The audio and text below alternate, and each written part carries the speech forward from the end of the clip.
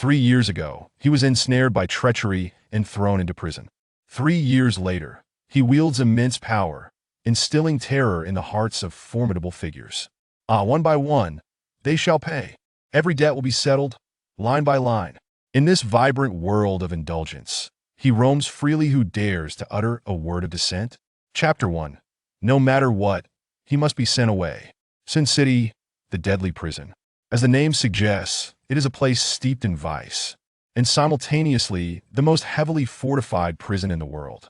There is none that rivals it. Within its walls, one can find politicians wielding supreme power, tycoons whose wealth rivals nations, and valiant warriors. All confined here. These individuals have committed heinous crimes, yet due to their unique statuses, governments across the globe are unable to execute them, relegating them to indefinite imprisonment. Boss, Old Black has brought in 2 women from the Sakura Nation, both stunning in form and beauty and still untouched. Shall we have them come and serve you tonight? A diminutive man, somewhat lecherous in appearance, spoke with sycophantic eagerness. Seated before him was a similarly young man of Asian descent, in his early 20s, tall and striking, with well-defined and deep-set features. If this visage were to grace the entertainment industry, countless women would surely lose their minds over him. Li Junyi, the undisputed monarch of the deadly prison, hailing from the illustrious Li family of the Xia Nation, renowned as a debauched scion. He was the central figure in the infamous royal scandal 3 years ago. That fateful night, under the coaxing of a group of rascally friends, Li Junyi forcefully defiled the most beautiful woman in the royal city, Yi Qingsheng. Had Yi Qingsheng been a mere commoner, the influence of the Li family could have easily smoothed things over. Alas, Yi Qingsheng also hailed from a prestigious family, the Yi family. Were it not for the protection of the Li family patriarch, he might not have survived to this day. It is said that the patriarch of the Yi family, leaning on a cane in one hand and gripping a decades-old Mauser pistol in the other, stormed into the Li family estate, declaring he would execute Li Junyi. The Li family patriarch, in turn, asserted that if the Yi patriarch dared to lay a finger on his great-grandson, he would take him along to meet their forebear. Eventually, through the mediation of the younger generations from both families, the 2 elders gradually calmed their fury. Due to their culpability, the Li family offered substantial reparations to the Yi family and publicly apologized, leading the Yi family to accept the terms and agree to cease hostilities. However, the elder of the Yi family felt humiliated by the Li patriarch's actions and insisted on teaching Li Junyi a lesson. Thus, he was sent to the deadly prison. Li Junyi rose, stretching lazily, and remarked, "Women from the land of the rising sun? I suppose I shall reluctantly accept them." "Of course," the lecherous man responded with a grin. At that moment, a white prison guard hurried in. "Boss, 3 esteemed gentlemen request your presence." As the sovereign of the deadly prison, those who could be addressed as esteemed gentlemen were none other than his 3 masters. What do those old geezers want this time? Surely they're not trying to force me out of prison again. As Li Junyi spoke, he rose to leave. The lecherous man and the guard watched his departing figure, both wearing expressions of perplexity. Others are striving in vain to escape, yet the boss, when summoned by his 3 masters, refuses to budge. The thoughts of the boss are beyond our comprehension. They both sighed in awe. Minutes later, Li Junyi arrived outside the most opulent building within the prison. "Today, we must ensure that brat leaves, no matter what. Indeed, if that brat doesn't leave soon, he might very well send us away." The voices of 2 elders echoed. "Let's not be too hasty. Junyi's dragon mastery is nearing its 9th level of perfection. He likely wishes to break through before departing." Another elderly woman's voice chimed in. "Even if the 3 of us join forces, we might not be able to defeat that brat. Once he's outside, he'll be invincible. Where he breaks through matters little." The first elder retorted. Standing outside, Li Junyi couldn't help but smirk wickedly, then pressed the handle and pushed the door open. Inside, 3 elders sat side by side, 2 men and a woman. One elder, bald-headed and garbed in monk's robes, had his cassock tied at the waist, presenting a rather incongruous appearance. Another elder had his long hair tied up and sported a long, white beard. Holding a whisk, if not for the cigar clenched between his teeth, he might have exuded an ethereal aura. The final elder, a woman, appeared somewhat normal despite her silver hair and wrinkled visage. Her aura was exceptional, with delicate features that hinted at her former beauty as a stunning woman. Brat. Oh no, dear disciple. The old Taoist corrected himself, saying, I have observed the heavens and determined that today is the most auspicious day for your release. There will be no better day in the next 100 years, so you shall leave today. I shall not leave. Absolutely not.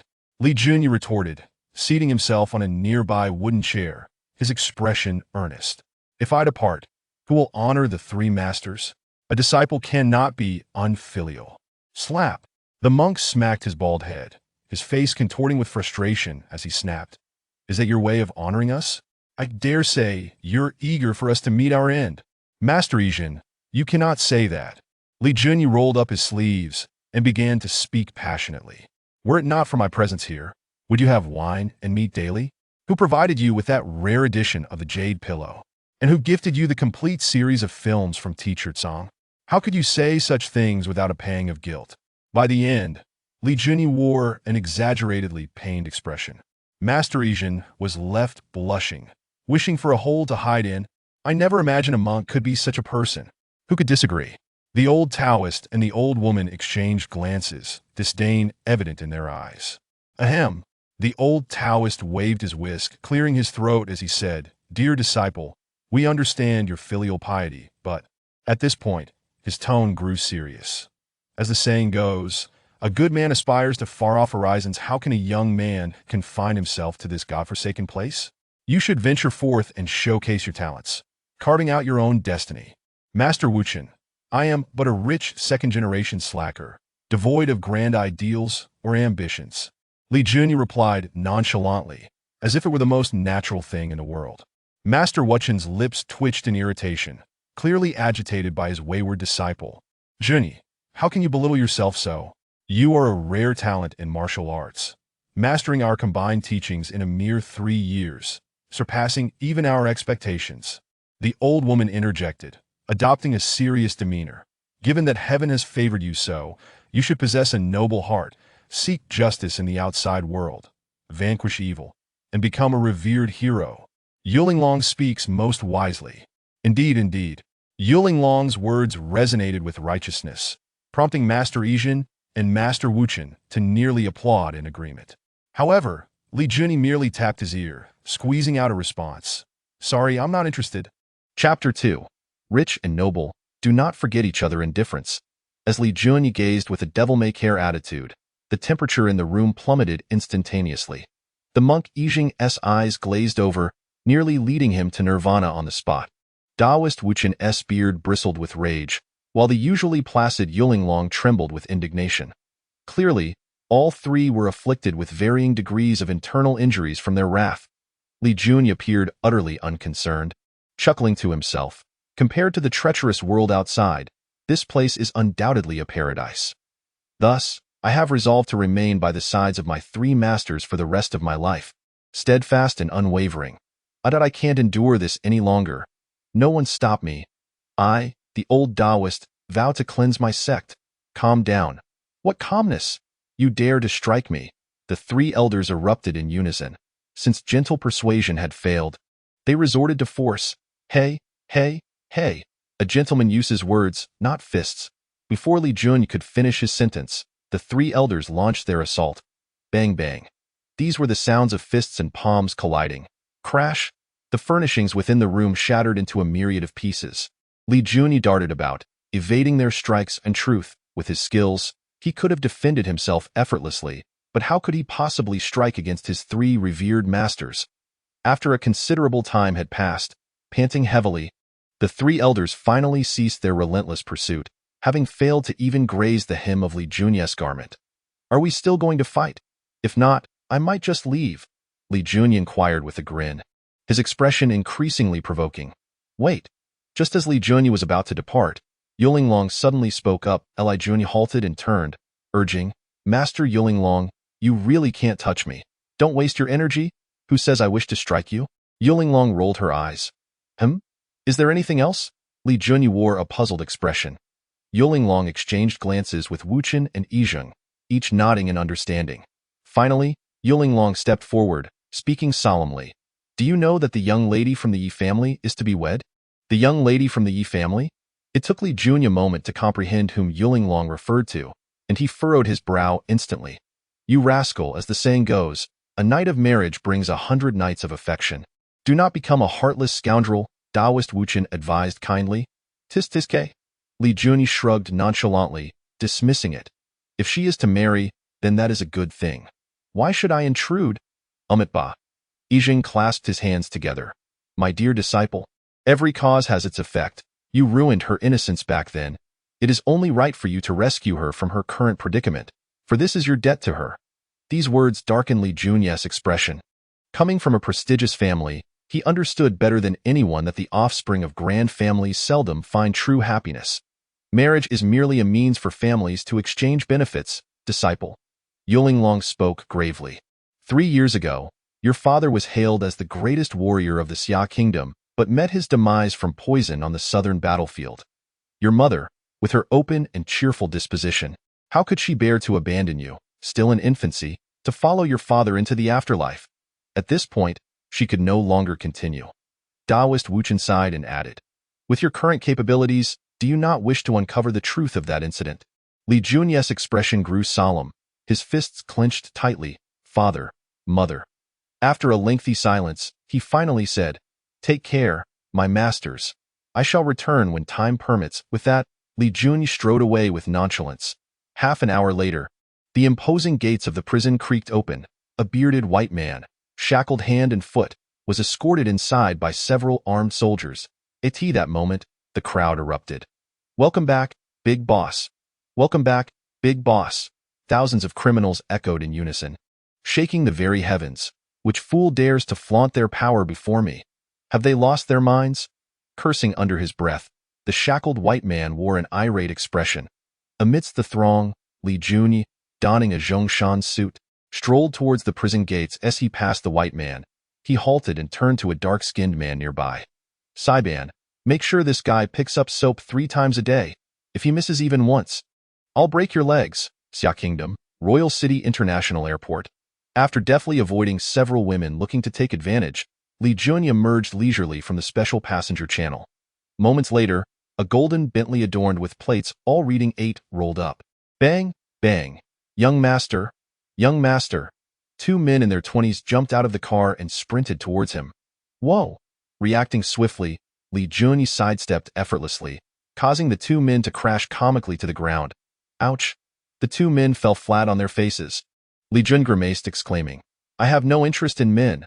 Please, show some decorum. One of the men was named Gofu Gue, while the other was called Wu Xiangwang.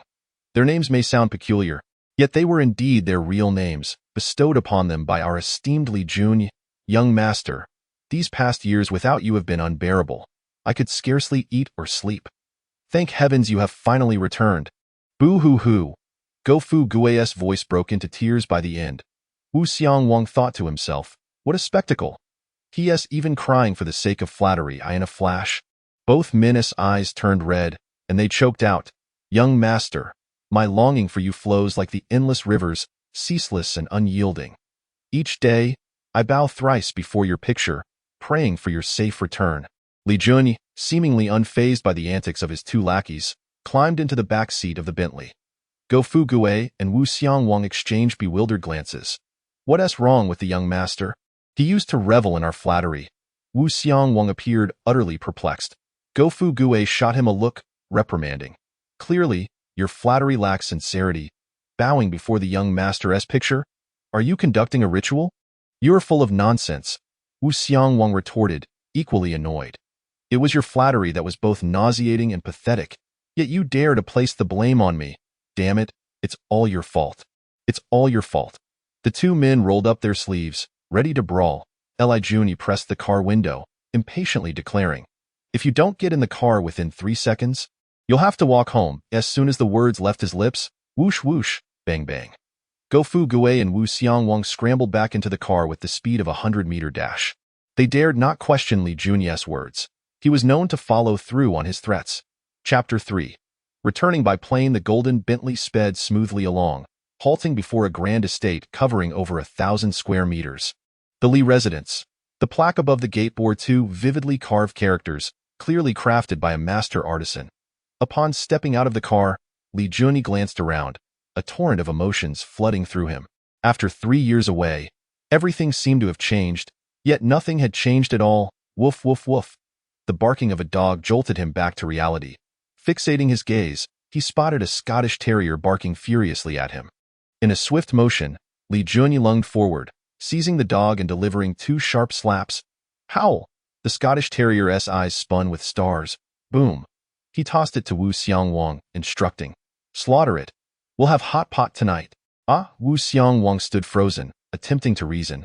"Young master, this was your beloved Laxi. Do you really intend to kill it? Damn it, a foreign dog is still a foreign dog. After just a few years apart, it doesn't even recognize me. What use is there in keeping such a creature?" After this statement, Li Junyi strode purposefully into the residence, only to stop abruptly a few steps later. Go Fu Gue and Wu Xiangwang thought he might have changed his mind. But instead, he simply added, "Make sure to add plenty of goji berries." Whoa! Go Fu Gue and Wu Xiangwang both stumbled back. Just then, as Li Junyi stepped through the gates of the Li residence, a sharply dressed man in his 30s approached him. "Cousin! Cousin!" Upon seeing Li Junyi, the man's expression shifted dramatically, as though he had encountered a ghost in broad daylight. "It's been a while." "Cousin," Li Junyi replied, a mischievous smile creeping across his face. 3 years is neither long nor short, sufficient for him to discern friend from foe. Just like his cousin Li Xiu, who had always cared for him meticulously, even obeying him without question. However, 3 years ago, it was this very cousin who had incited him to dishonor Yi Qingcheng. Li Junyi saw through the facade clearly. He was the sole legitimate heir of the Li family, while Li Xiu was merely a collateral branch. Should anything happen to him, Li Xiu would undoubtedly be the prime candidate to inherit the family legacy. It is no wonder that interests could turn brothers into enemies. "Cousin, when did you return?" Li Xiu's shock was evident. Although he had heard rumors that the family was working to extricate Li Junyi from that wretched place, the operation had yet to commence. Moreover, even if it had, it would take at least a year or so. How could it happen so quickly? This is a long story. Li Junyi patted Li Xiu's shoulder, maintaining his cheerful demeanor. "When I have the time, I'll share all the details with you." For reasons unknown, the more radiant Li Junyi's smile became, the more uneasy Li Xiu felt, as if being stalked by a primordial beast, rendering him quite uncomfortable. "Junyi?" Suddenly, a powerful voice resonated. Li Junyi looked up to see an elderly man in military attire, his hair graying at the temples, striding towards him with vigor. "Grandfather." Li Xiu lowered his head slightly, addressing him respectfully. The newcomer was named Li Dinghua, the current head of the Li family, commander of the Tiger Roar army, and also Li Junyi's grandfather. "Old Li," Li Junyi scratched his head, grinning. "It's been a few years. Your charisma remains undiminished." The sight of his grandson, the battle-hardened general, was overwhelmed with emotion, tears brimming in his eyes. With both his son and daughter-in-law having passed away young, Li Junyi was the only one he truly cared for. Overwhelmed with joy, Li Dinghua suddenly seemed to recall something, his expression turning grave. "How did you get out?" "Naturally, I returned by plane." "Surely, I didn't walk back," Li Junyi chuckled. "Don't give me that nonsense. I meant, how did you escape from that place?" Li Dinghua raised his voice. Li Junyi's expression hardened, unfazed. "Old Li, don't be fierce with me. If you keep it up, I'll have old Li teach you a lesson." "Brat?" Li Dinghua's frustration boiled over, annoyed. "You dare to threaten me?" As he spoke, he instinctively unbuckled his belt, preparing to discipline him. Seeing this, Li Junyi dashed away. "Brat, you think you can run?" Li Dinghua immediately pursued him. In front of the main residence, there was a vegetable patch, where an elderly man with a grizzled beard and a face lined with wrinkles was diligently weeding.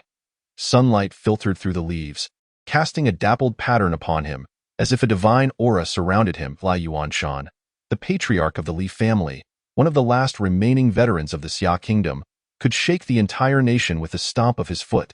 Even the current Dragon Lord would treat him with utmost respect. Old Li, you unfilial son.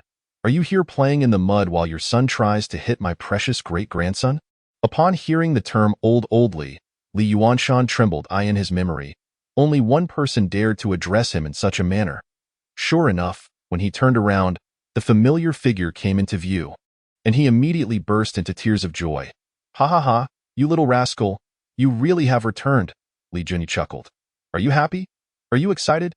Ha ha ha! Li Yuanshan stepped onto the ridge of the vegetable patch and walked around Li Junyi twice. His excitement palpable. You've grown.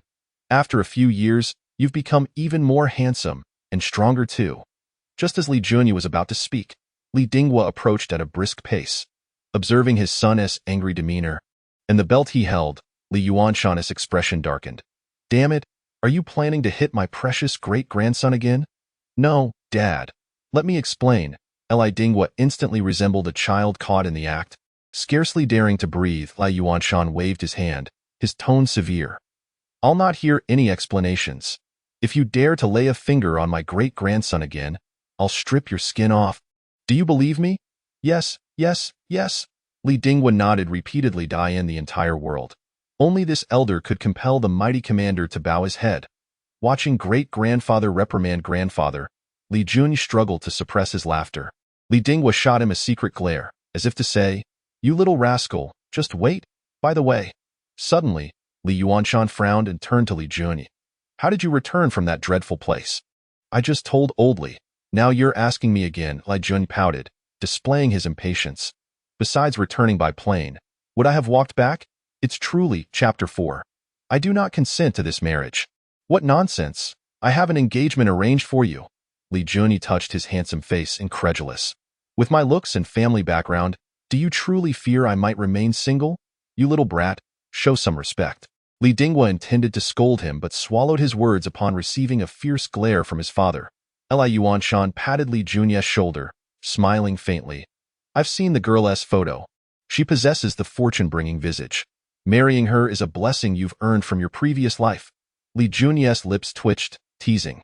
When did you become a fortune-teller, old Li? A virtuous lady is sought by a gentleman. If she is indeed a stunning beauty, he might just accept. Yet what if she is a peculiar one? Moreover, when the older generation speaks of a fortune-bringing visage, it often refers to those with round faces. Li Junyi dared not ponder further, inwardly resolving that he would categorically refuse such an arranged marriage. This engagement must be cancelled. I tell you, this marriage was promised in person by your great-grandfather. You must marry, whether you like it or not, Li Dinghua commanded sternly. Bang! Ouch! Li Yuanshan smacked Li Dinghua on the head, exasperated. Have you forgotten your place? Do you really think I wouldn't dare to lay a hand on you? I wouldn't dare. Li Dinghua shrank his neck, a bitter smile crossing his face, before turning to Li Junyi with a gentler tone. My dear grandson, your great-grandfather is a man of his word, since he promised. Enough already. Li Junyi interrupted impatiently. I will handle this matter myself. After leaving those words, he turned to leave. Watching Li Junyi's departing figure, Li Yuanshan exchanged glances with Li Dinghua. Dad, Junyi's sudden return at such a critical moment is somewhat. Li Dinghua's expression grew grave, hesitating to continue. With the Yi family and the Jiang family from Jincheng set to unite, Li Junyi's appearance at this juncture could only evoke memories of the scandal that had rocked the royal city 3 years prior.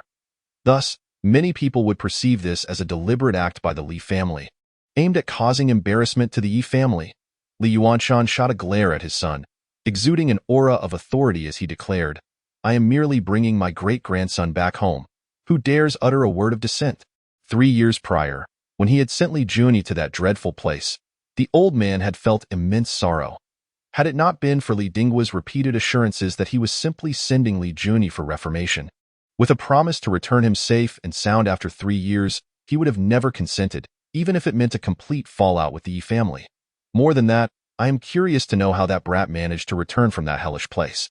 Li Yuanshan squinted his eyes. Upon hearing this, Li Dinghua furrowed his brow and candidly stated, I had planned to secretly arrange for the brat's return after the Yi family's festivities concluded, but unexpectedly, he returned on his own. But how did he manage to come back? It truly is a mystery. Why not investigate it? How did I end up with such a fool for a son? Li Yuanshan's expression grew stern. Li Dinghua swallowed hard, his face etched with bitterness. Yes, I shall look into it right away. Nightfall. The aroma of dog meat hot pot was delightful, and Li Junyi feasted with greasy delight. Young master, there is something I am unsure whether to mention. Go Fuqian hesitantly began. Well, after a few years, you've learned to build suspense.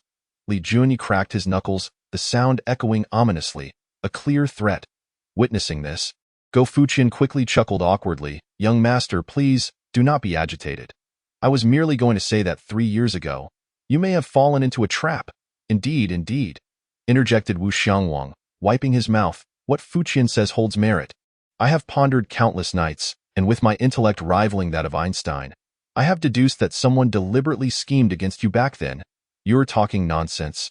I arrived at that conclusion first. Go Fuqian seethed, frustrated that his credit was being stolen.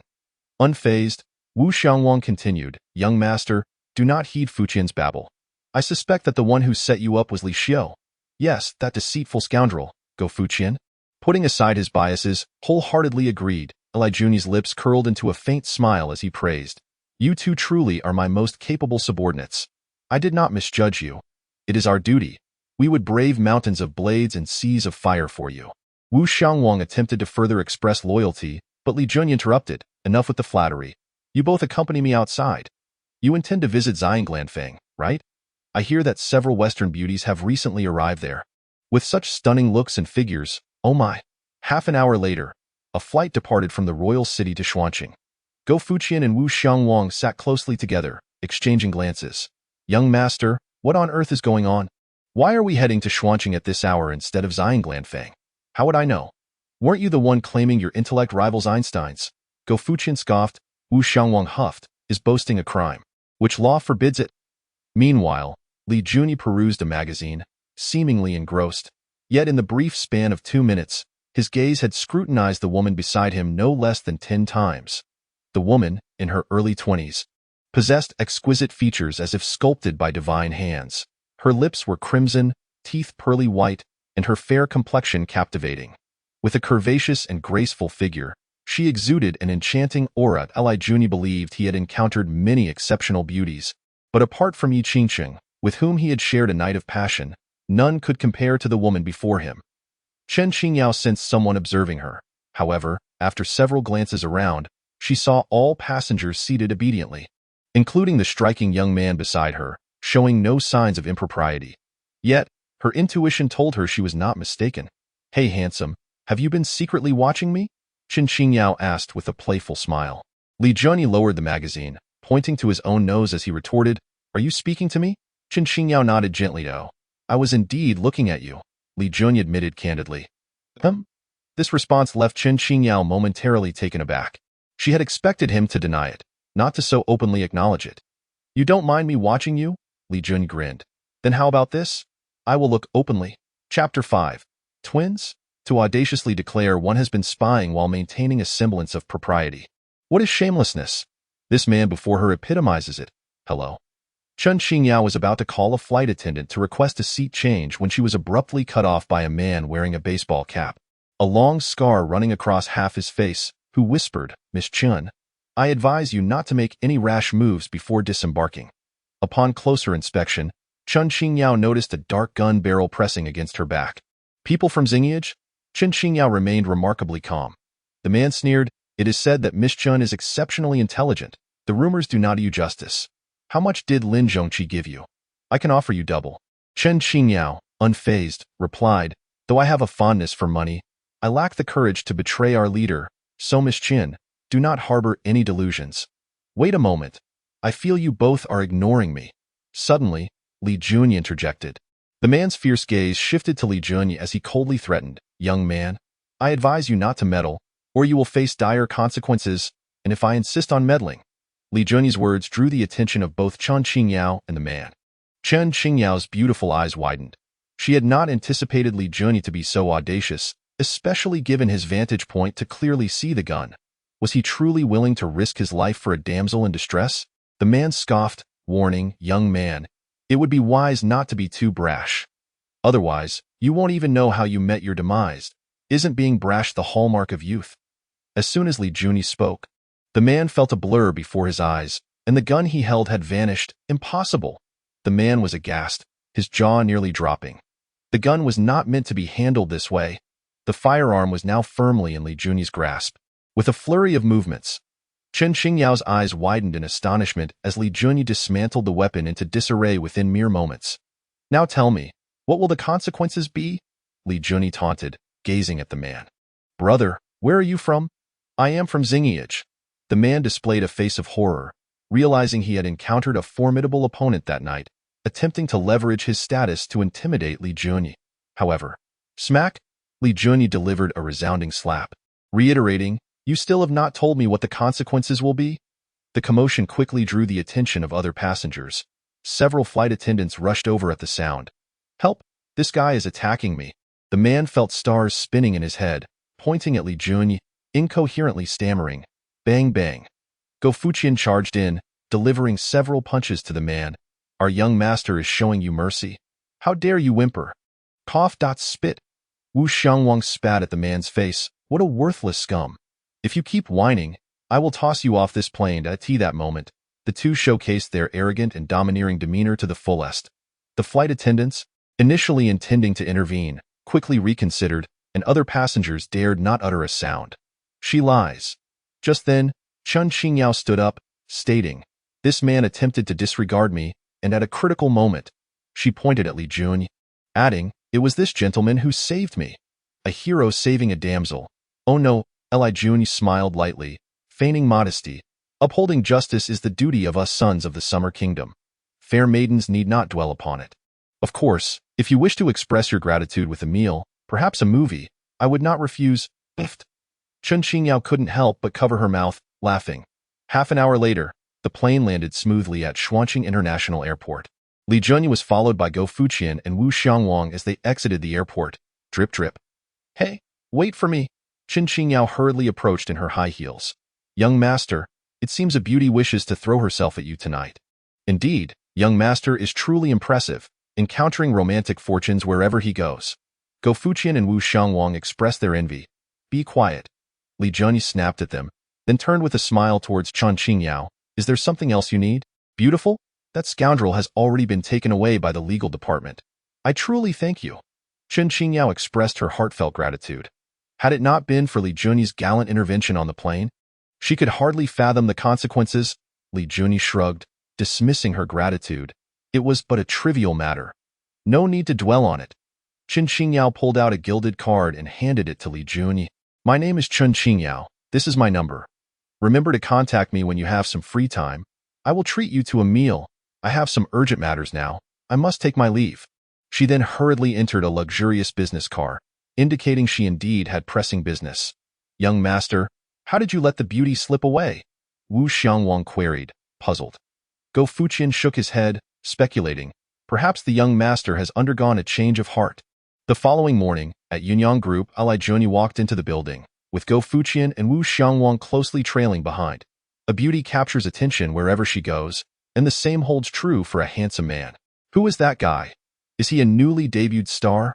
My goodness, I doubt I will sleep tonight. My mind is filled with thoughts of that handsome Ji. Li Junyi's striking looks were indeed somewhat otherworldly, coupled with an aura of masculinity that drew gazes from many, predominantly women. Approaching the reception desk, Li Junyi was about to speak when the receptionist, visibly excited, exclaimed, "Handsome, you must be here to apply for the security position, right?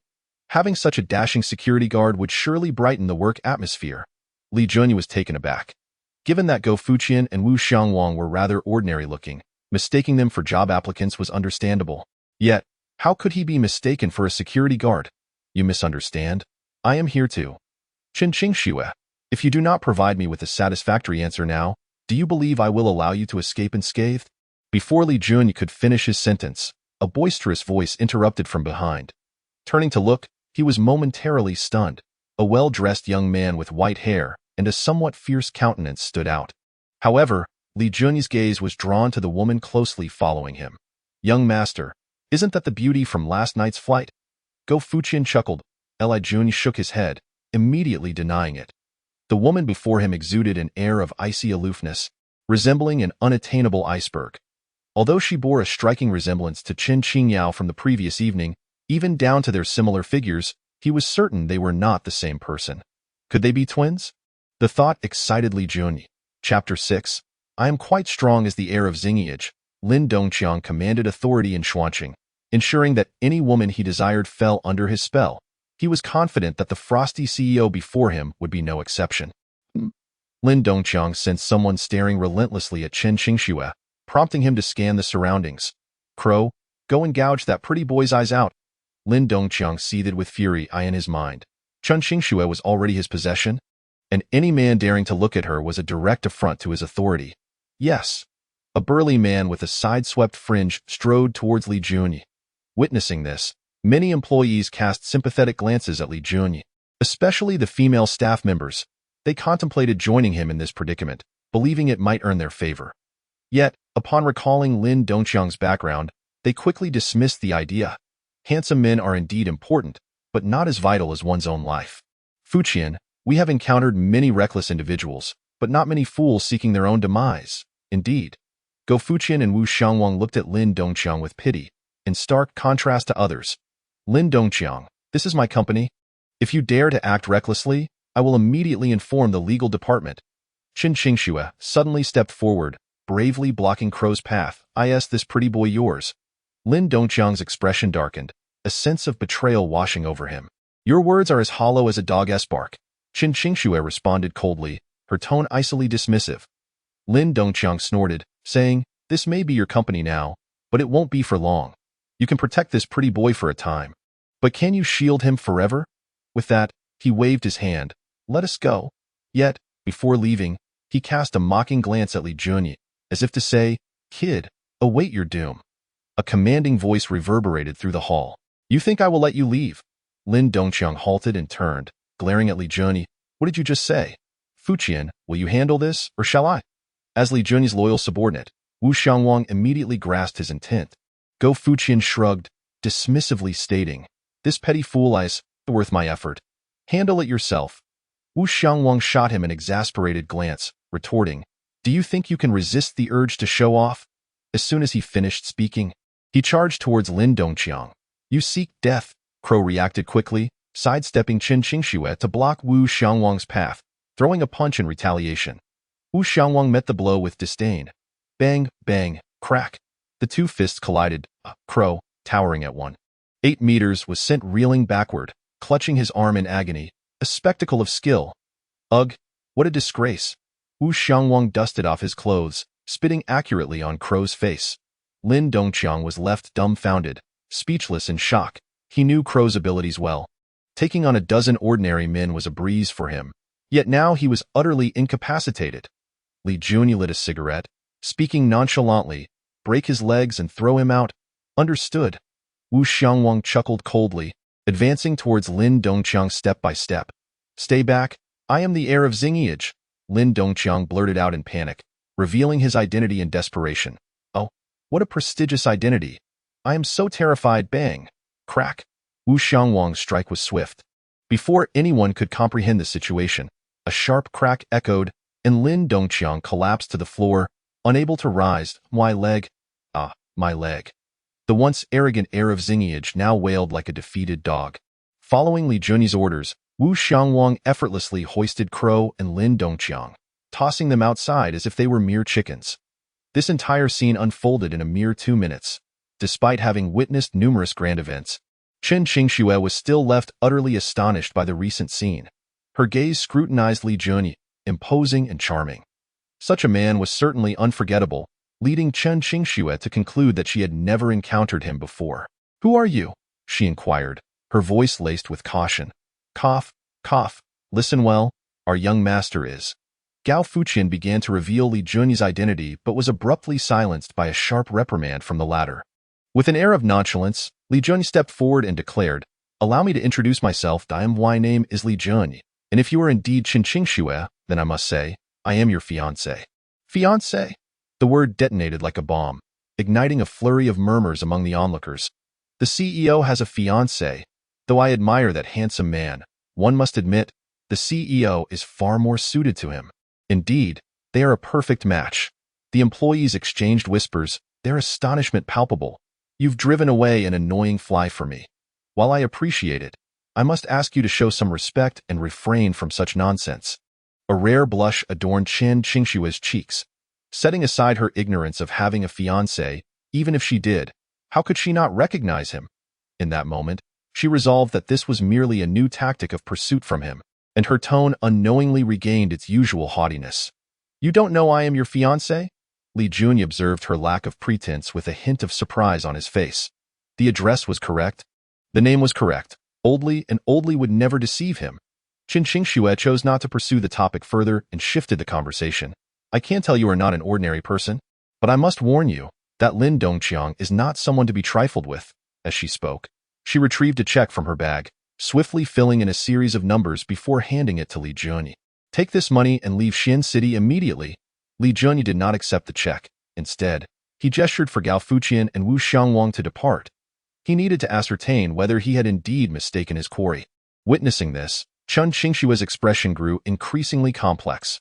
Moments later, as Li Junyi and his companions exited the office building, they were swiftly surrounded by a group of over 20 sharply dressed men, each exuding a menacing aura. Bastard, tell me how you wish to die. Lin Dongqiang, supported by 2 men, had gathered a large entourage in mere minutes, enduring his pain without seeking medical attention, intent on exacting revenge himself. Young master, don't worry. We can handle these small fries, Wu Xiangwang reassured him, patting his chest confidently. Gao Fuqian nodded in agreement. 10 minutes will suffice. Li Junyi shot them a sidelong glance, scoffing. When have I ever been afraid? I am quite formidable, you know. Do you believe I could resolve this group with a single punch? Upon hearing this, Gao Fuqian and Wu Xiangwang exchanged glances, their eyes seemingly conveying to one another. The young master's boasting seems to have improved. Chapter 7. A time to weep. Clearly, Gao Fuqian and Wu Xiangwang paid no heed to Li Junyi's words. In the next instant, they lunged forward like 2 tigers charging into a flock of sheep. Ouch. Each strike from Gao Fuqian and Wu Xiangwang felled a black-clad man, cries of distress erupting instantaneously. Lin Dongqiang's expression shifted from solemnity to a hint of terror. Meanwhile, Li Junyi casually found a stone stool to sit upon, crossing his legs and casually smoking, appearing utterly unfazed. In just a few minutes, over a dozen members of the Xingiage lay sprawled on the ground, while the remaining 7 or 8 retreated in unison, none daring to approach. Young master, these 2 might be martial artists. Perhaps we should leave, a worried blonde warned. Lin Dongqiang nodded vigorously. Let's get out of here. However, just then, a blaring alarm pierced the air. 4 to 5 vehicles from the legal department screeched to a halt, and a dozen officers disembarked. Everyone, stop. Get on the ground with your hands on your heads, barked the leader. Simultaneously, Chun Xingxue rushed out, visibly relieved upon seeing the arrival of the legal officers. Clearly, she had summoned them out of concern for the safety of Li Junyi and his companions. Are you all right? Qin Xingxue approached Li Junyi, her expression filled with concern. Li Junyi shrugged nonchalantly. What could possibly happen to me?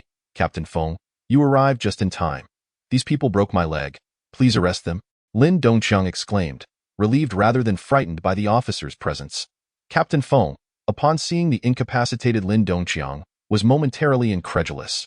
Who dared to lay hands on the young master of Xingiage in Xian City? Captain Feng, it's not what you think, Chen Xingxue interjected, pointing at Lin Dongqiang. He gathered dozens of subordinates to harm my friend, who was merely acting in self-defense. Captain Feng waved his hand dismissively. You need not elaborate. I will get to the bottom of this myself.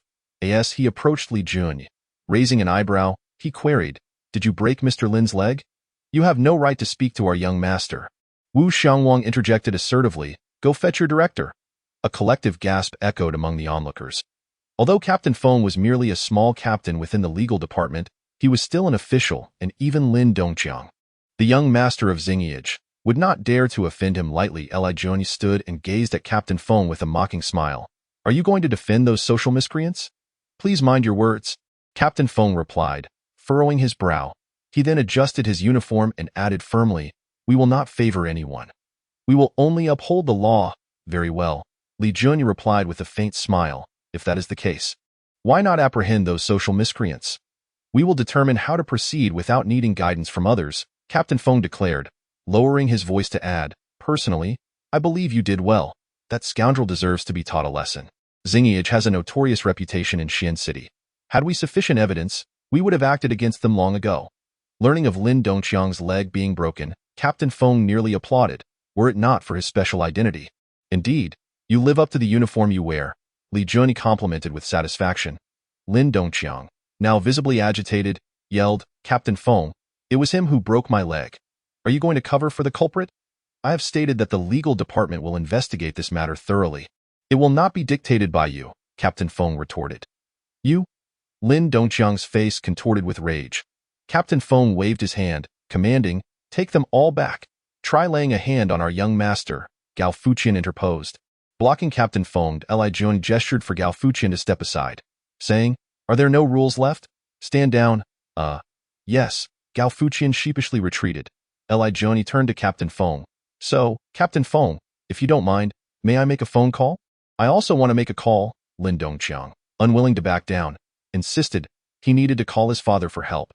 After a moment's contemplation, Captain Feng frowned and said, "You have 1 minute." Lin Dongqiang quickly pulled out his phone and dialed a number, chattering away, and once he hung up, a smug smile crept across his face. "Bastard, soon enough, you'll have your moment of despair. Let us see who ends up crying." Li Junyi smirked, his eyes filled with disdain. Lin Dongqiang scoffed. Though he was a wastrel, he was not a fool. He recognized that Li Junyi was no ordinary person. But so what? This was Xian City, the domain of Xingyage. Even a fierce dragon from elsewhere would have to bow down here. In full view of everyone, Li Junyi took out his phone and succinctly stated, "The legal department is attempting to take me away. You can handle it as you see fit." As soon as both of them finished their calls, Captain Feng waved his hand, "Take them all away." Just as he finished speaking, his pocket buzzed with an incoming call. It was the director personally calling. Lin Dongqiang, unfazed, chuckled, "Captain Feng, perhaps you should finish your call before making any decisions. Those who are arrogant will inevitably face retribution. I advise you to temper your hubris." Captain Feng clenched his fists, pressing the answer button. Lin Dongqiang cast a sidelong glance at Li Junyi before turning his attention to Qian Qingxue, mockingly saying, "If you wish for me to spare your little white-faced friend, come to my private villa tonight. If you serve me well, perhaps I will show mercy." A flash of anger flickered in Qian Qingxue's eyes as she opened her mouth to respond. "When a dog bites you, you cannot retaliate. After all, humans are different from beasts," Li Junyi interjected preemptively. Qian Qingxue nodded gently, reassuring, "Do not worry. I will ensure you remain unscathed." Though she was unfamiliar with Li Junyi, she could not ignore the fact that he had provoked Lin Dongqiang on her behalf. "I appreciate your kindness, but I still wish to know. Do you truly not know I am your fiancé?" Li Junyi asked earnestly. "I have no fiancé, and I certainly do not know you." Qian Qingxue rolled her eyes, unable to suppress her irritation. "What time is it, and you still wish to discuss such nonsense?" Soon enough, Captain Feng hung up the phone. "Captain Feng, what is the verdict? Do I still need to accompany you back to the legal department?" Lin Dongqiang inquired smugly. Captain Feng ignored him and instead cast a meaningful glance at Li Junyi before turning back to Lin Dongqiang and commanding, "Just take them away. What is going on?" Lin Dongqiang was left utterly bewildered. Chapter 8. Fear not, we can afford it. It was not until Lin Dongqiang was taken away by Captain Feng that Qian Qingxue finally regained her composure. Her mouth agape, she stared at Li Junyi, seemingly unable to grasp the reality of the situation. "Who exactly are you?" Qian Qingxue's gaze was fixed on Li Junyi. "He, revealing our young master's identity might just frighten you," Gao Fuqian interjected, brimming with pride. Qian Qingxue's expression grew even more complex, as she now regarded Li Junyi as a potential suitor. To be honest, one Lin Dongqiang was already enough of a headache. Now there was another individual with an even more formidable background. She truly wondered if she could escape the clutches of either. However, when comparing him to that scoundrel Lin Dongqiang, this man seemed slightly more palatable. As her thoughts raced, Qian Qingxue composed herself and said earnestly, "Mr. Li, I am aware you are a person of significance, but I must inform you that I, Qian Qingxue, do not favor men. It would be futile even if you were a prince." With that, she turned to leave. Yet, Li Junyi stepped forward, blocking her path. "What do you intend to do?" Qian Qingxue raised an eyebrow. Li Junyi countered with a question. "What is your relation to the esteemed elder Qian Qingyan?" Qian Qingxue's eyes narrowed with suspicion. "He is my grandfather." "What of it?" "Then it is indeed accurate." Li Junyi nodded with a smile. He was confident that Oldly would not deceive him. He then shifted the topic. "Take me to see your grandfather, and you will understand everything." Qian Qingxue, puzzled, was about to speak when her phone rang. She quickly pressed the answer button, her expression darkening instantly. "Do you not wish to see my grandfather? Come with me." With that, she bypassed Li Junyi, her heels clicking against the floor as she rushed to the parking lot, getting into a sapphire blue Maserati. "Let us go," Li Junyi instructed without hesitation, beckoning Gao Fuqian and Wu Xiangwang to follow. Once they were all in the car, Qian Qingxue slammed the accelerator, racing through 6 traffic lights. 10 minutes later, The Maserati arrived at Xin City First Hospital. The four entered a luxurious ward where an elderly man lay on the bed, wearing a respirator, his eyes tightly shut. The rhythm of the heart monitor indicated his critical condition. "Sister, you finally made it. How is Grandpa?" Chen Qingxue asked urgently to ITSU. Chen Qingyao, initially intending to speak, caught sight of Li Junyi and his companions behind her. "What a coincidence," Li Junyi nodded with a smile. Unsurprised, he had anticipated the twin outcome. "Do you know each other?" Chen Qingxue asked, somewhat bewildered. Chen Qingyao replied, "Last night, while I was transiting back from the imperial city, this gentleman saved me." This left Chen Qingxue even more perplexed, but there was no time to dwell on it now. She pressed, "Please tell me about Grandpa's condition." "The doctor says there are no signs of improvement.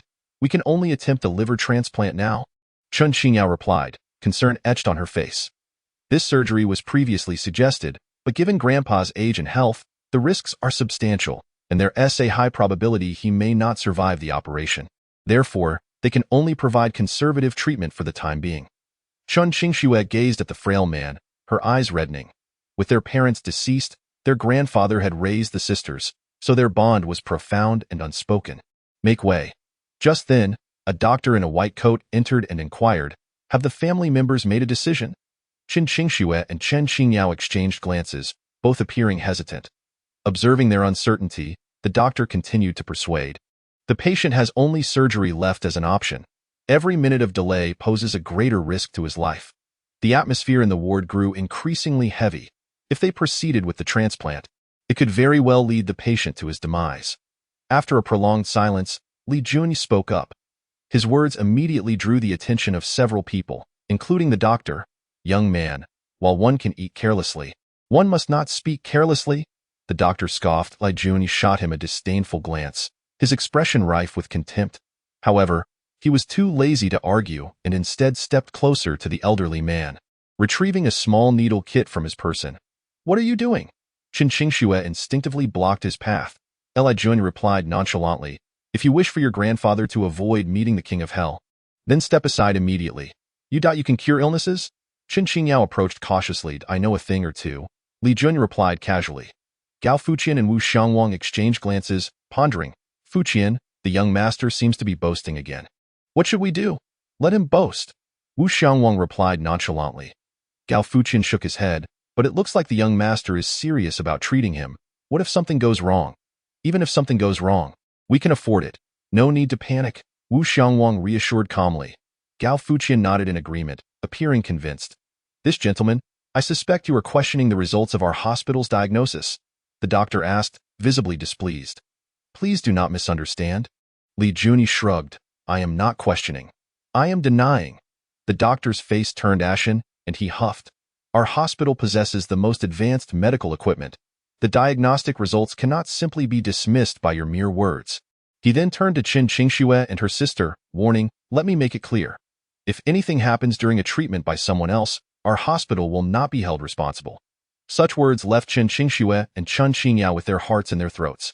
"If something goes wrong, I will take responsibility," Li Junyi declared boldly. In a choice between Li Junyi and the hospital, any reasonable person would opt to trust the former. "However, can you truly heal my grandfather?" Chen Qingyao seems to be acting rather strangely. Witnessing her sister's expression, Chen Qingxue's eyes widened momentarily. "Yao Yao, do you think so? Sister, should we let him give it a try?" Chen Qingyao appeared to have made up her mind. The doctor, growing impatient, reiterated his warning. "If anything goes awry, our hospital will not bear the responsibility." "Nonsense. Get him out of here. No one is to enter within the next 10 minutes, Li Junyi commanded with unwavering authority. "Doctor, would you prefer to leave voluntarily, or shall my brother and I escort you out?" Go Fuqi, brimming with arrogance, inquired. The doctor's lips twitched in displeasure as he protested, "You will regret this." Chen Qingxue, bewildered by the turn of events, found herself inexplicably following her sister out of the ward. "Yao Yao, how do you know that man?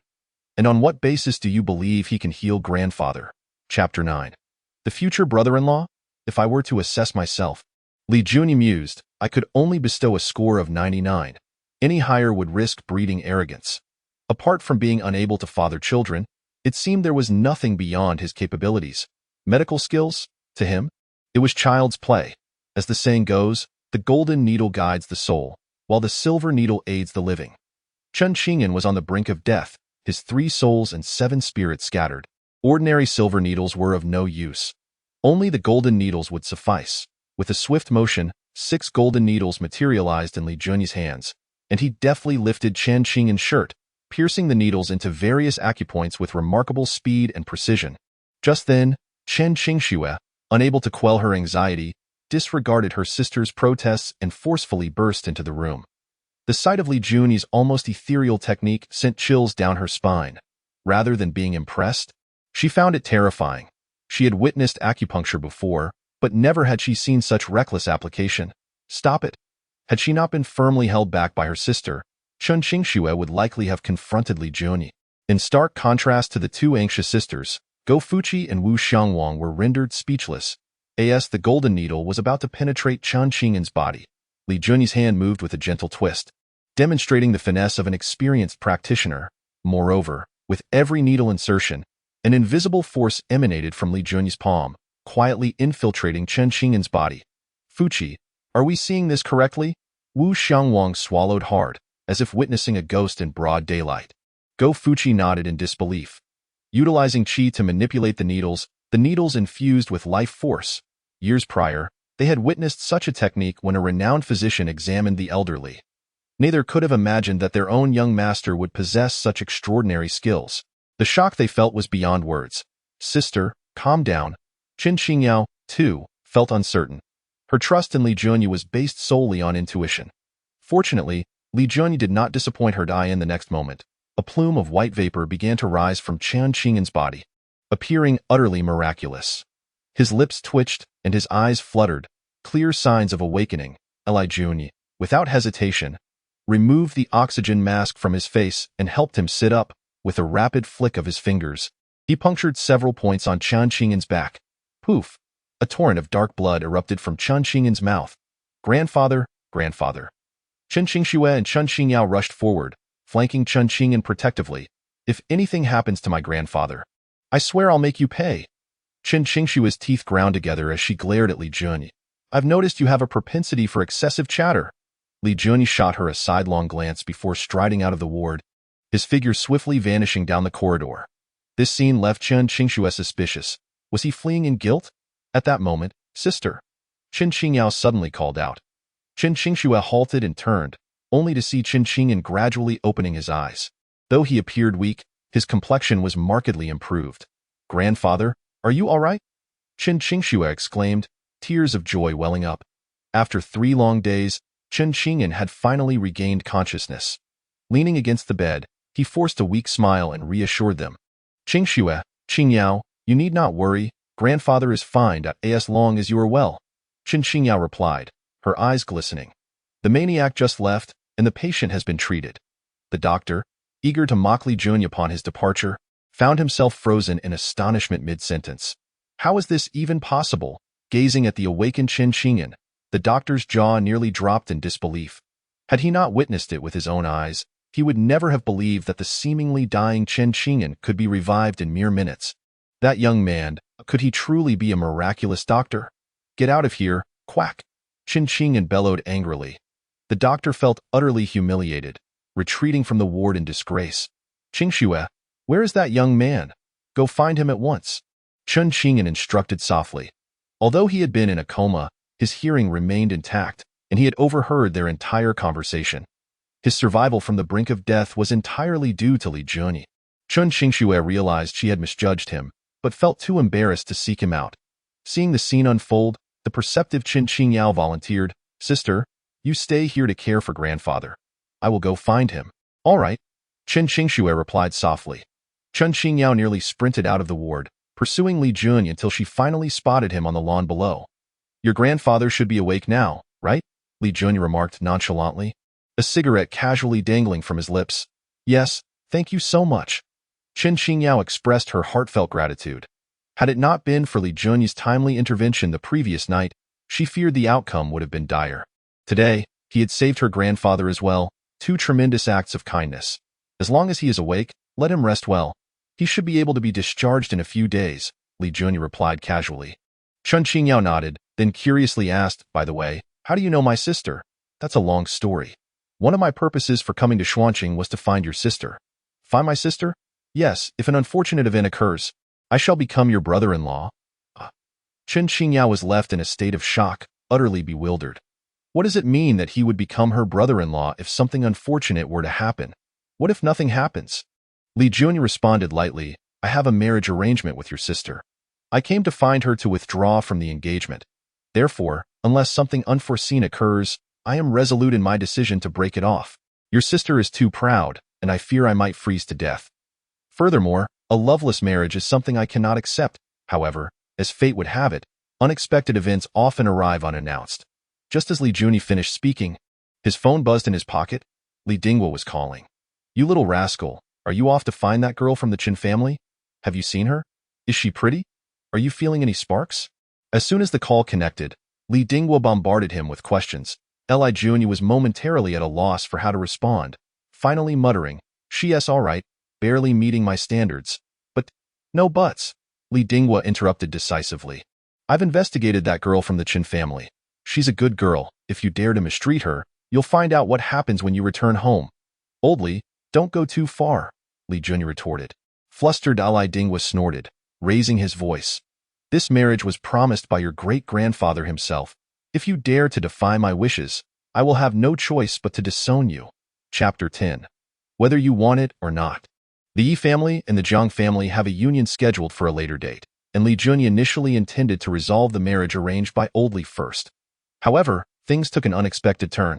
Li Dingwa's stance was unyielding, even threatening to disown him. Damn it. Li Jun felt somewhat numb. Wait, I can't withdraw. I can make her call off the engagement herself. Eureka. I am quite the clever one. Li Jun mentally congratulated himself for his ingenuity. Ahem. Qingyao, the more I look at you, the more you remind me of my first love. With that audacious remark, Chun Qingyao's face flushed with embarrassment.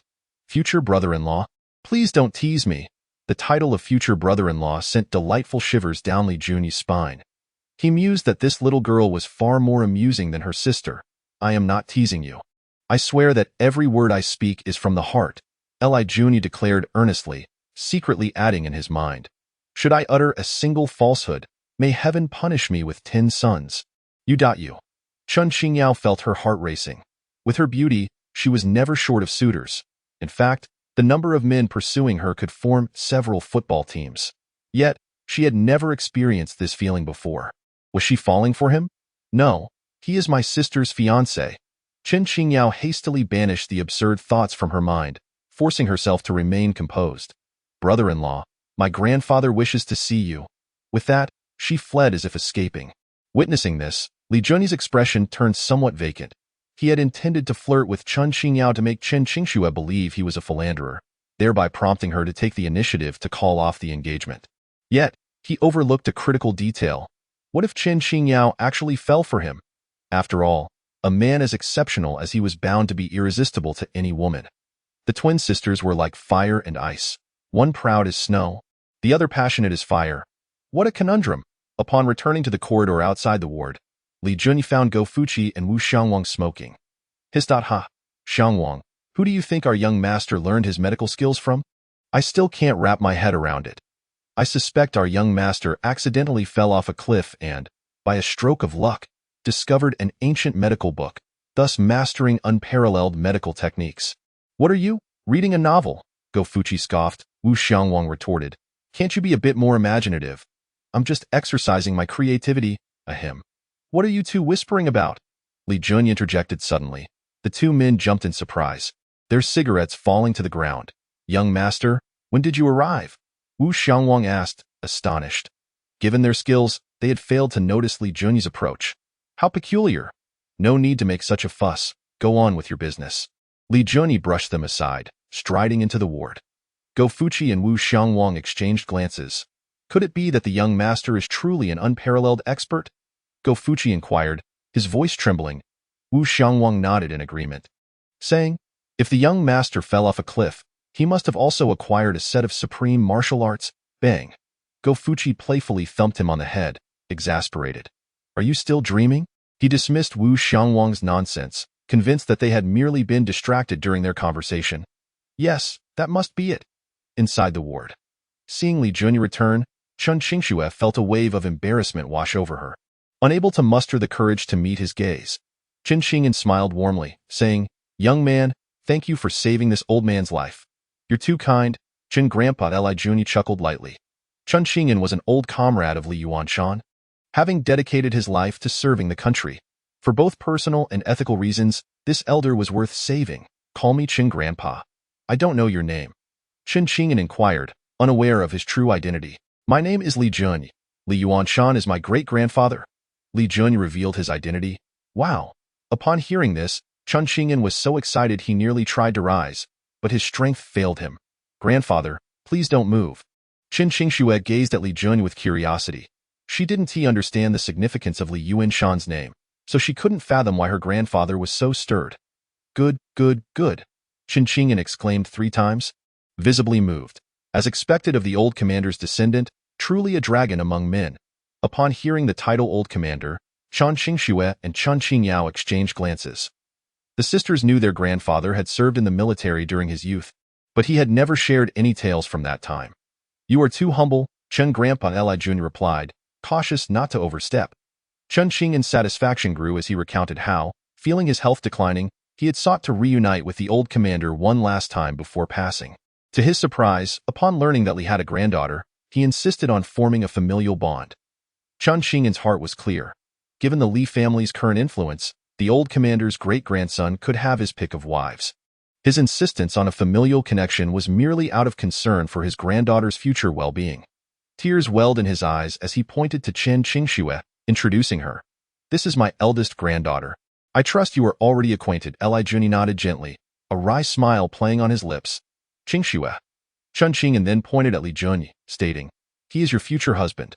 Once I am discharged, we shall select an auspicious date to formalize your marriage." "What?" Chen Qingxue was left in shock. Initially, when she heard Li Junyi refer to himself as her fiancé, she thought it was a new tactic in his pursuit of her. Little did she realize he had not been lying. "Grandfather, I doubt I cannot marry," Chen Qingxue protested, her voice tinged with resistance. Upon hearing this, Chen Qingyan's expression hardened, and he reprimanded her. "Since ancient times, marriage has been arranged by parents. Your parents are no longer here, so you shall listen to your grandfather." "Grandfather, I doubt." Chen Qingxue did not wish to upset him, but she could not come to terms with this outcome. "I cannot marry. It is absolutely out of the question." Li Junyi, too, was agitated as he urged. "Chen Grandpa, we young people believe in love and free choice. Arranged marriages are an outdated practice. Furthermore, that I am but a good-for-nothing, living off my family's wealth, the epitome of a spoiled rich kid. Such a talented granddaughter should never be wasted on someone like me." As he belittled himself, Li Junyi felt no shame. Rather, he took pride in his self-deprecation. Chen Qingyan's expression turned serious as he stated with conviction, "Dragons produce dragons, and phoenixes produce phoenixes. How could the old commander's descendant be worthless?" He then turned to Chen Qingxue, speaking forcefully, "You will marry him. Whether you like it or not, you will marry him, unless you refuse to acknowledge me as your grandfather." "What the hell? I even demean myself and still, he won't change his mind." Li Junyi felt a sense of despair. Chapter 11. I will discipline my wife. In the lavish Huadu Mingyuan, a prestigious affluent district in Chuanqing. Within the most opulent private villa, Lin Zhonghu, the head of Xingyage, wore a grim expression, silent as a statue. A tall, muscular man with a buzz cut stood nearby, not daring to breathe. After a long pause, Lin Zhonghu's deep voice broke the silence. "Has the legal department not returned the young master yet?" His voice was heavy with suppressed rage. His son had been crippled and taken by the legal department. A blatant provocation and humiliation. Since when did the name Xingyage lose its standing in Chuanqing? Is the world turning upside down? "Sir, the legal department is adamant about not releasing him," the buzzcut man replied cautiously. Upon hearing this, Lin Zhonghu's expression grew increasingly grave. Regardless of the situation, he was one of the 10 most prominent entrepreneurs in Chuanqing. Theoretically, the legal department wouldn't dare to overstep without concrete evidence. "Contact Deputy Mayor Song." Lin Zhonghu sensed an ominous undercurrent. The buzzcut man immediately retrieved his phone and found the number, presenting it to Lin Zhonghu. "If you want me to help you rescue your son, I advise you to abandon that thought." The call connected, and a deep, resonant warning echoed through the line. Lin Zhonghu immediately squinted his eyes and mused, "Deputy City Lord Song, I am After all, a prominent entrepreneur in Xuanqing, having contributed greatly to our achievements. Are you truly going to cast me aside like this? A cold, mocking laugh escaped Song Ming's lips as he retorted, have I not made myself sufficiently clear? Your son has offended a significant figure. Furthermore, do not bring your business dealings to me as leverage. If you believe Xuanqing is unsuitable for you, feel free to relocate your factory and cease your pretense before me. With that, Song Ming abruptly ended the call. Lin Zhonghu felt no anger, for his mind was preoccupied with pondering who could be the influential figure that caused Song Ming to label him as such. Could it be someone from the imperial city? Contemplating this, Lin Zhonghu felt beads of cold sweat forming on his forehead. Surely, this wretched creature cannot be so unfortunate. Eagle, did you not say that the young master was taken away by the legal department due to offending a young man? Indeed. Have you investigated the background of this individual? No, I haven't. Eagle replied, trembling. Lin Zhonghu's face darkened as he bellowed, then for heaven's sake, go investigate at once. Why yes, Eagle hastily retreated, but had barely taken a few steps when Lin Zhonghu suddenly declared, no need for investigation. Take me to meet this fellow directly. Having confirmed that the individual was not to be trifled with, further inquiry became futile. Meanwhile, at Yunyang Technology, the longtime employees were well aware that the 32nd floor was the exclusive domain of the president. Chen Qingxue typically conducted her work and leisure there, with the exception of the elderly Chen Qingyan. No other man had ever ascended to that level. However, today, this protocol was shattered. Li Junyi was lounging comfortably on the sofa, legs crossed. Would you care for a drink, coffee or tea? Chen Qingxue, rarely polite, acknowledged his presence, especially since he had cured her grandfather's grave illness. I shall have nothing to drink. Please sit down so we can converse. Li Junyi gestured for her to join him. After a moment's hesitation, Chen Qingxue took a seat across from him, coolly stating, what is it that you wish to discuss? Let us talk about our engagement. Li Junyi stated plainly. Upon hearing this, Chen Qingxue's heart raced, though her exterior remained composed. It is my belief that one should uphold their own convictions. One should not be swayed by a few words from others, especially regarding the weighty matter of marriage. What do you think? Li Junyi replied earnestly. Chen Qingxue furrowed her brow and demanded, do not beat around the bush. Speak plainly. Very well, I appreciate directness. Li Junyi smiled broadly. I can see that you two are not fond of arranged marriages, but regrettably, our elders are rather antiquated in their views, so we must devise every possible means to alter their opinions. Do you not wish to marry me? Chen Qingxue asked impulsively. This caught Li Junyi off guard, prompting him to retort, do you desire that I marry you? Do not forget, I am notorious for my debauchery. Inquire casually in the imperial city, and you will know I am not deceiving you. Marrying me would surely lead to your regret. Women can be peculiar. When they are cared for, they often adopt a frigid demeanor. Yet when neglected, they feel a deep sense of dissatisfaction. Chen Qingxue was no different.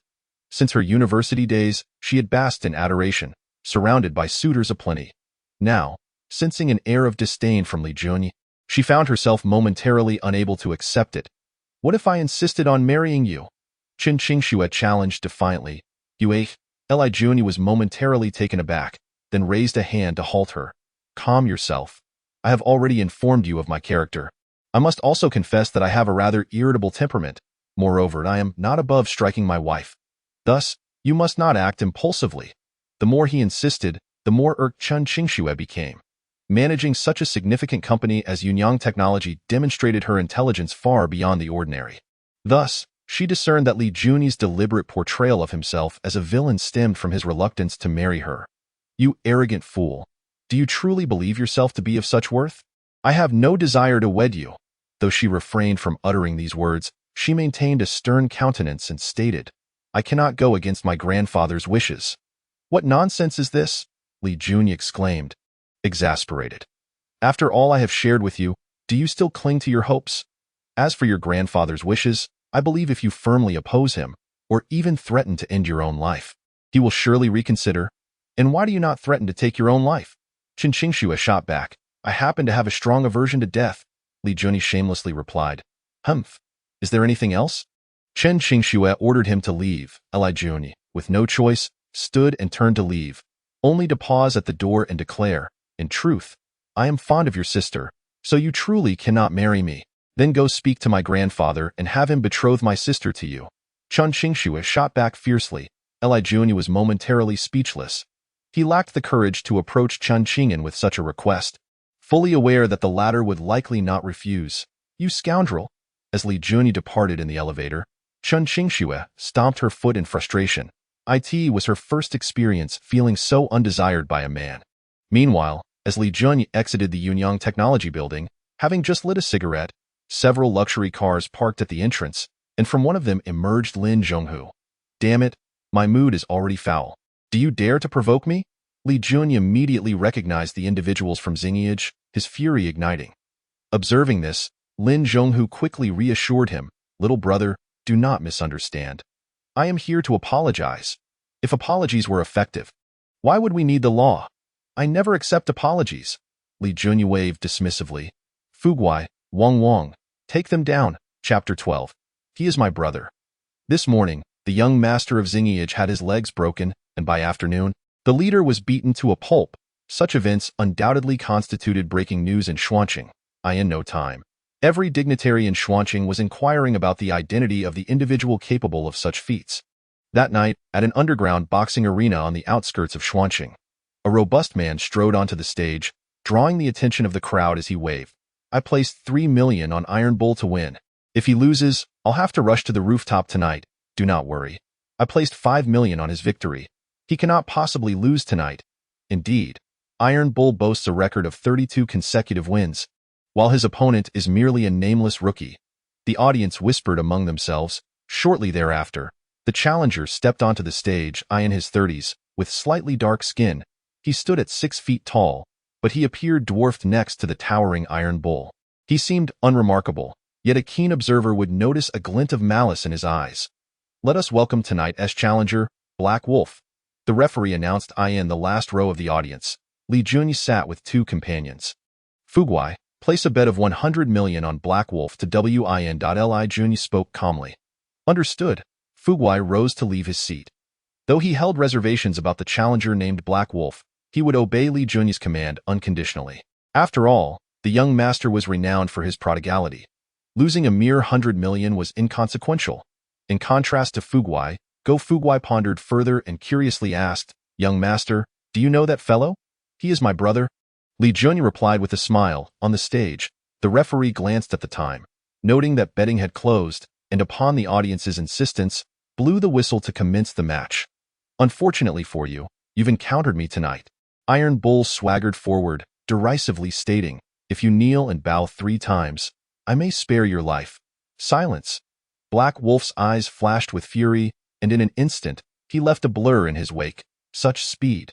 Iron Bull realized he was facing a formidable opponent and immediately became cautious. In the next moment, Black Wolf, who had been 5 steps away, was suddenly upon Iron Bull. "Die!" Iron Bull lifted his leg to strike at Black Wolf's head. Black Wolf neither dodged nor evaded, instead delivering a straight punch that landed squarely on Iron Bull's knee. A sickening crack echoed through the arena. Thud. Black Wolf followed up with a powerful blow to Iron Bull's crown, and before the latter could emit a cry of anguish, he collapsed to the ground. The entire encounter lasted merely 10 seconds. The crowd erupted in astonishment. Even the referee was momentarily stunned, taking a while to process before announcing, "The victor is Black Wolf." Those who had wagered on Iron Bull turned ashen, while a small number of those who had bet on Black Wolf rejoiced. Fuguai, the young master, actually won money. "What a miracle!" Fuguai exclaimed incredulously. Fuguai shared a similar expression of disbelief. The young master was infamous for his reckless spending. When had he ever profited? A few minutes later, Black Wolf returned backstage. "Well done." A middle-aged man with slicked back hair and a face full of excess flesh appeared behind him. Black Wolf did not turn around but replied coldly, "How many fights must I win before you release my daughter? The boss has just informed me that you are to kill someone. Once the deed is done, your daughter will be returned to you immediately," the middle-aged man sneered. Upon hearing this, Black Wolf whirled around. "Who am I to kill?" "This man," the middle-aged man said, producing a photo from his pocket and presenting it to Black Wolf. "No need for that. I am already here." Suddenly, a mocking voice interrupted. The middle-aged man turned to find 3 young men standing behind him. "Wait." He quickly glanced at the photo in Black Wolf's hand, then scrutinized the lead young man. "That's him. Kill him, and your task will be complete." the middle-aged man commanded excitedly. Yet, the typically obedient Black Wolf remained unmoved, frozen in place. "Be boss." Black Wolf, the resolute warrior, felt tears welling in his eyes as he spoke. Nearly choking on his words, Li Jun grinned widely. "Someone wants you to kill me, bang." Black Wolf's gaze turned icy, and before the middle-aged man could comprehend the situation, his head was blown apart, blood and brains splattering everywhere. "How did this happen? How did you fall so low?" Li Jun frowned as he questioned. "Alas."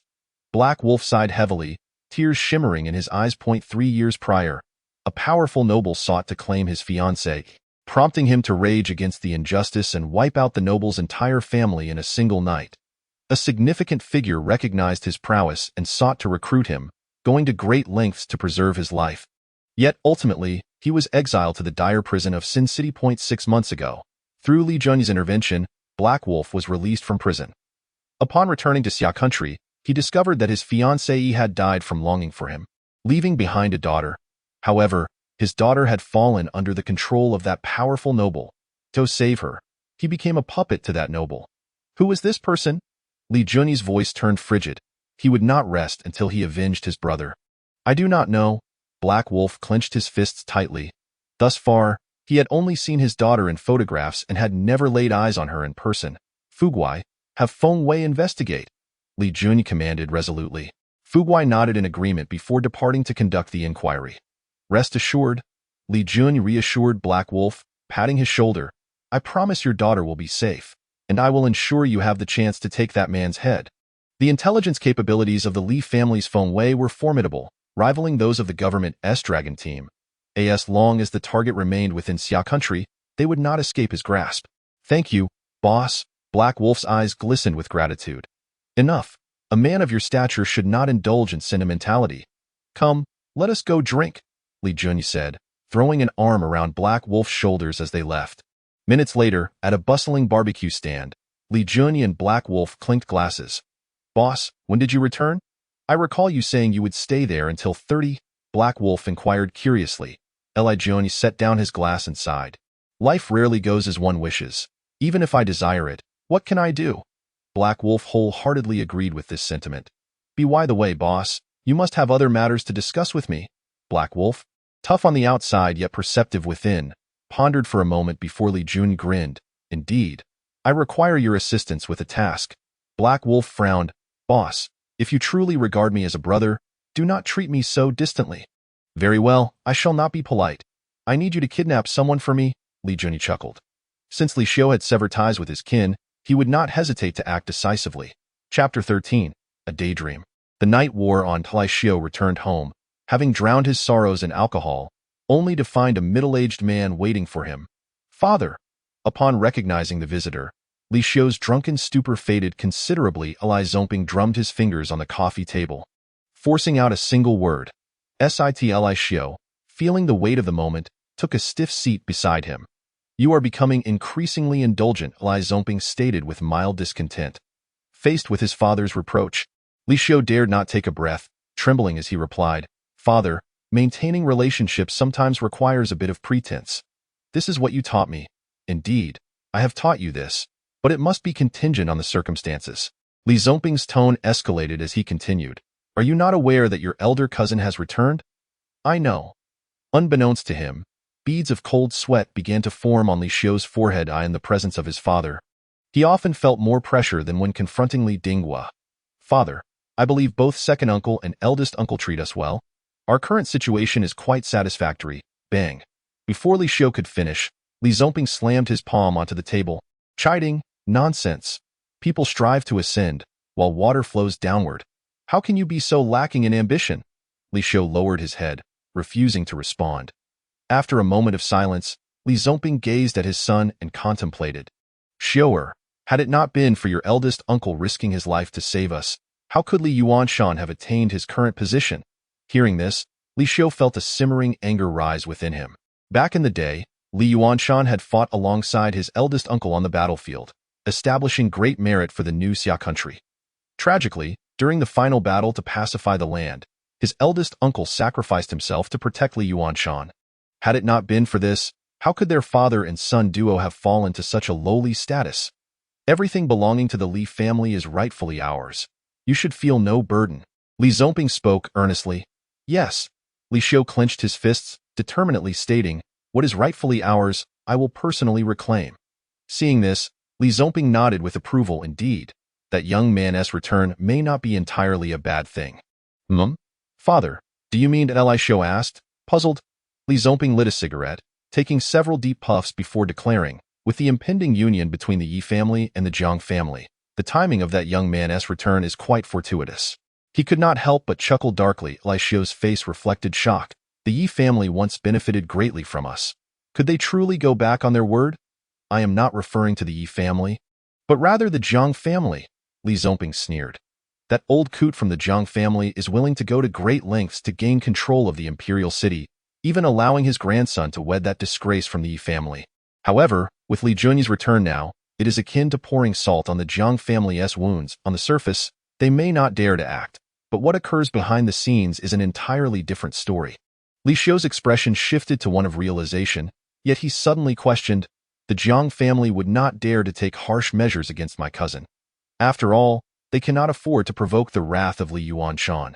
This necessitates our further efforts, Li Zongping spoke. A fierce glint flickered in his eyes.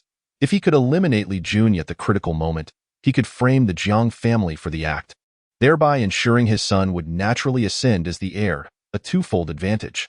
It seems you understand what must be done, correct? Li Zongping narrowed his eyes. Li Xiu tightened his expression and nodded, affirming, understood. Before departing, Li Zongping patted his son's shoulder, expressing confidence, trust your father. You will one day be the head of the foremost family in Xia country. The head of the foremost family? Instantly, the intoxication that had enveloped Li Xiu dissipated. Replaced by an unmistakable excitement, he lit a cigarette, reclined on the sofa with his legs crossed, and envisioned a glorious future filled with power, wealth, and women, standing at the pinnacle of the world. Huh? A vague sensation crept over him, as if someone were watching. Something feels amiss. His father had already left, and the servants were long retired for the night. Startled, Li Xiu shot up and glanced back, only to find a man standing boldly under the bright lights. Who are you? Bang! Before he could finish his sentence, the man leapt forward, delivering a swift strike. Meanwhile, in Xuanqing, at the headquarters of Xingyage, Lin Zhonghu's head was wrapped like a large dumpling, his eyes dark with an overwhelming fury.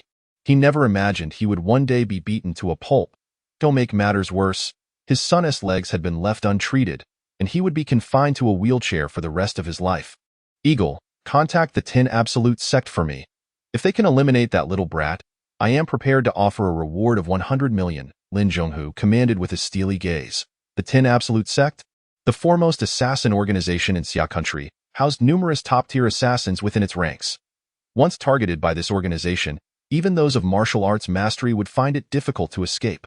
Most importantly, the 10 Absolute sect would never disclose their employer's information. Thus, Lin Zhonghu need not worry about the forces behind Li Junyi tracing back to him after the latter's demise. Dad, I must obtain Chun Qingxue, and I cannot let her sister escape either. Lin Dongqiang raged hysterically. Lin Zhonghu nodded in reassurance. Rest assured, if nothing unexpected occurs, your maternal grandfather's Qingyang Group is already targeting Qin's Yunyang technology in the stock market. Qingyang Group, valued at over 100 billion, was the leading consortium in the Jiangdong region. Although Yunyang Technology ranked among the top 10 enterprises in Xuanqing, it paled in comparison to Qingyang Group. Lin Dongyang was confident that within 3 days, Yunyang Technology would be completely dismantled, falling effortlessly into their hands. How can there always be people in this world who delight in daydreaming? Daydreaming, quite comfortable, isn't it? Two voices echoed simultaneously. Who goes there? Lin Zhonghu's body tensed. The three turned to see two unfamiliar young men who had appeared in the villa without notice. Don't forget, one said, shrugging. I made my move during the day. Now it's your turn. Indeed, very well, Go Fuguai mocked. Fixing his gaze on the eagle, this eagle is slightly better than that crow from earlier. It's worth my effort. Sensing a dangerous aura, the eagle immediately grew vigilant. Lin Zhonghu was no fool. He promptly summoned his men outside for protection. Swish, swish, swish. The sound of hurried footsteps filled the air as at least 60 to 70 members of Xingyage rushed in. The first man blocked the entrance, exuding an aura that suggested he could single-handedly hold back a multitude. On the other side, The eagle braced himself, his instincts warning him not to underestimate the man before him. Indeed, Go Fuguai swung a fist, taunting. This punch carries 20 years of strength. I wonder if you can withstand it. No sooner had he spoken than he launched himself forward like an arrow released from its bow, his speed astonishingly swift. Chapter 14. Brother-in-law, are you normal? The following morning, a shocking piece of news swept across Xuancheng. Xingyiage had fallen.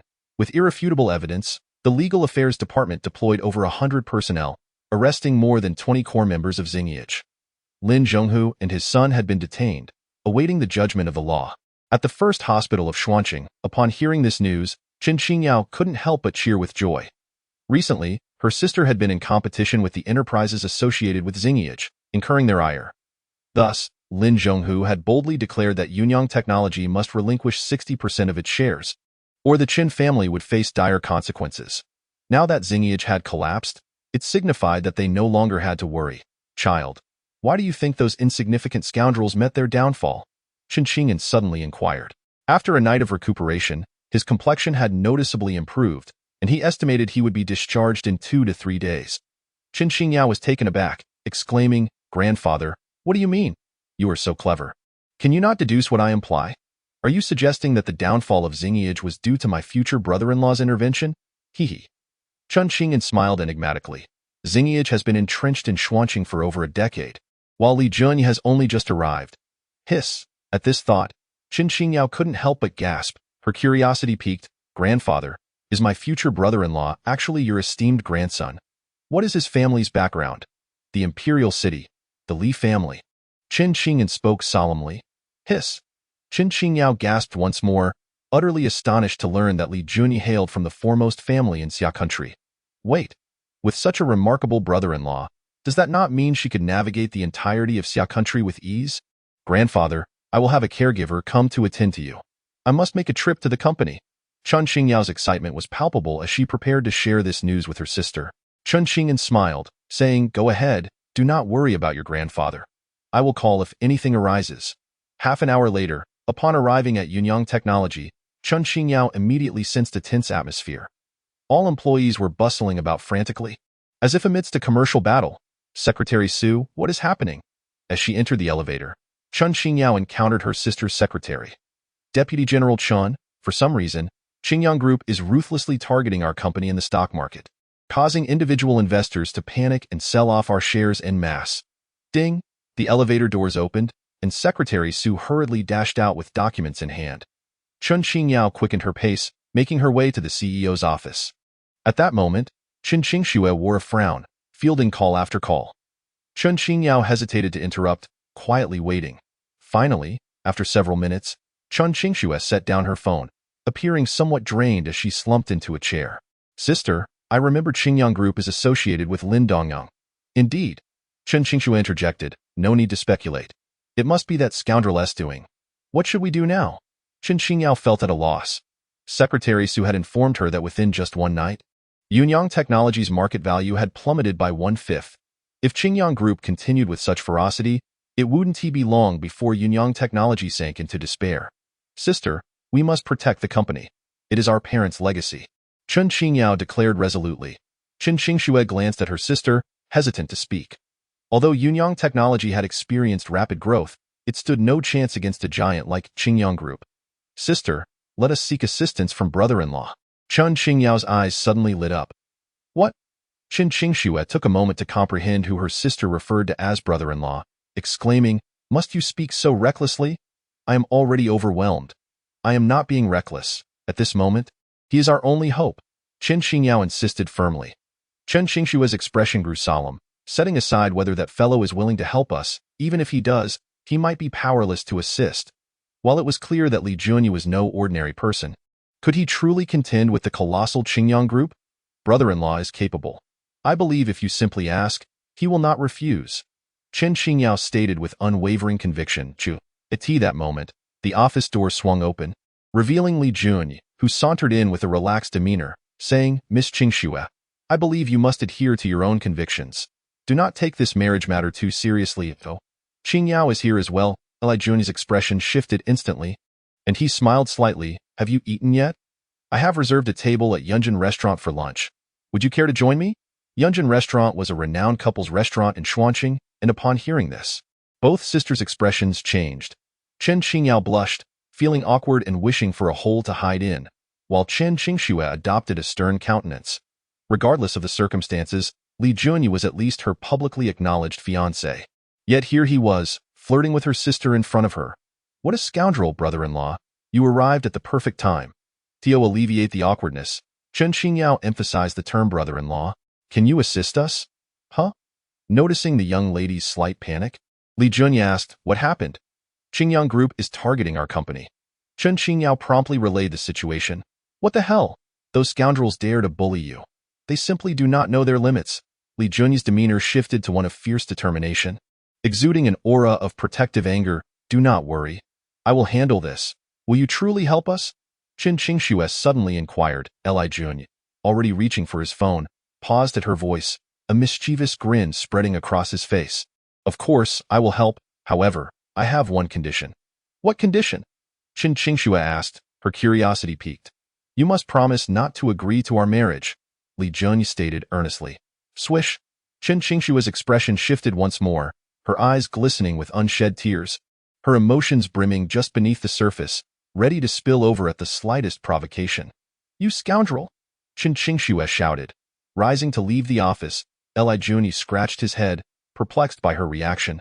Sister, you are being unreasonable. My sister is a well-known beauty in Xuanqing.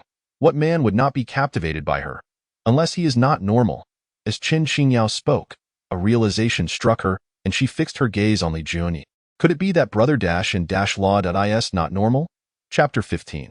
Experience the family law. On the 32nd floor, Chen Qingxue stood before the restroom, having washed her face, yet the traces of her tears remained starkly visible.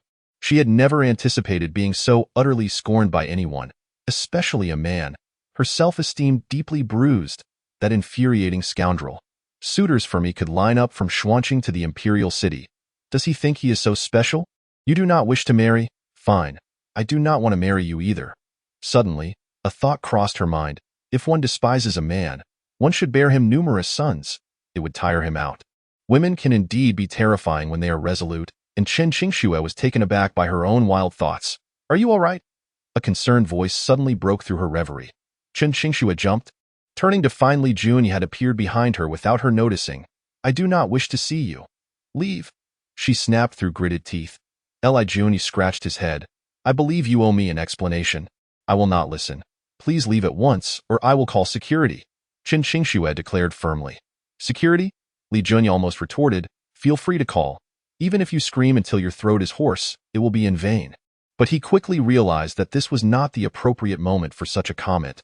Curling his lip, he feigned seriousness. It is like this. I admit that you are an exceptionally perfect woman, beautiful, graceful, understanding, and extraordinarily capable. 3,000 words omitted here. As she listened to his endless flattery, Chen Qingxue's mood began to improve, and she even chuckled at his exaggerated compliments. Not angry anymore?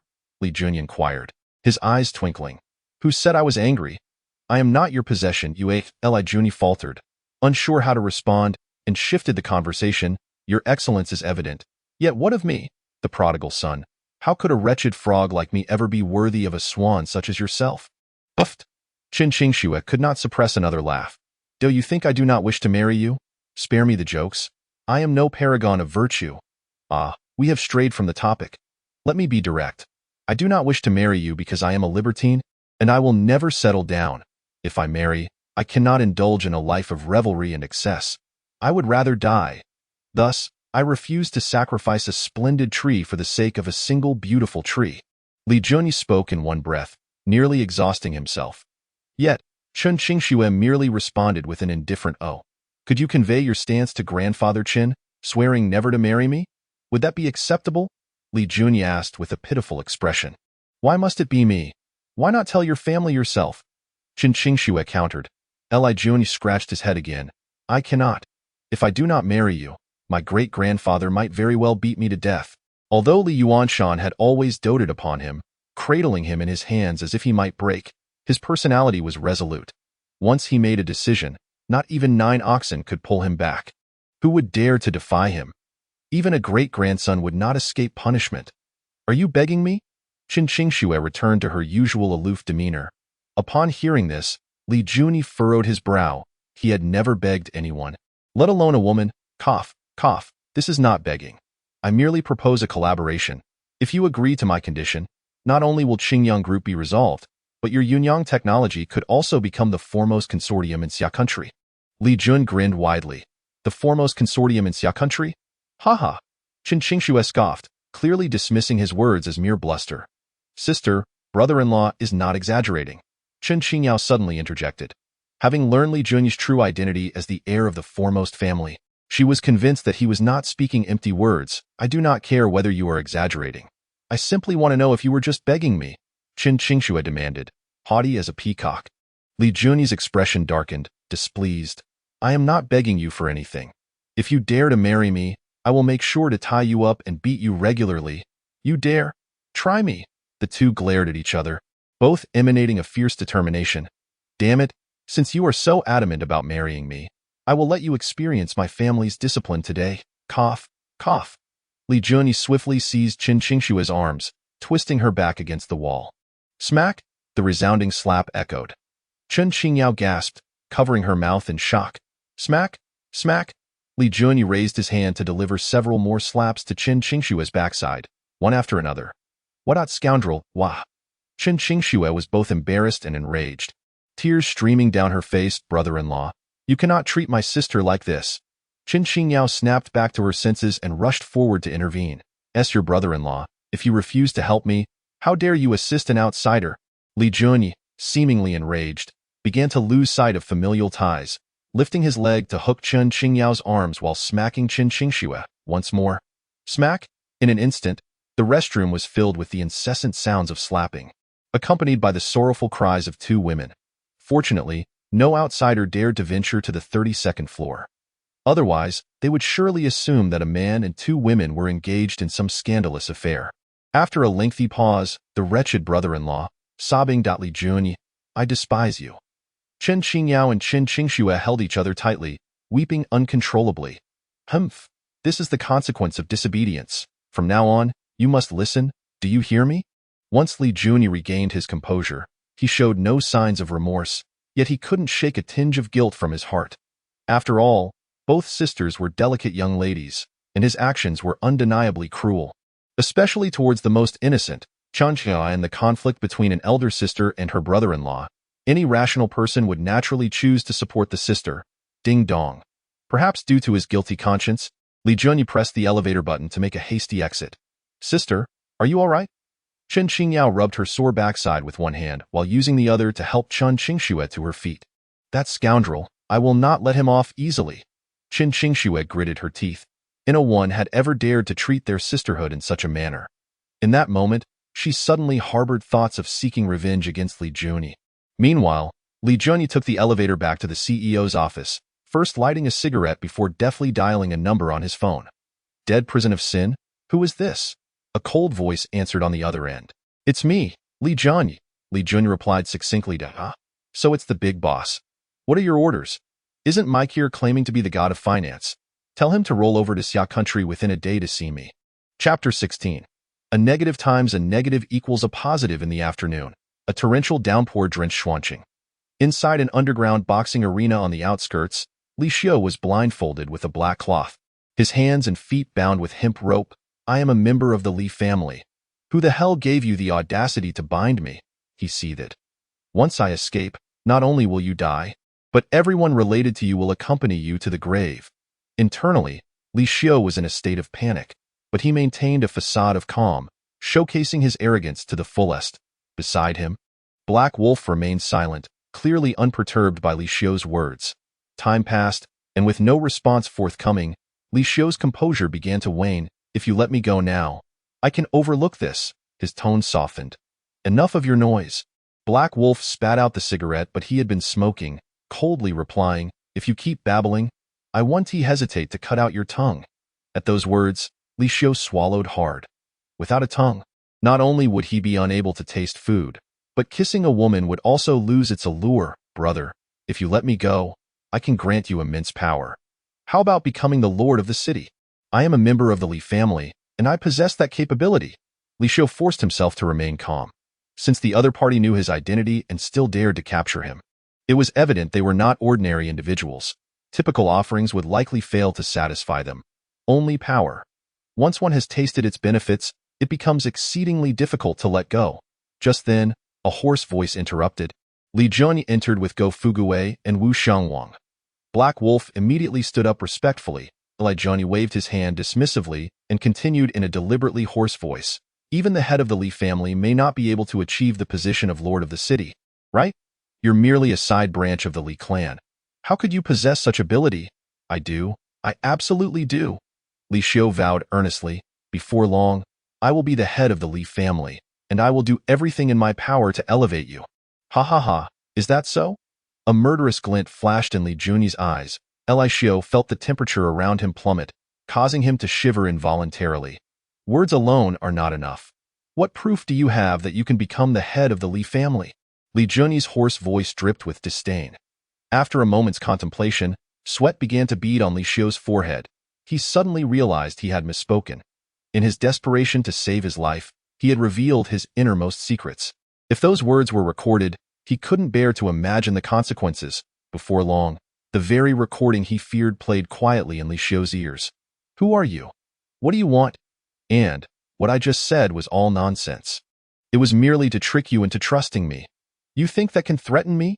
Li Xiu's face turned pale, and in a frantic attempt to mask his inner turmoil, he tried to turn the tables. Suddenly, the cloth covering Li Xiu's eyes was ripped away in that instant. He could see everyone clearly. When he caught sight of Li Junyi, whose lips curled into a sinister smile, he nearly fainted from fright. See, cousin, why are you here? Li Xiu stammered in panic. Li Junyi maintained his smile. And why, dear cousin? Are you happy to see me? Surprised? Happy? My ass. You nearly scared me to death. Li Xiu cursed inwardly, though he forced a smile and said, Cousin, your surprise truly startled me. Ha ha ha ha. I knew you must have been bored, so you came to tease me, right? You saw through it. Li Junyi rolled his eyes, speaking with mock annoyance. Ugh, cousin. You've been smarter than me since childhood. It's rather dull as he spoke. Li Junyi took it upon himself to untie the ropes binding Li Xiu. Li Xiu exhaled heavily, about to speak when, bang, a heavy punch landed squarely on his abdomen, causing him to regurgitate his late-night meal. Though you're clever, you mustn't think I'm a fool. Li Junyi snorted coldly. Li Xiu endured the discomfort in his body and defended, Cousin, you mustn't misunderstand. I was just joking with you. Trust me, I am loyal to you and the family. Stop your nonsense. Now I ask, you answer, if you dare to deceive me. Humph. Li Junyi smiled ominously. Li Xiu raised 3 fingers, swearing, ask away, and I will tell the truth. Not a single lie. Very well. Who instructed you to provoke Yi Qingqing 3 years ago? Li Junyi asked seriously. Although Li Xiu harbored ambition, he lacked the intelligence to match it. Using the Yi family as a weapon against him was evidently the work of someone else. No one instigated me. I was merely drunk and confused, leading to the great mistake I caused you, cousin. Li Xiu had prepared this answer in advance, knowing Li Junyi would question him about that incident once he returned. Young master, this guy isn't honest. How about Wu Xiangwang suggested? Ein Go Fuguwei. Li Xiu, after all, was a member of the Li family. Even if he had erred, it was not up to them to take action. That was the rule. Li Junyi understood this, which is why he had deliberately avoided them and instructed Black Wolf to bring Li Xiu here. Boss, should I let him taste the flavor of having his bones picked? Black Wolf volunteered. Don't. The mere mention of picking bones sent shivers down Li Xiu's spine, and he quickly argued, Cousin, trust me. I truly did not deceive you. Trust you? Li Junyi chuckled lightly before pointing at Go Fuguwei and the others, saying, choose one among them for a duel. If you win, I will believe you. Ah? Li Xiu's mouth dropped open in disbelief. Oh, I just remembered. You were injured from my punch earlier. Upon hearing this, Li Xiu thought Li Junyi would reconsider. But unexpectedly, bang, Li Junyi delivered another punch to his abdomen. What on earth do you want? Li Xiu trembled with rage. Li Junyi grinned mischievously. Cousin, you're so clever. Haven't you heard that a negative times a negative equals a positive? I've punched you twice, so any injuries on you can be disregarded. What the hell? This response was difficult for not only Li Xiu but also for Go Fuguwei and Wu Xiangwang to accept. Li Xiu glared at Li Junyi in fury. wanting to ask if he had learned math from a chemistry teacher. If a negative times a negative could be applied this way, then all doctors in the world would be out of a job, and diseases would cease to exist. Cousin, hurry up and choose. Li Junyi feigned impatience. Chapter 17. The young master has changed after 3 years. Li Xiu realized that this cousin before him had become even more cunning, despicable, and shameless than before. If looks could kill, he would have wished death upon Li Junyi countless times over. I will count to 3. If you don't choose, it means you're guilty, and what you just said was all a lie. Li Junyi feigned exasperation. Li Xiu trembled with anger. Go Fugui and Wu Xiangwang had been taken in by the Li family since childhood, trained in martial arts under a master, and while they appeared to be Li Junyi's subordinates, they were actually bodyguards. As members of the Li family, this was no secret to Li Xiu for Black Wolf. It went without saying. His ability to infiltrate the Li family unnoticed and bring him here spoke volumes about his prowess. The conclusion was clear. No matter whom he faced in a duel, he would not fare well. Cousin, you can't do this. I am your elder brother. Slap. Before Li Xiu could finish his plea, he received another resounding slap. Do you really think I wouldn't dare to touch you? Li Junyi's gaze turned icy, his tone chilling. 3.2.1. Li Xiu, dizzy from the slaps, struggled to regain his bearings. Since you won't choose, I will choose for you. Li Junyi swept his gaze across Go Fugui, Wu Xiangwang, and Black Wolf, declaring with feigned righteousness, my cousin wants to challenge all 3 of you, which means he holds you in disdain. Please make sure to go all out. Understood, understood. The 3 responded in unison, their eyes filled with sympathy for Li Xiu. What the hell? Li Xiu suddenly snapped to attention, his mouth twitching uncontrollably. If he couldn't handle 1, how could he take on 3? This was no different from signing his own death warrant. Li Junyi, don't push your luck. Fury coursed through Li Xiu. If given the choice, he would indeed prefer to confront Li Junyi. Though he lacked the courage to face Go Fugui and the others, he still held immense confidence in taking on a fatigued Li Junyi, depleted by indulgence. Should Li Xiu's thoughts reach the ears of the ruthless inmates of Dead Prison, they would undoubtedly praise him. Little one, you're quite brave. Slap, slap, slap. I'm just bullying you. What are you going to do about it? If you don't like it, let's fight. Li Junyi raised his hand and delivered several more slaps to Li Xiu, who was rapidly transforming into a swollen mess. A gentleman can be killed but not insulted. I will fight you. Li Xiu could no longer contain himself, squinting his eyes and preparing to lunge at Li Junyi. Bang! Black Wolf delivered a powerful kick, sending Li Xiu tumbling off the platform, and then leaped down after him. Leave him alive, Li Junyi coldly commanded. Thud, thud. Black Wolf was still careful with his strikes, deliberately avoiding Li Xiu's vital areas, filling the underground boxing arena with his cries of pain. Isn't this a bit too cruel? Go Fugui murmured. Wu Xiangwang shook his head, replying, I don't think so. After all, this guy forced the young master to stay in that hellhole for 3 years. Hearing this, Go Fugui agreed, shouting, Black Wolf, feel free to be a bit more ruthless. Don't hit me anymore. If you keep this up, someone will die. Cousin, please spare me. I will confess everything. Li Xiu's resolve crumbled. At least, that was Black Wolf's assessment. He had intended to let Li Xiu experience his skills in coercion, but he never anticipated how fragile Li Xiu would prove to be. Thud! Li Junyi leaped off the platform, squatting in front of the battered Li Xiu, and asked, Speak. Who instructed you?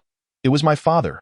Upon uttering these words, Li Xiu felt as though all strength had drained from his body, collapsing onto the ground like a dead dog. Li Zongping. Li Junyi showed little surprise at this revelation, and he was certain that besides Li Zongping, there were others involved. After all, this father and son duo, while possessing considerable influence within the Li family, would never have the audacity to engage in underhanded dealings before his grandfather and great-grandfather unless someone was backing them. Besides your father, is there also Qin Haoren? Li Junyi narrowed his eyes. Li Xiu was taken aback, almost instinctively responding, How do you know it about him? The corners of Li Junyi's mouth lifted slightly. Everything had unfolded as he had anticipated. While the Qin family could not match the Li family in its prime, it was still one of the 6 prominent families of the imperial city. Having had past grievances with Qin Haoren, he naturally sought to plot against him. Moreover, he could surmise that Qin Haoren's scheme likely had the support of the Qin family's elders. After all, if the Li family went to war with the Yi family, the Qin family and the other 3 major families would stand to gain significantly. Cousin, can you let me go now? I swear, I will personally go to the second elder and apologize. I will accept any punishment. As he gazed at the malice in Li Junyi's expression, a chill ran down Li Xiu's spine. He truly wished to avoid facing Li Junyi, even if it meant returning to the Li family to face the consequences. After all, the older generation was sentimental. No matter what, Li Yuanshan would surely spare their lives. Go apologize to my great-grandfather? You two are worthy? Li Junyi scoffed, then barked, bring me a knife. If Li Xiu had merely plotted against him, he might have spared him, considering their shared upbringing and the blood running through their veins. But this scoundrel had committed the gravest sin of betrayal. Therefore, both father and son must die. Swish, Black Wolf quickly returned with a 3-foot-long knife, inquiring, Boss, should I handle this? Killing such a scoundrel would be beneath your dignity. Li Junyi shook his head. When a member of the Li family commits a crime, only a member of the Li family can enforce the law. With that, Black Wolf ceased to argue, handing over the knife. Cousin, what are you planning to do? You can't kill me. We are blood relatives. Swish! Li Junyi offered no chance for Li Xiu to continue speaking. His hand slicing down, a bloody head fell to the ground. Just moments ago, Li Xiu had been fantasizing about becoming the head of the family, never imagining that he would meet his demise at this very moment. Until the end, he could not close his eyes. I will soon send your father to accompany you. Rest in peace. Li Junyi personally picked up the head and gently closed Li Xiu's eyes. This scene was somewhat chilling. Go Fugue's Adam's apple bobbed slightly as he murmured, Xiangwang, after 3 years apart, the young master has completely changed. Isn't that stating the obvious? Wu Xiangwang shot him a glare. The former Li Junyi had been too timid to even kill a chicken, and he would feel queasy at the sight of blood. Yet now, he dared to personally take a life. What had the young master experienced over the past 3 years? This question lingered in the minds of Go Fugue and Wu Xiangwang long after. Chapter 18. I bought it. The offensive launched by Qingyang Group against Yunyang Technology not only showed no signs of abating but intensified, with billions being invested into the stock market, demonstrating the might of a large consortium. Inside the conference room of Yunyang Technology, over a dozen high-ranking officials and board members gathered, each face etched with panic. If no unexpected developments occurred, their company would either become a possession of Qingyang Group in a few days or declare bankruptcy. Only these two outcomes awaited them. President. How is the chairman's health? A middle-aged man, impeccably dressed in a suit and adorned with gold-framed glasses, spoke up. His name was Lu Feng, the largest shareholder of Yunyang Technology after the Chen family. Chen Qingxue replied calmly, Thank you for your concern, Uncle Liu.My grandfather will be discharged from the hospital soon. Lu Feng nodded slightly, then shifted the conversation, stating, Since the chairman is not present, I believe I am qualified to step forward and lead everyone. Upon hearing this, those present seemed to detect an air of conspiracy. Uncle Lu, my grandfather has stated that during his absence from the company, all matters, big and small, are to be handled by my sister. I fear your actions may not be appropriate, Qin Qingyao questioned, her dissatisfaction apparent. At this moment, she felt it imperative to support her sister. Lu Feng chuckled coldly and remarked, The president's capabilities are well recognized. But I believe everyone here can surmise some of the underlying reasons why Qingyang Group has inexplicably taken action against you. As he spoke, he cast a sinister glance at the Chan sisters, suggesting, therefore, I propose that we hold a board vote to select a new leader. Qin Qingxue, astute and quick-witted, discerned Lu Feng's intentions to usurp power from his veiled words. Uncle Lu, this seems rather excessive on your part. Chen Qingyao exclaimed, rising indignantly, at this critical juncture.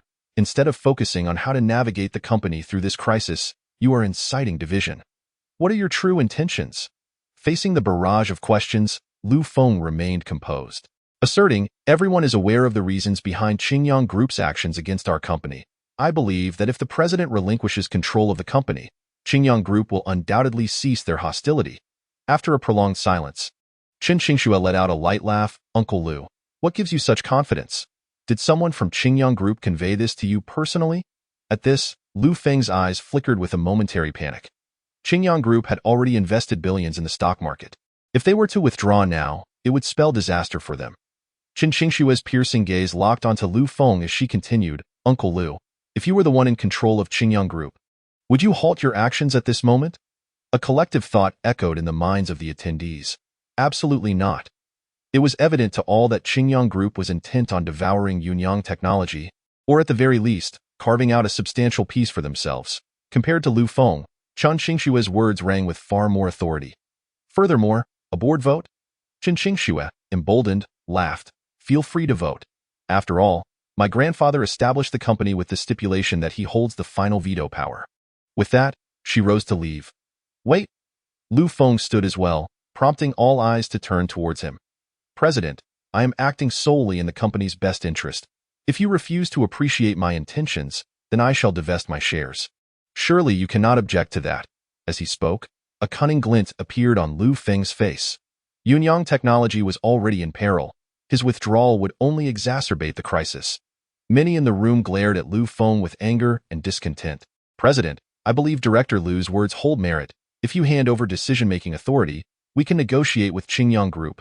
Indeed, it seems more appropriate for Director Lu to manage the company at this time. 2 men and a woman echoed in agreement, clearly having aligned themselves with Lu Feng. You ungrateful wretches. Chen Qingyao pointed an accusatory finger at them. Incensed? You wish to withdraw? Very well, I shall grant you that. A voice filled with amusement chimed in. Creak.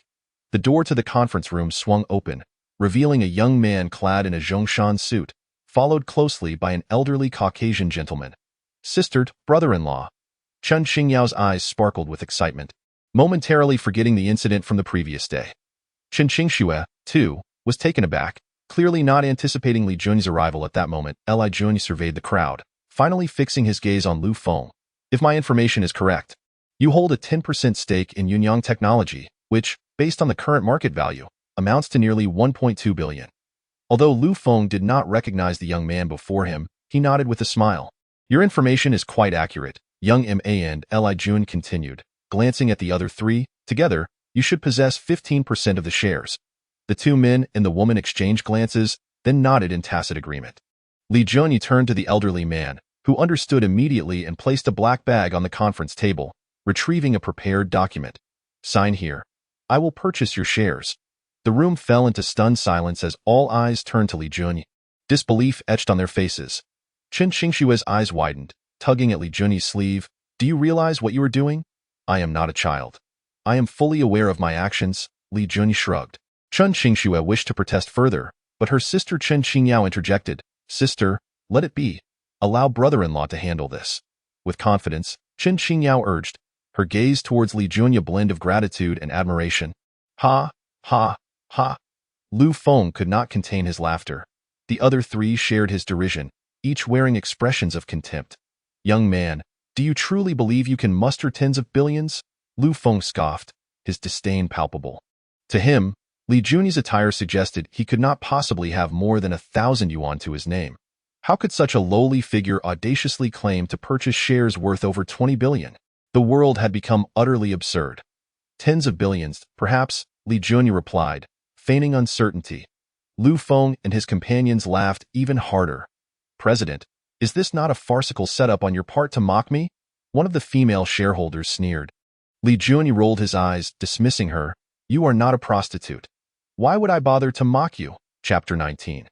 The might of the brother-in-law faced with Li Jun's derision, the female shareholder's anger flared. But before she could respond, Li Jun produced a golden card, intricately adorned with 2 vivid totems, exuding an air of supreme prestige. The Golden Dragon card. A senior employee exclaimed. This is impossible, the earlier female shareholder exclaimed, her composure unraveling. The Golden Dragon card, issued by the Daxia Bank, was the most valuable bank card in the Xia nation, bar none. Its holder could withdraw up to 100 billion from any bank in Xia. It must be fake. Lu Feng echoed in disbelief.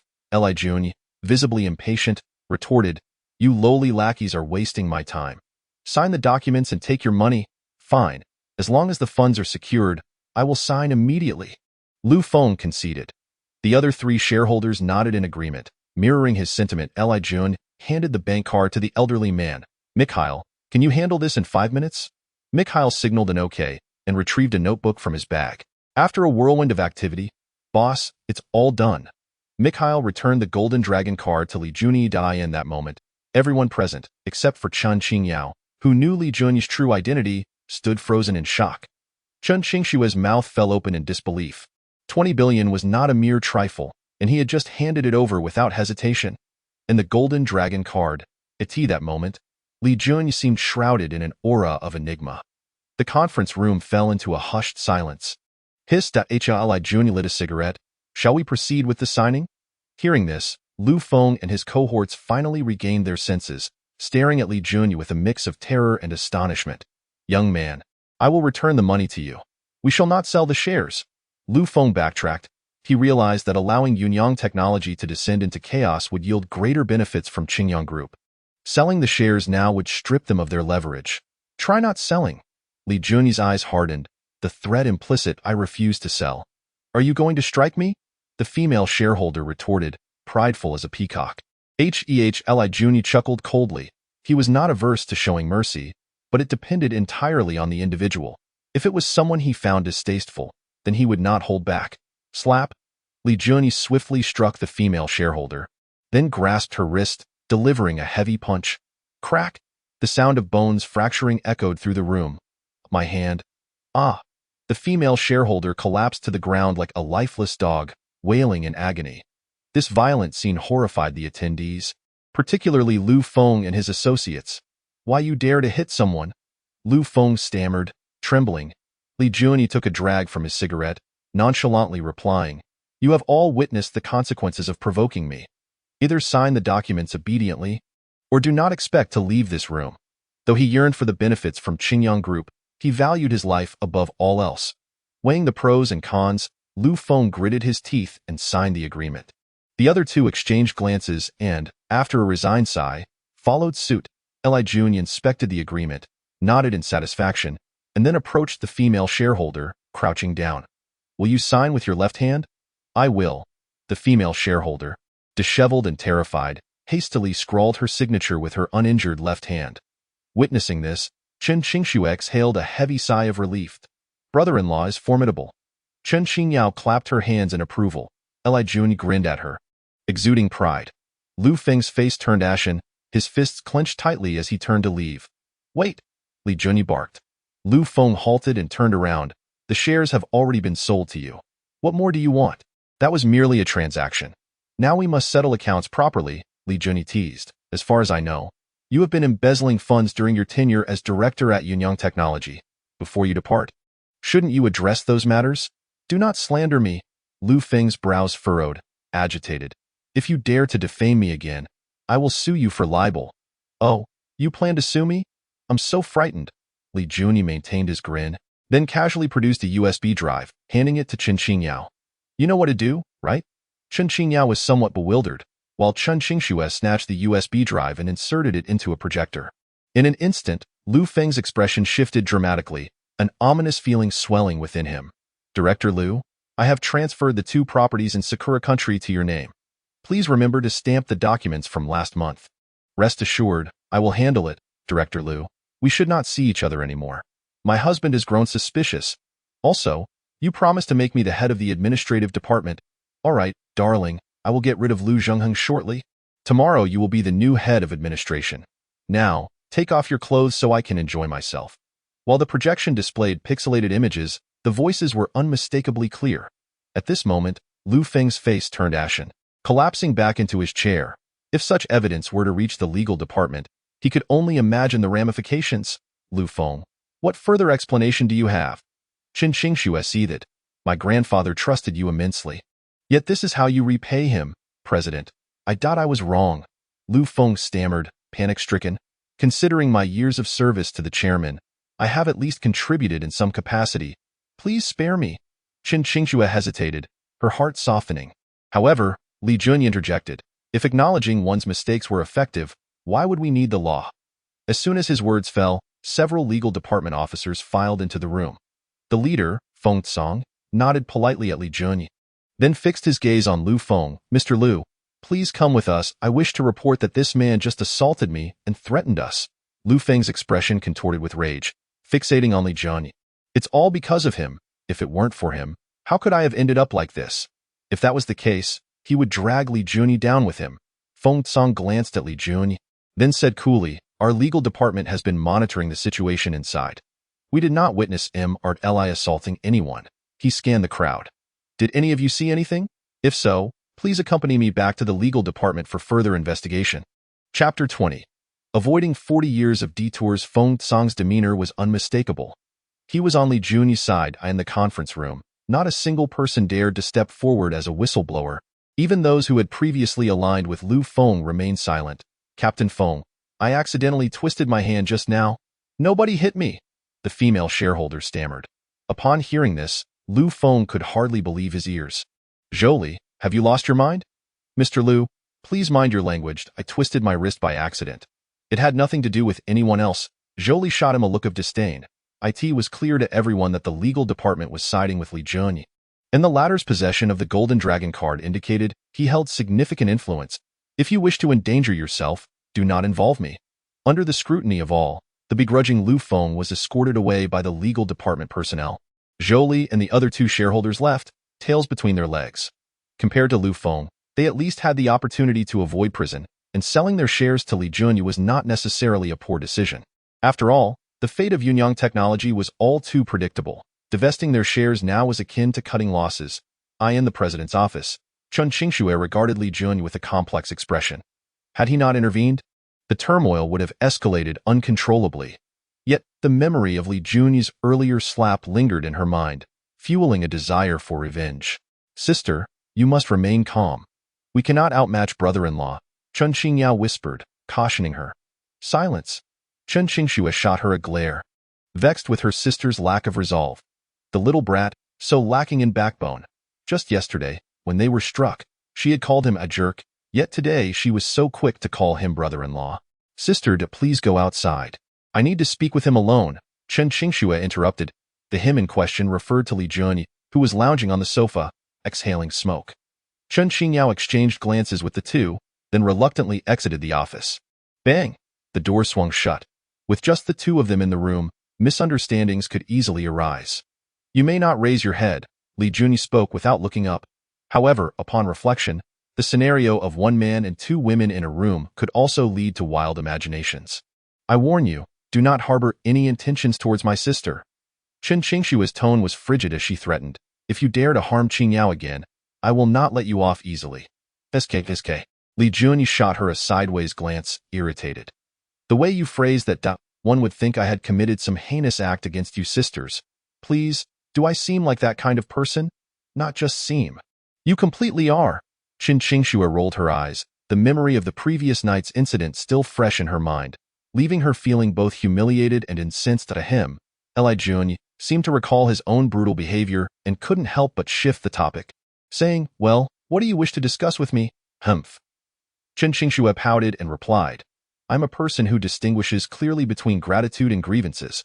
Thank you for your assistance in the company's matters. But it is unnecessary, Li Junyi interrupted with a wave of his hand.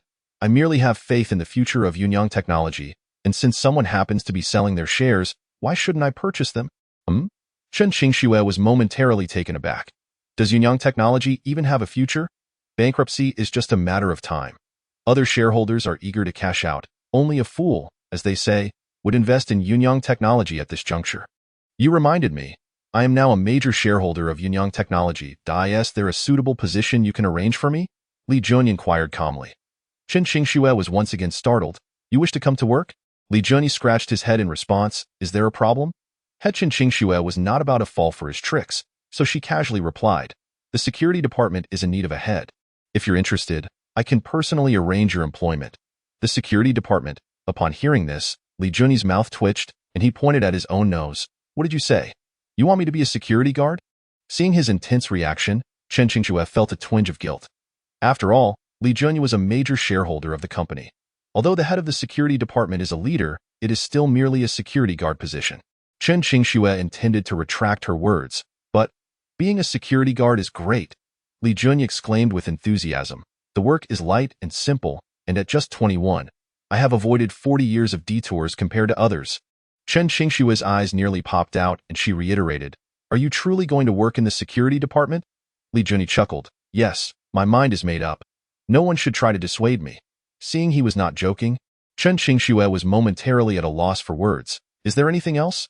If not, I can recommend someone for you. Li Junyi ceased his playful demeanor. Who? Chen Qingxue asked, her face filled with suspicion. Just wait a moment. Li Junyi replied as he exited the office. Moments later, Michel returned respectfully behind him. "Theo, you know him?" Li Junyi pointed at Michel and asked.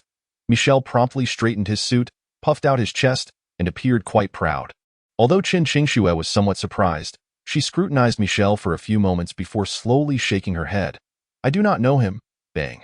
Just as she finished speaking, Li Junyi gave Michel a light smack on the head. Irritated, "Did you not say you were well known? Is there anyone in the global financial sector who does not know you? How dare you deceive me?"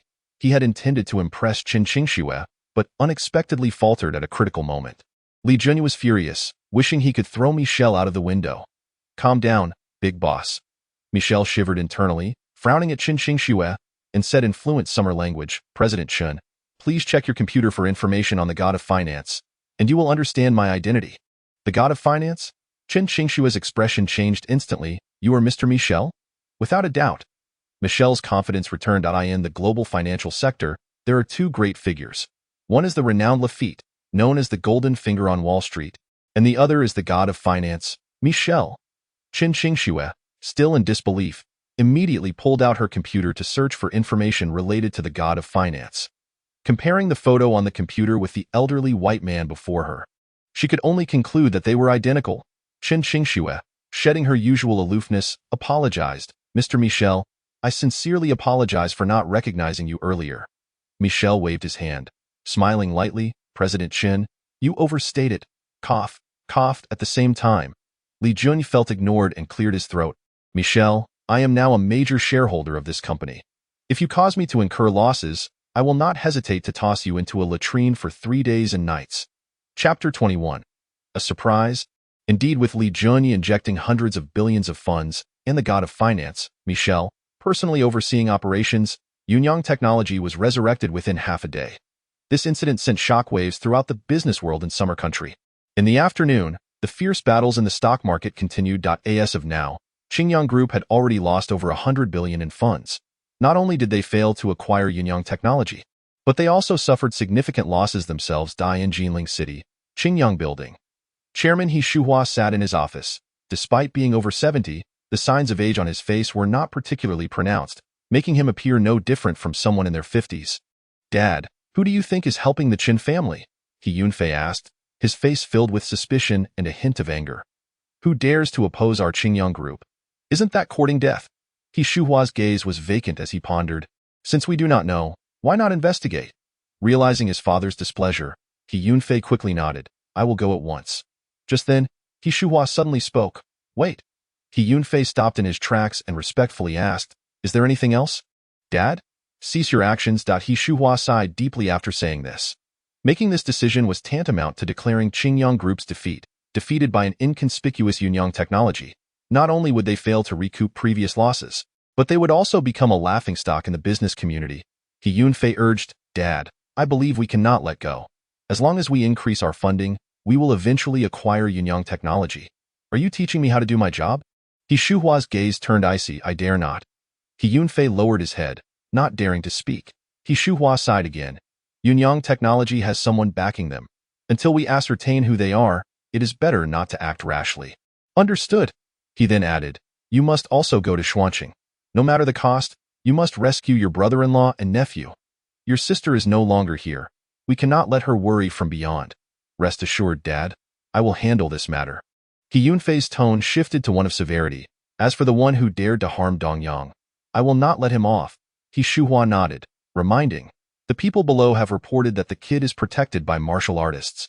He is not to be underestimated. It is better to ascertain his identity first." "Understood." He Yunfei respectfully withdrew. He Shuhua gazed out the floor-to-ceiling window at the setting sun, his fingers lightly tapping the table. He had built Qingyang Group from scratch, developing it into the foremost financial entity in Jiangdong. This was not only due to his exceptional intellect, but also his cautious nature. He sensed an indistinct and inexplicable crisis looming. "Buddha, I hope you continue to bless the He family." He Shuhua silently prayed within his heart. That night, at the Moonfall Mountain Villa in Xuanqing, Qin Qingxue soaked in the bathtub, her fair skin fully exposed. Her impressive 36D figure capable of driving any man wild. She lifted her long, pale leg and gently rubbed it with her slender fingers. This woman was flawless, truly perfect. Qin Qingshua's eyes were vacant, her mind lost in thought. Through her sister Qian Qingyao's revelations, she had learned of Li Junyi's true identity, the heir of the first noble family. Not only that, but she had also uncovered the scandal that had rocked the imperial city 3 years ago, of which Li Junyi was the male protagonist. However, she was left wondering where Li Junyi had disappeared to during those 3 years. There was also one particular thing she was curious about. Why did the god of finance, Michel, appear subservient in front of Li Junyi? Even if he was the heir of the first noble family, that shouldn't be the case.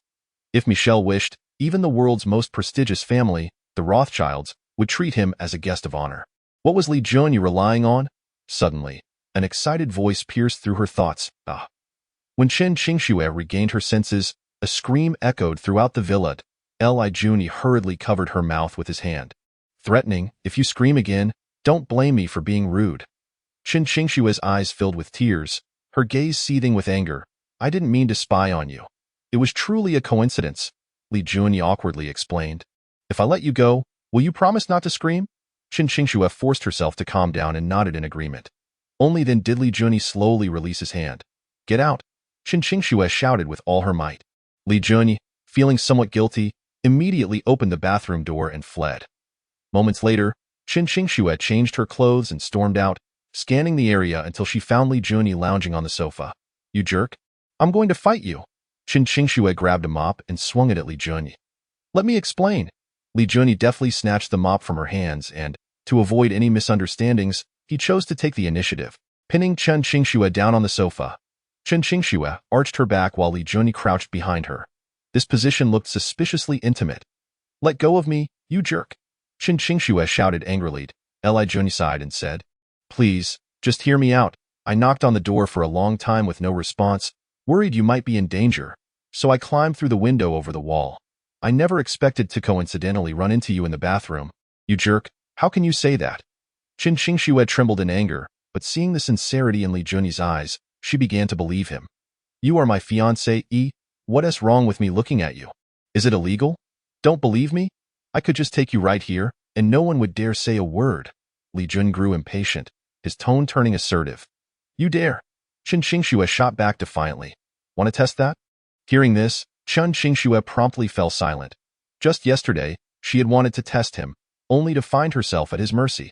A wise woman does not suffer losses in front of her.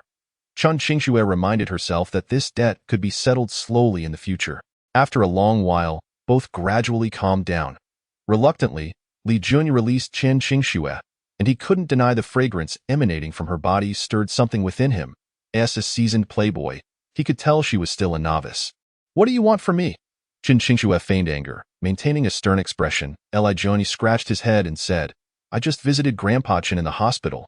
He learned I have no place to stay in Xuanqing, so he asked me to come and live with you. You must be dreaming." Qin Qingxue interrupted impulsively. Li Junyi chuckled. "That is not for you to decide. Whether it is to work at Yunyang Technology or to comply with Grandpa Qin's request to live with you, I have ulterior motives. Since this woman has repeatedly hesitated to reject the marriage, I plan to stay close, not to gain an advantage, but to make her dislike me." Chapter 22. "I am more impressive than Jesus, Minister Li. Would you like a smoke?" A middle-aged man ingratiated himself. "Recently, a new batch of technicians has arrived at Huaiwei Tower, both in looks and figure exceptional. After work, I would like to treat you. Please do come."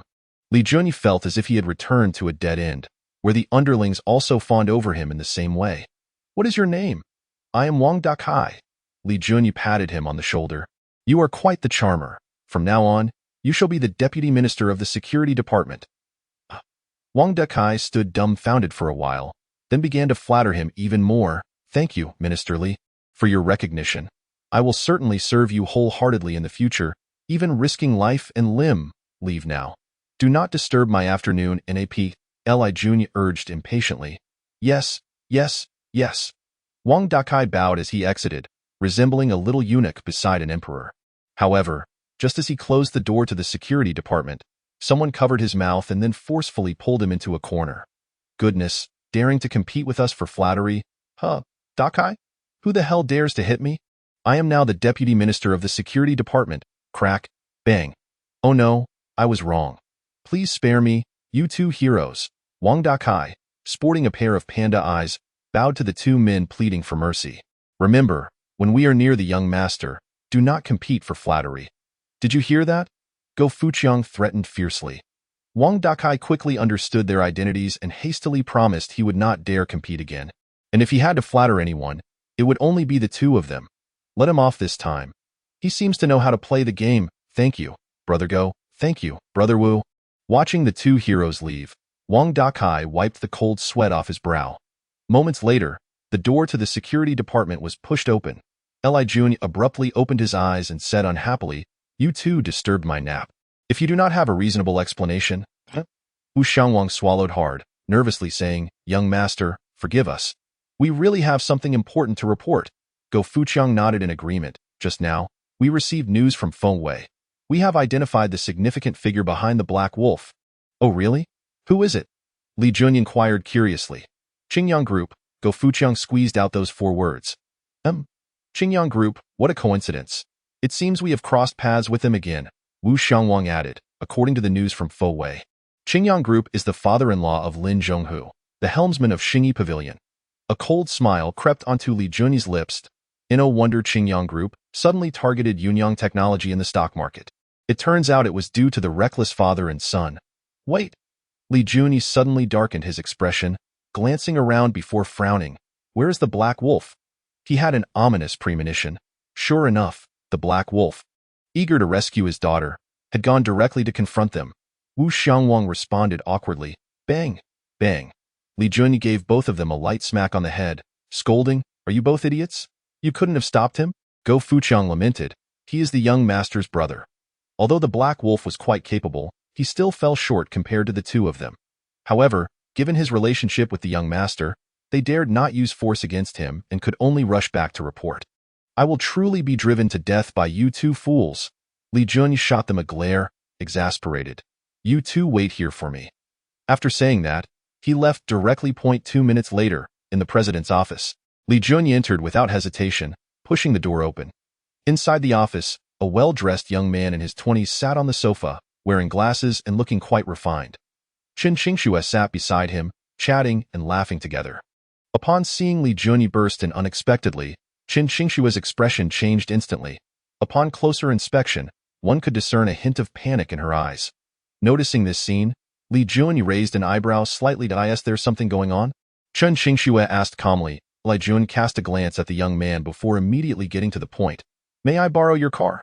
Chen Qingxue stood up and retrieved a set of keys from her drawer. "The car is in the underground garage. The license plate is 98105. Upon hearing this number, Li Junyi's heart jolted. 98-105. That was the very day his parents perished. What's wrong? Chen Qingxue noticed his odd expression. Nothing. Taking the keys, Li Junyi turned without a second glance. However, just as he reached the elevator, he heard the sound of high heels behind him. "Hey!" Chen Qingxue rushed to catch up, out of breath, wanting to say something but hesitating. Li Junyi frowned. "If you have something to say, just say it. That person just now is Manager Luo from the marketing department of the Luo Corporation. We were merely discussing a collaboration." As Chen Qingxue spoke, a faint blush crept onto her face. "Oh." Li Junyi merely responded lightly before stepping directly into the elevator. It was not until the elevator doors closed that Chen Qingxue suddenly felt a whirlwind of emotions. Even she herself could not comprehend why the thought of Li Junyi misunderstanding her filled her with trepidation. Upon returning to the office, Luo Chongqing noticed her distracted demeanor and inquired with concern. "President Chen, are you all right?" "I'm fine." Chen Qingxue snapped back to reality and promptly replied, "Manager Luo, I suddenly feel a bit unwell. Let's discuss the collaboration later. Should we take you to the hospital? I can drive you." "No need. I'm merely a bit fatigued. A short rest will suffice," Chen Qingxue gently declined. Hearing this, Luo Chongqing, ever the gentleman, stated, "Then I shall not disturb you any further, and I will come to see you next time." As he left the Yunyang Technology Building, Luo Chongqing narrowed his eyes slightly. Earlier, he had been enjoying a pleasant conversation with Chen Qingxue, but suddenly her demeanor had shifted drastically. Was it because of that security guard? With this thought, a cunning glint flickered in his eyes. In Jinling City, within a prestigious clubhouse, He Yunfei was engaged in a discussion with a seductive young model about how to write the character koan. Suddenly, the door to the room was kicked open with a loud crash. The woman was so startled that her face lost all color. Hastily wrapping herself in the bedding, He Yunfei, on the other hand, was furious, bellowing, "Who the hell is the blind fool interrupting me at such a crucial moment? Where is my daughter?" The shadow of the black wolf loomed ominously. "Itsu." He Yunfei's pupils constricted sharply. He immediately recognized the identity of the intruder. The black wolf looked down at him, his tone icy. "Hand over my daughter, or I will kill you." He Yunfei, instead of feeling fear, took his time dressing, calmly retorting, "If you dare take another step forward, your daughter is as good as dead. Not even Jesus can save her." "I don't believe it." Just then, another voice chimed in. "Fugue, Wang, I think I'm even more formidable than Jesus. Don't you think?" In the luxurious room, He Yunfei's expression turned serious. Having weathered many storms, he remained relatively composed. "Miss, this doesn't concern you. You may leave." Li Jun glanced at the canary, casually speaking. However, the woman did not leave immediately. She glanced at He Yunfei, who nodded slightly, and then she hurriedly grabbed her clothes and fled. "Who are you people?" He Yunfei fixed his gaze on Li Junyi. He could discern from both the aura and demeanor that Li Junyi was the leader of the four. "Allow me to introduce myself. I am Li Junyi. Li Junyi?" He Yunfei muttered, feeling a flicker of familiarity with the name, but he could not immediately place it. "The royal city, the Li family, Li Junyi," Li Junyi added. "What?" In an instant, He Yunfei's pupils constricted, beads of cold sweat forming on his forehead. "It turned out to be young Master Li. My apologies." The average person could hardly fathom the significance of the phrase Li family of the royal city. The He family was considered a prominent family in the Jiangdong region, but when viewed across the entirety of Xia country, they only barely held their own. Compared to the illustrious first-class families, the He family was merely a speck in the dust. In short, even if they had 10 times the audacity, they would not dare provoke the Li family. "Stop grinning like a fool. We are not acquainted." Li Junyi cast a disdainful glance at him, then clapped the black wolf on the shoulder, saying, "This is my brother. I hear your daughter is in your possession?" A look of difficulty flashed across He Yunfei's face. Seeing this, the black wolf suddenly became agitated. "What have you done to my daughter?" "Nothing much." He Yunfei wiped the sweat from his brow. "Brother, let me explain. You actually have no daughter." "What?" This statement caught the black wolf off guard.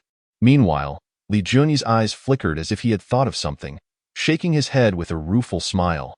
The black wolf was not a fool. He simply lacked guile and was deeply sentimental. This could be seen as both an advantage and a flaw. When encountering those with ulterior motives, he could easily be manipulated, such as the He family. Years ago, the He family had sought to recruit the black wolf due to his exceptional skills, spending considerable resources to preserve his life, only to end up with him exiled to a foreign prison indefinitely. They initially thought their investment had gone to waste, yet surprisingly, the black wolf managed to escape. Clearly, the He family did not wish to let their investment go to waste. Thus they coerced the black wolf into servitude, but the black wolf, being a man of integrity, refused to engage in anything contrary to his conscience. Faced with desperation, the He family fabricated a story, claiming that the black wolf's fiancée had left behind a daughter before her tragic end. This led to the subsequent events. As He Yunfei recounted the story, the black wolf gradually became despondent. He longed to believe that He Yunfei was deceiving him. He wished with all his heart that his fiancée had indeed left him a daughter, if only as a remnant of hope. But at this moment, that hope lay shattered. The black wolf howled at the heavens in rage. Li Junyi patted his shoulder, offering consolation. "One must look forward in life. I believe your fiancé would not wish to see you like this." The black wolf numbly nodded, murmuring softly in agreement. "Young Master Li, now that the misunderstanding is cleared, may I take my leave?" He Yunfei asked awkwardly from the side. Li Junyi shot him a sidelong glance, looking at him as if he were a fool, and coldly snorted. "I've heard that your father, He Shuhua, is a clever man. How could he have fathered a simpleton like you?" Upon hearing such an insult, He Yunfei dared not express his anger, instead forcing a smile. "It is my ignorance. I humbly request young Master Li to enlighten me. You deceived my brother. How shall we settle this account?" Li Junyi stated plainly, without mincing words. "Let us put it this way. A compensation of 100 to 180 billion, and we shall let this matter rest." "Well, what?" He Yunfei's mouth fell agape, his eyes widening in disbelief. Clearly, he had not anticipated that the esteemed young Master Li would come to extort him. "Rest assured, collecting debts, oh no. Settling accounts is my specialty. Li Juni pointed at the Black Wolf, his expression serious. I have sworn brotherhood with him, and your betrayal of my brother is tantamount to deceiving me. Asking for 100 to 180 billion is truly a generous offer. He Yunfei's lips twitched twice. While it was true that the He family had exploited the Black Wolf, the latter would likely have met with a dire fate long ago had the He family not intervened. One must stick to reason. In summary, will you pay or not? If not, I shall take my own measures to collect what is owed. Humph. Li Juni snorted twice. As for me, my appetite is quite large. Should I take matters into my own hands, then 100 to 180 billion will not suffice to resolve the issue. A blatant threat. He Yunfei found himself in a dilemma. Though the He family was wealthy, 100 to 180 billion was certainly no small sum for them.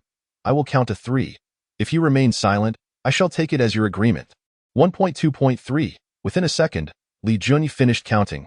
He Yunfei was left utterly bewildered. All right, now let us calculate another debt. Li Juni spoke coldly. Young master, you must be joking? He Yunfei was instantly taken aback. What the hell? The account with the Black Wolf has been settled.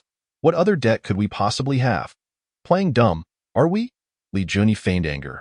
Your Qingyang group is manipulating the stock market, attempting to undermine my fiancée's company. Do you think to deny it? Your fiancé? He Yunfei's expression changed abruptly, and he quickly turned to ask, could it be the Qin family? Wow, I thought you were too dull to be salvaged. It seems you possess some wit after all. Li Juni chuckled. You guessed correctly. Chen Qingxue is my fiancé. He Yunfei genuinely had no prior knowledge of this matter. Otherwise, he would never have dared to target Yunyang technology. Damn it, all of this was the fault of his foolish brother-in-law and nephew. At that moment, he wished he could personally butcher Lin Zhonghu and his son. Those two fools, young master. While we may not have acted honorably, there is a saying that ignorance is no crime. What do you think? Shut your mouth. Li Juni interrupted with authority.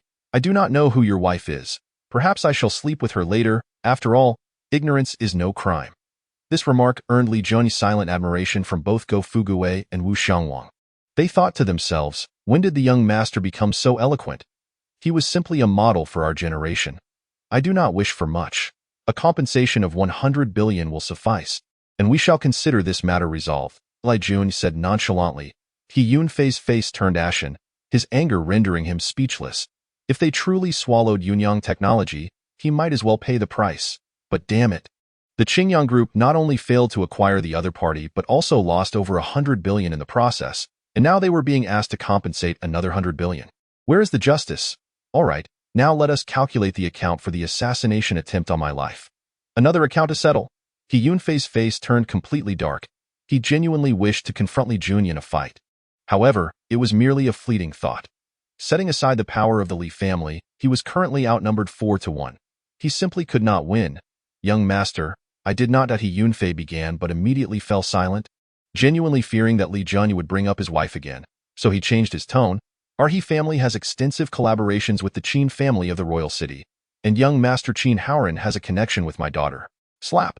A crisp sound echoed as Li Juni suddenly slapped He Yunfei across the face, looking down at him from above. What do you mean?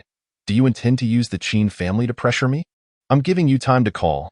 You can summon everyone from the Qin family here and see if they can protect you. Having said that, he calmly lit a cigarette, gesturing for He Yunfei to proceed. Arrogance and dominance. These two words were perfectly embodied in him.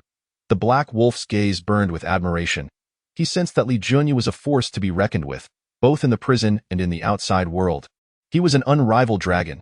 He Yunfei struggled to suppress his rage, desperately wanting to reach for his phone, yet a voice inside him warned him against such an action. Young master, this time, I concede. He declared, state your price, and my He family will pay you. However, he paused, his tone turning icy. The future is long. We shall see how this unfolds, damn it. Go Fuguwei and Wu Xiangwang stared wide-eyed at He Yunfei, wondering who had given this bastard the courage to threaten their young master. Bang, bang, crack. Without needing any command from Li Juni, the two immediately lunged at He Yunfei and began to beat him mercilessly. However, this time He Yunfei did not plead for mercy. He gritted his teeth, refusing to utter a single sound of anguish. Thud, thud. Go Fuguwei increased his strength slightly, doubting that this bastard's bones could be that tough. If you have the guts, kill me, do you dare? He Yunfei erupted, bellowing, "If I die, you won't leave Jinling alive either." "Stop!" Li Junyi raised his hand to intervene. Go Fugui and Wu Xiangwang immediately ceased their actions. He Yunfei was already battered and bruised, his eyes filled with malice. "What's wrong? Are you afraid?" He Yunfei sneered. He recalled his father's teachings. Those who are ruthless fear the reckless, and the reckless fear those who are willing to risk it all. Li Junyi's status far surpassed his. Naturally, he was more afraid of death, so as long as he displayed a harsher attitude, the opponent would surely be intimidated. And indeed, it worked. Ha ha ha. With this thought, He Yunfei laughed triumphantly. However, the next moment, he could no longer find the laughter within him. Li Junyi waved his hand, instructing, "Black Wolf, you leave first." The boss. The Black Wolf wanted to speak but understood Li Junyi's firm gaze and immediately fell silent. He was acutely aware that Li Junyi harbored murderous intent, but the He family had aided him in the past, and Li Junyi's request for him to leave was out of consideration for that. Bang! The door to the room was shut once more. Li Junyi stepped closer to He Yunfei, placing his foot upon the latter's neck, looking down with contempt, "Since you are so eager to die, if I do not fulfill your wish, others might think I am afraid." At that moment, He Yunfei felt the temperature in the room plummet, a bone-chilling cold enveloping him. Both Go Fugui and Wu Xiangwang's expressions shifted in alarm, for they sensed a terrifying aura of murder emanating from Li Junyi. They exchanged glances, their eyes filled with shock and confusion. Murderous intent is an indescribable force, usually possessed only by those who have clawed their way out of death's grasp. Isn't the boss supposed to be in prison for the past 3 years? "Please, spare me, I will grant your wish." Snap. The moment Li Junyi's words fell, he applied pressure to his foot, and He Yunfei's neck was instantly broken, killing him on the spot.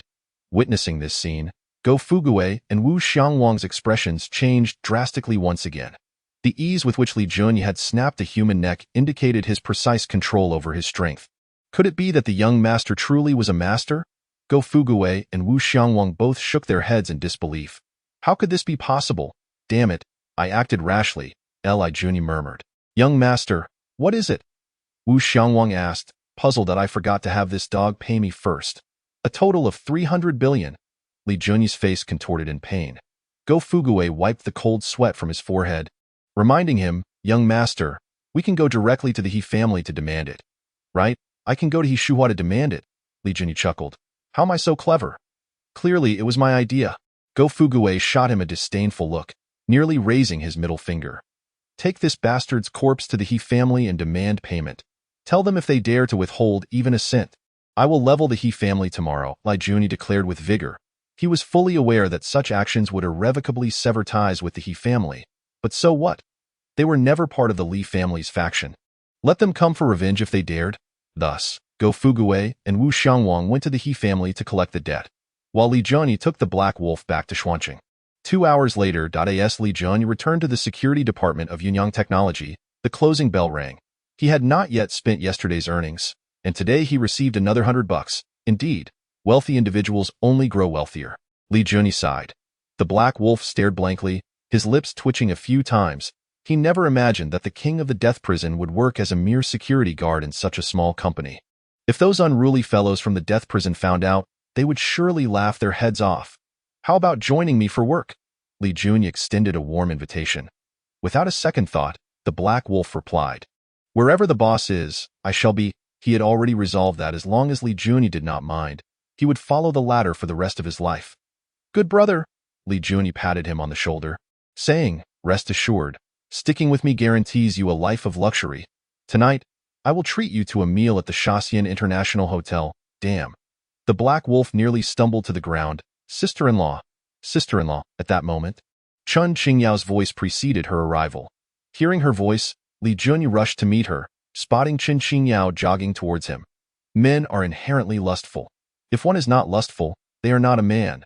Gazing at Chun Qingyao's graceful figure, Li Junyi couldn't help but let his imagination wander. "Sister-in-law, stop looking."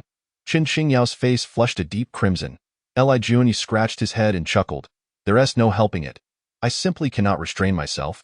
Tonight, my sister will represent my grandfather at a business exchange banquet, and there will be many bothersome flies. You should accompany her." Chapter 25. We will marry you together in the He family manor.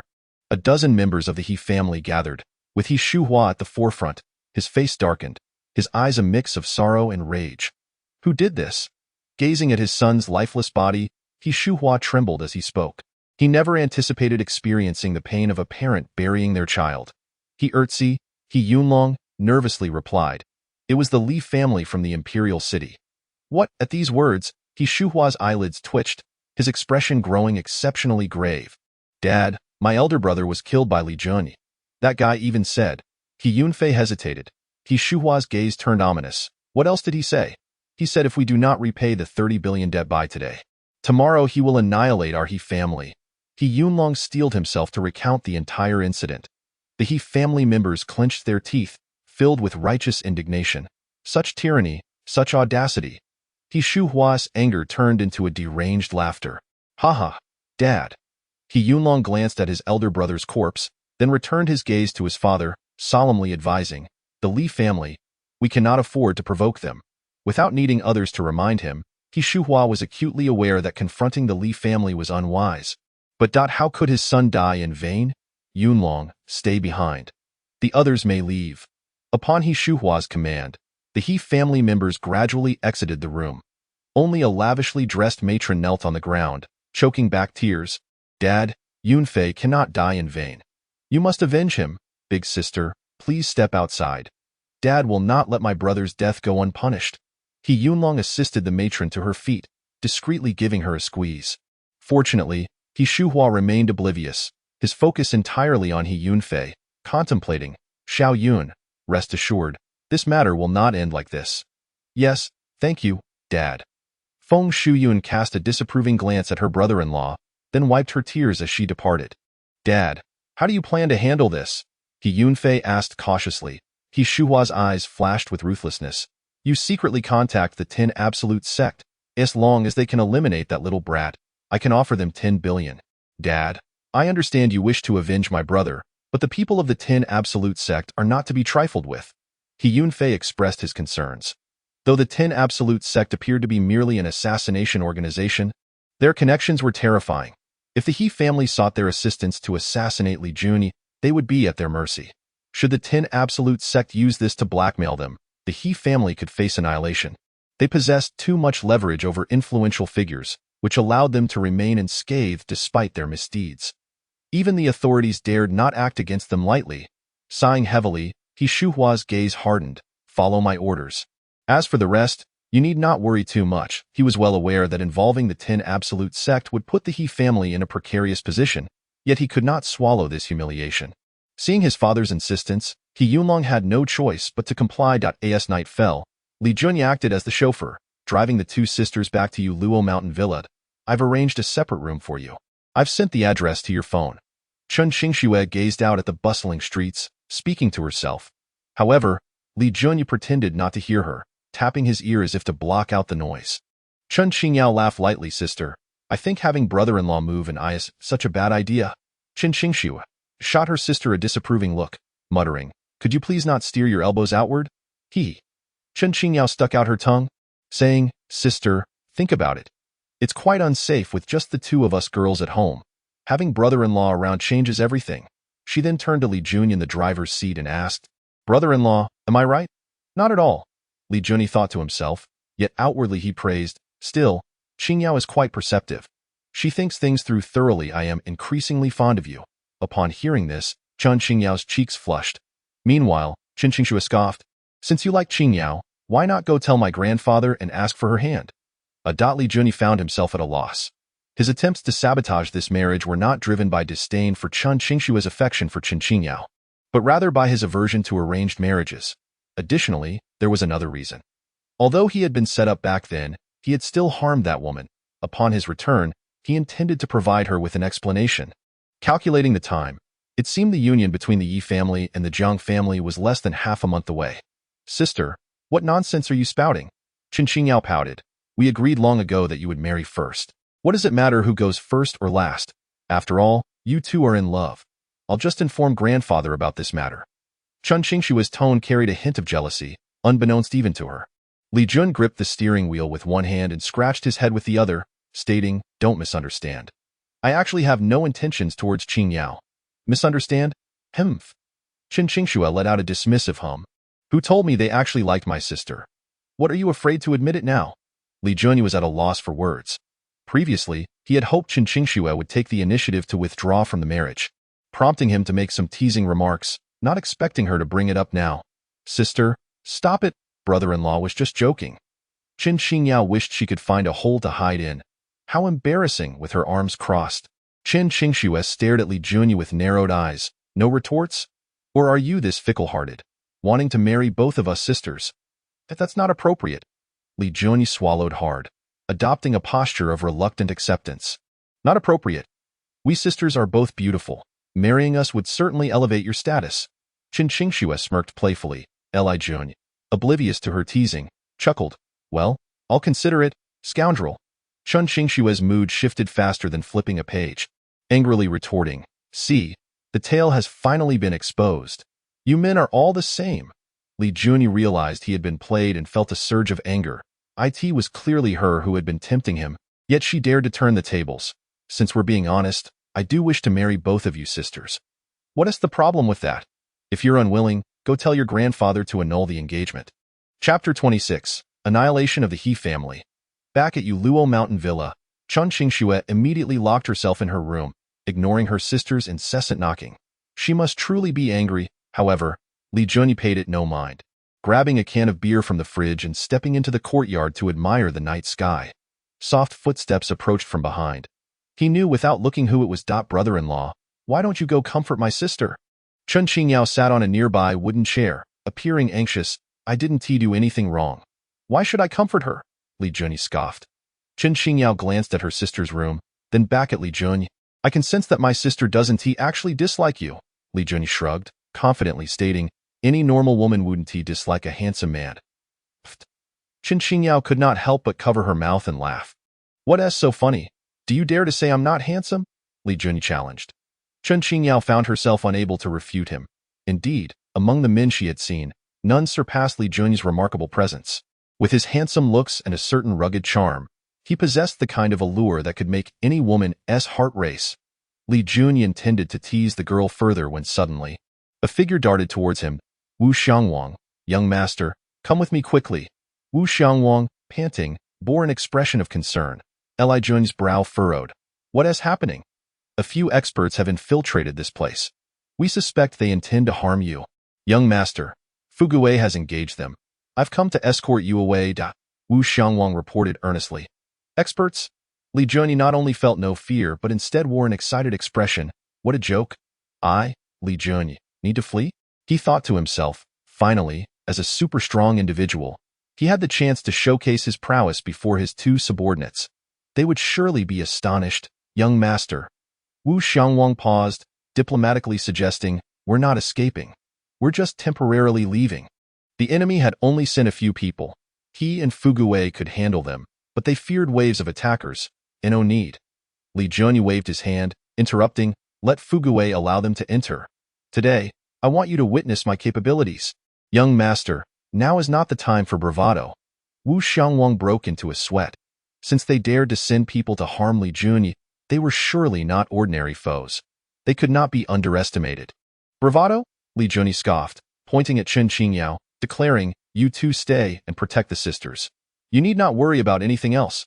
Seeing his determination, Wu Xiangwang held his tongue and silently stepped aside to send a text message. Moments later, a blood-soaked Fuguwei stormed into the villa, dragging a barely conscious man behind him. You're injured? Wu Xiangwang exclaimed in shock. Fuguwei did not respond but instead questioned, why haven't you taken young master away? It's my insistence to stay. Li Junyi spoke coldly to this moment. His demeanor turned frigid, his eyes gleaming with murderous intent. Fuguwei and Wu Xiangwang had grown up alongside him. He regarded them as brothers. Anyone who harmed his brothers would die, young master. Fuguwei tried to say more, but Wu Xiangwang discreetly shot him a look, and he immediately understood. He tossed the man onto the ground, coldly asking, are you from the 10 Absolute sect? Sharp eyes, since you know I am from the 10 Absolute sect, why not release me? The man answered calmly, bang. How dare you act so arrogantly? Wu Xiangwang slapped him across the face, continuing to interrogate. Tell me, who sent you? No comment. The man nodded slightly, exuding an air of arrogance. Bang. This time, it was Li Junyi who struck. He kicked the man in the face. Dare to act tough in front of me? Xiangwang, take him outside and feed him to the dogs. Ah. The man was taken aback, asking in horror, normally, shouldn't you interrogate me? I can tell you're not the type to be afraid of death. Torture won't work on you. Li Junyi stated seriously. The man swallowed hard. I think you could try. What if I can't endure the torment and confess? That's unnecessary. I trust your character. Besides, you're injured like this. I fear you won't last long under torture. Why waste time? Li Junyi waved his hand, appearing quite impatient. Wu Xiangwang stepped forward, as if about to act. The man's face turned pale as he cried, No! Spare my life! Though those in the assassination business had long since disregarded life and death, facing death brought out fear in everyone. Then tell me, who sent you? Li Junyi asked mockingly. The man hesitated. I don't know this. Our 10 Absolute sect has a rule that we absolutely cannot disclose our employer's information. Useless waste. Take him out and feed him to the dogs, Li Junyi replied disdainfully. Spare me, brothers. The man pleaded in panic as Wu Xiangwang dragged him away. Li Junyi turned to Fugui. How is your injury? It's just a surface wound. It's nothing. Fugui dismissed it nonchalantly. Do we have any bandages at home? Li Junyi asked Chen Qingyao. Yes, I'll get them right now. Chen Qingyao immediately rushed inside and returned shortly with the first aid kit. Fugui bandaged himself with practiced skill, indicating he had been injured before. Just then, more figures leapt over the villa walls. Chen Qingyao gasped in fright. Li Junyi gently embraced her shoulders, reassuring, Don't worry. These are my Li family Phoenix Guards. Greetings, young master. Greetings, young master. 10 Phoenix Guards, all women clad in black night attire, lined up before Li Junyi. The leader, a woman in her 40s, clasped her fists. We apologize for our late arrival to rescue you, young master. Li Junyi appeared vigorous, waving his hand. It's fine. Those miscreants couldn't harm me. Fugui, who were the assailants targeting the young master? The woman inquired. Feng saw, those were members of the 10 Absolute sect, but we are unsure who their employer is, Fugui explained. Feng saw immediately turned to one of her subordinates, commanding, Find out immediately. That won't be necessary, Li Junyi interrupted. Everyone looked at him in confusion. Fugui, Xiangwang, you two stay behind to protect Qingxue and Qingao. Li Junyi then glanced at the 10 Phoenix Guards. Instructing, Feng saw, you all come with me to Jinling. Young master, are we going to Jinling too? Annihilate the He family? Li Junyi's voice, though not loud, exuded an air of dominance. Chapter 27. Root out the weeds. Under the bright moonlight, the night was tranquil. Boom! With a deafening crash, the grand doors of the He family manor were kicked open. Who dares to be so reckless in my He family? The old steward rushed forward with dozens of servants and guards. Under the lights, the 10 Phoenix Guards, led by Feng Saw, appeared majestic and formidable. Kill! Feng Saw commanded with a single word. Swish! The other 9 Phoenix Guards drew their swords, engaging in battle without a word. Seek death! The old steward waved his hand, barking, Seize them, regardless of life or death. The 10 Phoenix Guards, skilled and coordinated, swiftly dispatched several He family guards within moments, leaving a scene of chaos and cries of despair. By the time He Shuhua donned his outerwear and arrived at the courtyard, the ground was already soaked with blood. He Yunlong followed closely behind. Stop! Everyone, cease this at once. How dare you create a ruckus in my He family? Who gave you the audacity? He Yunlong shouted angrily. And who gave you the courage to provoke me? Was it Liang Jinru? Li Junyi stood atop the fallen doors, hands clasped behind his back, his handsome face illuminated by the light, exuding an air of mystery. He Yunlong squinted, reminding He Shuhua, Dad, they are from the Li family. He then pointed at Li Junyi, introducing, he is the one who killed our elder brother. In that instant, He Shuhua's eyes went blank, his breathing becoming uneven. In mere minutes, the 30 or so He family guards were all down. Some were dead, others injured, and none remained standing. Feng Saw ceased her relentless assault, retreating to stand behind Li Junyi. Li Junyi, you are quite bold. I have yet to settle the score for the death of my son, and now you dare to wreak havoc at my doorstep. Do you truly believe that my family can be trifled with? He Shuhua exclaimed, barely able to contain his fury.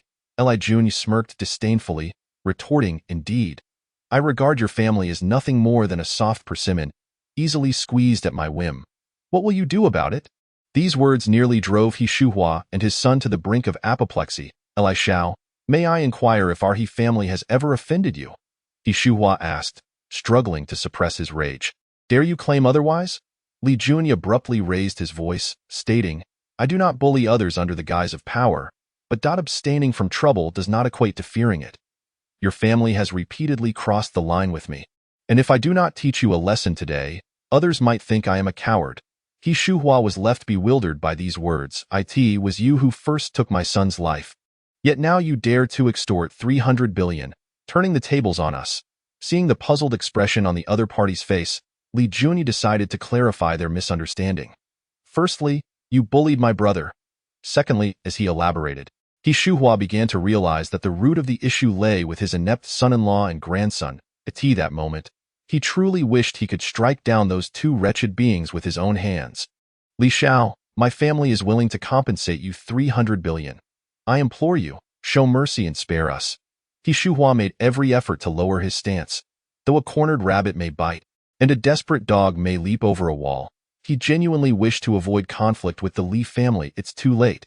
Since you dared to assassinate me, you must be prepared to face the consequences.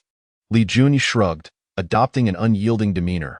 He Shuhua frowned, secretly suspecting that the 10 Absolute sect had betrayed them. That should not be the case, for the 10 Absolute sect's reputation is well known. With this thought, He Shuhua feigned ignorance, asking, What do you mean, Li Shao? Damn it. It seems you won't shed tears until you see the coffin. The people of the 10 Absolute sect have already informed me that it was your He family who contracted them to assassinate me. Impossible. Before Li Jun could finish his sentence, He Yunlong jumped in to deny it, exclaiming, The 10 Absolute sect values their credibility. They would never betray us. At this declaration, He Shuhua's face turned ashen, barely restraining himself from throttling this foolish son of his. Ha ha ha, now, what do you have to say? Li Jun wore a triumphant expression. Previously, he had not dared to fully confirm the He family's collusion with the 10 Absolute sect. After all, in the vast Ya country, many wished for his demise, such as the Jiang family and the Qin family. But now, this bluff had forced the He family to confess inadvertently. Smack! He Shuhua slapped He Yunlong across the face. Fool! He Yunlong realized he had been duped and was filled with regret.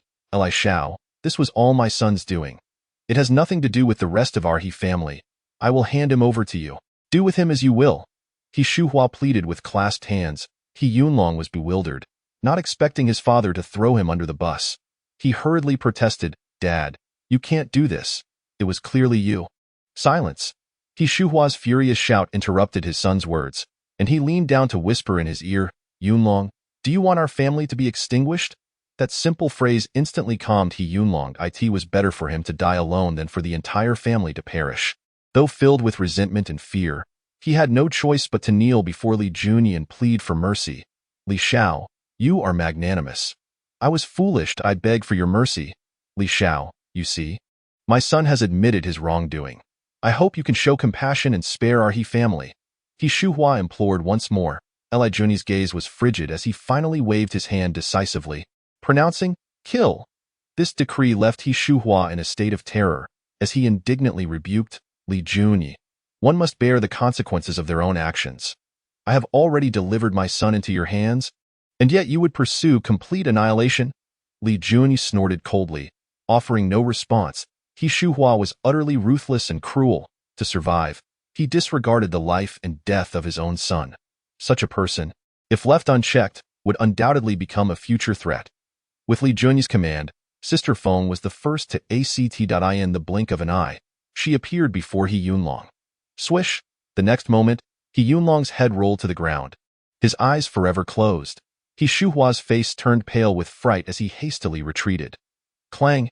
A long sword pierced through his back. He Shuhua slowly turned around, his eyes filled with resentment as he glared at Li Jun, ultimately collapsing to the ground at that moment. A text message arrived on Li Jun's phone, detailing the numerous heinous acts committed by the He family in Jiangdong over the years, inciting public outrage.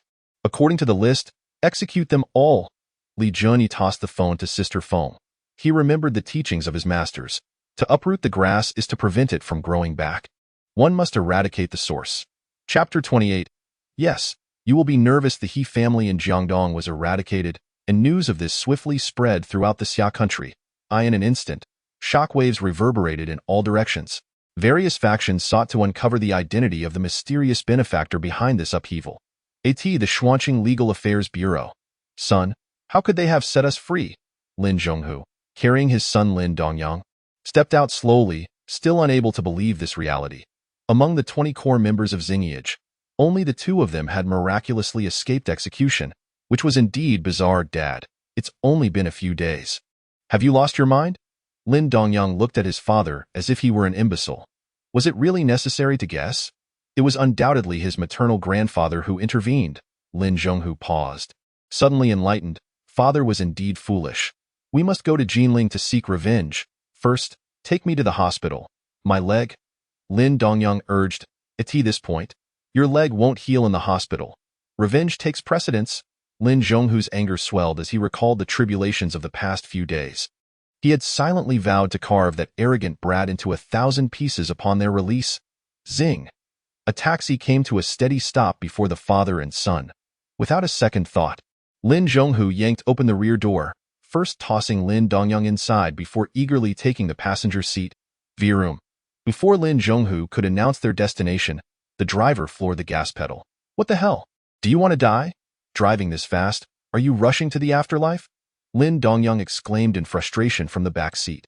The driver, donning a cap, chuckled lowly. Indeed, I am rushing to the afterlife, but I am merely taking you there. At this, both father and son turned pale. Is you? Lin Zhonghu recognized the driver. Well, good eye. It's your Lord Go. Go Fuguwei grinned wickedly. Lin Zhonghu's forehead broke out in a cold sweat as he threatened. What do you want? I warn you, my father-in-law is the chairman of Qingyang Group. If you don't want to die, you better let us go. He Shuhua? I'm sorry, but their entire family has already preceded you to the afterlife. Go Fuguwei replied mockingly. Lin Zhonghu and Lin Dongyang, having been isolated at the Legal Affairs Bureau for the past few days, were unaware of the He family's downfall. Hearing Go Fuguwei's words, they found it hard to believe. However, whether they believed it or not, it would not change their ultimate fate. Our young master instructed me to convey a message. Be a good person in your next life. After delivering his message, Go Fuguwei produced a silenced handgun from his pocket. No, please, let us go. Baiyu. Father and son both fell lifeless, their heads exploding on the spot. Meanwhile, in a luxurious private club in Jinling City, Li Junyi lay shirtless on a bed, sipping a glass of Romani Conti, savoring its exquisite flavor. This wine is delightful. Would you care for a taste? The expansive room was devoid of any other presence, as he appeared to be conversing with the air. Yet, in the next moment, a man in his 40s emerged from the wall, his features stern and his gaze sharp, exuding an aura of righteousness. How did you discover me? The man inquired with curiosity. Li Junyi chuckled and countered. If I were to say that not even the sound of grass falling within Tinjiang could escape my ears, would you believe me? Upon hearing this, the man's pupils constricted. It was no secret that a martial artist's senses were sharper than those of ordinary people. However, to perceive the sound of grass falling from such a distance was something even a master-level warrior would struggle to achieve. Perhaps only a legendary martial saint could. But how could that be possible? For an ordinary martial artist, reaching the small accomplishment stage by the age of 20 was already considered a prodigy, while achieving the great accomplishment stage before 30 was the mark of a martial genius. As for the master stage, even the most gifted prodigies would require decades to break through. And the martial saint stage was a barrier many martial artists could never hope to cross in their lifetimes. Those who attained such heights were exceedingly rare. It was rumored that only the abbot of Chanlin Temple, the leader of the Taoist sect, and the master of the Xianyao Palace could achieve such feats, all after a century of life. Yet this young man before him had barely trained for over 20 years. Young man, boasting incurs no tax, but do try to keep your claims somewhat plausible. The man, after recovering from his shock, could not conceal the derision in his gaze. Setting down his wine glass, Li Junyi lit a cigarette, casually replying, "Let us set aside the boasting for now. If I am not mistaken, the Dragon King has come to see me regarding the He family's situation, correct?" Long Qianju narrowed his eyes slightly. Clearly, he had not anticipated that the other party would recognize his identity. Although the Long Group was the highest secret organization in Xia country, the Dragon King's reputation resonated both domestically and internationally, so it was not surprising that Li Jun recognized him. Therefore, you need not be overly nervous, Li Jun added, somewhat casually.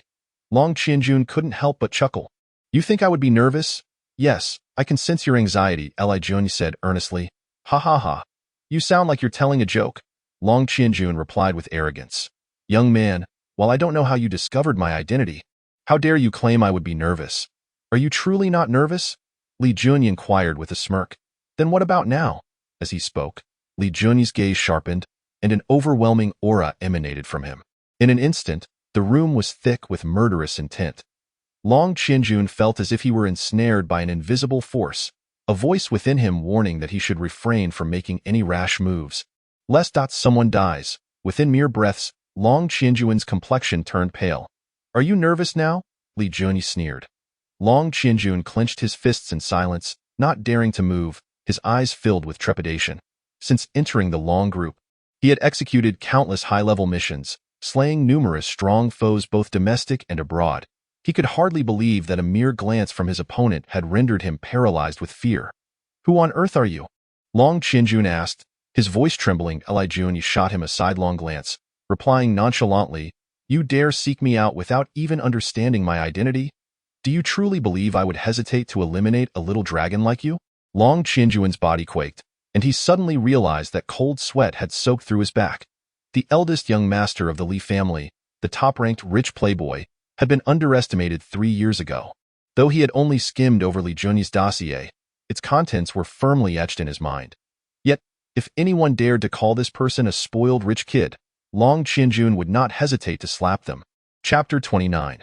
The young master's unparalleled growth. The Dragon King of Xia, a powerful figure at the great accomplishment stage, was rendered motionless by the mere gaze of his adversary. Had he not witnessed it firsthand? No one would believe such a reality. Please, have a seat. Li Jun's aura gradually diminished as he gestured for Long Qianjun to sit. Long Qianjun was drenched in sweat, finally breathing a sigh of relief. Let us get back on track. You came to see me regarding the He family, correct? Li Jun reiterated. This time, Long Qianjun did not dare to be presumptuous, solemnly nodding his head. You slaughtered the entire He family? 16 lives. There is irrefutable evidence I am here to. He hesitated, struggling to continue. Tio, arrest me and bring me back to the Long group, isn't it? Li Jun interjected nonchalantly. Yes. Long Qianjun's face flushed with embarrassment. Due to Li Jun's unique status, ordinary members of the Long group lacked the confidence to move against him. After all, the old master of the Li family was not known for his temper, and even the Long group, as a special organization, would exercise caution. At this moment, however, Long Qianjun felt that he was a mere joke in front of Li Jun. Smack! Li Jun casually tossed a USB drive onto the table, saying blandly, This contains the evidence of the crimes committed by the He family members. After you view it, I believe you will agree that their deaths were well-deserved. Hearing this, Long Qianjun furrowed his brow. The He family controlled the Qingyang group and had engaged in numerous unsavory dealings over the years. While they might have concealed their actions from other factions, they could not escape the scrutiny of the Long group. Thus, despite not having seen the contents of the USB drive, Long Qianjun believed in Li Jun's claims. However, the He family had committed crimes, and naturally, the law enforcement agencies would handle it. It was never for others to take matters into their own hands. If you wish to take action against the He family, you must allow the Long group to handle it. You should never act on your own. Long Qianjun deliberated. He acknowledged that Li Jun was formidable, exceeding everyone's expectations, but in the face of the authorities, what could one person accomplish? There are laws in the country and rules within families. This principle had been instilled in him by the old master since childhood. Then why did I do not require explanations for my actions? Li Jun boldly interrupted, raising 3 fingers and declaring, Give me 3 days. Huh? Long Qianjun was taken aback, confusion etched on his face. In 3 days, I will completely eradicate the 10 absolute sect. Does that count as a service to the nation? Can it be seen as atoning for my sins? Li Jun added nonchalantly. Long Qianjun's eyes widened in shock, his expression one of disbelief. As the head of the Long group, he was well aware of the 10 absolute sect's reputation as a ruthless organization. It was not that they could not act against it. They simply did not dare. Too many powerful figures were allied with the 10 absolute sect. If they acted without sufficient preparation, it might even shake the foundations of the nation. Thus, Hearing Li Junyi's words left Long Qianjun in a state of utter astonishment. I can assure you that the destruction of the Tin Absolute sect will not have the slightest impact on the nation. Li Junyi's voice was calm, yet it brimmed with unwavering confidence. You. What assurance do you have? Long Qianjun pressed on, his resolve faltering. Li Junyi smirked. If I fail to accomplish this, I will personally go to the Long group to plead for my punishment. How does that sound? A few minutes later, Long Qianjun exited the room, bewildered as to why he had placed his trust in Li Junyi. It was as if some unseen force had compelled him. Dragon King, what brings you here? Go Fugui and Wu Xiangwang were both perplexed.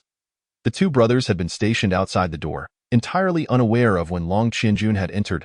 However, upon reflection, it was entirely normal for Long Qianjun, with his superior strength, to slip by them unnoticed. Long Qianjun did not respond but directly entered the elevator, leaving. Go Fugui and Wu Xiangwang exchanged glances, and in the next moment, both burst into the room. Damn it, I was in the middle of getting dressed. What are you doing barging in? Li Junyi shouted, his voice raised in irritation. Go Fugui scratched his head, replying, Young master, don't be shy. We are all men.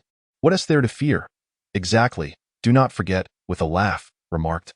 When we were young, we used to run around naked, having seen nothing. Goodness, young master, your development is astonishing. You are considerably larger than both of us. Get lost? Li Junyi nearly wanted to slap these two rascals into silence. Whoosh, whoosh, fortunately, they ran fast enough. Moments later, as Li Junyi stepped out, Go Fugui was playing with his fingers while Wu Xiangwang was whistling at the ceiling. Next time you enter my room without knocking, I will break your legs, Li Junyi said irritably. Yes, there will definitely not be a next time. Go Fugui and Wu Xiangwang replied in unison. By the way, young master, Wu Xiangwang changed the subject, saying, How did the Dragon King appear in your room? You two wouldn't he? His demeanor suggested he suspected something indecent had transpired between them. Bang. Li Junyi delivered a light smack to him, warning fiercely, I have a normal sexual orientation. All right. Wu Xiangwang winced in pain. Go Fugui then inquired, Young master, did the Dragon King come to see you because of the He family? Indeed, Li Junyi replied nonchalantly. He came to capture me. He dares. Wu Xiangwang's eyes widened, saying, The old master can take down his Long Qianjun. Enough. You two, calm down. Li Junyi was somewhat exasperated with these two clever fools. Yes, young master, you mentioned that the Dragon King came to capture you. So why haven't you been taken away by him? Go Fugui asked, puzzled. Li Junyi wore a mysterious expression, feigning depth. Because he is no match for me. My mere glance terrified him into inaction. Xiangwang, you're over 20 and still a virgin. Let me find you a girl tonight to remedy that. Get lost. My first time is reserved for my future wife. Go Fugui and Wu Xiangwang completely ignored Li Junyi's words and stepped into the elevator. I am truly a master. Being questioned like this is quite unpleasant. Li Junyi nearly wanted to break the elevator with a single slap, wishing to throw those two rascals out. Thankfully, he managed to restrain his emotions. In Jincheng, at the Zhang family estate, the eldest son of the Zhang family, Zhang Rufeng was playing golf, wearing only a tank top in the middle of winter, unsure if he was flaunting or genuinely had a robust constitution. Young master. At that moment, a hunchbacked elder in his 60s or 70s approached briskly. Zhang Rufeng put down his club, somewhat excitedly greeting the elder. Uncle Fu, have you gathered the information? I have indeed. It's that brat? Uncle Fu slightly bowed his head and presented a stack of prepared documents with both hands. Anger for a beauty, it seems he truly cares for that Chen Qingxue. After carefully reviewing the documents in hand, a wicked smile crept across Zhang Rufeng's lips. Since he has made me wear a green hat, I shall return the favor. That isn't too much to ask, is it? Chapter 30. The Li family, acting with a clear conscience with the fall of the He family in Jiangdong. The news of Li Junyi's return spread like wildfire across the country. In the imperial city, it caused quite a stir. At the Yi family estate, Yi Zhengping, the current head of the family and commander of the Xuanwu army, sat in the main hall, his expression somewhat grave. Father, that brat from the Li family has returned at this time. I wonder if the Zhang family will think too much about it. A middle-aged man speculated quietly. He was Yun, the eldest son of the Yi family, governor of the two northwestern territories, and in a few years, he could very well stand atop the pinnacle of power. Besides that, he was also the father of the most beautiful woman in the imperial city, Yi Qingcheng. It wouldn't be surprising for the Jiang family to overthink things, but I believe that old fox Jiang Shangda still has some patience left. Speaking of which, Yi Jinping frowned and pondered. What I want to know more is, what is the intention behind the Li family's actions? Do they wish to prevent the marriage between the Yi and Jiang families? That shouldn't be the case. Knowing Li Dinghua as I do, I am aware he wouldn't engage in such futile efforts. Li Jun's appearance indeed evokes memories of that scandal from 3 years ago. Thus, both the Yi and Jiang families would lose face. However, when it comes to interests, what does face even matter? Ian was momentarily stunned, then said, the Li family has been rather quiet lately. I suspect this is the calm before the storm. Haha. Yi Jinping scoffed a few times, saying, I estimate it's not that they haven't acted, but rather they lack a reason to do so. Upon hearing this, Ian's eyes turned, suddenly realizing, Father, are you suggesting that the Li family wishes to prevent us from marrying the Jiang family, but cannot find a reason to act against it? Precisely, Yi Jinping interrupted. Pass it down. All members of the Yi family should be cautious lately. It's best not to clash with the Li family. Understood. Ian nodded in agreement. Yi Jinping paused, then asked, How is Qingqing doing lately? As usual, nothing has changed, Ian replied. Yi Jinping sighed, saying, She must be harboring resentment towards me as her grandfather. Father, Qingqing will understand you. Merely a comforting remark, and Ian found himself at a loss for words. Meanwhile, at the Li family estate, despite the drizzling rain, Li Yuanshan remained unfazed, diligently tending to the fields. Old master, it's raining. You should take a break. A guard kindly reminded, Li Yuanshan scoffed. In my recollection, the enemy forces have repeatedly pushed our army to the brink, through snow-capped mountains and marshes. What worse conditions haven't I endured? This little rain is nothing. Hearing this, the guard immediately stood in respect, for without the sacrifices of those predecessors, how could the new Xia nation enjoy its current prosperity? People, even when old, cannot afford to be idle. Li Yuanshan seemed to reminisce about his youth, pulling out a cigarette. The guard promptly stepped forward to light it. Father, why are you still in the fields in the rain? Li Dinghua appeared not far away. Seeing his father drenched, he quickened his pace. Why are you in such a hurry? Is there something? Li Yuanshan continued to ignore him, smoking as he tended to the vegetables. Li Dinghua took the umbrella from the guard, personally holding it over his father, saying, Father, I want to discuss something with you. Hearing the weight in his tone, Li Yuanshan set down his sickle and sat directly in the field, saying, Speak. What is it? That brat Jun seems to have undergone many changes. Li Dinghua immediately recounted the matter of the He family's downfall. Though the little rascal is playful by nature, he never stirs up trouble unnecessarily. Since he wiped out the He family, there must be a reason behind it. Li Yuanshan is known for protecting his own. Regardless of the outcome, he is undoubtedly on Li Jun's side. Li Dinghua couldn't help but smile bitterly.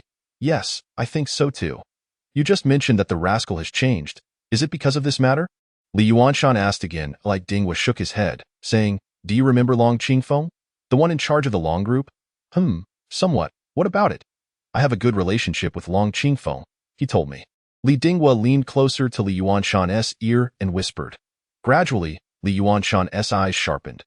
This is how it is, and Jun has boldly declared that he will eliminate the 10 absolute sect within 3 days. Li Dinghua added, No wonder he is one of my Li family. Li Yuanshan laughed with vigor. He is eliminating a malignancy for the country. I will support him wholeheartedly. Father, you misunderstood my meaning. Li Dinghua found it hard to express himself. Li Yuanshan wore a mysterious expression, saying, No, I know what you wish to convey. You understand? Li Dinghua was taken aback. Haha, you mean the organization of the 10 absolute sect is intricately connected, and if that rascal recklessly confronts them, it would be akin to having our Li family go against countless powerful figures simultaneously. As he spoke, Li Yuanshan took a deep drag from his cigarette. Throughout the 5,000 years of my Xia nation's history, which major event did not require someone to take the lead? Similar to a century ago, had there not been those great heroes who stood up for the country and the people, how could the feudal Qing dynasty have been toppled? The rise of the 10 absolute sect is precisely due to the timidity of your kind, fearing this and that. Returning to the point, the little rascal is doing good for the country and the people. Acting with a clear conscience is the essence of being a member of my Li family. Even if my Li family faces destruction, what is there to fear? Li Yuanshan exuded a righteous aura, delivering a speech filled with justice. Listening to this, Li Dingwa couldn't help but feel a bit ashamed. Occupy your position and fulfill your duty. You must understand that everything you possess is granted by the nation and the people. Hence, any action you take must prioritize the country and the people over yourself. Li Yuanshan patted his son's shoulder, speaking earnestly. With a country, there is a home. Father, I understand. Li Dingwa took a deep breath, feeling as though he had just awakened from a dream. Seeing this, Li Yuanshan smiled with satisfaction. By the way, Father, the news of Junye's return can't be kept under wraps any longer. Li Dingwa shifted the topic. Are you worried that someone will pose a threat to the little rascal? Li Yuanshan asked casually. Li Dingwa shook his head, saying, Junye has 2 disciples of old Xiao protecting him, and I have sent a team of Fengwei by his side. There is no need to worry about safety. Then are you worried about the Yi family? Li Yuanshan teased. This time, Li Dingwa nodded. You are indeed wise. The Yi family is likely already on guard against us, and the Zhang family, I'm afraid. Do not worry. Li Yuanshan waved his hand to interrupt, then chuckled. That old fellow Yi Zhongtong better be sensible. Otherwise, I could beat him up when we were young, and I can do it again in old age. Chapter 31. They are my prison companions. At the international airport of Xinqing. 2 brawny men emerged, one black and one white, their combination drawing the attention of many travelers. Soon, a luxury business car stopped before them. Get in. The window rolled down, and the driver was none other than Hailing. Oh my, it's you, Hailing? The white man exclaimed in surprise. The black man eagerly said, Hailing, did the boss send you to pick us up? Of course. Hailing waved his hand, urging, get in quickly. The two climbed into the car. After about 10 minutes, the vehicle arrived at Yunyang Technology. When Hailing brought them to the security department and saw Li Junyi napping, he exclaimed, Damn it, boss, what are you doing here? Please don't tell me you're working as a security guard. The white man was taken aback. Awakened from his nap, Li Junyi was somewhat displeased. Jenny, if you're feeling mischievous, just say so. And what's wrong with being a security guard? Do you look down on them? No, boss, please don't be angry. I absolutely didn't mean that. Jenny shrank his neck and quickly retreated a few steps. Li Junyi then turned his gaze to the black man. George, did you bring the things I asked for? Rest assured, boss. George glanced at his watch, saying, that item is tightly controlled in Xia country. I could only have it shipped by sea, and it should arrive before nightfall at the latest. Li Junyi nodded in satisfaction. Boss, you summoned us from afar. Are you preparing to make a big move in Xia country? Jenny asked excitedly. Li Junyi chuckled. A big move? Not quite. I would say it's merely a small operation. A small operation? Jenny and George were skeptical of this claim. Recalling the time when one of their partners was exiled to a death row due to political betrayal, Li Junyi directly led them to obliterate that small nation and executed those politicians. In the end, Li Junyi downplayed it, saying it was just a small operation. I and Jenny's view. Perhaps catching the Sakura Nation's prime minister to be a male prostitute, or bombing the platinum nation of the beautiful nation would qualify as a grand operation. Hailing, explain the main details of this operation to them. All right, Jenny, you once claimed to be the world's best hacker, right? Absolutely. If I claim to be second, who would dare claim first? Receiving the affirmation, Li Junyi smiled in satisfaction. This operation is of great importance to me. Please be extra careful and ensure all the materials I need are thoroughly obtained. Jenny made an okay gesture. Tick-tock, tick-tock. Just then, the sound of high heels echoed. Seeing the newcomer, Li Junyi initially thought it was Chen Qingyao, but upon closer inspection, he realized this woman appeared more aloof, confirming it was Chen Qingxue. There was no way. These two sisters were not ordinary twins. They were completely cast from the same mold, making it difficult to distinguish between them at times. They are. Chen Qingxue, upon seeing Jenny and the others, wore an expression of confusion. Damn it, how can there be such a beautiful woman in the world? Boss, is she your woman? It makes sense. Only such a fairy would be worthy of your status. Jenny gave Li Junyi a thumbs up. Although he spoke an international language, how could Chen Qingxue not understand, causing her to shyly lower her head? Can't you keep your mouth shut? Li Junyi slapped Jenny on the head, prompting the latter to wince in pain. He then looked at Chen Qingxue, momentarily unsure how to introduce her, so he simply stated, They are my prison companions. Prison companions? Chen Qingxue was taken aback, but didn't seem too surprised. After all, she was aware that Li Junyi had been imprisoned, and she knew the reason behind it all too well. Dio, you need something from me? Li Junyi changed the topic. Chen Qingxue pouted, appearing as though she had something to say but was hesitant. Li Junyi, being perceptive, recognized she was different from her sister Chen Qingyao, possessing a thinner skin. So he instructed his three companions. Hailang, take them to settle in. All right. Hailang waved to Jenny and George. Follow me. As they passed by Chun Qingxue, Jenny stopped in his tracks. Hello, sister-in-law. I'm Jenny. I've heard a very classic saying in Xia country. Birds of a feather flock together. A woman as beautiful as you must have friends who are equally impressive. Could you, for the boss's sake, introduce me to a female companion? Hearing his clumsy Xia language, Chun Qingxue nearly burst out laughing. Li Junye's expression darkened. Do you want me to personally see you out? No, no, no. Jenny was startled, quickly catching up with Hailang and George. The office was left with just the two of them. Now you can speak. Li Junyi crossed his legs and casually lit a cigarette. Hiss. Ha. Chun Qingxue gritted her teeth, saying, There's a commercial gala tonight. Could you accompany me? After speaking, her head gradually lowered, unable to meet his gaze. Li Junyi was taken aback, then pointed at his own nose, asking, You want me to be your date? Chun Qingxue's voice quivered, seemingly on the verge of tears. Li Junyi was even more perplexed. Why was she about to cry all of a sudden? For goodness sake, I haven't done anything to you. You can choose to refuse. Chun Qingxue lifted her head, instantly regaining her haughty demeanor. But if one looked closely, they would notice her eyes were slightly reddened. She truly didn't wish to invite Li Junyi. After all, he had always wanted to keep his distance from her. Yet, she found herself with no other option. Commercial galas often attract many ill-intentioned flies. Previously, she had her grandfather accompanying her, so she didn't need to worry.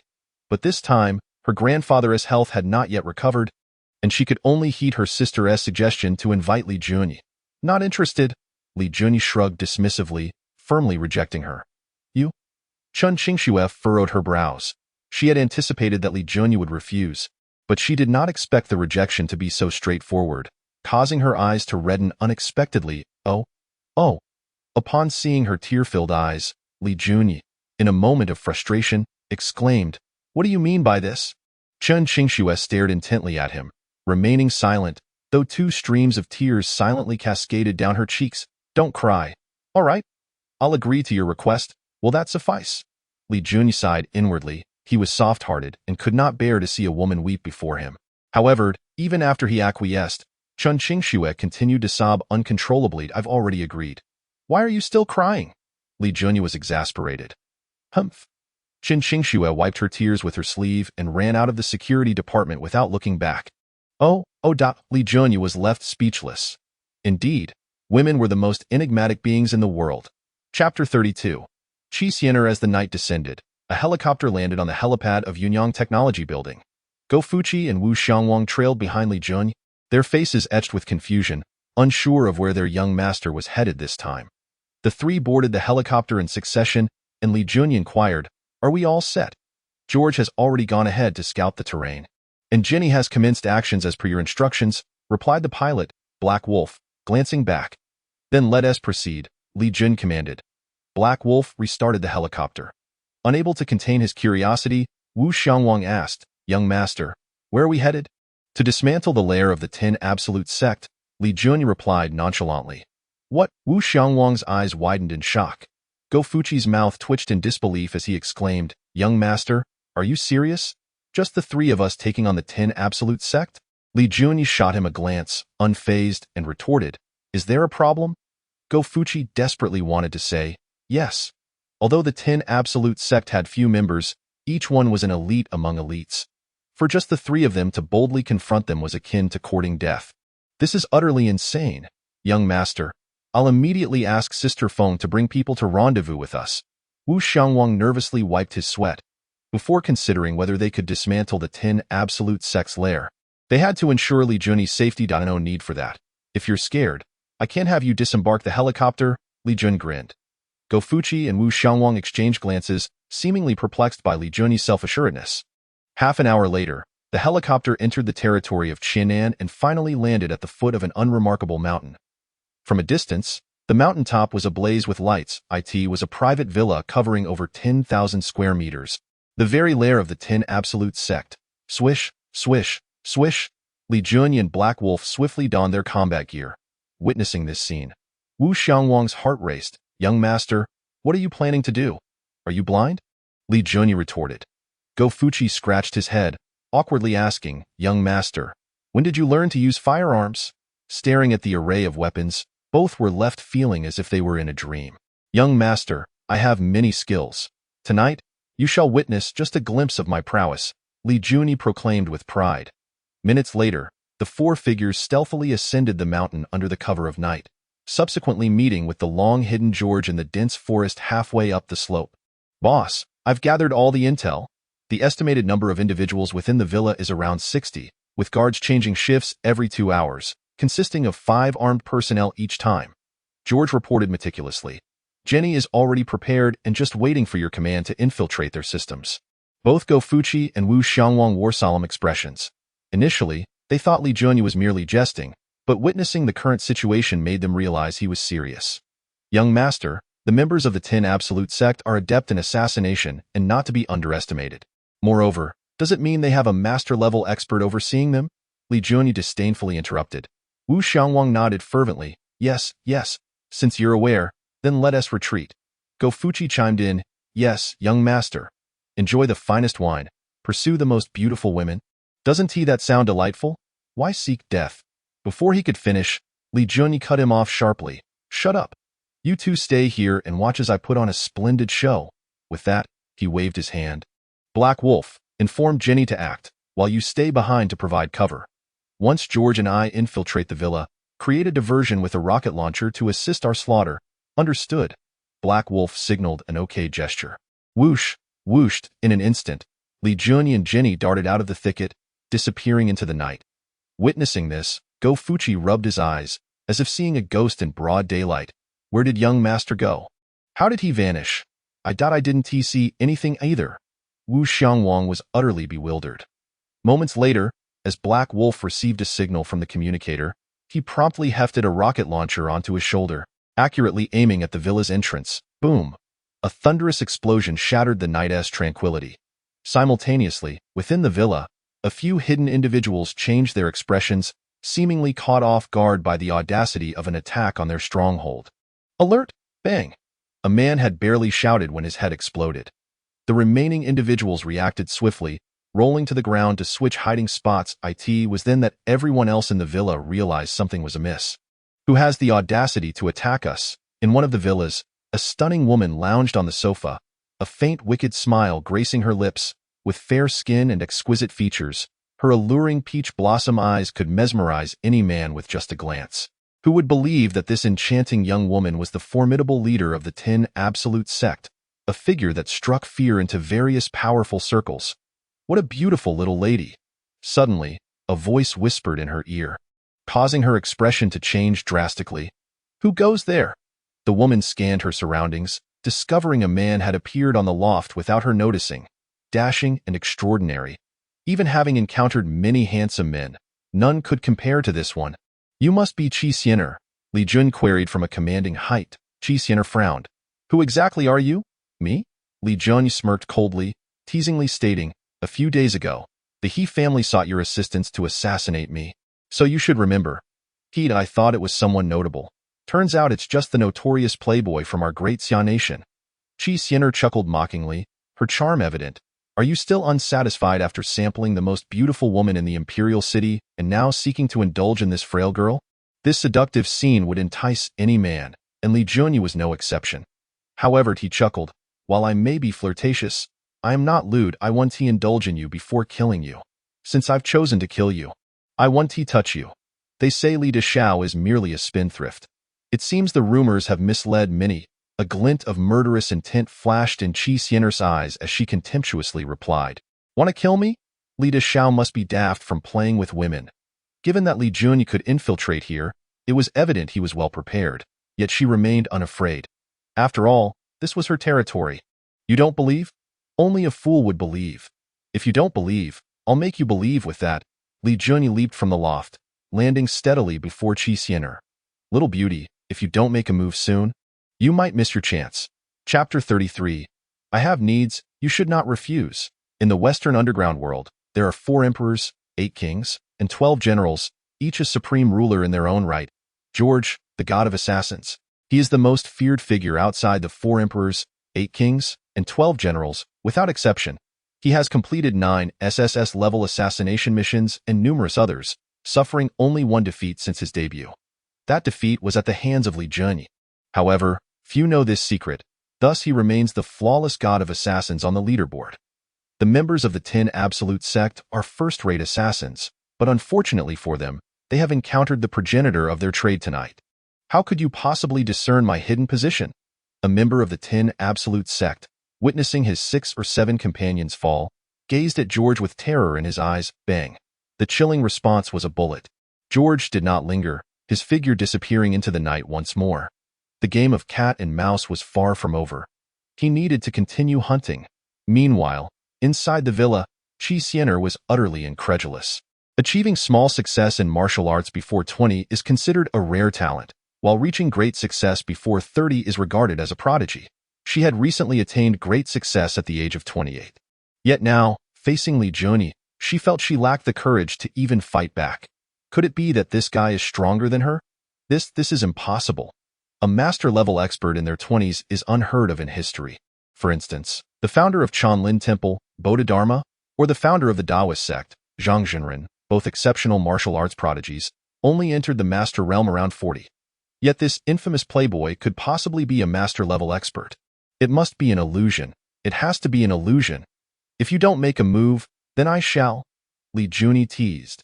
kichRebellious's brows knitted together into a frown, and suddenly, she moved, launching her attack at Li Junyi with lightning speed. Although there was a distance of 10 steps between them, kichRebellious's figure appeared before Li Junyi in the blink of an eye. Whoosh! Her sleeve billowed as her fingers transformed into a knife, striking fiercely toward Li Junyi's throat with a lethal blow. It truly is an illusion. kichRebellious's worries dissipated. However, the next moment, whoosh! A sharp wind whistled as Li Junyi, who had been right in front of her, vanished. Where is he?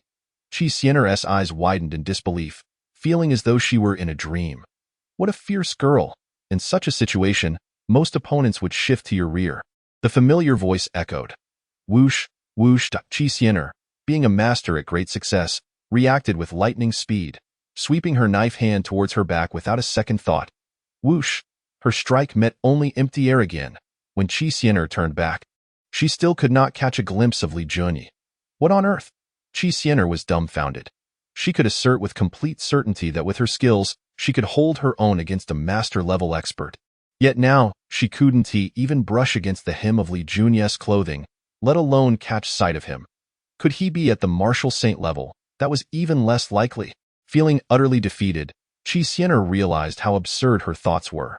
She would rather believe that tomorrow was the apocalypse than accept that someone in their 20s could break through to the martial saint level.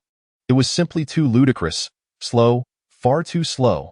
The mocking voice rang out once more. kichRebellious looked up, only to find Li Junyi had returned to the loft. No, this can't be real. I must be dreaming. Who are you? You cannot possibly be that playboy. Have you cast some spell on me? kichRebellious bombarded him with questions, seemingly starting to question her existence. Slap! A crisp sound echoed. kichRebellious felt a fiery sensation on her backside, unable to resist rubbing it. Wait! Who struck me? Coming back to her senses, kichRebellious saw Li Junyi had vanished from the loft once more, and the one who had just hit her was that scoundrel. Ah, I'll fight you to the end. kichRebellious was enraged. Though she appeared alluring, she was quite a conservative woman at heart. For over 20 years, her body had never been touched by a man. Li Junyi was the first. How could she not be furious? Bang.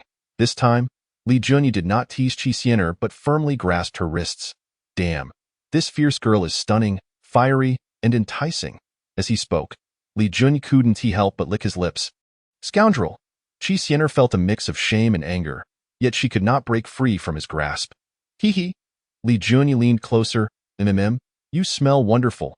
The distance between them was merely inches, and kichRebellious could even hear his breathing, causing her to panic. You rogue! You said you wouldn't touch my body?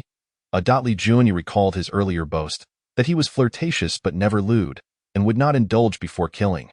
Killing me would mean opposing numerous powerful figures, and you wouldn't stand a chance of survival. If you're willing to release me, we could turn swords into plowshares. From now on, the 10 Absolute sect would be your most loyal ally. You think it over, kichRebellious observed Li Junyi faltering, seizing the moment to threaten and entice. Your most loyal ally? Then if I have needs, you surely won't refuse, right? Li Junya's eyes sparkled. Seeing that he seemed swayed, Qi intensified her persuasion. Indeed, once we become friends, I can use my leverage to solidify the Li family's position even more. No, no, no, you've misunderstood my point. Li Junya smirked, a wicked grin on his face. What I mean is, now that we are friends, we should be candid with each other. You know my strengths, and I know your weaknesses. Only then can we truly be the most loyal allies. Am I making sense? No problem. I can reveal all the secrets of the 10 Absolute sect to you, including which influential figures collaborate with us to at this point. Qi suddenly fell silent, realizing the implications. Candid exchange. You know my. I know your. What a rogue. If she weren't bound, Qi would have loved to claw this shameless fellow to death. Think about it. If you agree to let me go, then we'll be friends from now on. Li Junya chuckled. He suddenly found it immensely entertaining to toy with the leader of the 10 Absolute sect. A woman can be a bit wild. She just needs to be trained. Chapter 34. Master Realm? Just how a gentleman may be killed, but never humiliated. Qi glared fiercely at Li Junya, appearing ready to face death without hesitation. When did I humiliate you? I haven't tea. Or should I humiliate you now? Seeing the teasing reaching its peak, Li Junya nodded and smiled. I initially intended to spare your life, but since you are so eager for death, I shall reluctantly grant your wish. Upon hearing this, Qi rolled her eyes. She had nothing left to say to this rogue. Li Junya's footsteps drew closer, her breath quickened, and her pupils dilated, clearly gripped by an inexplicable fear of death. How dare you disrespect the saintess? Young man, how do you wish to die? Suddenly, an elderly voice rang out. Chen Lao. The previously pale Qi was instantly elated, feeling as though she had been granted a reprieve from death. Creak. The villa's door swung open, and intermittent gunfire echoed from outside. Qi was unaware of what was happening outside. Her focus was solely on the elderly man who staggered in. The old man bowed slightly, apologizing. I arrived late to your rescue. I hope the saintess can forgive me. Qi let out a heavy sigh of relief and remarked, Old Chun has arrived just in time. But had he come even a moment later? She left her words hanging, yet the elder likely understood her implication. Young man, have you pondered how you intend to meet your demise? The elder's gaze was as piercing as a scorpion's, exuding an aura of chilling malice. With a soft thud, Li Junya did not respond immediately. Instead, he leisurely lit a cigarette, inhaled deeply, and declared, I despise nothing more than those who attempt to flaunt their superiority before me. Thus, even if the Buddha himself were to descend today, you shan't witness the dawn of tomorrow. Such audacity. Qi cast a look of derision at Li Junya, her expression saying, Prepare for your demise. She taunted, Even when death looms, you still refuse to yield. Soon, you shall regret your obstinacy. Turning once more to the elder, she continued, Old Chun, I kindly ask you to spare that scoundrel for now. I must first vent my frustrations. As the holy maiden commands, I shall oblige, the elder replied, his form dissipating into an ephemeral shadow. In an instant, Qi raised her gaze to find the elder materializing within the pavilion. Unleashing a formidable punch towards Li Junya, a tempest surged forth, revealing the tremendous force behind the blow. Boom! The immense energy shattered a towering wooden pillar. Immediately following, a figure was sent hurtling backward, a sound of blood being spat forth echoed. As the splinters settled, Qi stood in stunned silence. Old fool, I warned you. Bang. Are you still pretending? The one who had been sent flying was not Li Junya, but rather the elder, who had barely made his entrance. The notion of respecting the elderly and cherishing the young? Irrelevant. For Li Junya, any who dared oppose him, regardless of age or gender, would find themselves utterly vanquished. Stop, stop. Qi dashed up to the pavilion, positioning herself defiantly in front of the elder. Only then did Li Junya cease his onslaught, a sardonic smile gracing his lips. Come now, I shall grant you time to summon anyone you deem capable of confronting me. Today, I shall demonstrate what it truly means to be invincible. His voice, though not loud, resonated with overwhelming authority. Qi felt the terrifying battle intent emanating from him. A surge of admiration blossomed within her. Pfft, young man, how can you be so formidable? The elder's words trailed off as his pupils dilated, and then silence. Old Chun. Qixian's eyes widened in horror. Until now, she had believed that Li Junye's unique techniques merely suggested he was at most at the Great Ascension level. Yet now, though the Elder was merely at the initial stage of the Master Realm, he was undeniably a strong practitioner. To be slain in one blow by Li Junyi. Could this truly be reality? Tiger Girl, are you certain you won't call for reinforcements? Li Junyi teased, cigarette in mouth. Boss. At that moment, George, drenched in blood, strolled in. He appeared somewhat unsettling, but the blood was merely from members of the 10 Absolute sect. He himself bore no wounds, having only exerted considerable effort. The god of assassins, as expected. Have you cleared them all out? Li Junyi inquired lightly. George shrugged and replied, 58 individuals, not a single one left breathing. Qixian was far from foolish. She was exceptionally astute. From the dialogue between Li Junyi and George, combined with the intermittent gunfire she had just heard, she instantly deduced that all her subordinates had perished. The shock within her was beyond description. In a daze, she realized that the number of times she had been astounded tonight surpassed all her 20-plus years of existence combined. She was utterly numb. Completely numbed. Suddenly, Qixian, still in shock, felt a grip around her neck. Li Junyi lifted her effortlessly, like a chick, stating, I have no inclination to harm women, but that does not mean I want tea. Little beauty, remember not to. Before he could finish, he froze. Qixian struggled. The contours of her collarbone became visible, revealing a faint plum blossom mark on her left side. Li Junyi immediately released her, then loomed over her, demanding, How do you bear the plum blossom mark? Speak. He was certain that this mark was not congenital but rather tattooed on.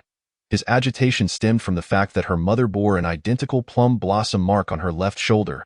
Huff. Qixian gasped for air. Quickly, tell me. Li Junyi's gaze turned icy as he barked. Qixian, startled, slowly lifted her head and replied, This is our unique mark of the witch sect. Which sect? What manner of power is this? Li Junyi had never heard of it, and was about to inquire further when Qixian clutched her chest, appearing extraordinarily pained. Li Junyi quickly assessed that she was not feigning and crouched to check her pulse. You have a parasite within you? Old Chun came to deliver the antidote. He must have the antidote. Fetch it for me. Qixian's face contorted in agony. Her speech labored. Li Junyi immediately searched the elder's body and indeed found a small jade vial. However, in the moment he struck down the elder, the vial had shattered. Upon witnessing this, Qixian's face turned ashen. Without the antidote, she would undoubtedly perish within 3 hours. Boss, should we take her to the hospital? George inquired awkwardly. Li Junyi decisively shook his head, for even the most advanced medical equipment in the world could not detect the presence of parasites, let alone treat them. You go rendezvous with Black Wolf, then bring the helicopter here. Understood. Black Wolf dared not delay and immediately took off. Meanwhile, Qixian was writhing on the ground, gradually losing consciousness. Li Junyi cradled her in his arms and smiled down at her. Remember, from this moment forth, your life belongs to me. Chapter 35. I am a righteous gentleman. The moonlit mountain villa stood deserted. Inside the villa, Chen Qingyao had gone to the hospital to care for Chen Qingyan. While Chen Qingshui it was only then that Li Junyi recalled his promise to accompany the woman to the business gala. He promptly carried Qixian into his room, gently placing her on the bed, and retrieved a needle pack from the cabinet. Swish, swish, swished, he deftly withdrew 6 silver needles and 6 gold needles from both hands. With precision, the 12 needles were inserted into various acupoints on Qixian. She let out a soft whimper, perspiration glistening on her skin, clearly still in agony. I know you can hear me. So pay close attention. Li Junyi cleared his throat and stated, I must remove your clothing to expel the parasite from your body. I assure you, my intentions are not to take advantage of your vulnerability. Pausing, he chuckled. Moreover, even if you were able to resist, should I wish to do something, you would be powerless to stop me. Qixian, teetering between consciousness and unconsciousness, absorbed every word he uttered, instinctively furrowing her brow. Swish, swish, swish. Li Junyi was remarkably skilled at disrobing women, and in an instant, Qixian was left completely bare. Her pure, flawless form, perfect curves, every contour in harmony. Though Li Junyi possessed great self-control, he was not an unfeeling man. A stirring arose within him. Qixian's face flushed a deep crimson, extending all the way to her ears. Had she been fully awake, She might have wished for a crevice to hide within. Regaining his composure, Li Junyi placed his right palm against Qi Xian'er's back, while his left hand rested over her heart. In that moment, Qi Xian'er felt a warm current flow into her body from the 2 points of contact. The sensation was tingling and soothing, alleviating her pain slightly. Do your best not to resist the energy within you, or I may inadvertently shatter your meridians, leaving you a mere shell of your former self, Li Junyi kindly warned. Unable to speak, Qi Xian'er could only will her body to remain compliant. Soon, a cup of tea's worth of time passed. Qi Xian'er's previously pallid visage began to regain color, and the agony that had plagued her gradually dissipated. Seeing that the moment was ripe, Li Junyi swiftly withdrew the 12 silver needles, then seized Qi Xian'er's right hand, pricking it with a needle, causing dark blood to seep forth. Not daring to waste a moment, he grasped her wrist, channeling energy through his palm once more against her spine. Bang! A parasite, resembling a human-sized maggot, emerged from Qi Xian'er's fingertips. Quick as lightning, Li Junyi drove a silver needle into the parasite, then swiftly yanked it out. Mission accomplished. At the Kaya Hotel, on the 12th floor, the commercial gala in Xuanqing was in full swing. Guests whispered among themselves, most engaging in discussions on business strategies while attempting to forge potential partnerships. However, some had brought their children along, hoping to find suitable marriage prospects. Chen Qingxue, wishing to avoid the spotlight, sat quietly in a corner. Yet, contrary to her intentions, a woman already exceptionally beautiful, coupled with Yunyang Technology's recent triumph over the Jiangdong First Consortium in the stock market, doubling its market value and establishing itself as Xuanqing's largest enterprise, meant that even in the corner, Chen Qingxue was destined to be the center of attention. President Chen, a young man, approached, holding a champagne flute. Chen Qingxue merely nodded politely. Sensing her reluctance to engage, the young man remained undeterred. Just then, a violin melody filled the hall, and soft lights illuminated the space. President Chen, may I invite you to dance? The young man asked, feigning gallantry. Chen Qingxue subtly shook her head, declining. I'm afraid I'm not feeling well. The young man's expression shifted slightly, but he was about to speak when Lu, since President Chen is unwell, it would be best not to disturb her, Luo Chongqing interjected. Though the young man was reluctant, he turned and left. Luo Chongqing naturally took a seat beside Chen Qingxue, inquiring, Qingxue, how is your grandfather feeling? Chen Qingxue replied politely, my grandfather is recovering well. He should be discharged in a few days. That's good to hear. Luo Chongqing smiled warmly. The city lord Qin is over there. Shall we go greet him? Following the sudden passing of the Xuanqing city lord due to illness, the position had been vacant for over half a month, with Song Minggao, the deputy city lord, handling affairs in the interim. Everyone knew that Song Minggao was competent and held in high regard, making it highly likely he would officially become the city lord. Thus, upon hearing the name Qin, Chen Qingxue was momentarily taken aback. Indeed, City Lord Qin was just appointed as the acting city lord today. Luo Chongqing lowered his voice and continued, let me share a little insider news with you. City Lord Qin hails from the royal Qin family, and his ascension to city lord is virtually a foregone conclusion. We, as businesses in Xuanqing, must maintain good relations. Chen Qingxue nodded slightly, then rose to accompany Luo Chongqing towards a man surrounded by numerous business magnates. In his 30s, he was handsome and exuded an air of refinement. He was Qin Haoran, a standout of the third generation of the royal Qin family and the brightest new star in the political arena, set to become the youngest city lord in the history of the New Xia country. City Lord Qin, I am Luo Chongqing of Huaye Group. Mr. Luo, a young man of great promise. Qin Haoran offered a casual compliment, but his gaze remained fixed on Chen Qingxue. Luo Chongqing frowned slightly. As a man himself, he naturally harbored concerns that Qin Haoran might harbor intentions toward Chen Qingxue. This must be President Chen of Yunyang Technology? Qin Haoran raised his champagne flute, stating, before coming to Xuanqing, I heard that President Chen is the most beautiful woman in Jiangdong. Today, I see it is indeed true. I toast to you. With that, he downed his glass of champagne in one go. For a future city lord to personally offer a toast would leave most in awe. However, Chen Qingxue remained composed and took a gentle sip from her champagne flute. Thank you for the praise, City Lord Qin, but I am not much of a drinker. I hope you understand. Witnessing this, Qin Haoran's expression darkened. He had personally toasted her, and yet she merely sipped delicately. This was clearly a public slight. President Chen, since the city lord has finished his drink, It seems improper for you to only take a sip, Qin Haoran's secretary chimed in, adeptly reading the room. Indeed, President Chen, do finish your drink. Several business titans voiced their encouragement, aiming to curry favor with Qin Haoran. Yet just then, a commanding voice boomed from a distance. If she does not wish to drink, I shall see who dares to force her. Chapter 36. Don't cry later under the scrutinizing gaze of the crowd. A domineering young man strode in, instantly becoming the focal point of the evening. If she does not wish to drink, I shall see who dares to force her. In that brief utterance, his audacity was palpable. Chen Qingxue, who had been somewhat apprehensive, felt an inexplicable sense of security wash over her when she recognized the newcomer. The gazes of the guests were a mix of shock, admiration, and more than a few sneers. Who was Qin Haoran? The brightest new star in the Xia country's political scene, the future heir of the royal Qin family. This boy dared to speak so brazenly in his presence, clearly ignorant of the danger. Li Xiao. However, some of the more prominent figures recognized the identity of the newcomer, Li Jun, the heir of the first aristocratic family. He had the audacity to make such a declaration and the strength to challenge Qin Haoran. Yet, this evening's gala was Qin Haoran's domain. After all, he was to become the future city lord of Xuanqing. So many remained skeptical of Li Junyi's chances of coming out on top. Luo Chongqing looked on in astonishment, seemingly taken aback that a bodyguard in his eyes could possess such a commanding presence, as he was about to speak. Get lost, or I'll break your legs, Wu Xiangwang boasted, brimming with arrogance. Luo Chongqing's expression darkened, and he raised his voice. What did you just say? Bang. Go Fuchi was the first to act, seizing Luo Chongqing and flinging him several meters away. Crash!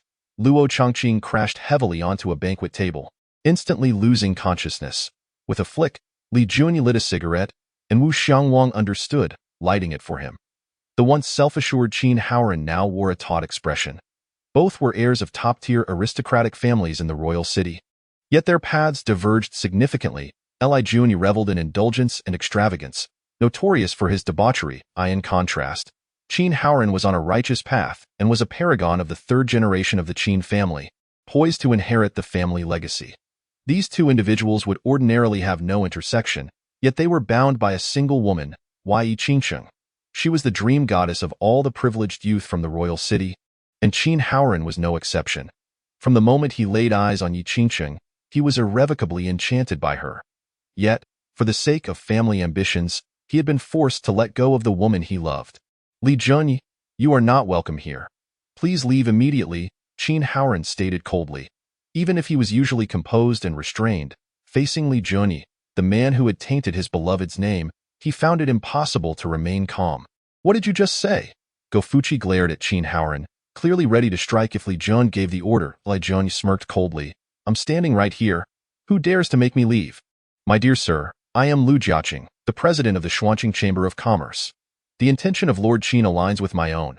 I kindly request that you vacate this place immediately. At that moment, a middle-aged man impeccably dressed in a suit stepped forward. Hold on. Just then, Song Minggao, the deputy mayor of Xuanqing, also emerged, stating, President Lu, Mr. Li is my esteemed guest. Are you sure you wish to expel him? What? Lu Jiaqing was momentarily taken aback, evidently not anticipating the connection between Li Junyi and Song Minggao. At a loss for how to proceed, he could only look helplessly toward Qin Haoran. With a profound gaze, Qin Haoran replied, Tonight is an exchange banquet for the business community of Xuanqing. It is clearly inappropriate for an outsider to be present. Do I not possess the authority to make such decisions as the mayor? His words unmistakably served as a reminder to Lu Jiaqing that he, Qin Haoran, was the mayor, while Song Minggao was merely the deputy, implying that Lu should know whom to placate without needing guidance.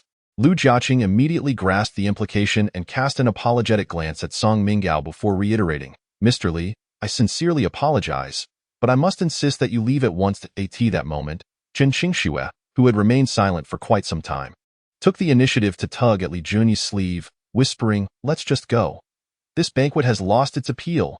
Li Junyi smiled reassuringly, saying, Do not fret. I shall handle this. He then turned his attention back to Qin Haoran, stating, If I recall correctly, you are merely the acting mayor of Xuanqing, are you not? The word acting will soon be removed from your title, and it will not take longer than 3 days. A secretary beside Qin Haoran interjected with a smug grin. Li Junyi chuckled knowingly, saying, You are quite confident in your assurances to persuade the Pinot family to invest in Xuanqing, thus your certainty regarding the position of mayor. Am I correct? Upon hearing this, Qin Haoran narrowed his eyes.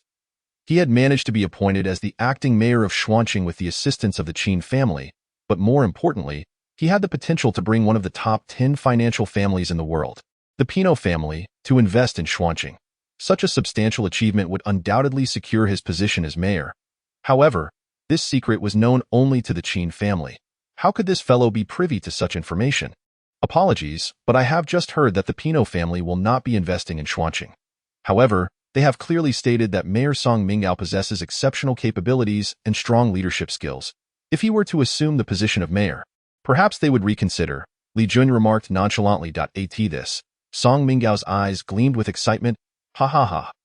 Qin Haoran chuckled derisively, fully confident that if the Pinot family truly decided against investing in Xuanqing, he would be the first to know. Such a scenario was impossible. He had already promised the Pinot family that once he was in power, he would offer them an irresistible development policy. How amusing you are, Li Jun smirked, teasingly adding, I hope you won't be weeping later. Just as those words left his lips, bang. The banquet hall doors were flung open, revealing an elderly Caucasian gentleman entering, followed by a dozen assistants. That is the head of the Pinot family, Che Erfu. All the business magnates present recognized the identity of the newcomer, and a wave of shock washed over them. Qin Haoran stood frozen, clearly not expecting Che Erfu to personally visit Xuanqing. Mr. Che Erfu, welcome to your arrival. Qin Haoran, regaining his composure, swiftly approached with his assistants. However, Che Erfu paid him no heed. Instead, he hastened to Li Jun, bowing deeply at a 90-degree angle. Respected leader, upon receiving your instructions, I rushed here immediately, hoping I have not delayed your important matters. This is impossible. Am I seeing things? The jaws of the attendees nearly dropped in disbelief. Qin Qingxue, too, covered her mouth in astonishment, staring blankly at Li Jun. At that moment, her mind went blank. She simply could not fathom why Che Erfu would show such deference to this individual. Chapter 37. Playing with Fire. Even if Li Jun is the heir of the foremost aristocratic family, his influence is limited to the Xia nation. The Pinot family, however, is one of the top 10 financial families globally, wielding considerable power in any country.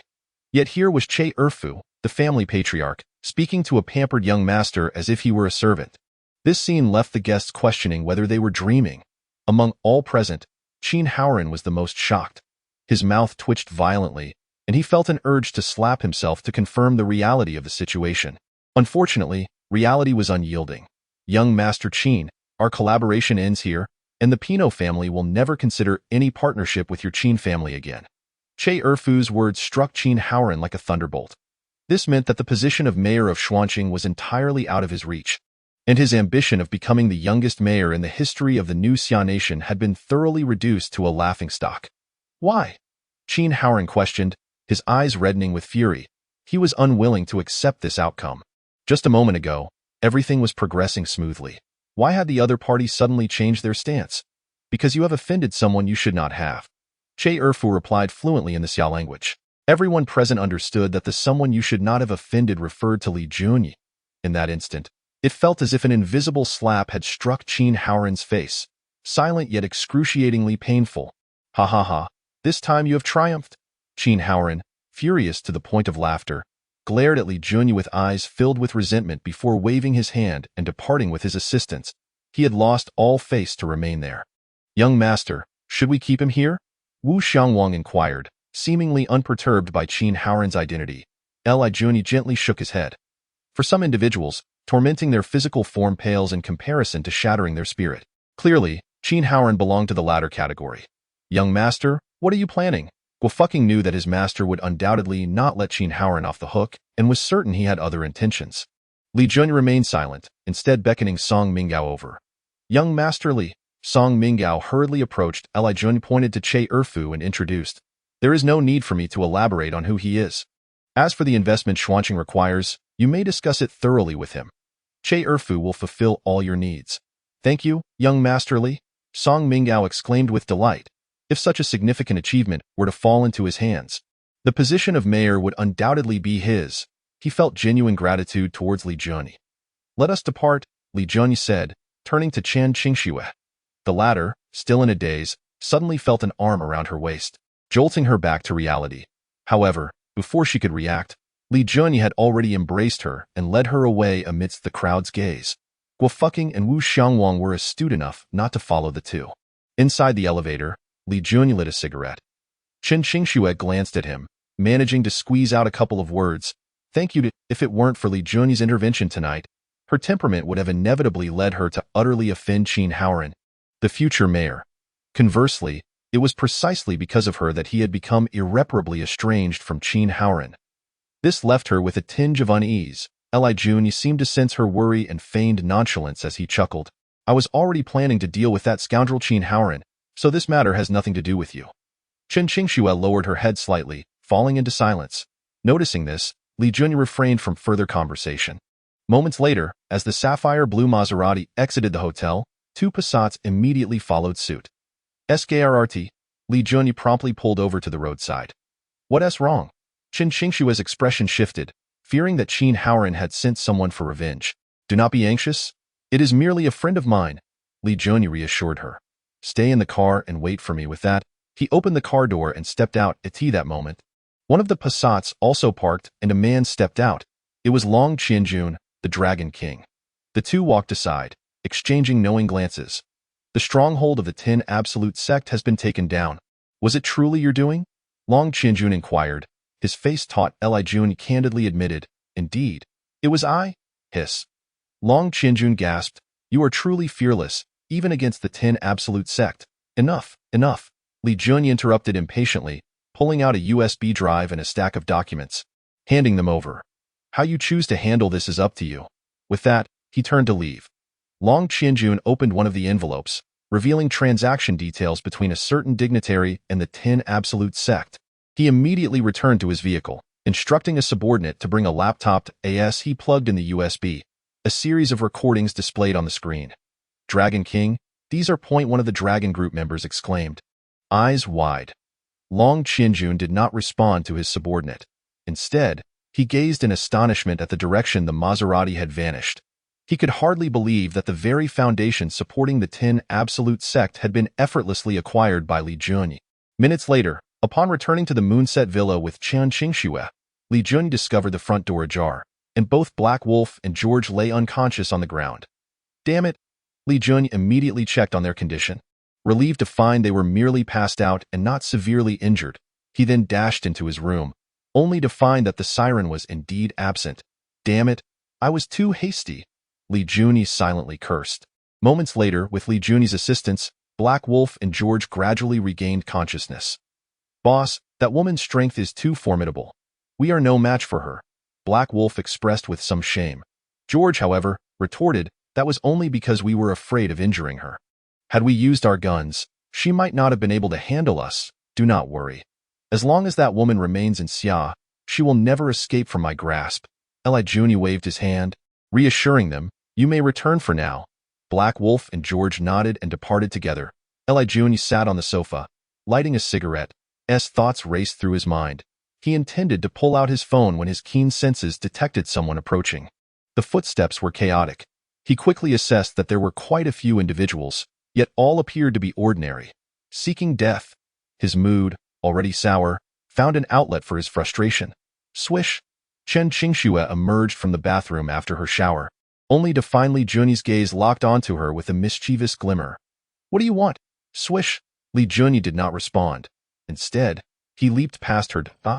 Chen Qingxue, initially fearing that this beast intended to take advantage of her, was taken aback when he bypassed her entirely and jumped out the window. Phew! Chen Qingxue patted her chest, a wave of relief washing over her. Hero, spare us. We were wrong. One plea after another echoed in the air. There stood Li Junyi, amidst the biting cold wind, a sly smile gracing his lips. Zhang Rufeng, you reckless fool, you are truly playing with fire. Chapter 38. At most, another 3 years in prison. The following morning, a series of momentous events swept across the Xia nation. First, the fearsome 10 Absolute sect was annihilated. Yet, no one knew the identity of the mysterious assailant, and it ultimately fell upon the authorities to bear the blame. After all, aside from the government, No one else possessed the capability to quietly eliminate the foremost assassination organization. The second matter involved the heir of the first aristocratic family, who had recently returned. At the Schwanching Business Exchange banquet, the patriarch of the Pinot family treated the Playboy with utmost deference, as if he were a servant. Not only that, but the Playboy also confronted the third-generation's elite of the Qin family, shattering their dreams of mayorship in a fit of rage for the sake of a woman. Many began to speculate whether this would signal the onset of hostilities between the Li family and the Qin family. Yet, the outcome was utterly unexpected. The head of the Qin family, Qin Jian, commander of the Tianlong army, extended an invitation to Li Dinghua for a joint military exercise with the Tiger Howl army. Not only did the two families show no signs of discord, but they appeared to be getting along quite well. Thus, rumors of impending conflict between the two families were thoroughly dispelled. Approaching noon, Li Jun returned to the imperial city from Schwanching. Wu Jiao, though he had never heard of this force, he firmly believed the dragon group would have knowledge of it. Just as he exited a special passage with Guo Fuqing and Wu Xiangwang, a military vehicle bearing official plates appeared before the trio. Huh? Wu Xiangwang murmured. Could it be that the old master knows young master has returned and sent someone to fetch us? Bang, Guo Fuqing smacked his head, exclaiming irritably, "Are you blind?" Wu Xiangwang winced in pain but quickly realized that the vehicle's plates were not from the Tiger Howl army, but rather the Xuanwu army. In an instant, both Guo Fuqing and Wu Xiangwang's expressions shifted. The Xuanwu army was under the command of the Yi family. Clang. The car doors swung open, and a woman emerged, clad in military attire, a cap atop her head, and sunglasses shielding her eyes. She possessed a figure that all women would envy, with long legs encased in knee-high military boots, exuding an aura of confidence. Her delicate features, sun-kissed skin, and a ponytail tied at the back of her head suggested she was in her early 30s. Yet she emanated a sense of maturity and composure. This woman was not only beautiful but also incredibly alluring. Any man who laid eyes upon her would surely feel an overwhelming desire to conquer her. However, upon seeing her stern expression, Li Jun immediately deduced that her intentions were far from benign, and he spoke up, "Who are you? Good dogs do not block the way. Move aside." "Young master." Wu Xiangwang seized Li Jun's arm, whispering urgently in his ear. "What is this?" Li Jun's expression shifted dramatically as he incredulously stared at the woman. "You are Yi Qingru, the first female war god of the Xuanwu army and the aunt of Yi Tingqing." He had heard of the Yi family's elder, who had joyfully welcomed a daughter late in life, but he had never encountered her and was astonished by her youthful appearance. "Tisk. The elder of the Yi family truly embodies the adage of age is but a number." Li Jun couldn't help but grin. Yi Qingru's face darkened, and she coldly retorted, "A lecher is still a lecher. Your mind is devoid of any decency." "What is the matter with you?" Li Jun bristled in response. "Am I eating your family's rice or sleeping in your bed to warrant such scrutiny?" Cough, cough. "Young master, you did sleep with her niece?" Bang, Guo Fuqing had barely spoken before Li Jun delivered a light smack, admonishing, "So what? I sat in prison for 3 years because of her. What more do you want?" He then turned to Yi Qingru with a wicked grin. "However, if a man isn't willing to endure prison for a woman, what right does he have to profess his love? Auntie, am I wrong?" The term auntie sent shivers down Yi Qingru's spine, and she frowned, snapping, "A dog's mouth cannot produce ivory." Li Jun shrugged, stating, "Did I speak falsely? I am willing to endure imprisonment for your niece, so is it inappropriate for me to address you as auntie? I do not wish to converse with you. Get in the car." Yi Qingru huffed. Striding toward the vehicle, Li Jun glanced at Guo Fuqing and Wu Xiangwang, perplexed. "Do either of you know why this woman is seeking me?" Both Guo Fuqing and Wu Xiangwang shook their heads, wearing expressions of ignorance. "You're both useless." Li Jun shot them a glare before preparing to follow her into the car. Wu Xiangwang immediately grabbed him, urgently advising, "Young master, you cannot go with her. It will be dangerous." "Danger? Nonsense." Li Jun scoffed internally. If this woman dared to provoke him, he could very well return to prison for another 3 years. It mattered little. After all, there were hundreds of eyes witnessing young master entering her vehicle. If she dared to do anything against him, the patriarch of our family would not spare her. Guo Fuqing declared boldly. Li Jun patted his shoulder and reprimanded Wu Xiangwang. "It's better to heed Fuqing's foresight. You should learn from him." Having spoken, he opened the passenger door and climbed inside. As he watched the off-road vehicle gradually recede into the distance, He shot a disdainful glance at the smug Go Fu Gue. What a fool you are, making me endure the young masteress reprimand. Serves you right. Who told you to be so short-sighted? You've become increasingly arrogant lately. Perhaps you should find a place to practice. Who is afraid of whom? Moments later, the off-road vehicle appeared on a mountain path in the outskirts. Yi Qingru turned to Li Junyi, commanding him in a tone that brooked no refusal. Get out. What are you planning to do? Be honest with me. Did you bring me to this desolate place to engage in nefarious activities? Li Junyi feigned a look of fear. Yi Qingru furrowed her brow and snapped. If you don't get out this instant, I will throw you out. I warn you, even if you possess my body, don't expect to win my heart. Li Junyi declared solemnly. Yi Qingru clenched her fists, forcing herself to maintain composure, unwilling to disrupt the purpose of her visit. She softened her tone slightly, saying, I merely wish to have a discussion with you. Rest assured, I will not harm you. Seeing her sudden change in attitude, Li Junyi suspected she might be seeking something from him, and thus chuckled, just speak your mind. Why must you insist on getting out of the car? Upon hearing this, Yi Qingru realized it was indeed unnecessary to discuss matters outside the vehicle. Tell me, do you admit that you owe Qingqing a debt? I owe her nothing. Although Li Junyi felt a pang of guilt towards that woman, he was reluctant to place himself in a submissive position in front of Yi Qingru, who was clearly asserting her dominance. Yi Qingru stared at him, momentarily at a loss for words. 3 years. Li Junyi held up 3 fingers, feigning heartbreak. Because of her, I spent a full 3 years in prison. Do you have any idea how I endured those years? Chapter 39. Once is chance, twice is coincidence, thrice is inexcusable. Gazing upon Li Junyi's weathered expression and melancholic eyes, Yi Qingru found herself momentarily speechless. A pampered scion, accustomed to luxury, had been consigned to a prison teeming with the most vicious of criminals. For a full 3 years, she could scarcely fathom the torment he must have endured. Do you believe I owe your niece anything? Li Junyi appeared to become increasingly immersed in his role, growing more tragic as he spoke. By the end, Yi Qingru lacked the courage to meet his gaze. A hint of guilt flickering across her features. The Li family has already compensated your Yi family, yet your grandfather stubbornly clings to the past.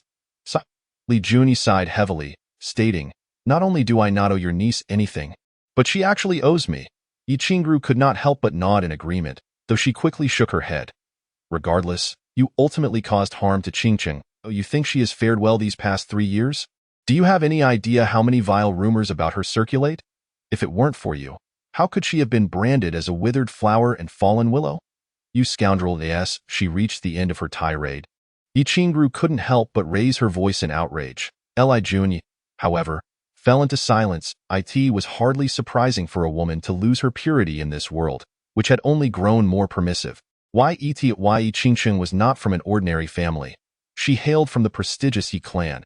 After that incident 3 years ago, he had fled this den of iniquity, while Yi Qingqing remained trapped. He could only imagine the scorn she had faced and the indignities she had endured. With a snap, Li Junyi lit a cigarette, inhaling deeply as he mused, Speak. What is your purpose in seeking me? Sensing the faint aroma of tobacco, Yi Qingru's brows knit tighter as she replied solemnly, If you still consider yourself a man, you must rescue Qingqing from her plight. What do you mean? Li Junyi raised an eyebrow. You must have heard that my father has betrothed Qingqing to Jiang Ruhua of the Jiang family. Yi Qingru added with a meaningful glance at Li Junyi. If Qingqing truly marries that good-for-nothing, she will never find happiness. Hey. Li Junyi interrupted, somewhat displeased. You can insult that good-for-nothing all you want, but what do you mean by bringing me into this? Yi Qingru scoffed. That good-for-nothing spends his days indulging in vice, squandering money without a care, much like certain individuals. Hearing her veiled insults, Li Junyi grew increasingly irked. Why should he, a notorious playboy, be on the receiving end of such disdain from a woman who thought herself superior? Who are you calling a bimbo? Whoever insults me will receive the same in return. You are courting death. In a fit of rage, Yi Qingru unleashed a punch aimed at Li Junyi's abdomen. This blow was not intended to be lethal. It was clear she merely sought to teach him a lesson. However, the next moment, bang! Li Junyi reacted with lightning speed, catching her fist with ease. Yi Qingru stared, taken aback. She had never anticipated this man could intercept her strike. TSK, little ant, I never would have guessed you could maintain such delicate hands after years of military service, Li Junyi teased. Yi Qingru quickly retracted her fist, only to follow up with a knife hand strike towards Li Junyi's shoulder. Bang! As expected, her attempt was thwarted. Before her hand could even brush against his sleeve, he had firmly grasped her wrist.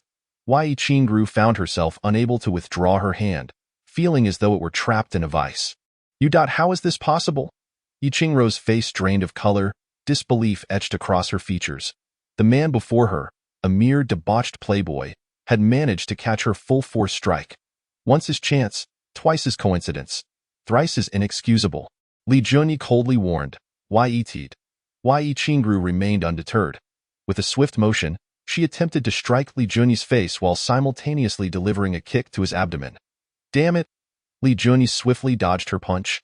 Pivoting to elbow her thigh, Yi Qingru sought to alter her approach, but it was too late. Li Junyi's hand shot out, grasping her throat with astonishing speed. Yi Qingru had no time to evade. Frozen in place out of fear, with a flick of his wrist, Li Junyi easily maneuvered her into a position where she was now facing downward. Smack! A sharp sting radiated from Yi Qingru's behind, and it dawned on her that she had indeed been struck, and in a rather humiliating manner at that. Let go of me, you scoundrel! Smack! In response, he continued to rain down slaps. A flush crept over Yi Qingru's cheeks, resembling a ripe peach. Military goddess, huh? Smack! I warned you about crossing the line. Smack! Yi Qingru gritted her teeth, attempting to resist, but Li Junyi was quicker, pinning her firmly beneath him. Still want to resist? Stop. Li Junyi pressed down harder. Let go of me. I'll kill you. Smack! Li Junyi showed no fear of her threats, delivering merciless slaps without restraint. Yi Qingru's backside swelled visibly, and even through her pants, it was evident that her skin had turned crimson. After some time, Yi Qingru ceased her struggles, her pride overtaken by the pain. She turned her head to glare at Li Junyi. Let go of me, beg me, and I might release you. Li Junyi grinned. Yi Qingru took a deep breath, suppressing her anger as she reluctantly said, I beg you. Li Junyi smirked. This is your last warning. If you dare lay a hand on me again, the consequences will not be so lenient. With that, he shifted back to the passenger seat. Yi Qingru immediately straightened up, but as soon as her backside touched the seat, she leaped up in pain. Li Junyi stifled a laugh at the sight. Bang! Yi Qingru hastily opened the car door, jumping out and shooting a furious glare at Li Junyi. If looks could kill, she would have executed him 100 times over. Not satisfied? Do you want to spar again? Li Junyi chuckled playfully, then hopped out of the vehicle as well.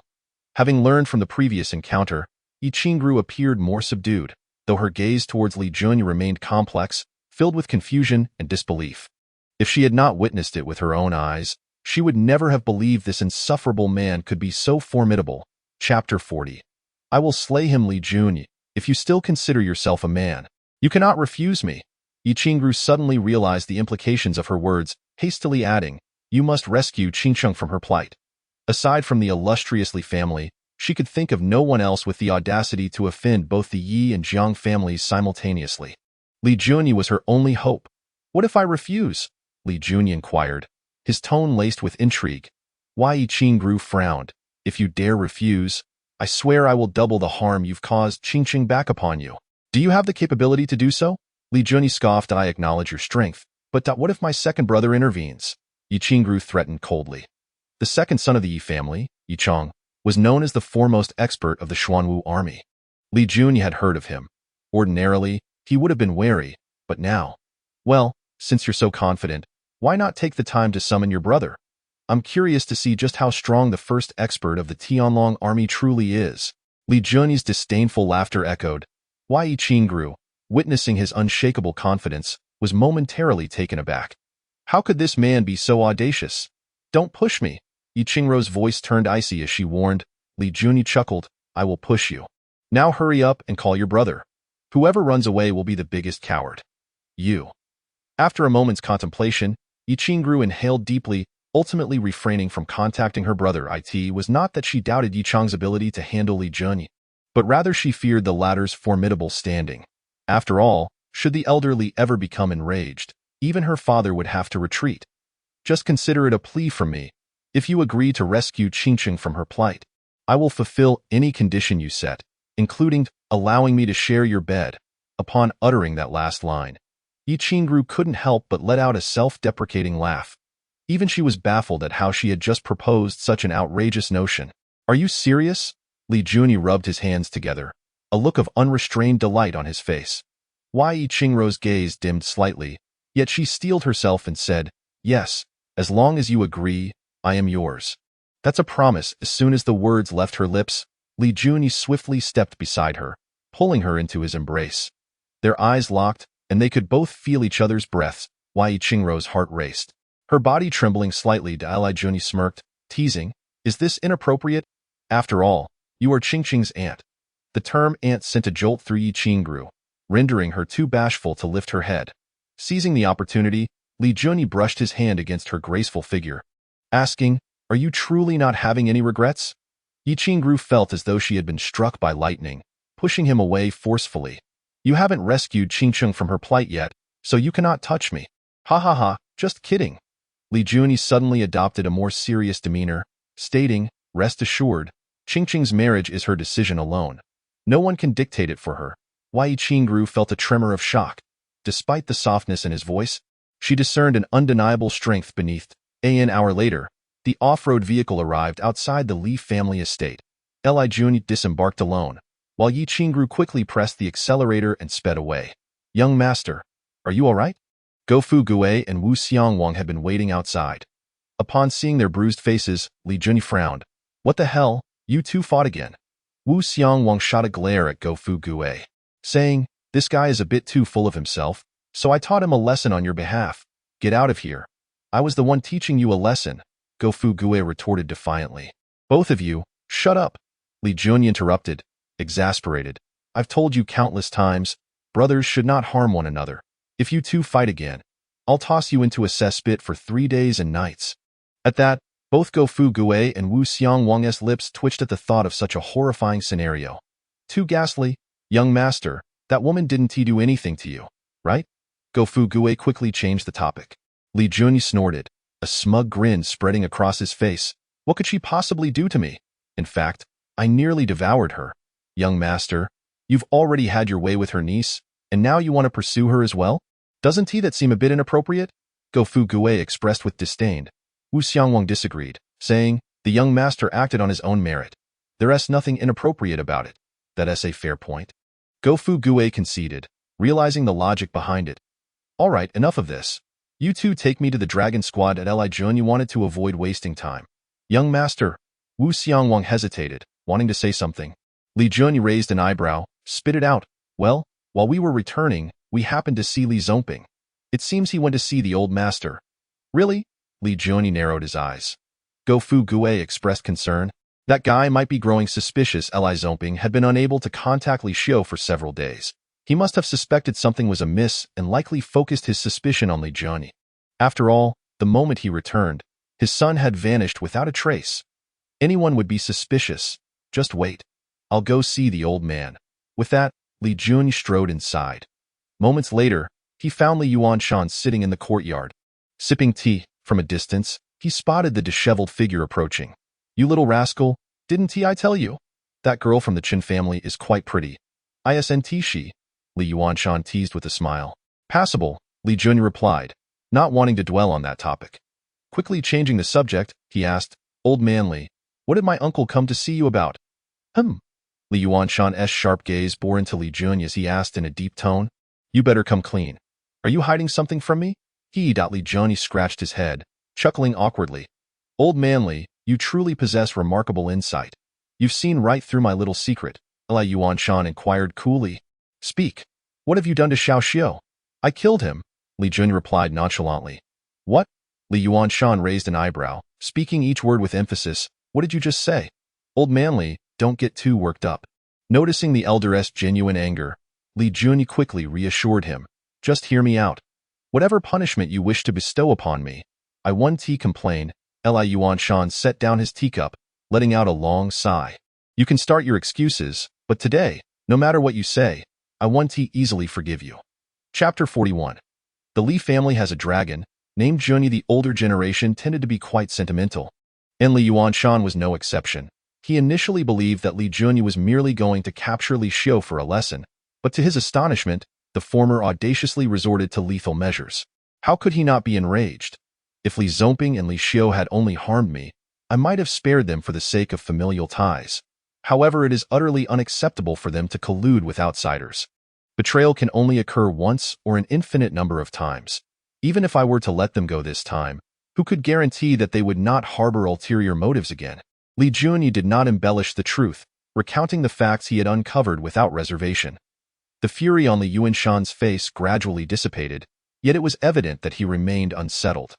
Once I had finished speaking, I told old Li that whether he wished to strike or punish me, I would not utter a word of complaint. Li Junyi adopted an attitude that suggested he was prepared to face death. Alas! Li Yuanshan sighed deeply and said, ultimately, they are members of the Li family, and if it were not for your grand uncle sacrificing himself to save enough. Li Junyi interrupted. You may remember and cherish your grand uncle's kindness, but over the years, what have you or old Li done to wrong Li Zongping and his son? They were the first to forsake the bonds of brotherhood, so I shan't be blamed. Li Yuanshan was rendered speechless by this declaration. Li Junyi lit a cigarette and fell into silence. They were of the same bloodline. Why the haste to harm one another? He understood this principle. Yet he had another reason for his drastic measures. A visible threat is easy to evade, but a hidden dagger is difficult to guard against. He could disregard his own safety, but he was genuinely concerned for Li Dinghua and Li Yuanshan. Should anything unfortunate befall these two closest to him, he would undoubtedly regret it for life. This matter ends here. Zongping, you must not take action again. Li Yuanshan's tone brooked no dissent. No, he must die. Li Junyi's resolve was equally steadfast. You. Gazing at Li Junyi, Li Yuanshan suddenly realized that this great-grandson had indeed changed. Has he matured? In that fleeting moment, he felt an overwhelming sense of pride. Alas, with a sigh, Li Yuanshan waved his hand, saying, Go on. I wish to be alone for a while. Li Junyi nodded and promptly left.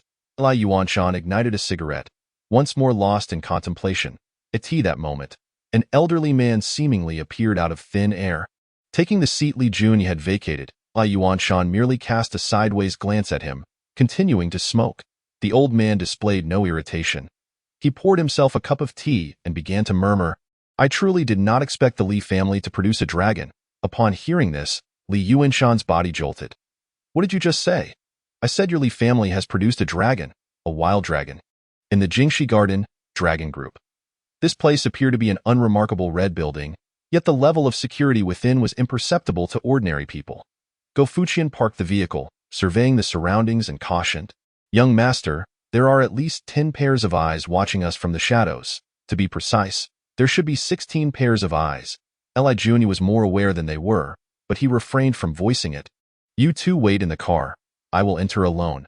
Young master, this is the Dragon Group. Please, do not act too recklessly. Wu Xiangwang cautioned anxiously. Li Junyi ignored their concerns, hands tucked in his pockets, and walked directly towards the red building. Swish! A figure appeared before him like a wraith, coldly warning, this is the Dragon Group's territory. Outsiders are not permitted. Leave immediately. I am a friend of your Dragon King. Just inform him that Li Junyi has arrived. And he will surely come out to greet me, Li Junyi replied with a calm smile. The man shook his head in refusal, indicating that he could not leave his post. However, his demeanor clearly suggested disbelief in Li Junyi's claims. In that case, I will reveal my identity. I am Li Junyi of the Li family. Is that enough to grant me entry? Li Junyi asserted. The man still shook his head and urged, please leave at once. Or do not blame us for being impolite. Damn. What status does Li Dagoran hold, that he must endure such disrespect? Li Junyi thought, if that is the case, allow me to experience the strength of your Dragon Group. Swish, swish. As soon as he finished speaking, more than a dozen figures swiftly converged. Go Fuqian and Wu Xiangwang, who were not far off, were taken aback. Quickly, it seems the young master is in trouble again. I had already warned him not to be so arrogant. The two immediately exited the car, rushing towards him. However, just then, stop! A commanding voice immediately dispelled the tense atmosphere, revealing Long Qianjun, who emerged with his hands clasped behind his back. Dragon King. The members of the Dragon Group bowed respectfully, parting to create a path. Return to your positions, swish. Long Qianjun merely issued a light command, and the Dragon Group members swiftly vanished. Li Junyi, dissatisfied, muttered, "Your Dragon King certainly has quite the air. Step inside." Long Qianjun gestured invitingly. The two entered the building.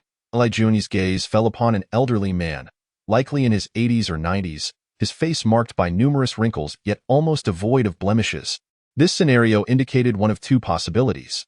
Either he had maintained exceptional health, or his inner strength was profound enough to expel impurities from his body. Judging by the old man's aura, it was clear he belonged to the latter category. "Is it you, young man, who uprooted the 10 Absolute sect?" The old man inquired calmly, his tone conveying authority without anger. Li Jun raised an eyebrow and turned to Long Qianjun, asking, "Who is this old man?" Long Qianjun's expression darkened as he warned, "This is my master. Please show some respect." Li Jun sighed, feigning displeasure. "So you are the master of the Dragon King. No wonder you are so imposing." Long Qianjun's face tightened, about to issue another warning when he noticed the old man waving his hand. "I am Long Qingfeng. You are Li Shuai's grandson, are you not?" The old man smiled slightly. One should show respect to those who show respect. Li Junyi's nature was such. Seeing the old man's demeanor soften, he clasped his hands and smiled. "So you are the esteemed Long Qingfeng, the founder of the Dragon Group. My apologies for the oversight. Enough, do not engage in banter before me. What brings you to my Dragon Group?" Long Qingfeng's discerning gaze scrutinized Li Junyi. "Well, I originally sought the Dragon King, but since you are here, it is even better." Li Junyi rubbed his hands together and continued, "Master Long, being well-versed, I wish to inquire about a few matters." "Oh?" Long Qingfeng appeared all ears. "May I ask if you have heard of the witch sect?" "Why do you inquire about this?" Long Qingfeng's expression shifted dramatically. Observing this, Li Junyi deduced that the other party was indeed aware of the witch sect and replied coolly, "You may not know. But the leader of the 10 Absolute sect is actually a member of the witch sect." Long Qingfeng's pupils dilated sharply. "That is impossible. The witch sect was eradicated by the 3 major forces over a decade ago." Chapter 42. They lack the guts, and even more so the strength in Xia country. The martial arts sects number countless, yet only 3 major sacred sites hold true power. The Zen Temple on Fangzhong Mountain, the Taoist sect on Longhu Mountain, and the Zhaoyuxu Palace on Little Shumi Mountain. However, since ancient times, where there is righteousness, there is also evil. The witch sect was an evil organization that stirred a bloody storm in the martial world over a decade ago. Back then, the 3 major sacred sites collaborated with several righteous sects to gather in the Bagui and the 10,000 Great Mountains, slaying over 1,000 disciples of the witch sect. Since that time, the witch sect vanished from the world of martial arts. Thus, hearing it mentioned again now, Long Qingfeng lost his composure. "Master, perhaps there are still many remnants of the witch sect that escaped the net back then, hiding in the shadows all these years, possibly." Long Qianjun's words trailed off. Yet, both Li Junyi and Long Qingfeng understood what he was implying. The witch sect wishes to make a comeback. If this young man is not lying, then this matter must be approached cautiously. Long Qingfeng's expression grew grave. Li Junyi shrugged. "Do you both need to be so tense? Young man, you do not understand the witch sect and thus do not comprehend the gravity of the situation." Long Qingfeng replied solemnly, "If this evil cult truly rises again, peace in the martial world will be shattered, and even ordinary citizens will suffer the consequences. We cannot afford to be careless. In that battle between righteousness and evil, countless heroes and renowned strongmen perished." Even he, upon reminiscing, felt a lingering fear. However, Li Junyi remained unperturbed. In his view, whether it be the witch sect or any other, it would merely mean exterminating them once more. "Qianjun, investigate personally. If this young man is not lying, we must root out those evildoers, even if it requires digging 3 feet into the ground," Long Qingfeng commanded. Long Qianjun nodded in response. "Understood.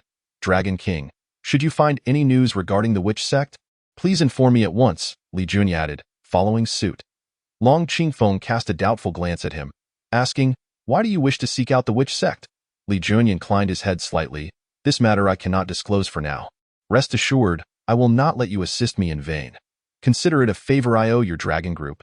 Is your favor worth anything?" Long Qingfeng remarked with a hint of intrigue. "Master, you need not say more." Long Qianjun interjected, only to be halted by Long Qingfeng's gesture, who then turned his attention to Li Junyi with curiosity. "Young man, I have heard of your impressive skills. Would you demonstrate a few moves for me?" "Perhaps it is best not to. I fear I might inadvertently cause your demise," Li Junyi declined tactfully. "However, to anyone else, this would be perceived as a provocation. Long Qingfeng's lips twitched in amusement. You are so confident you can defeat me? Confidence, indeed, Li Junyi chuckled. Although your strength is commendable, if I were to get serious, I could subdue you with one hand. Hiss. Long Qianjun gasped.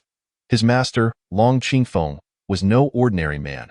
The founder of the Dragon Group, renowned decades ago as a master-level powerhouse, had now reached an unfathomable level of strength over the years.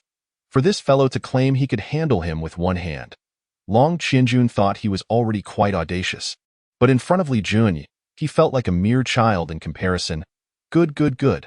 Long Qingfeng exclaimed thrice, a cold smile forming. If you can defeat me, then our dragon group will surely be the first to notify you if we uncover any members of the witch sect. If you wish to be struck, I shall oblige. Li Junyi declared as soon as he finished speaking.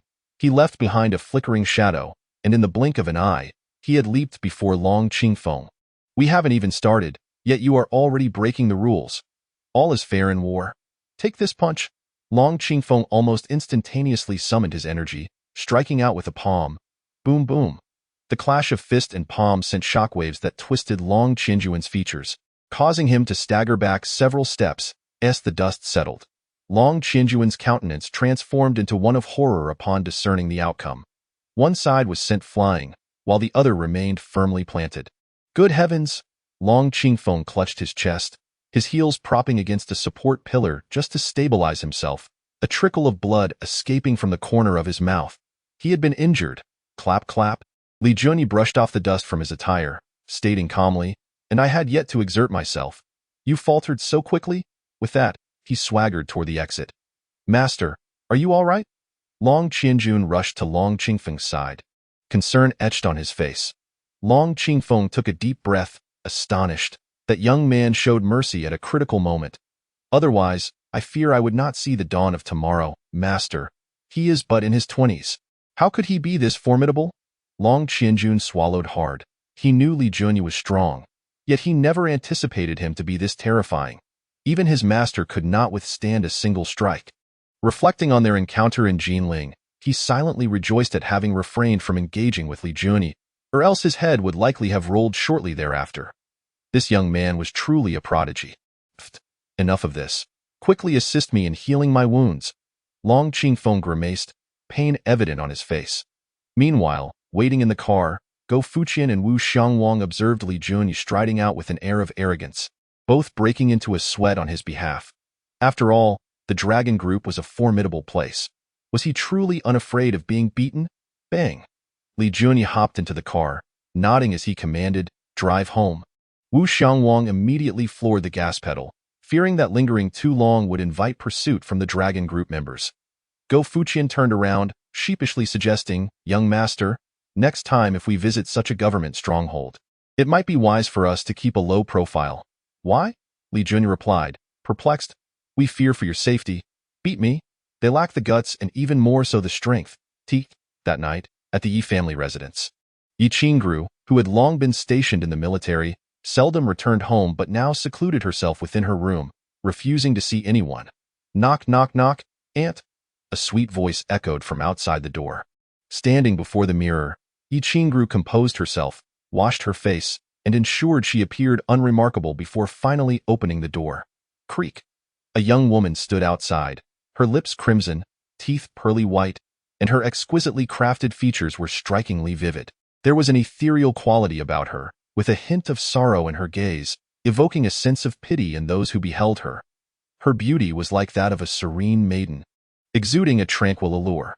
Possessing such a stunning visage, even women could not help but feel moved, and for men, it was even more so. Her name was Yi Qingsheng, truly captivating. She deserved the title of the most beautiful woman in the imperial city. Chapter 43. I can only send you away. Once destined to bask in the limelight as a darling of the heavens, she had overnight become the infamous tainted one, fallen woman, withered flower. This illustrates the immense harm the scandal 3 years ago inflicted upon Yi Qingsheng. However, as time passed, she gradually learned to let go. Why Yi Qingsheng even contemplated that should she encounter that man again, she would remain as serene as still water. Rest assured, Aunt will never let you marry that scoundrel from the Jiang family. Yi Qingru vowed earnestly. Aunt, you have already done enough for me, Why? Yi Qingsheng sighed softly, saying, "Let it be." Her tone was laden with complexity, akin to a caged bird yearning for freedom yet forever unable to realize its dreams. Unwillingness, helplessness, resignation. That fellow promised me he would certainly rescue you from suffering. Gazing at her niece's forlorn expression, Yi Qingru felt immense sympathy. Upon hearing this, Yi Qingsheng's brows slightly furrowed. "You mean, Elijun?" Yi Qingru nodded, affirming, "Yes, I saw him today." As she spoke, she could not help but recall Li Degorin's ruthless hand, her face immediately clouding with anger. Observing this, Yi Qingsheng's eyes deepened, filled with concern. "Aunt, did that fellow bully you? And did you agree to any conditions with him?" "Absolutely not." Yi Qingru immediately denied. "You are well aware of my strength. What person could take advantage of me?" Though her tone wavered, she endeavored to project confidence. After a pause, she added, "As for conditions, does that fellow dare to negotiate with me? He owes you a debt he can never repay in this lifetime." Yi Qingsheng appeared somewhat skeptical. While she indeed recognized her aunt's strength and was not worried about her being taken advantage of, the infamous reputation of Li Junyi in the imperial city made her question whether he truly would have any reservations. "Aunt, be honest with me. Is there some sort of transaction between you and that man?" Yi Qingsheng's tone suddenly escalated. Though separated by a generation, she and Yi Qingru grew up together and appeared more like sisters, which allowed them to understand each other profoundly. Meeting her niece's gaze, Yi Qingru felt a twinge of guilt, yet she could not bring herself to voice the promise she had made to Li Junyi. It was too shameful. Moreover, if Yi Qingsheng were to learn of this matter, she would undoubtedly be tormented for life. "I promised that fellow, as long as he was willing to intervene and prevent this union, I would grant him the opportunity to pursue me." Yi Qingru offered a half-truth in response. Noticing the deepening concern etched on Yi Qingsheng's face, she added, "You need not worry. I merely stated I would give him a chance to pursue me. Whether I accept or decline will ultimately be my decision." Yi Qingsheng felt a lump in her throat, her eyes brimming with tears. "In truth, there was no need for you to seek him out. Even if he agrees, it would be futile since he lacks the ability to intervene." "No." Yi Qingru shook her head vehemently, then stated resolutely, "You know, that fellow seems like a completely different person. Even I." She abruptly fell silent, swallowing the words, "Not his match." After all, she had just boasted about her own strength before her niece, only to turn around and admit to being defeated. I say that slapping her own face. "What do you mean by even you?" Curiosity radiated from Yi Qingsheng's expression. "In any case, do not ask so many questions. Just trust that he possesses the capability to assist you." Yi Qingru smiled slightly, her demeanor exceptionally steadfast. In a private villa at the junction of the third and fourth rings, Li Zongping set down his phone and leaned wearily against the sofa.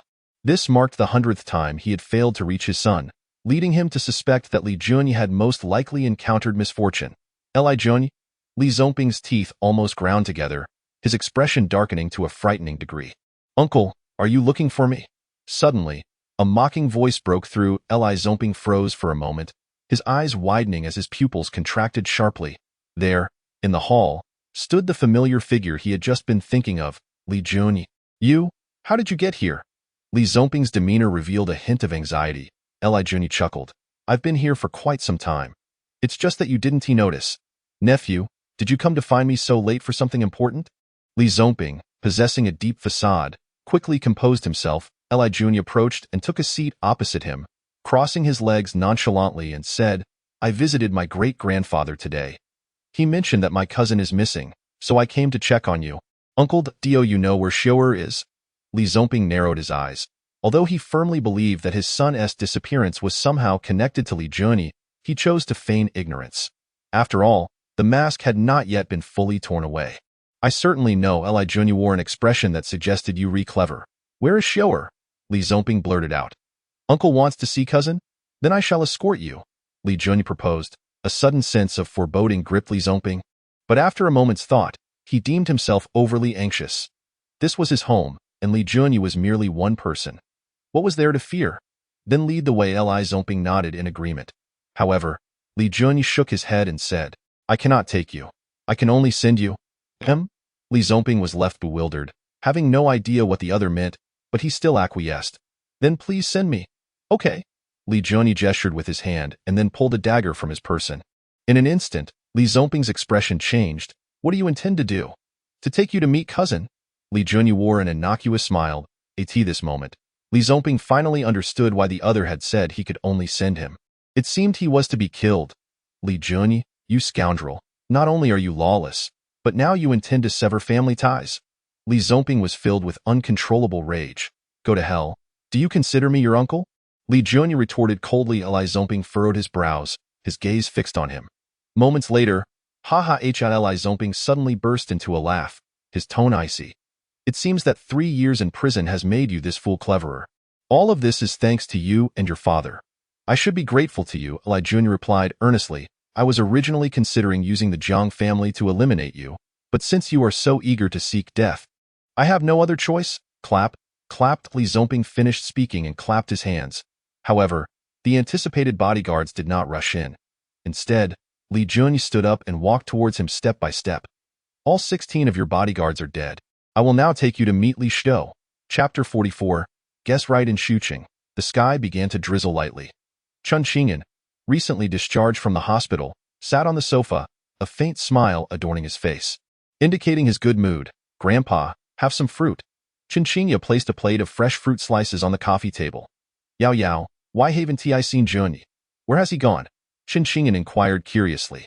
Chun Qingyan glanced at her sister, who was busy with work upon returning home, indicating that he should ask her instead. Consequently, Chun Qingyan waved his hand again, calling out, Schwerer, where is Junyi? I don't know. Chun Qingxue replied without lifting her head, fully engrossed in her work. Come here. Suddenly, Chun Qingyan raised his voice. Chun Qingxue pleaded, Grandpa, give me a few minutes. I will finish this right away. Put work aside for now. Come here first.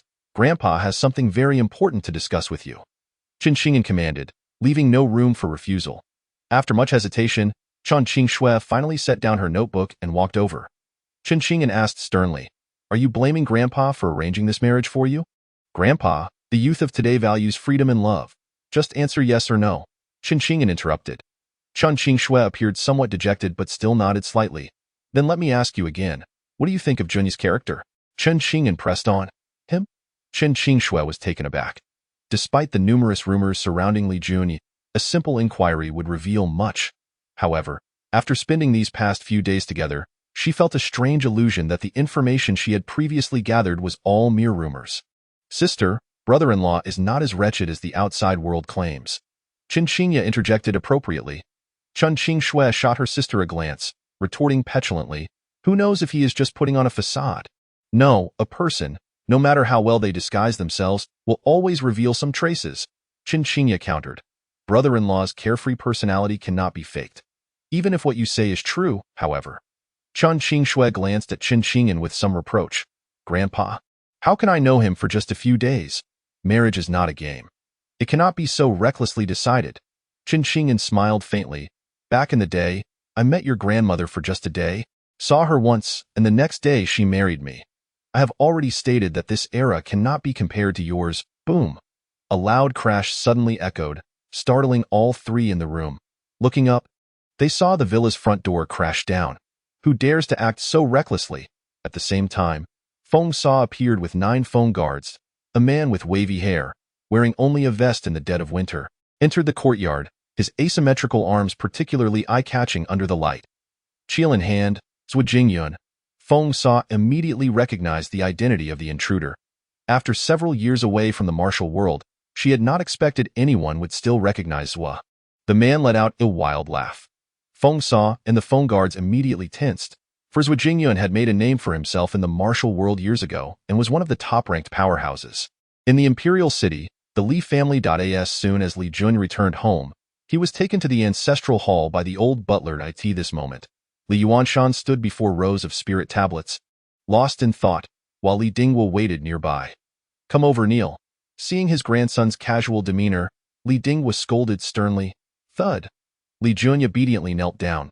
Li Yuanshan turned around, and Li Dingwu quickly stepped forward to support him. Dad, be careful. Yes, nothing. Li Yuanshan's health was still quite good as he looked down at Li Junyi, saying, Go and offer a stick of incense to your great-granduncle. Oh. Li Junyi complied. Li Yuanshan sighed, his eyes reddening, seemingly lost in memories of the past. Dad, I plan to send this brat to the military. Li Dingwu spoke in a low voice. Upon hearing this, Li Jun shivered and exclaimed, "Old Li, you can't be serious? Shut your mouth. Kneel properly." Li Dingwa reprimanded again. This time, Li Yuanshan did not show favoritism but slightly nodded, saying, "This unruly brat has too wild a temperament. Sending him to the military for some discipline would be good. I want to go. I don't have the time for that." Li Juni almost instinctively rejected the idea. The military has strict discipline. He would surely struggle against such constraints. Being sent to the military would be no better than returning to prison. Li Dingwa shot him a glare, snorting, "You'll go whether you like it or not. Whoever wants to go can go." "I'm not going," Li Juni retorted dismissively. "That's not for you to decide." "You be quiet," Li Yuanshan interrupted, then turned to Li Jun, saying, "If you don't want to go to the military, what do you intend to do? Continue being a wastrel." "Being a wastrel is great," Li Jun replied nonchalantly, grinning. "Others want to be born with a golden key. I'm just fortunate enough. This is certainly not a lie. What ordinary person wouldn't he want to be born with a silver spoon? It's just that they lack the fate, brat." Li Dingwa was infuriated. "Brat? Didn't I tell you to shut up?" Li Yuanshan chimed in, his protective nature flaring up again. Li Dingwa, frightened, shrank his neck and quickly fell silent. "Old Li, I know what I should do. You all needn't worry so much," Li Jun reassured him. Li Dingwa shot a frustrated glance at his father and then glared at his grandson. "When your great-grandfather and I are no longer around, what will you do then?" "I'll just do as I please. After all, our family's money will last me for 10 lifetimes. Besides," Li Jun looked at Li Yuanshan, smiling. "Old Li, your health is robust. Living another 10 or 8 years is no problem." He then turned to Li Dingwa, adding, "As for you, Old Li, you still have life left you." Upon hearing this, both Li Yuanshan and Li Dingwa were left unsure whether to laugh or cry. Enough. Is there anything else? If not, I'm going to sleep. I have important matters to attend to tomorrow." Li Jun appeared somewhat impatient, ready to leave. "What important matters could you possibly have?" Li Dingwa seemed to have suddenly thought of something, his eyes sparkling. "You're not thinking of—" "Old Li, you guessed right. I'm going to crash a wedding tomorrow," Li Jun straightforwardly admitted. "Good lad." Li Yuanshan gave a thumbs up, praising him. As expected of a member of the Li family, one should have this spirit. Just then, young master. Gung Fu Gue rushed in. Looking flustered, Li Jun raised an eyebrow. "What has got you so anxious?" "Feng Sa has been gravely injured, and the Chen sisters have been abducted." "Investigate. Find out for me," Li Yuanshan bellowed. "No matter who the perpetrator is, they must be severely punished." At this moment, the elder, who could shake the very foundations of the Summer Kingdom with a stamp of his foot, exuded an overwhelming aura of anger. "Dad, don't get too worked up. I'll have the dragon team investigate right away." Li Dingwa was equally furious. "They dare to touch even my future granddaughter-in-law. They're courting death. No need to investigate," Li Jun's voice coldly interrupted. His gaze was like a scorpion's sting, a cold smile playing at his lips. "I will handle this matter." In Jincheng, at the Feiston International Hotel, in the most luxurious presidential suite, the Chan sisters were bound with ropes. Creak. A spirited young man pushed the door open. "Who are you? Why have you captured us?" Chinchinya asked warily. The young man strolled up to them, a gentlemanly smile on his face. "Allow me to introduce myself. My name is Zhang Rufeng. You must have heard of me. The Zhang family is a supergiant in the business world of the Summer Kingdom, and the name Zhang Rufeng was certainly known to the sisters." "What have you done to my grandfather?" Qin Qingshui asked, her composure wavering slightly. "That old fellow should be dead by now," Zhang Rufeng replied indifferently. In an instant, the sisters were filled with rage. Chun Qingya's tears flowed as she struggled against her bonds. Chun Qingshui's eyes turned red as she screamed hysterically, "The authorities will not let you go. They certainly won't. The women I have toyed with number at least 80. Among them, many were coerced, yet here I stand, perfectly unharmed." Zhang Rufeng shrugged, completely unfazed by their threats. Clap. He clapped his hands. Creak. The door was pushed open again, and a servant entered with 2 glasses of red wine. "Young Master Zhang." The servant placed the wine on the table respectfully, saying, "As per your instructions, the substance has been added." Zhang Rufeng nodded in satisfaction and said, "Go outside and collect your reward." "Yes, thank you, young Master Zhang." The servant exited, excitement written all over his face. Zhang Rufeng glanced at the 2 women and said nonchalantly, "Do you know why I have captured you, bastard? Justice will never be absent. Heaven will not spare you, scum." Chinchinya continued to rage. Jiang Rufeng paid no heed, still smiling as he spoke. Tomorrow, I am getting married, and the bride is a very beautiful woman. Yet, I cannot find joy in it. At this point, he frowned. For starting tomorrow, a green hat would be placed upon my head. Chun Qingxue fixed her gaze on him. She had previously looked into Li Junyi's background and happened to learn about the female lead of the scandal. So she realized that the pitiful woman was to marry this scoundrel. The one who will make me wear this green hat is Li Junyi. I'm sure you're familiar with him. To reciprocate, I will let him experience the taste of wearing a green hat. TSK, I didn't expect you two to be twins. Ha ha ha. This way, I want to be at a disadvantage. Jiang Rufeng said, a wicked grin on his face. Chen Qingxue used all her strength but still could not break free from the ropes, fiercely warning. Bastard, don't you dare touch my sister. You bastard, if you lay a finger on my sister, I will fight you. Chen Qingya shouted in fury. How could Jiang Rufeng take their threats seriously? He raised the 2 glasses of red wine. Excitement evident on his face. Don't worry, as long as you drink this wine, you will soon beg me, boom. Before he could finish, the suite's door crashed down. A tall figure appeared before the 3 brother-in-law. Upon seeing the visitor's face, Chen Qingya instantly became ecstatic. Beside her, Chen Qingxue was equally elated, as if she had glimpsed the dawn through the darkness. Even she herself could not fathom why the mere sight of Li Junyi brought her an inexplicable sense of reassurance. It is often said that enemies meet with heightened animosity. Jiang Rufeng wore a fierce expression and enunciated slowly, Li Junyi, here I come. Now you may tell me how you wish to perish. Li Junyi advanced step by step, his chilling demeanor instilling an unsettling fear. Jiang Rufeng instinctively recoiled a couple of paces, only to be overtaken by a wave of shame. In the presence of this man, how could he retreat? Even if his opponent belonged to the Li family, what of it? This was Jinsheng, his territory. Ha ha ha. Just you? Jiang Rufeng laughed boisterously and then boldly cried out, Senior brother Yun, help me subdue this brat. When junior brother, Puff. Left Jingyun lay sprawled on the ground like a defeated animal, his once proud Qilin arm now broken. Before he could crawl to Jiang Rufeng's feet, he breathed his last. Witnessing this scene, Jiang Rufeng's expression shifted dramatically. Senior brother Yun was actually dead. Impossible. Absolutely impossible. Senior brother Yun was a formidable presence, a half-stepmaster. Apart from his own master in the Qingqing sect, he had no rivals. How could this debauched brat, Li Junyi, possibly kill senior brother Yun? You wish to live, do you? Very well, I shall grant you that. Li Junyi flashed a wicked smile. What do you intend to do? Jiang Rufeng felt an ominous premonition swell within him as he gazed at the grin on his opponent's face. Although he was a disciple of the Qingqing sect, he was merely a nominal one, possessing no martial skills whatsoever. And even if he had skills, what difference would it make? After all, his senior brother Yun was already dead. Bang! Li Junyi leaped forward, and before Jiang Rufeng could comprehend the situation, he felt something poured into his mouth. Upon focusing his gaze, he realized that the 2 wine glasses he had been holding were now in Li Junyi's possession. The content of one was being forced down his throat. Wow.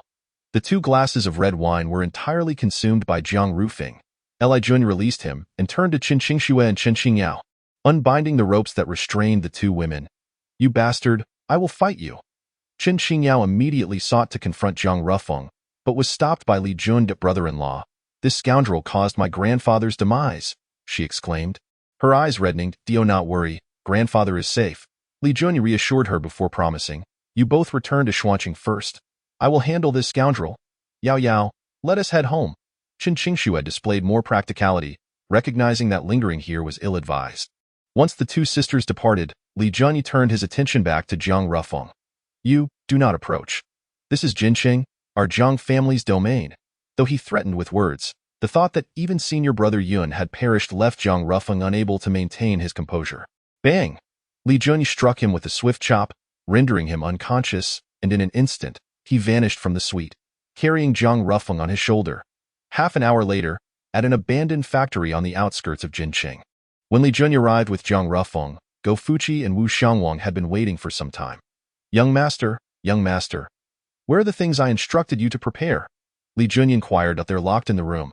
Go Fuqi and Wu Xiangwang exchanged puzzled glances, unable to comprehend why Li Junyi needed a sow at such an hour. Slap! Li Junyi tossed a large sack onto Jiang Rufeng's face. Jiang Rufeng slowly regained consciousness. looking at the trio with trepidation. Li Jun, spare me. I won't hold the green hat you placed on me against you. Now you realize your folly? Li Jun grinned with amusement. Sorry, too late. Zhang Rufeng's face was filled with terror. What do you intend to do with me? Huh. Before he could finish, he felt an overwhelming heat enveloping him. In that instant, he recalled the 2 glasses of red wine he had consumed prior to losing consciousness. It was over. The effects of the drug had begun to take hold. His fear escalated. If he ingested the Haohuan powder and did not release it within an hour, he would surely perish. Spare me.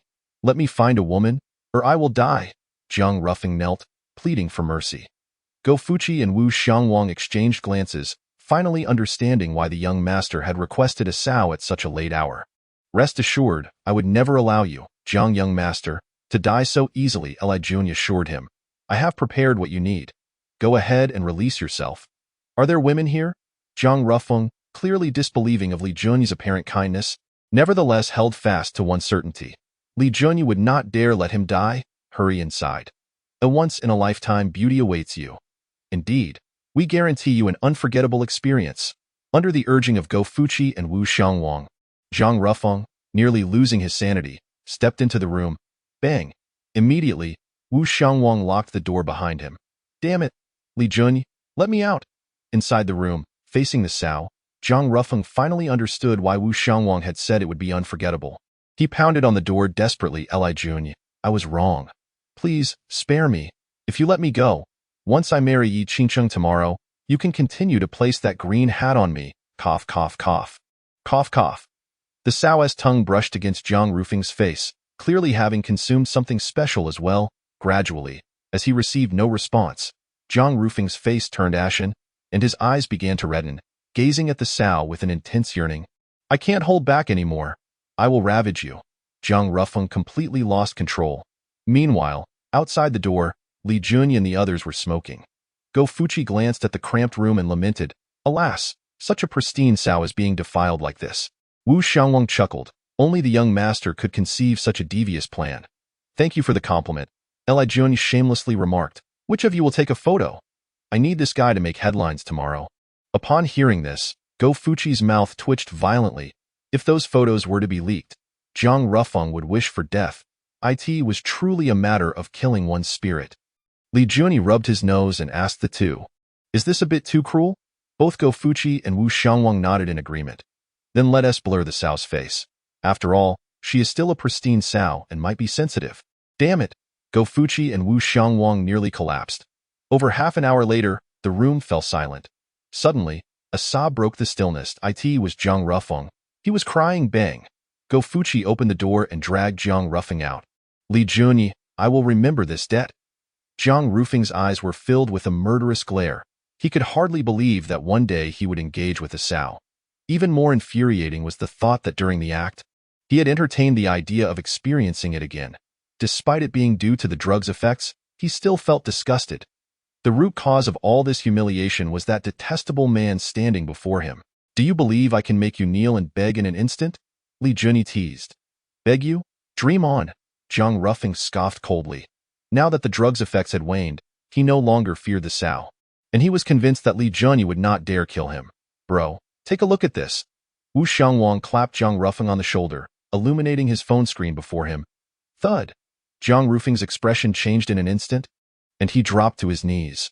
Brother, I truly did not recognize your greatness. I beg you, do not let these photos circulate. Though he pleaded, his heart reminded him that a true man can endure humiliation and, once this matter settled, he would repay Li Jun 100-fold for today's disgrace. Li Jun looked at him with disdain, realizing that Yi Qingrou's description of this man was spot on. Waste? Let's go. Li Jun beckoned, leading Go Fuqi and Wu Xiangwang away. Once he confirmed his safety, Zhang Rufeng sighed deeply, quickly pulling out his phone to contact his subordinates for a ride. He was careful to tidy himself up, reminding himself not to reveal any signs of distress. An hour later, Zhang Rufeng returned home. The first thing he did was rush to his room to cleanse himself, applying shower gel repeatedly. Unfortunately, even if he scrubbed his skin raw, he could not wash away the humiliation etched in his soul. Knock, knock, knock. Young master. The old butler's voice echoed from outside the door. Zhang Rufeng wiped his face and wrapped himself in a towel before stepping out of the bathroom. Creak. What is it? Zhang Rufeng's expression was grim. The master says you should rest early. Tomorrow is your big day, the old butler advised. Bang. Zhang Rufeng ignored him and slammed the door shut. Lying on the sofa. The more he thought about it, the angrier he became, prompting him to take several swigs from a bottle of liquor. Knock, knock, knock. Young master. The old butler's voice came again. Zhang Rufeng, feeling irritated, shouted, If you disturb me again, I swear I'll chop you up and feed you to the dogs. The words startled the old butler, who instinctively took a few steps back and stammered, Young master, the master wants you to come. It seems something significant has occurred. Significant? What could possibly be significant? A wave of unease washed over Zhang Rufeng as he quickly dressed and followed the old butler to the main hall. Slap! You ungrateful wretch, you've brought shame upon our Zhang family. As soon as he entered, a middle-aged man slapped Zhang Rufeng across the face. Father, why did you hit me? Zhang Rufeng felt dizzy. You still have the nerve to ask? Zhang Zhenghong's face turned pale with anger as he threw his phone down in front of his son. Zhang Rufeng focused his gaze, and a headline news article caught his eye. Is it a twisted human nature or moral decay? Zhang family's young master assaults a pristine So Chapter 47. Change the date, and it will be harder to snatch, at the Moonset Villa. Upon seeing his two granddaughters return safely, Chen Qingyan finally felt his anxious heart settle. Chen Qingxue immediately reinforced the villa's security measures, hastily bringing in dozens of guards from a renowned security company in Xuanqing. Sister, you must see this. Chen Qingyao rushed out of her room. What is all the fuss about? Chen Qingxue took the phone from her sister, and upon reading the news headline, she burst into laughter. It must be the work of my brother-in-law. Chen Qingyao declared with certainty, her initial displeasure evaporating instantly. Chen Qingxue felt a sense of satisfaction as well. I'll call my brother -law. No need to call. Junya's back. Chen Qingyan interrupted with a smile. Both sisters turned to the floor-to-ceiling window, where they saw Li Junya swaggering in. Chen Grandpa, are you all right? Li Junya asked with concern as he entered. Chen Qingyan shook his head with a smile that I'm fine. You need not worry. That's good. Brother-in-law. Chen Qingyao eagerly approached, pointing at the news on her phone. Is this your doing? Li Junya shrugged and said proudly, Does this count as avenging you? It's incredibly satisfying. Chen Qingyao waved her hands in delight. Li Jun glanced at Chen Qingxue, who was also watching him. Their eyes met, yet neither spoke first. Coughed. Li Jun averted his gaze first, casually stating, Well, if there's nothing else, I'll take my leave. Leave? You should stay here. Chen Qingyan smiled slightly, adding, Tomorrow is an auspicious day, and I plan to arrange your marriage with Schwerer. Both Li Jun and Chen Qingxue gaped in astonishment. Chen Qingyan continued with a smile, I had someone pick the best date while we were in the hospital a few days ago. And tomorrow is it, Grandpa, you can't do this. Are you disobeying again? Chen Qingyan didn't give his granddaughter a chance to speak, instead turning to Li Jun and asking, What do you think, Jun? Well. Li Jun scratched his head, subtly moving closer to Chen Qingxue and whispering, You better resist with all your might. As he spoke, he discreetly poked her side with his finger. Chen Qingxue snorted. Though she felt displeased, she steeled herself and said to Chen Qingyan, Grandpa, please don't meddle in my marriage. Upon hearing this, Chen Qingyan's expression darkened further. Grandpa, my sister means to start as friends. After all, she and my brother-in-law need to understand each other better. Chen Qingyao interjected, subtly winking at Chen Qingxue. Exactly. It's good that Qingyao has a clever head on her shoulders. Li Jun quickly chimed in. We've only known each other for a few days. We need at least 3 to 5 years to truly understand one another. Only then did Chen Qingyan's expression soften, yet his stance remained unchanged. Understanding each other is fine, but I merely want you to secure your marriage first. Once your feelings deepen, you can plan the wedding. With that, he ascended the stairs, giving the two young people no opportunity to refuse. Zhang Junya was left utterly dumbfounded, while Chen Qingxue felt as if she were on the verge of tears. After all, given Chen Qingyan's demeanor, it was clear he was adamant about his decision. Sister, brother-in-law, why not just agree to the engagement for now? That way, Grandpa can feel at ease, Chen Qingyao urged playfully. Chen Qingxue glanced at Li Jun, who seemed not to object too strongly. This wouldn't he do, however, Li Jun blurted out, as an exemplary man. How many women in the world could resist me? Over time, your sister will become even more reliant on me. Rely on you? Chen Qingxue pointed at herself, incredulous. Li Jun shamelessly nodded. Heh. Qin Qingshu sneered. I will become reliant on you. Ha ha ha. Dream on. With that, she turned to leave. Yet, Li Junyi seized her arm, insisting, you cannot leave. You must persuade your grandfather. Why don't you persuade him yourself? Qin Qingshu shrugged him off. Brother-in-law, you're being unreasonable. It's merely an engagement. Why are you resisting so much? Qin Qingyao rolled her eyes and retorted, didn't you see my sister agree? Kid, everything I say comes from the heart. I'm an exceptional man. All right, I know you're exceptional, but can't you be a bit more modest? I'm not a woman. Why should I be modest? Li Jun replied, pulling Qin Qingyao closer, earnestly saying, Yao Yao, if your sister wants to persuade Qin Grandpa, you must help me. If we must engage, let us choose another date, because I have something important to do tomorrow. What important task cannot be rescheduled? Qin Qingyao asked, intrigued. I need to go crash a wedding. If it's postponed, it will be harder to snatch. With that, Li Junyi turned to leave. Qin Qingyao's cheeks twitched in disbelief, utterly flabbergasted. This guy that actually intends to crash a wedding. Meanwhile, in the room, although it was past midnight, Qin Qingshu found no hint of drowsiness. Sitting by the window, she reflected on Li Junyi's earlier demeanor, feeling increasingly aggrieved. Scoundrel, do you truly think you are a diamond, able to charm every woman? As she murmured to herself, tears welled in her eyes, spilling forth. Knock, knock, knock. A knock echoed through the air, followed by the creak of the door as it swung open. Qin Qingshu quickly wiped her tear-stained eyes, feigning nonchalance. Sister, are you all right? Qin Qingyao inquired with concern. Qin Qingshu shook her head, responding, what could possibly be wrong with me? Sister, listen to me. It's not that brother-in-law doesn't want to get engaged to you. He simply has something important to attend to tomorrow.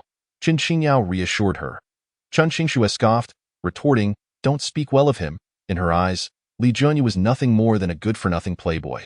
What could be so important? Her sister was clearly trying to comfort her. Sister, brother-in-law is going to. Qin Qingyao abruptly fell silent. If her sister were to discover that Li Junyi was actually going to intercept a wedding tomorrow, she would undoubtedly be even more furious. The thought sent a shiver down her spine, grateful that she had held her tongue. What does he have to do tomorrow? Qin Qingshu asked curiously. Qin Qingyao smiled gently, steering the conversation elsewhere. Sister, you needn't ask in any case. Brother-in-law truly has something important to attend to tomorrow. Qin Qingshu adopted a stern expression, crossing her arms and scrutinizing her sister with a piercing gaze. You always speak well of him. Have you been bribed by him? I haven't. Qin Qingyao pouted, feigning innocence. I just think brother-in-law is truly exceptional. Once this opportunity is gone, it won't come again. You must seize it well. Chapter 48. What is it like to be pushed by a pig? In the royal city, at the Yi family estate. Dad, big brother, have you seen the disgraceful deeds done by the Jiang family waste? If you insist on marrying Qingqing to him, our Yi family will undoubtedly become the laughingstock. Yi Qingru felt an overwhelming surge of excitement. With Jiang Rufeng's shameful actions, surely his father would reconsider. This way, her agreement with Li Junyi could also be nullified. It was simply killing two birds with one stone. If Jiang Rufeng were to appear before her now, she might even give him a begrudging compliment. Waste, you've done well on this matter. Unfortunately, things did not unfold as she had hoped. Qingqing must marry. Yi Jinping's conclusion left everyone astounded. Not only was Yi Qingru taken aback, but even Yi furrowed his brow. Dad, won't this? Wai Yan's expression darkened. Previously, even if Jiang Rufeng was nothing but a pile of mud, he could accept his daughter marrying him. After all, that fellow was backed by the formidable Jiang family. However, now that the scoundrel had committed such a disgraceful act, if they were still to marry their daughter to him, even he would feel utterly humiliated. Dad, have you lost your mind? Yi Qingru bluntly expressed her discontent. Dio, you think Dad's heart is made of iron? Sighed Yi Jinping, looking at his son Yian. Next spring, a major reshuffle will occur. Whether or not you can advance further will determine the future of our Yi family. Marrying into the Jiang family is our only hope at this. Yian fell silent. He had been the governor of the Northwest for 8 years, and if he couldn't advance further by next year, it would mean he would never enter the power pyramid in his lifetime. By then, when his grandfather passed away, the decline of the Yi family would merely become a matter of time. With red-rimmed eyes, Yi Qingru roared, Dad, to sacrifice Qingqing's lifelong happiness for the sake of our Yi family is utterly unfair. Is there any fairness in this world? Yi Jinping retorted. Qingqing was born with the key to our Yi family's fortune.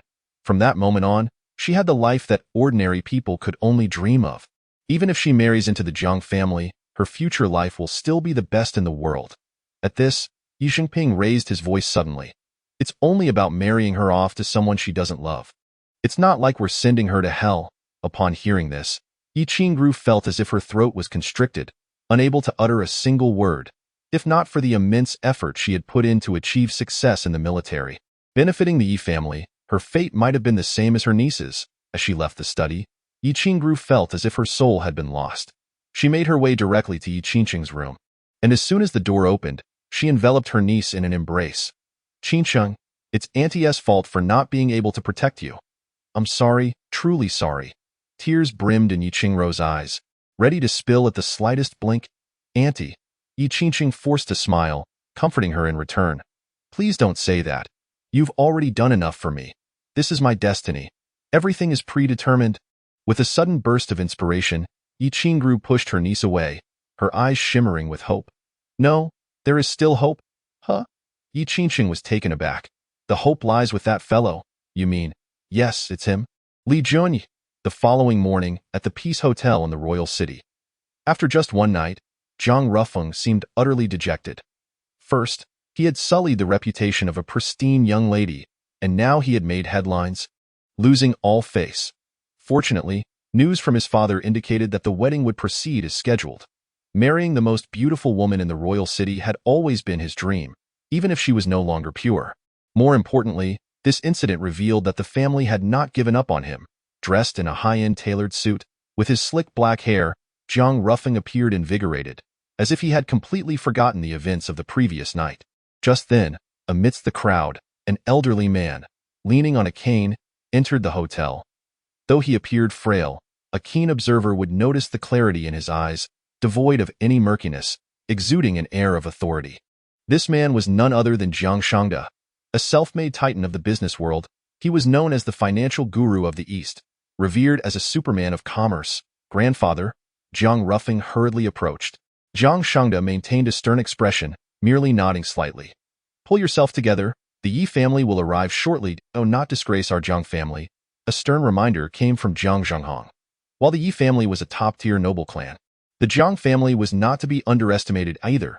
He did not wish for others to claim that the Jiang family was merely reaching for the Yi family. Today's union must reflect equality in status. Zhang Rufeng nodded, assuring, "Rest assured, Dad, I won't let you and Grandfather down."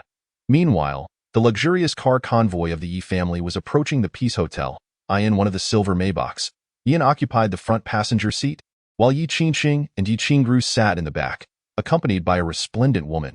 Yi Qingqing's mother, Lu Qiuyin. "Child, cheer up." Lu Qiuyin felt a pang of discomfort. As a woman, she could empathize with her daughter's feelings but felt powerless to alter her fate. "Mom, I'm fine. Please don't worry, da." Yi Qingqing smiled gently. Seeing her daughter comforting her instead, Lu Qiuyin felt even worse, tears welling up in her eyes. "Why are you crying? Do you want to embarrass our Yi family on this joyous occasion?" Yin scolded with displeasure. Lu Qiuyin quickly wiped her tears, forcing a smile. "Big brother, as a mother, I will naturally feel pained when my daughter is getting married. You men cannot understand." Yi Qingru defended her sister-in-law. Yin merely scoffed, not engaging further. After all, this younger sister was fearless at home, unafraid to confront anyone. He didn't want to make things awkward. Soon, the convoy halted outside the entrance of the Peace Hotel. The Jiang family, led by Jiang Shangda, awaited eagerly. The first to exit the car was Yi Jinping. In-laws. Jiang Shangda and Yi Jinping greeted each other warmly, shaking hands in a gesture of goodwill. That moment.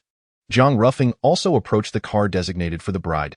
As the door swung open, Yi Qingru stepped out first.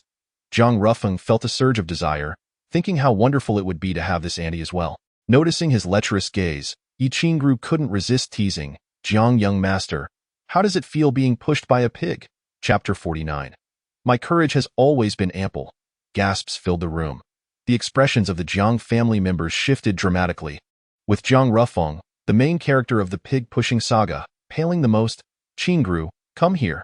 Seeing his daughter stir up trouble, Yi Jinping's expression darkened. Yi Qingru shrugged, unfazed. "Let us hurry inside. The auspicious hour is approaching." Zhang Zhenghong attempted to lighten the mood, breaking the awkwardness. Yes, we mustn't delay the auspicious hour. Jiang Shangda gestured for them to proceed. At that moment, Yi Qingsheng, supported by Lu Qiuyan, stepped out of the car.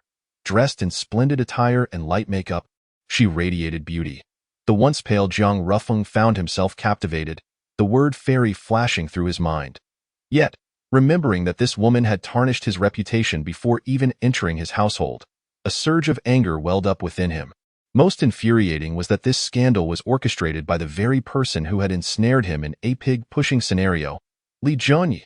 The flames of fury within Jiang Rufeng reached unprecedented heights.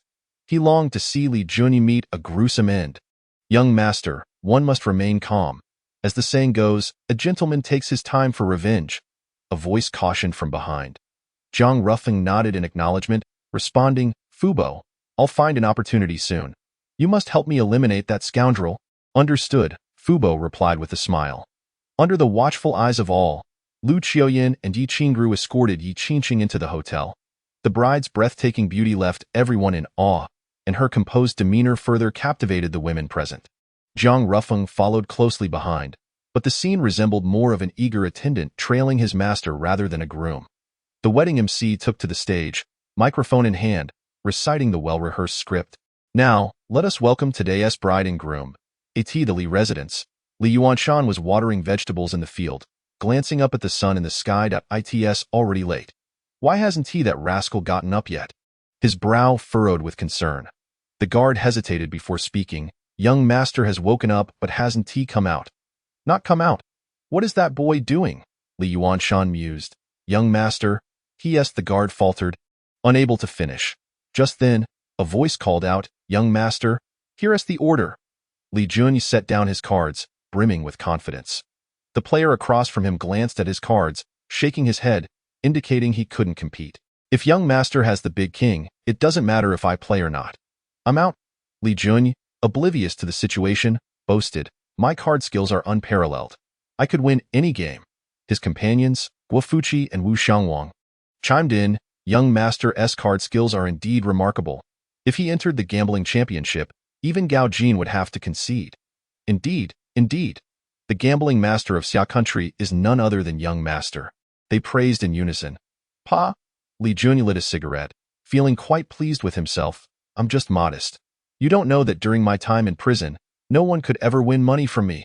Unbeknownst to him, the others had deliberately let him win, but he was completely unaware, epitomizing the essence of being shameless.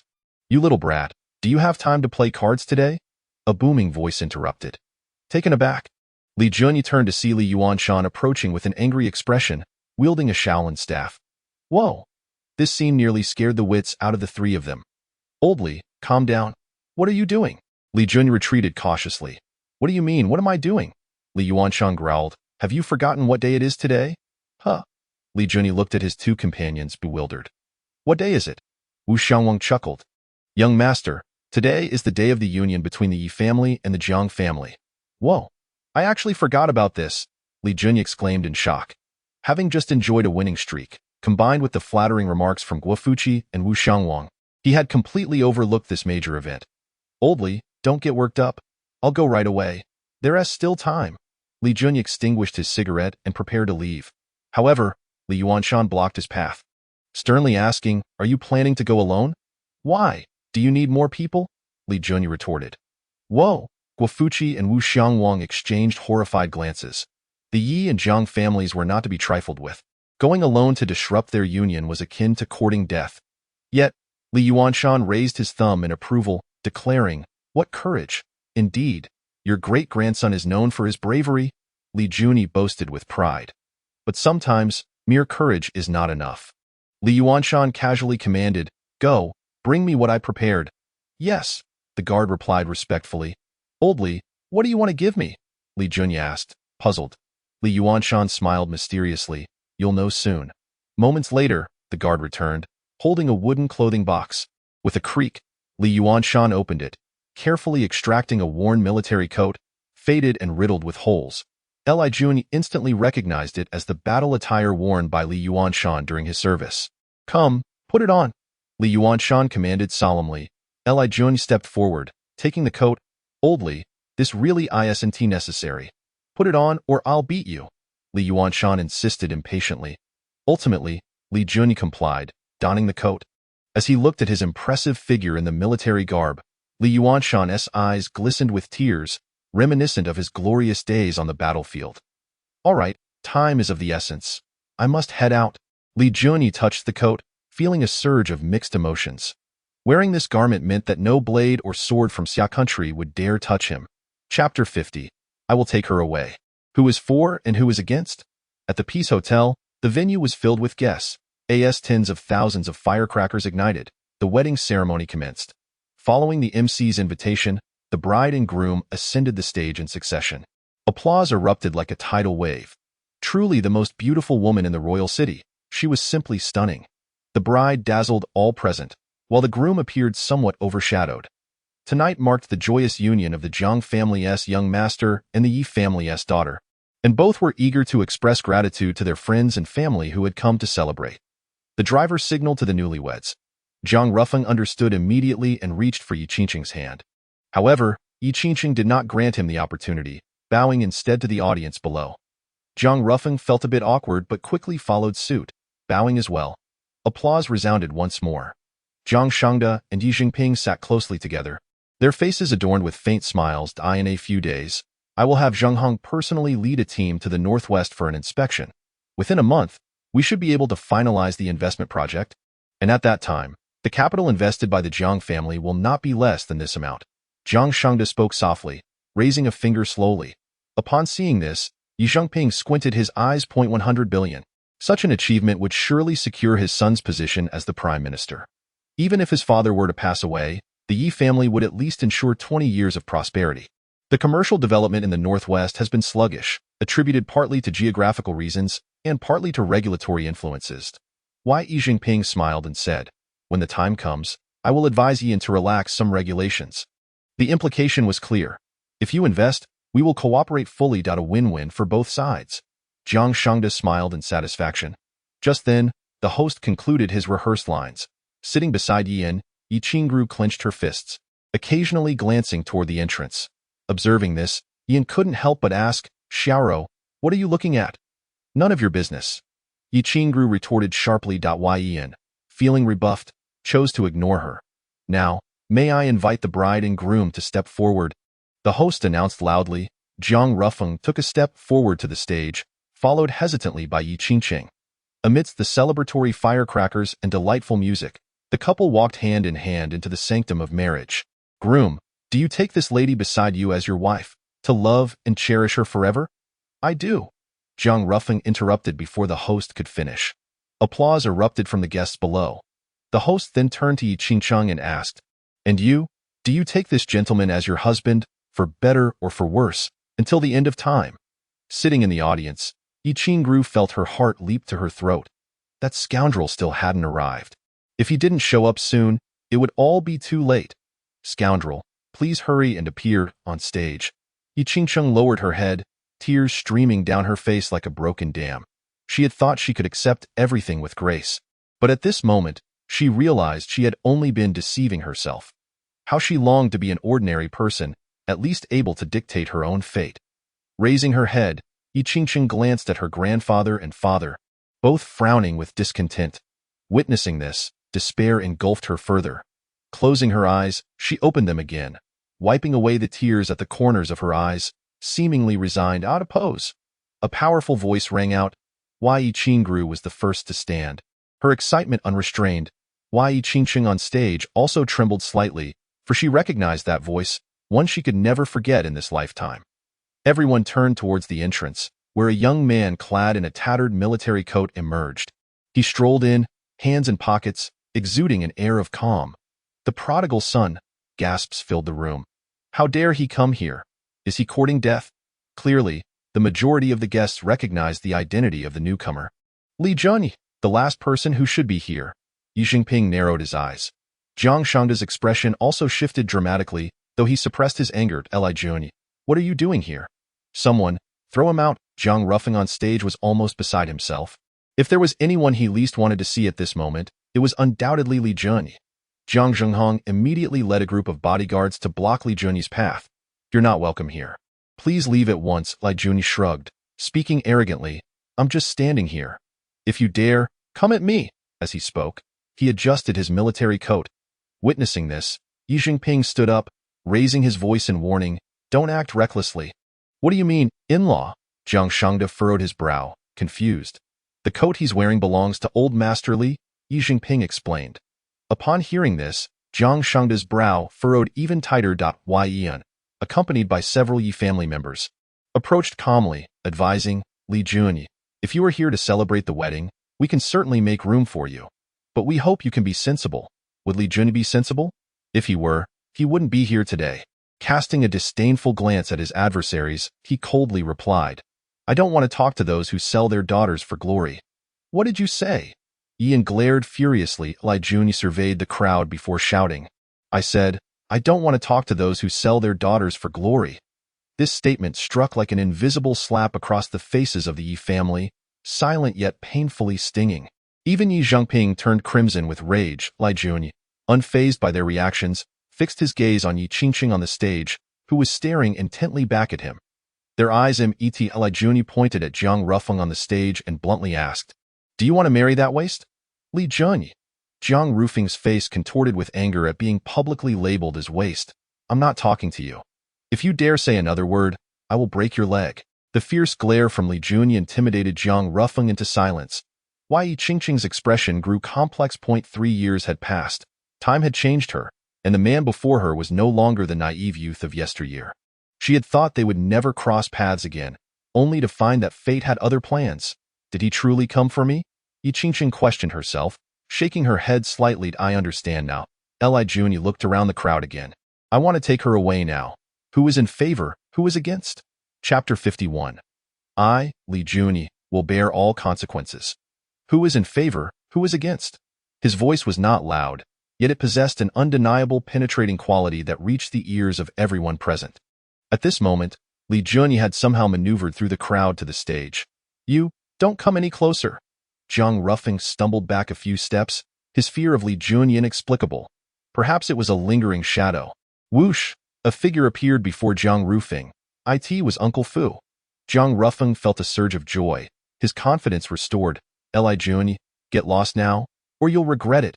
Li Junyi smirked coldly, dismissing him. I just said, if you dare say another word, I'll break your leg. Seems you haven't been using your ears, young man. Uncle Fu narrowed his eyes, pondering.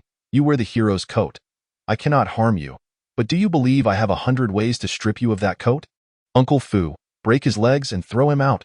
Jiang Rufeng yelled hysterically. The thought of the humiliation brought by Li Junyi made it impossible for him to remain calm. Who dares touch our young master? Whoosh, whoosh, whooshed, a commanding voice echoed, followed by 6 or 7 figures rushing in. Go Fugui and Wu Xiangwang, Black Wolf, Jenny, and the god of assassins, George, have all arrived. Leading them was an elder dressed in traditional attire, his long hair tied back. Xiao Jioming, are you here to stir the pot too? Another powerful voice rang out. An inconspicuous elder had stepped forward beside Yi Jinping. Ha ha ha. Xiao Jioming scoffed. Song Zicken, after all these years, I didn't expect you to still be alive. The two appeared to be old acquaintances. Master, leave that old fool to you. We can handle the rest. Wu Xiangwang cracked his knuckles, eager for a fight. Xiao Jioming readily agreed. I haven't encountered any rivals in many years. I expect today will be exhilarating. The atmosphere grew tense. Stop. Yi Jinping bellowed at Mr. Xiao. May I ask if your presence today is at the behest of Li Dinghua? Just as Xiao Jioming was about to respond, Li Junyi interjected, absolutely not. All eyes turned to him. Old man Yi, Mr. Xiao, and my brothers are merely here to watch the show. It is my own decision to take Yi Qingqing away today, and I, Li Junyi, will bear all consequences. Seeing this brash youth trying to absolve the Li family of responsibility, Jiang Zhenghong couldn't help but sneer. What will you use to bear the consequences? What will I use? Li Junyi slowly raised an arm, lifting it for all to see. Is this enough? Ha ha ha. Jiang Rufeng clutched his stomach, laughing uproariously. Just you die. Before he could finish, a blood-curdling scream escaped him. Uncle Fu's expression changed drastically as cold sweat dripped from his forehead. In the blink of an eye, Li Junyi had stomped down on Jiang Rufeng's right leg. How he had evaded Uncle Fu was a mystery to everyone. His speed was simply too swift. Let you treat my words as if they were nothing. Crack. Another sickening sound echoed as Li Junyi broke Jiang Rufeng's other leg. Oh no, Dad. Save me. Jiang Rufeng lay on the ground like a dead dog, terror in his eyes. All this transpired in a flash, leaving the crowd in stunned silence. Even Jiang Rufeng, whose legs were broken, ceased his cries, his expression frozen in shock. You brat, seeking death. Uncle Fu lunged forward, channeling his energy into a punch aimed at Li Junyi's back. Watch out, boss. George reacted swiftly from below, drawing his gun and aiming at Uncle Fu, just as he was about to pull the trigger. Bang bang. Without even turning around, Li Junyi casually slapped out a hand, colliding with Uncle Fu's powerful punch. Most onlookers expected Li Junyi to be finished. Uncle Fu was sent flying like a kite with its string cut. Crashing to the ground, he died instantly. The outcome was unexpected, plunging the entire venue into eerie silence. Even the legless Jiang Rufeng stopped screaming, his face frozen in horror. Clap clap. Li Junyi brushed off the dust from his clothes and smugly addressed Go Fuguwei and Wu Xiangwang below. Did you see that? I, your young master, am quite formidable. Do you believe it now? Young master, you truly are a super expert. Go Fuguwei gaped, recalling how Li Junyi had once claimed to be strong, which they had dismissed as mere arrogance. Damn it, who would have believed that a wastrel would become a super powerhouse in just 3 years? Fuguwei, slap me. I want to know if I'm dreaming. Wu Xiangwang still couldn't believe it. Heh, the boss can crush the fiercest in the underworld. Do you think he has only this much strength? Jenny smirked. Go Fuguwei eagerly asked, Bro, how strong is our young master's power? Jenny took a deep breath and replied, No one knows how strong the young master is. He could easily kill everyone present with a single hand. What? His casual comment attracted countless gazes. Song Zicken scoffed, You speak arrogantly. He was about to charge the stage. Fool, your opponent is me. Xiao Jiuming leaped forward to block him. Bang bang bang. In mere moments, the two began exchanging blows. Old man, back down. Li Junyi's stern command immediately separated Xiao Jiuming and Song Zicken. Whoosh! He left behind a shadow, as if teleporting, appearing before Song Zicken. You think you're quite skilled, huh? Song Zicken's eyes widened, and before he could process Li Junyi's speed, he felt a fierce punch whizzing toward him. Crash, bang. Li Junyi's speed was akin to a phantom. Song Zicken had no time to defend and was knocked out cold with a single blow. This scene left the Yi family in shock. They knew well of Song Zicken's strength, a half-step master, yet he was utterly incapacitated with just one strike. Could this guy be a master? Impossible. He was barely in his 20s. In the crowd, Yi Qingru covered her mouth in disbelief. She suddenly recalled their meeting 2 days prior when she had boasted about summoning her second brother, only for Li Junyi to appear utterly confident, seemingly dismissive of him. She had thought he was merely bragging, only to realize now that he truly possessed such strength. I reiterate, everything I do today has nothing to do with anyone else. All consequences will be borne by me, Li Junyi as he spoke. Li Junyi leaped back onto the stage, walking directly to Yi Qingqing. I'm taking her away now. Anyone who dares to challenge can come forward. Chapter 52. Let us eat first. Arrogant and audacious, Li Junyi embodied a true depiction of bravado. Rumors kill. Who said the eldest son of the Li family was merely a debauched playboy?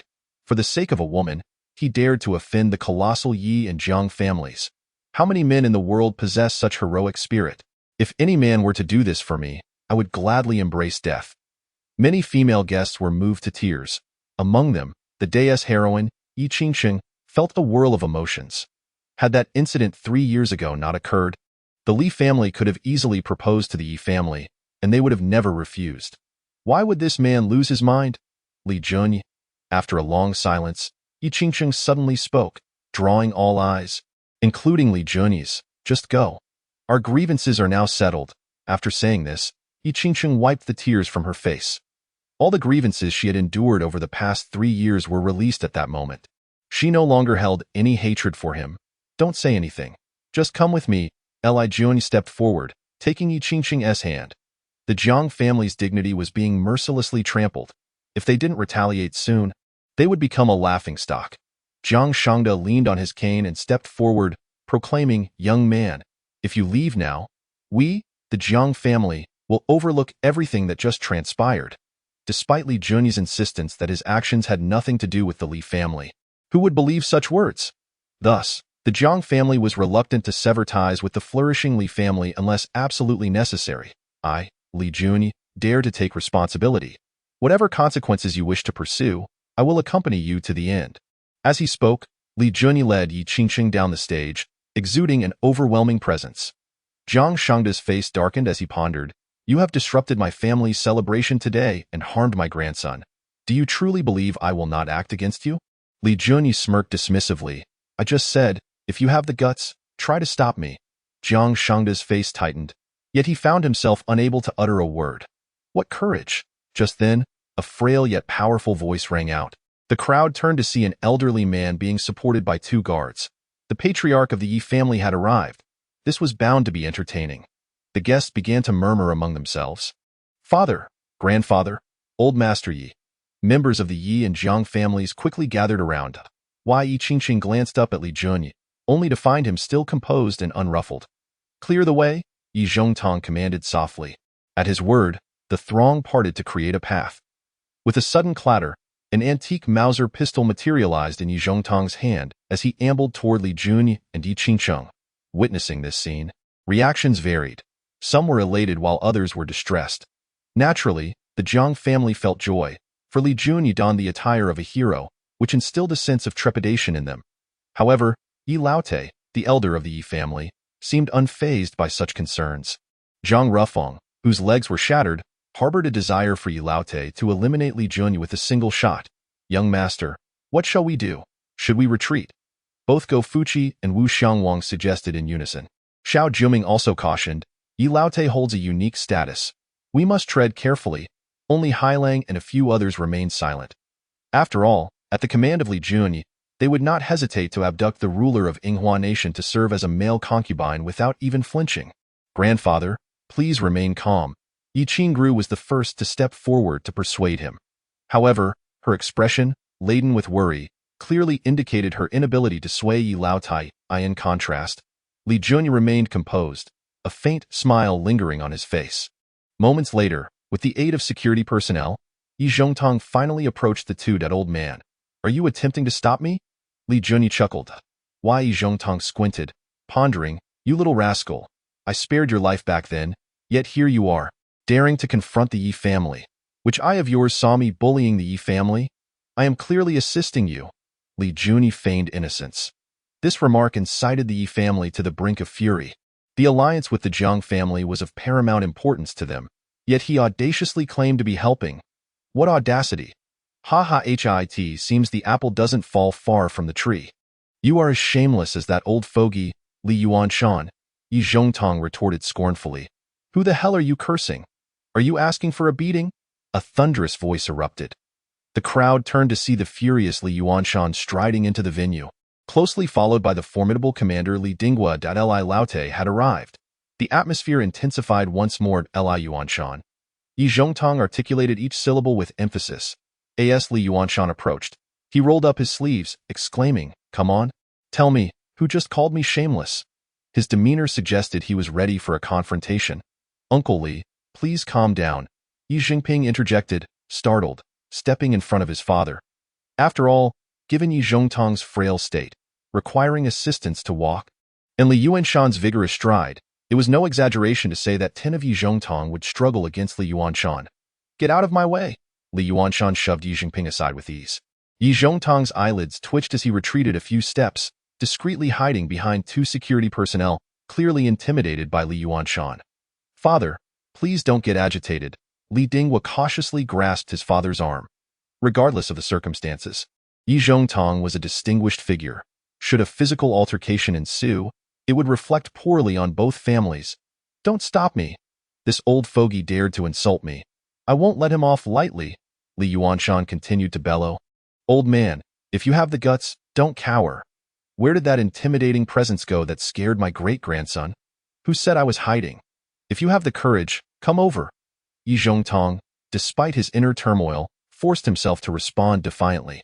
The spectacle of 2 elderly men, the highest-ranking individuals present, hurling insults at one another resembled a comical street brawl.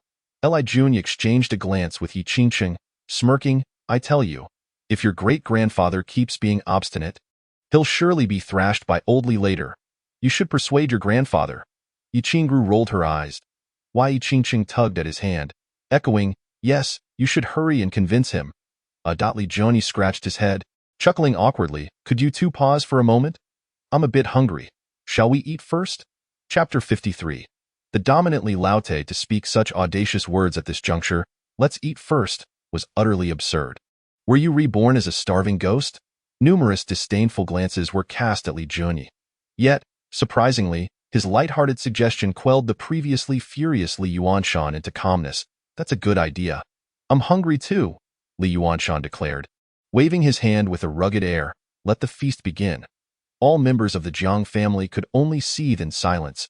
If it weren't for their apprehension toward Li Yuanshan's status, they might have long since silenced their adversaries. Regrettably, there were no what-ifs. Fearing Li Yuanshan might act violently again, Yi Jinping instructed his son to signal the restaurant to commence serving the dishes. Why are we suddenly starting the feast? All the guests wore bewildered expressions. Originally, the banquet seating was just right, but no one anticipated the abrupt arrival of the Li family, leaving them to hurriedly add another table. This boiled cabbage is quite nice, retaining its original flavor. Young master, this foie gras is also quite tender. Amidst the crowd, only the uninvited guests from the Li family began to eat, while the other guests remained engrossed in pondering the unfolding situation. Father, my legs hurt too much. Should we take me to the hospital? Jiang Rufing's pallid countenance revealed his agony. Jiang Zhenghong shot him a glare, exasperated. Today is your grand day. How can the groom run off? His words nearly caused Jiang Rufeng to spit blood. Having his legs broken at his own wedding while his bride flirted with another man. Those scoundrels, I won't let you off easily, Jiang Rufeng vowed silently. Jiang Shangda glanced at his father. Father, what should we do next? Don't worry. I have my plans. Jiang Shangda appeared unperturbed, as if he had devised a foolproof strategy. On the other side, Yi Jinping raised his glass and approached Li Yuanshan, respectfully stating, Uncle Li, I toast to you. Any grievances between our families can be discussed later. I hope, on account of my granddaughter's joyous occasion, that you refrain from causing further trouble. Li Ding was set down his chopsticks, his expression stern as he queried, Brother Yi, what do you mean by that? Do you imply we have come here to pick a fight? Whether you came to pick a fight, you know in your hearts. Yi Jinping replied with a forced smile. Brother Li, please do not misunderstand. I certainly do not mean that. Then what do you mean? Li Jun interjected. Yi Jinping furrowed his brow, about to respond when Li Yuanshan interjected. Everyone, be quiet. He then raised his cup and stood up. Yi Jinping assumed he was going to drink with him, but Li Yuanshan instead strode toward Yi Zhongtong's table. The Yi family felt as if they were facing a formidable foe, and Yi Zhongtong braced himself. Uncle Li, Uncle Yi Jinping hurriedly followed. Rest assured, on such a joyous day, how could I resort to violence? Li Yuanshan wore a congenial expression, pushing Yi Jinping aside to stand before Yi Zhongtong. Old Yi, we have known each other for half a lifetime. You know my temperament. I was too impulsive earlier. I toast to you. Shall we let bygones be bygones? One slap followed by a date. Yi Zhongtong appeared utterly bewildered, unsure of Li Yuanshan's intentions. I'll drink, first as a sign of respect. Ha! After downing a cup of liquor, Li Yuanshan patted Yi's shoulder and chided. Aren't you going to offer me a seat? All right. Yi dutifully yielded his seat. Watching this man feign ignorance, Yi Zhongtong grew increasingly wary. What exactly are you planning? Didn't I just say? I am here to apologize. Li Yuanshan spoke earnestly. Apologize? Yi Zhongtong couldn't believe that he would express such contrition, well aware of Li Yuanshan's character.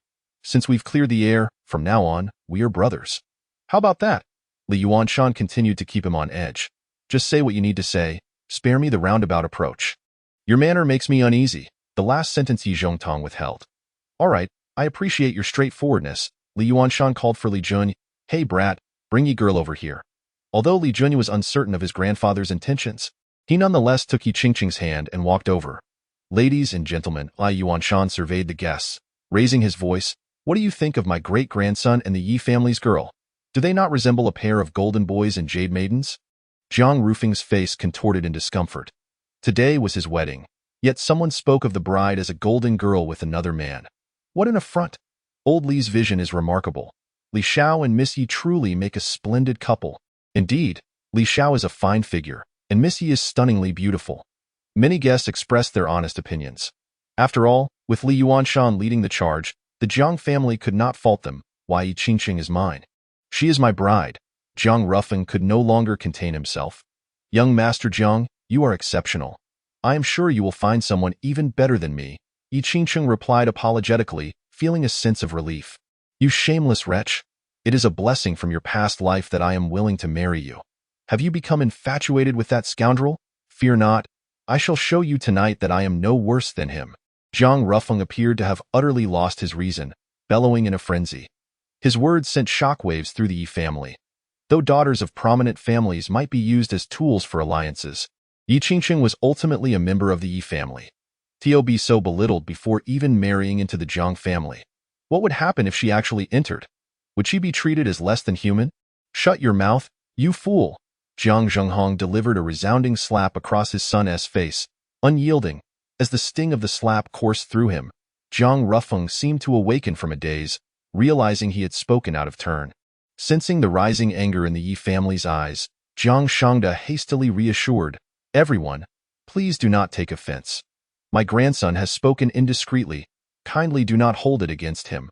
I will not let him off lightly. Today, this wedding shall come to an end. Yi Zhongtang's icy voice reverberated, a chilling aura radiating from him. Father, grandfather.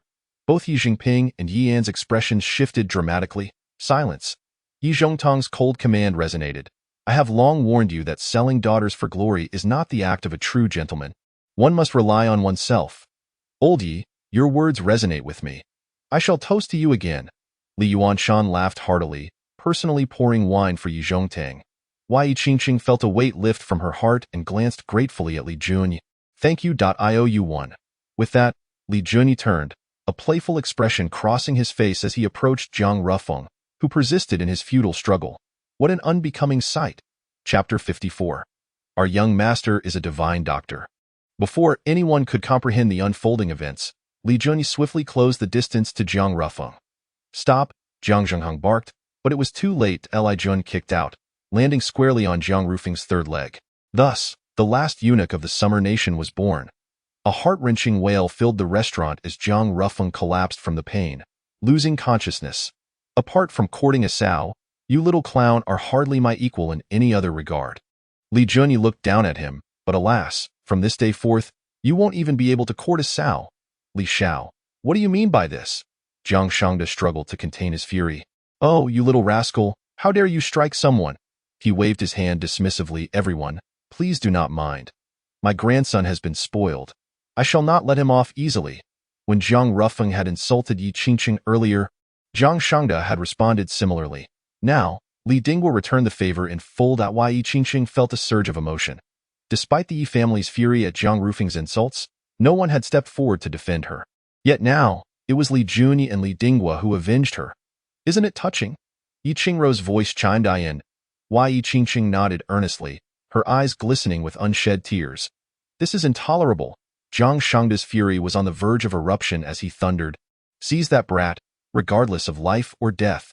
In an instant, a dozen black-clad bodyguards emerged, each brandishing firearms. Unbridled, Li Dingguo roared, to dare brandish weapons in the royal city, does the Jiang family seek rebellion? With one sweeping accusation, he condemned the Jiang family. Arrest these rebels. Dozens of armed soldiers stormed in, swiftly surrounding the black-clad bodyguards. Jiang Zhenghong's expression paled as he exclaimed, Father, we cannot contend with the Li family here in the royal city. A gentleman takes his revenge 10 years later. Though he was furious, he retained a sliver of rationality. Li Dingguo. Ha ha ha. Jiang Shangda, in his rage, laughed bitterly. Let us see how this unfolds. Reality loomed before him, compelling him to relent. With a wave of his hand, he signaled for his family to depart. Today's alliance was irreparably damaged. Remaining would only invite humiliation. Did I permit you to leave? Li Junyi's commanding voice echoed. You little brat, that's enough, Li Dingguo interjected. Regardless of Rufeng, the Jiang family holds significant sway in the Summer Nation. Toppling them is not an overnight endeavor. As Jiang Shangda previously stated, there will be future opportunities. Li Junyi's tone turned frigid. Should you seek revenge, I do not oppose. However, I advise against using underhanded tactics. Otherwise, even the Buddha cannot save you. Humph. We shall take our leave. Jiang Shangde waved his hand, leading the way. The Jiang family followed closely, with friends and relatives hastily departing. Fearing they might be implicated in an instant, the number of guests in the hotel dwindled significantly. Old Yi, shall we share another drink? Li Yuanshan raised the wine jug, proposing, drink if you will. I'm not afraid. While Yi Zhongtong might yield in a fight, he would not be outdone in drinking. The two exchanged toasts at this moment. Yi Jinping stepped forward, cautioning, Father, you and Uncle Li must refrain from drinking further. Your health is paramount. Stop your nagging. I know my own body well enough. Before he could finish, Yi Zhongtong's hand, holding the wine cup, froze mid-air, the light in his eyes dimming considerably. Hey, what do you mean by this? Are you trying to provoke me? Li Yuanshan was the first to notice something amiss, swiftly supporting Yi Zhongtong to prevent him from collapsing. Father, are you all right? Yi Jinping was in a state of panic, shouting, quick, call for an ambulance. Yi Qingqing and Yi Qingru were equally anxious, rushing over with other Yi family members. Let me check on Yi Laote, Xiao Jiuming volunteered, reaching to check Yi Zhongtong's pulse. How is he? What is my father's condition? Yi Jinping asked with great concern. Setting aside familial bonds, Yi Zhongtong's continued existence was a safeguard for the Yi family, leaving no room for him not to be anxious. Alas, Xiao Jiuming shook his head, lamenting, Yi Laote is suffering from organ failure. Even with the greatest physician, there is no hope for recovery. This announcement was akin to a death sentence for Yi Zhongtong, and a sorrowful atmosphere instantly engulfed the hall. Alas, it's all my fault. I should not have invited old Yi for drinks. Li Yuanshan's face bore a trace of guilt. Uncle Li, please do not say that. Yi Jinping was quite reasonable and he comforted. We are well aware of my father's health, and it has nothing to do with you. Fu Gue. Isn't the young master skilled in medicine? I cannot forget how Chen Qingyan, who was once declared critically ill by the doctor, was discharged from the hospital just a few days after receiving a chaotic acupuncture treatment from Li Jiani. Gua Fu Gue seemed to have recalled this as well, his eyes glinting with hope as he said, Everyone, do not panic. Our young master's medical skills are exceptional. He will surely save old Yi Dati that moment. All eyes turned to Li Jun once again. He can practice medicine? Impossible. This is utterly absurd. If that fellow could treat illnesses, I might as well be able to fly with a sword. Several members of the Yi family whispered among themselves, none believing Gua Fu Gue's claims. However, a few, including Yi Jinping, Yi Qingru, and Yi Qingqing, adopted a more skeptical stance. They had witnessed Li Junyi's unfathomable strength, having seen even the half-step master Song Zikan unable to withstand a single blow from him. Before this, who would dare to believe such a fact? Thus, when someone claimed that Li Junyi was highly skilled in medicine, it was not entirely unacceptable. Brat, do you truly possess medical skills? Li Yuanshan was the first to inquire. Li Junyi took a breath and replied nonchalantly, I know a little. How little is a little? Can you cure old Yi? Li Yuanshan asked impulsively. I can give it a try. Li Junyi discarded his cigarette and looked at the Yi family members. Adding, however, I must state this clearly. Should I accidentally kill him, I will not be held responsible. Not being able to cure him is one thing, but killing someone outright? Who in their right mind would let you try? The ambulance had not yet arrived, and Yi Jinping and the others initially considered letting Li Jun give it a shot, but upon hearing this, they immediately dismissed the thought. Well then, how about letting this rascal give it a try? Li Yuanshan unexpectedly suggested. Why Yi Jinping's lips twitched in irritation, wanting to retort, Uncle Li, if you want treatment, you should let him treat you. My father will not be treated. Yi Dinghua also approached, patting Yi Jinping on the shoulder. Brother Yi, old Xiao just mentioned that even if Hua Tuwa were to return, he could do nothing for old Ye's condition. It would be better to treat a dead horse as a live one and let my grandson take a shot. Chapter 55. Can cure, but requires some benefits to treat a dead horse as a live one. These words made Yi Jinping's eyelids twitch violently. He was adamant about not allowing Li Junyi to intervene. However, Yi Zhongtong was now breathing more out than in, fearing he might pass away before the ambulance arrived. In this critical moment, Yi Qingru stepped forward, saying, Dad, why not let him try? The him naturally referred to Li Junyi. Even Yi Qingru herself was unaware of why she trusted Li Junyi. Perhaps it was because she had been completely convinced after being defeated by him that day. Nonsense. Yi Jinping asked sternly. Who will take responsibility if something goes wrong? Yi Qingru was momentarily at a loss for words. Grandfather, great-grandfather is in dire straits. Trying is certainly better than waiting idly, Yi Qingqing advised calmly. Even Yi and After a brief hesitation, chimed in, Dad, Xiao Ro is right. Why not let that kid give it a shot? You all. Yi Jinping furrowed his brows and gazed at the unserious Li Jun. He had to admit that the transformation of this young man left everyone astonished. Achieving master-level strength at such a young age was truly unprecedented. Contemplating this, Yi Jinping sighed. Then, let him try. Kid, hurry and make your move, Li Yuanshan urged impatiently. The old comrades from back in the day were few and far between, and he truly did not wish to see Yi Zhongtong depart for the afterlife so soon. All right then, I shall give it a tea. Our white Li Jun strolled over to where Yi Zhongtong lay on the sofa. He first pretended to check the pulse and then examined Yi Zhongtong's pupils, his expression gradually growing serious. It was not just organ failure that was the issue. Asthma was the old man's mortal threat. In just a brief moment, many members of the Yi family were convinced, for they knew that Yi Zhongtong's asthma was indeed quite severe.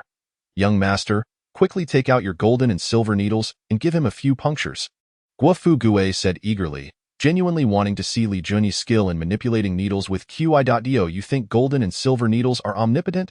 Li Junyi retorted irritably. Duh. Guo Fu Gue chuckled awkwardly. Aren't they? Ha, indeed. Li Junyi grinned, then produced a needle pouch he carried with him. With a swish, several silver needles appeared in his hand as if by magic in a flurry.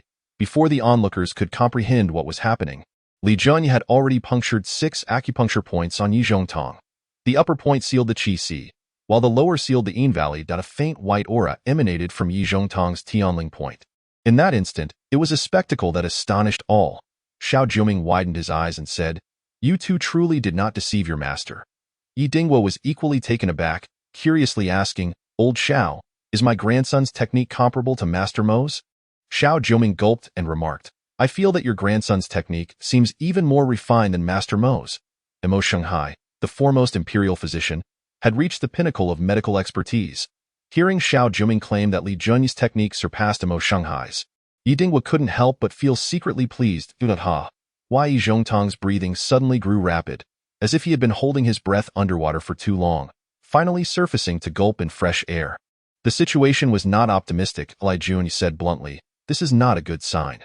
The Yi family members instantly became anxious. Have you cured my grandfather? Yi Qingru could not help but ask.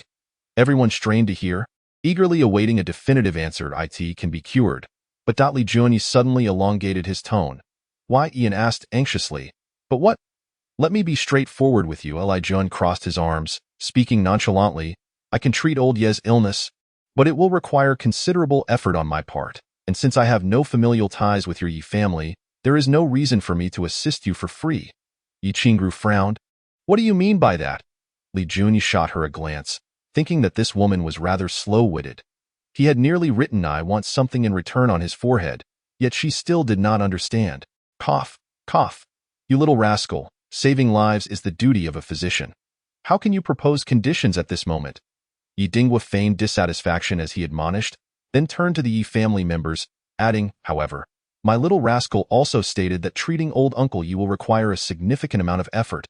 So it seems reasonable for your Yi family to provide him with some benefits. Seeing this grandfather and grandson duo working in tandem, the Yi family members were left both amused and exasperated. What do you want? Yi Jinping asked, frowning. Hee. Li Junyi rubbed his hands together and said, Whatever your Yi family possesses, our Li family naturally will not lack. Though this statement sounded somewhat arrogant, it was the truth. In terms of heritage and strength, the flourishing Yi family was indeed inferior to the Li family. Otherwise, how could they be crowned as the foremost among the 6 great clans? Here's the deal. You only need to agree to one small condition of mine, and I can immediately awaken old Yi and ensure he lives for another 5 years, Li Junyi declared confidently. Upon hearing this, all the Yi family members' eyes brightened. They were all too aware of how dire Yi Zhongtong's condition was. If he could live for another 5 years, they would not hesitate to agree to even 10 conditions. As expected, Yi Jinping immediately stated, as long as it is within the capabilities of the Yi family, we will agree to any condition. Good. My condition is, Li Junyi pointed at Yi Qingqing beside him, whoever she wishes to marry in the future, or if she chooses not to marry at all. No one from the Yi family may interfere. Wow. In that instant, Yi Qingqing felt a rush of mixed emotions. She had never anticipated that the condition Li Junyi proposed was to secure her freedom. What a clever boy, not seeking fame or fortune, but rather expressing his feelings for a beautiful woman. TSK, he truly resembles the old man from my youth. Xiao Jiuming gave a thumbs up, turning to his two disciples beside him. You two should learn from this lad in the future, understood? Rest assured, the young master has always been our role model. Guofu Gue and Wu Xiangwang both affirmed in succession, I agree. From now on, no one shall interfere with Qingqing's major life decisions. Quickly, save my father. Yi Zhengping almost blurted out his agreement. Okay. Li Junyi made a gesture, then swiftly inserted a golden needle into Yi Zhongtong's Zhongfu point. In that moment, Yi Zhongtong slowly opened his eyes. Chapter 56. If she doesn't want to marry, what can I do? From initial disdain to underestimation, and then to Li Junyi's overwhelming defeat of Fu Bo and a single strike that rendered the half-step master Song Zichen unconscious. Everyone began to take this young scion seriously. However, with Yi Zhongtong's sudden illness, Li Junyi's golden needles brought him back from the brink of death. The shock felt by the Yi family members was beyond words. At the Royal City Armed Police Hospital, after several authoritative doctors personally examined him, all signs indicated that Yi Zhongtong's health not only showed no issues, but the organs that had previously been failing even displayed a glimmer of vitality. It was nothing short of a medical miracle. At last, the Yi family members could finally breathe a sigh of relief. In another ward, Song Zichen had regained consciousness. Although he was no longer in danger, the injuries he sustained would take at least 6 months to heal. Yi Zhengping and Yian stood to the side. He is truly formidable. Had he not shown mercy at the last moment, I would surely be dead. Song Zichen spoke with lingering fear. Yian furrowed his brows and asked, Old Song, how strong do you think that young man's abilities are? At least at the master level. Song Zichen said, albeit with some uncertainty. Although he had only reached the half-step master level, even seasoned master-level experts could not easily defeat him in a single encounter. However, he could not bring himself to believe that Li Junyi's strength surpassed the master level. After all, a master-level expert in their 20s was already astonishing. If a martial saint in their 20s were to appear, that would be utterly nonsensical. He would rather believe that the earth is flat than accept that there exists a martial saint in their 20s. Take good care of your injuries. Yi Zhengping waved his hand at Yian, signaling him to leave. In the corridor, Dad, that lad's transformation is truly remarkable. We should reconsider our stance towards the Li family. Yian spoke with a complex expression. Several years ago, his second brother Yi Chong had entered the master level and become the top expert of the Tianlong army, bringing significant benefits to the Yi family. At that time, Yi Chong had already crossed 50.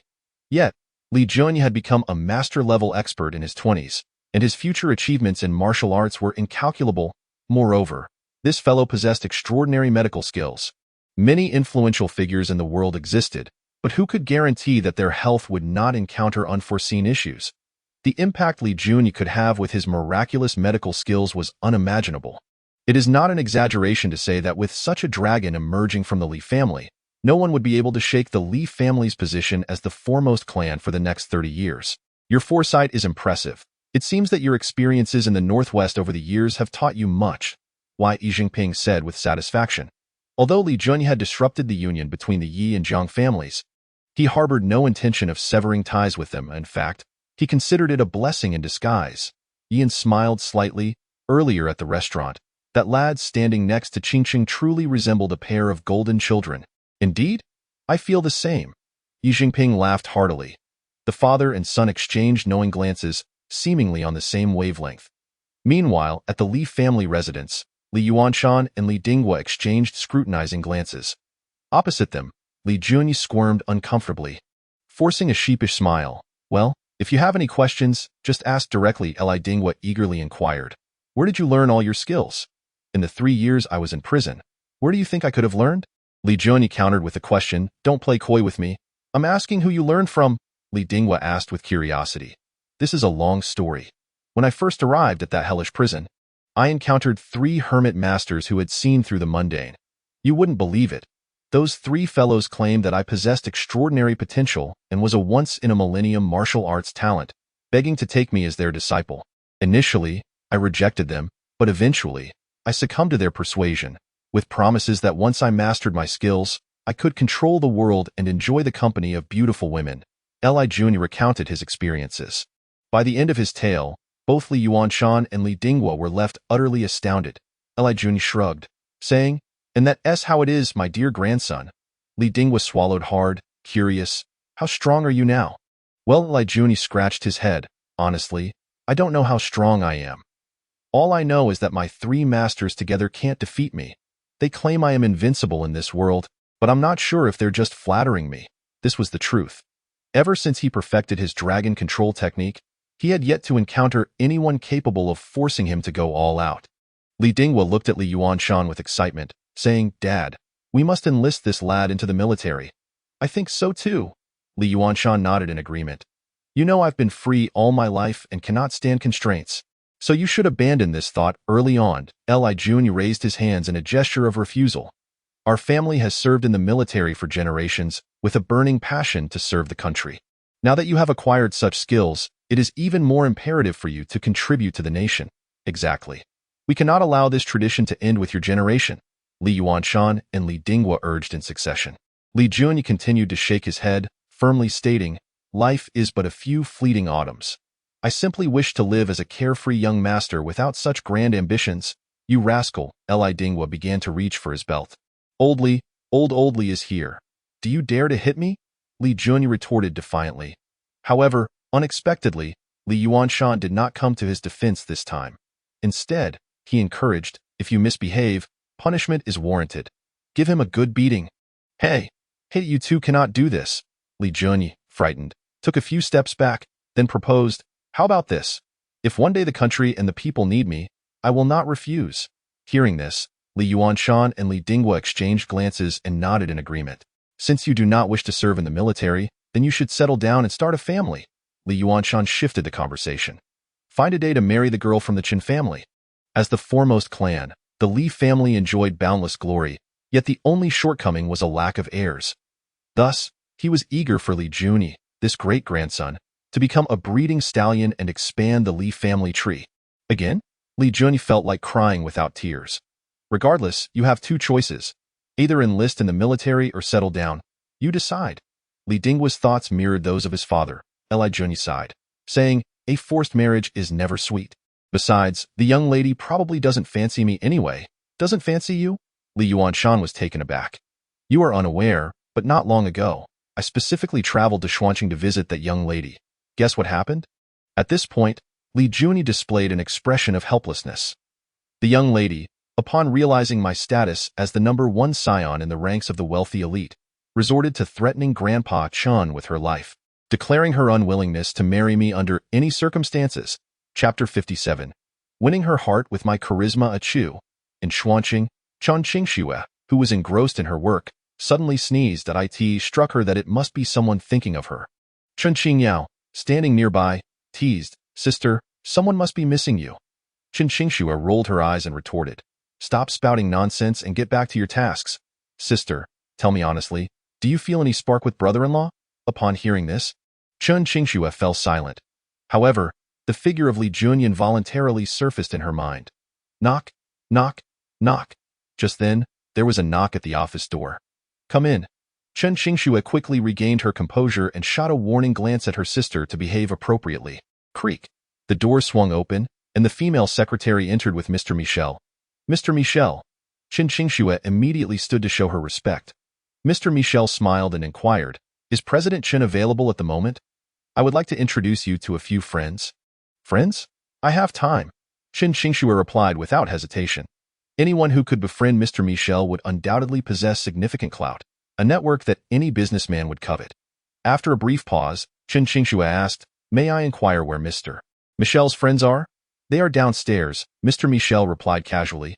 Chen Qingxue adjusted her attire and earnestly declared, "Then I shall personally go down to greet them." "No, no, no," Mr. Michel exclaimed in alarm. "They are not worthy of President Chen's personal reception. I will have them take the elevator up themselves. That simply won't do." Chen Qingxue insisted, but Mr. Michel gave her no room to argue. A few minutes later, the returning secretary brought 3 men and 1 woman into the reception room. "Allow me to introduce, this is President Chen of Yunyang Technology." Mr. Michel introduced them fluently in the summer language. "Hello, President Chen. I am Che Erfu. I am Lucy. I am Kamesai. I am Luker." Hearing their self-introductions, both Chen Qingxue and Chen Qingyao were utterly astounded. "Mr. Michel, this Even though Qin Xingxue had encountered many high-profile individuals, she was still left speechless, as the 4 individuals before her were the heads of some of the world's top 10 financial empires. Mr. Michel smiled and explained, President Chun, they are here at the behest of the head honcho to discuss collaboration with Yunyang Technology. Sistered brother-in-law. Qin Qingyao covered her mouth, her expression a mix of shock and admiration. She knew Li Junyi was formidable, but she never imagined he could command the leaders of 4 of the world's top 10 financial families simultaneously. I am Qin Xingxue, the president of Yunyang Technology, and it is a pleasure to meet all of you. After a moment of astonishment, Qin Xingxue quickly composed herself and greeted the business titans graciously. President Chun, this is a collaboration proposal we drafted before coming here. Please take a look, and if everything is in order, we will commence our partnership with Yunyang Technology immediately. Lucy presented a document with both hands. Qin Xingxue, feeling the weight of the moment, accepted it with equal gravity and opened the document at once. Dismantling the Jiang family's business empire. The first page displayed those striking 8 characters. Meanwhile, Li Junyi was at home dealing with 2 elders. In his efforts to evade an arranged marriage, he exaggerated his shortcomings, portraying himself in the most unfavorable light, prompting the young lady's family to adamantly refuse his proposal. With both tone and demeanor, Li Junyi acted so convincingly that even the shrewd duo of Li Yuanshan and Li Dinghua believed him 8 parts out of 10. It shouldn't be. Li Yuanshan furrowed his brow, perplexed. I know Qin's character well. How could his descendant be so materialistic? Clearing his throat, Li Junyi remarked, character isn't genetic. It doesn't necessarily pass to the next generation. Moreover, genes can mutate, let alone character. Hearing this, Li Yuanshan nodded in reluctant agreement. Seeing this, Li Junyi felt a surge of delight and said, so I suggest, old Li, you reconsidered. I fear if I marry that materialistic woman, our family will be thrown into chaos. Father, I will verify with Chan Qing'an later. If his granddaughter is indeed as Jun described, then we must reconsider this marriage. Li Dinghua proposed. Li Yuanshan nodded in agreement. You should personally visit Xuanqing and meet that young lady. Please, absolutely not. Li Jun felt a wave of panic. If Li Dinghua were to meet Qin Xingxue, all his previous efforts would be in vain. Old Li, you are busy with official matters. It's best not to meddle in such trivialities. As he spoke, Li Junyi's mind raced to find a solution. Suddenly, an idea struck him. What if I return to Xuanqing myself and see if I can win the girl over with my sincerity? If she is willing to change, I will marry her. If not, we shall part ways. Li Yuanshan and Li Dinghua exchanged glances, both considering the proposal favorably. After all, they had exchanged marriage letters with Chen Qing'an, and retracting now would be quite rude. Be patient, and guide her carefully, Li Yuanshan admonished seriously. Rest assured, old Li, with my charisma, I should be able to win over that headstrong girl, Li Junyi confidently assured them. Sigh. Suddenly, Li Yuanshan sighed heavily. Li Dinghua, concerned, asked, Father, do you have any worries? Sigh. Li Yuanshan sighed again, saying, Today, when I saw that young lady from the Li family, I was actually quite pleased. Li Dinghua immediately understood his father's sentiment and replied, This matter is manageable. I will speak with old Yi and see if we can facilitate this marriage. That sounds good. Li Yuanshan chuckled. 3 years ago, it was that scoundrel's fault for wronging her. If we can marry that young lady, it would be beneficial for both our families. Li Dinghua wholeheartedly agreed. If a union could be formed with the Yi family, it would undoubtedly bolster the Li family's standing. Are you both losing your minds, or is my hearing failing me? Li Junyi's lips twitched in bemusement. 1 moment you want me to marry the granddaughter of Grandpa Chun, and the next you want me to wed the daughter of the Yi family. Have you considered my feelings at all? Do not act coy, Li Yuanshan admonished sternly. Whether it's the Qin family girl or the Yi family girl, both are rare beauties of this era. Though you still feel wronged? While he did not feel wronged in that sense, he simply disliked being pressured into decisions regarding his marriage. Just as Li Junyi was about to protest, Li Yuanshan declared, This matter is settled. Better yet, let that scoundrel marry both young ladies. After all, our family is prosperous, and we can certainly afford to feed a few more mouths. Chapter 58. I was once a warden in Jincheng. The Jiang family. After undergoing surgery throughout the night, Jiang Rufeng finally escaped the clutches of death, but his third leg could not be saved. Moreover, this unfortunate fellow had first been embroiled in a scandal involving the pig gates, then had his bride snatched away, ultimately becoming the last eunuch of Xia country. After enduring such a series of blows, anyone would break down. What is my father's name? My father's father is called Wang Ba. Watching his son, now deranged, Jiang Zhenghong felt as if his heart were being sliced. Woo-woo. Zhenghong, you must avenge my son. A finely dressed woman sobbed, covering her mouth. Jiang Zhenghong nodded solemnly, vowing, I swear, I will make that scoundrel pay double for the suffering my son has endured. I do not want him dead. I want him to suffer 1,000 cuts, the woman said vehemently. Jiang Zhenghong's face darkened as he replied, You take care of our son. I need to discuss important matters with your father. Half an hour later, upon returning home, Jiang Zhenghong headed straight to the study. Jiang Shangda sat on the sofa, eyes closed in meditation, having not slept all night, his white hair seeming to have increased in quantity. Dad, Jiang Zhenghong sat up straight. Jiang Shangda suddenly opened his eyes and commanded in a deep voice, Notify your second brother to return. Hearing those words, Jiang Zhenghong's expression changed instantly, a hint of regret flickering in his eyes. My Jiang family has suffered an unprecedented humiliation, and I will not rest until I avenge this wrong. Jiang Shangda's forehead pulsed with veins, his face contorted with rage. Jiang Zhenghong swallowed hard and said, Dad, when my second brother left, he was resolute in his stance. I fear he will not return. Jiang Shangda's tone turned harsh as he retorted, Tell him that if he refuses to return, I will kill that wretched woman. Seeing his father on the brink of madness, Jiang Zhenghong realized that further persuasion would be futile and could only nod in agreement. Additionally, ascertain which individuals within the government are aligned with the Li family and withdraw all investments from those cities. Jiang Shangda's face darkened ominously. I intend to sever one of the Li family's arms first. The Jiang family's business empire spans multiple sectors that directly impact the populace. If all investments were suddenly withdrawn, it would undoubtedly stir considerable unrest. At that time, those within the government who sided with the Li family would certainly face repercussions. Although this decision would result in significant losses for the Jiang family, Jiang Shangda was willing to pay any price to cleanse his family's honor, even if it meant plunging the entire Jiang family into ruin. Understood. Jiang Zhenghong wholeheartedly agreed with this decision. Xuanqing. As Li Jun returned to Yunyang Technology, the sun had already set. Boss. Inside the president's office, several business tycoons had foregone dinner, eagerly awaiting the arrival of this esteemed figure. Everyone is here. It seems you all value my presence. Li Jun waved for everyone to take their seats and casually sat beside Chen Qingxue. Che Erfu stood up and elaborated on the plan they had drafted. The Jiang family is currently placing significant emphasis on the artificial intelligence sector, reportedly betting everything on it. Should they become the market leader, they would reap substantial rewards. However, if they fail to develop superintelligence promptly, they will lose control over the market, resulting in not only zero profits but also considerable losses. We plan to set a trap for them at this juncture. After the plan was presented, Che Erfu awkwardly asked, Boss, what do you think of our plan? Acceptable, Li Jun affirmed. In an instant, both Michel and the heads of the 4 financial empires breathed a sigh of relief. However, Li Jun suddenly spoke again, prompting everyone to pay close attention. I will need you to prepare a substantial sum of funding. Li Jun narrowed his eyes, raising a finger. 100 billion? Lucy readily agreed. That is absolutely no problem. Chen Qingxue and Chen Qingyao couldn't help but gasp. Yunyang Technology had been established for decades, and even after previously taking a significant hit from the Qingyang Group, its market value barely reached 300 billion. Yet these individuals could effortlessly mobilize 100 billion, proving their status as major financial families. 100 billion US dollars, equivalent to over 600 billion xia currency, should suffice. Li Jun's nonchalant remark sent Chen Qingxue and her sister's hearts racing. 100 billion was already staggering, and it was in US dollars. Kamesai added with a smile, if that is insufficient, we can easily mobilize another 300 billion. Excellent.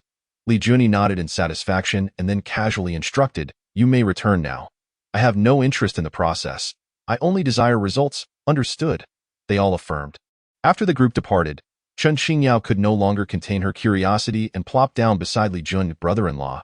Did you invite them all? Also, how do you know them? They were once my fellow inmates, and I was their warden, Li Jun replied casually, turning his attention to Chen Qingxue. Che Erfu has already explained everything clearly, right?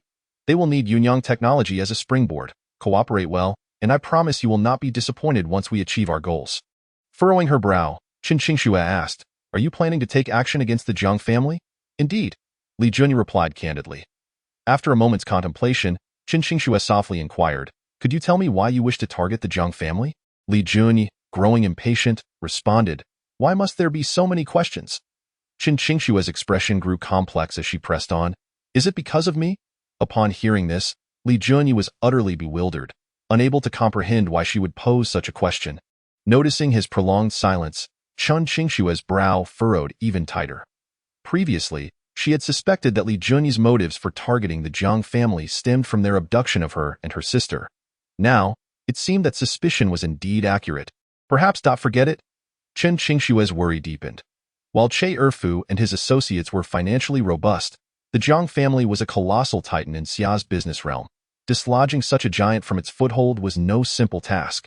The likely outcome could lead to a mutual downfall. No, the Jiang family must be dismantled. Li Junyi's tone remained unwavering. Buzz. Qin Qingshua's eyes immediately grew red, brimming with unshed tears. She was moved. Li Junyi could not fathom her thoughts. Witnessing her suddenly on the verge of tears left him momentarily at a loss. "Why are you crying for no reason, brother-in-law?" Qin Qingyao's nose tinged with emotion. Her voice choked. "How could my sister not be touched by your words? Even I am nearly moved to tears." Moved? Or dared to move? Li Junyi was left utterly perplexed. "When did I ever move your sisters?" Chapter 59. Brother-in-law, make a declaration. That night, Qin Qingshua lay in bed, unable to sleep, tossing and turning restlessly. She took 2 cans of beer to the terrace, intending to enjoy the night view, only to find a man already seated there. It was none other than Li Junyi. Qin Qingshua initially considered leaving, but after a moment of reflection, she decided that this was her home. If anyone should feel awkward, it should be him, so she sat down in a nearby chair. Crack! She opened a beer and took a sip. Qin Qingshua had expected Li Junyi to initiate conversation, but a cup of tea passed, and he remained motionless, sitting cross-legged. "What are you doing?" Qin Qingshua broke the silence first, yet received no response. Had it not been for the rhythmic sound of his breathing, she might have suspected he had entered a trance. "Stop pretending to be deep and mysterious in front of me. I've seen enough of such tricks." Qin Qingshua tried again. Unfortunately, Li Junyi remained unresponsive. Sensing something was amiss, Qin Qingshua stood and approached him. As she got closer, she noticed that his face was flushed, his brow furrowed, and beads of cold sweat were forming on his forehead. Seeing this, Qin Qingshua felt a spike of anxiety and asked, "Hey, what on earth is going on with you?" Li Junyi continued to ignore her. "Don't scare me." Qin Qingshua couldn't help but reach out to touch his forehead. Suddenly, Li Junyi grasped her arm firmly, and at that moment, he abruptly opened his eyes. "Are you all right?" Qin Qingshua didn't have time to feel relieved because she noticed that Li Junyi's gaze was icy, devoid of any warmth, as if filled with primal ferocity. Without warning, he yanked her into his embrace. Release me." Qin Qingshua struggled to break free from her restraints, but how could her strength compare to Li Junyi's? "Rogue, if you don't let go of me, I'll scream." The two were pressed closely together, each able to feel the other's heartbeat. Qin Qingshua was anxious and regretful, lamenting her decision to forsake a good night's sleep to walk into the lion's den. "Even if you possess my body, don't expect to win my heart. Furthermore, I shall never forgive you." With her eyes shut tight, she appeared resigned to her fate. However, after a long while, she realized that he merely held her tightly, without any further advances. Drip! A drop of blood fell onto her forehead. Qin Qingshua suddenly opened her eyes and looked up to see blood streaming from Li Junyi's 7 orifices. It was then she realized something was amiss with him. He likely had lost consciousness. "Li Junyi, wake up, let go of me, and I'll take you to the hospital." In her panic, Qin Qingshua's eyes brimmed with tears, and she couldn't fathom why she was so anxious about Li Junyi's safety. Meanwhile, Qin Qingyao, who had been fast asleep, groggily heard someone calling out. Following the sound, she arrived at the balcony and was greeted by the sight of Li Junyi holding her sister tightly. Hiss! Qin Qingyao quickly covered her mouth.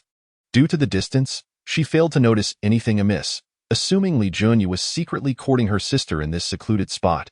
Just then, Li Junyi suddenly removed Qin Qingshua's outer garment. Let go of me. Qin Qingshua barely had time to scream before her mouth was covered, her eyes widening in shock. "Oh dear. Why is my brother-in-law in such a hurry? Doesn't he know that women need to be courted?"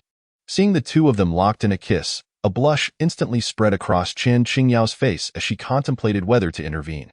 While she secretly hoped for a union between Li Junyi and her sister, it was evident that her sister was unwilling in this situation. Damn it. Should I stop this or not? Qin Qingyao felt torn. Just as her mind raced, the two embracing figures had ceased their movements. Chun Qingxue felt the powerful aura emanating from Li Junyi, and her initial resistance began to fade. Gradually, she found herself wrapping her arms around him in return. Beneath the brilliant starlit sky, the two shared a passionate kiss. "Brother-in-law, let go of my sister." This sort of thing cannot be rushed. At that moment, the hesitant Qin Qingyao finally dashed out. Her reason reminded her that while she could facilitate the relationship between her sister and Li Junyi, she must never allow her sister to lose her purity against her will. Her sister's voice jolted Qin Qingxue back to reality, and a flush of embarrassment crept onto her face. Yet, no matter how hard she tried, she could not push Li Junyi away. "Huh?" Li Junyi took a deep breath, and the icy demeanor in his eyes gradually dissipated. As he heard the voices of the two sisters and focused his gaze, he realized he was tightly embracing Qin Qingxue. What the hell? How did I end up holding this woman? Li Junyi was utterly bewildered. Just moments ago, he had discovered that he had seemingly reached a higher level in his martial practice. Attempting to break through, however, in his eagerness, he nearly succumbed to madness. Fortunately, his internal energy was substantial, allowing him to stabilize his mind, but in that process, he temporarily lost his rationality. Thus, he was completely oblivious to what had just transpired. "Brother-in-law, haste makes waste." Qin Qingyao reprimanded him sternly. Li Junyi scratched his head innocently. "If I say I didn't mean to just now, would you two believe me? Whether you meant it or not, the fact remains that you were kissing my sister." It seemed Qin Qingyao had anticipated his defense as she winked at him, signaling "I understand." Meanwhile, Qin Qingxue hastily fixed her clothing, wishing she could find a hole to hide in. How mortifying of him. Qin Qingyao cleared her throat and said, "Brother-in-law, since there are no outsiders here, you need not pretend. Just tell me, do you like my sister?" Li Jun glanced at Qin Qingxue, and as the moonlight illuminated her face, he suddenly realized that this woman appeared even more beautiful than before. Although he initially resisted the idea of an arranged marriage, he later discovered that it had its merits. After all, such a stunning woman was now tied to him. With that thought, he unconsciously nodded. Who wouldn't like a beautiful woman? However, liking her was merely the beginning. Men should be straightforward. Qin Qingyao interjected, giving him a thumbs up in approval. She then turned to Qin Qingxue and said, "Sister, since brother-in-law has admitted he likes you, why don't you express your feelings too?" I. Qin Qingxue hesitated, her thoughts drifting back to the passionate kiss she had shared with Li Junyi, making her tongue-tied. "Sister, you've always been decisive. Just say it clearly. Do you like him or not?" Qin Qingyao encouraged, secretly delighted, as she could tell her sister harbored feelings for Li Junyi. "Sure enough, I can give him a chance to pursue me." After uttering that, Qin Qingxue fled in haste. Chapter 60. Who struck first? A chance to pursue me? Ha! Li Junyi scoffed at the notion. Liking someone does not mean he would pursue them. After all, with so many beautiful women in the world, would he exhaust himself chasing every single one? Besides, he had many pressing matters to attend to, such as dealing with the Jiang family, Qin Haoran, and investigating the witch cult to uncover the truth behind his parents' deaths. The following morning, Li Junyi was awakened by the persistent ringing of his phone. "Young master, something significant has occurred." Wu Xiangwang's urgent voice came through. Li Junyi rubbed his eyes and replied nonchalantly, "What could be so significant?" The sky could fall, and someone taller would hold it up in a single night. The Jiang family's investments across 26 cities have been entirely withdrawn, whether ongoing or not. Upon hearing this news, Li Junyi was not particularly surprised and responded calmly. "It appears I overestimated that old fool Jiang Shangde." He had initially thought the Jiang family would methodically target the Li family, thereby minimizing their losses. However, he hadn't anticipated that they would inflict significant damage upon themselves to strike back. "Young master, Jiang Rufeng has gone mad." Wu Xiangwang reported gleefully. "Oh, that useless fellow. I had even thought of several strategies to undermine him. It seems I won't need them after all." Li Junyi expressed his disdain. Wu Xiangwang felt speechless on the other end of the line. Given that Jiang Rufeng was suffering from a series of setbacks, it was no surprise he had lost his mind. Wait. Suddenly, Li Junyi's eyes lit up. "I can use this on that dog Qin Haoran. That way, it won't go to waste." "Young master, brilliant." Wu Xiangwang showed no sympathy for Qin Haoran and instead expressed his full support. Half an hour later, when Li Junyi arrived at Yunyang Technology, he found the staff bustling about like soldiers in battle. Only the security department appeared to be leisurely, and coincidentally, Li Jun was the head of that department. Thus, he resumed playing cards. Meanwhile, at the Zhang family, Dad, I followed your instructions, and those in the Li family camp are as restless as ants on a hot pan. I've even sent people to warn them that if they leave the Li family camp, everything will return to normal. With a sinister smile, Zhang Zhenghong continued, I estimate it won't take 3 days for the Li family's minions to scatter. Ha ha ha, Zhang Shangda was quite pleased with this outcome. Boasting, since ancient times, merchants have not clashed with officials. Let my Zhang family set this precedent. Dad, the Li family's foundation should not be underestimated. We must remain cautious. Zhang Zheng's cautious nature prevented him from becoming overly confident. Zhang Shangda was quite satisfied with his son's prudence, reassuring him, rest assured, I have already found a collaborator. Once we break the Li family's minions, that big tree will naturally have someone to help us level it. Collaborator? Who? Zhang Zhenghong asked curiously, as there were only a handful of individuals in Xia country who had the courage and capability to stand against the Li family. All thanks to that little bastard. Zhang Shangda laughed heartily. Not long ago, Qin Haoran of the third generation of the Qin family was supposed to assume the position of the city lord of Xuanqing, but because of that little brat's interference, he failed. Upon hearing this, Zhang Zhenghong smirked coldly. With the Qin family's support, they felt emboldened. By the way, what does your second brother have to say? Zhang Shangda suddenly shifted the topic. Zhang Zhenghong frowned and sighed. He promised to deal with that little brat from the Li family within 3 days. But, seeing his son hesitating, Zhang Shangda's expression darkened. Speak plainly. Yes, Zhang Zhenghong replied solemnly, though my second brother agreed to your request. He stated that this act would be to repay your nurturing grace, and from now on, he shall have no ties to our Zhang family. Bang. You scoundrel. Zhang Shangda slammed the table in anger. He had only 2 sons. The elder, Zhang Zhenghong, had perfectly inherited his business acumen and intelligence, while the younger, Zhang Mubai, was a natural talent in martial arts. One was scholarly, the other martial. The rise of the Zhang family was merely a matter of time. Unfortunately, Zhang Mubai had fallen for a woman he should not have loved. To protect her, he even turned against his family. Whenever Zhang Zhenghong thought of this, he felt a pang of regret. Dad, don't dwell on it too much. My second brother still has Zhang family blood running through his veins. One day he will see the light. Zhang Zhenghong comforted him. Zhang Shangda took a moment to calm himself and change the subject. Has roofing's situation improved? When Zhang Zhenghong mentioned his son, anger flashed across his face as he replied solemnly, the blow he suffered was too great. The doctors say it's hard for him to return to normal. I plan to send him to the beautiful country for treatment in a few days. Forget it. Zhang Shangda's discontent was evident in his eyes. You're still young. You can still have more children. To him, Zhang Rufing's inability to withstand such a setback suggested he would struggle to achieve greatness in the future. He might as well be replaced. Zhang Zhenghong had already considered this on his way back. So he firmly assured, Dad, rest assured, I won't let our Zhang family line die out. Master, master. Just then, the old steward hurriedly brought in a middle-aged man with a solemn expression. It was Zhang Shangda's trusted aide. Huang Yihua, Master Zhang, we have a serious situation. What is it? Zhang Shangda asked, puzzled. Huang Yihua's expression was grave as he explained. The projects we withdrew have been completely replaced.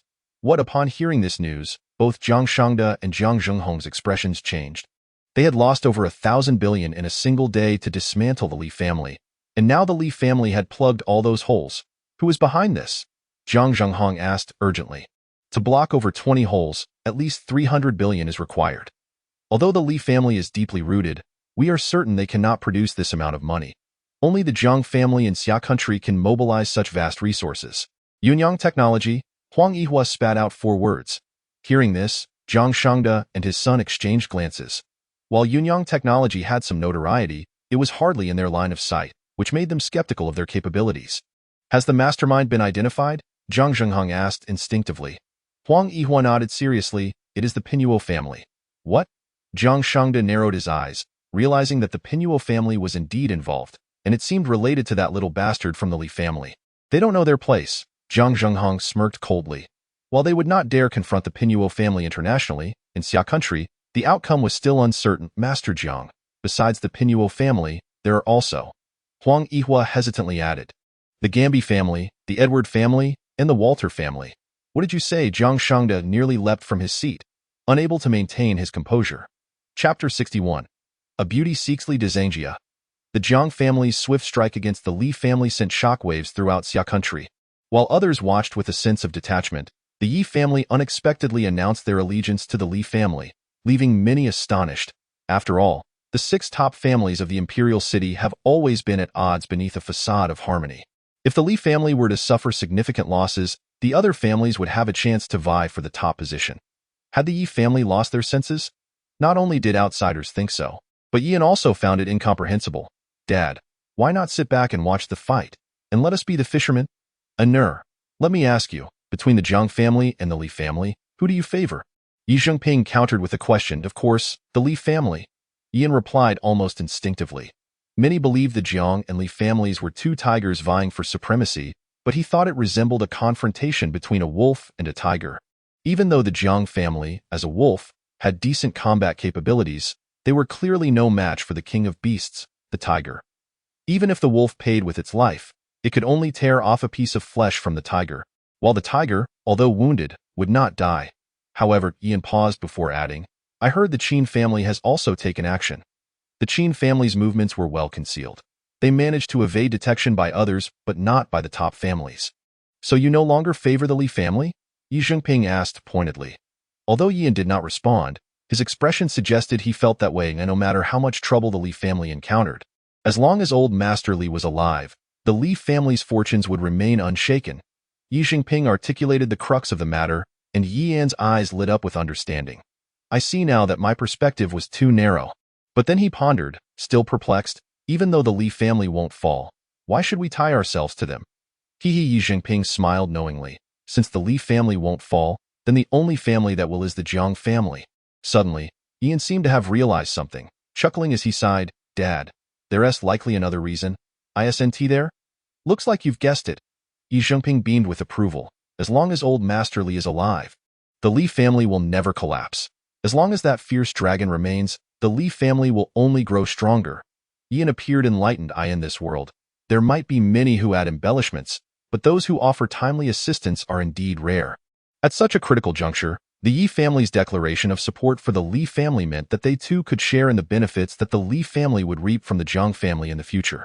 At Yunyang Technology, within the security department, although it was working hours, Li Zheni, head of the security department, had no need to patrol. He simply enjoyed tea and played games, receiving his full salary without any effort. Wow, this is perfect. No, this one is better. Her figure is just right.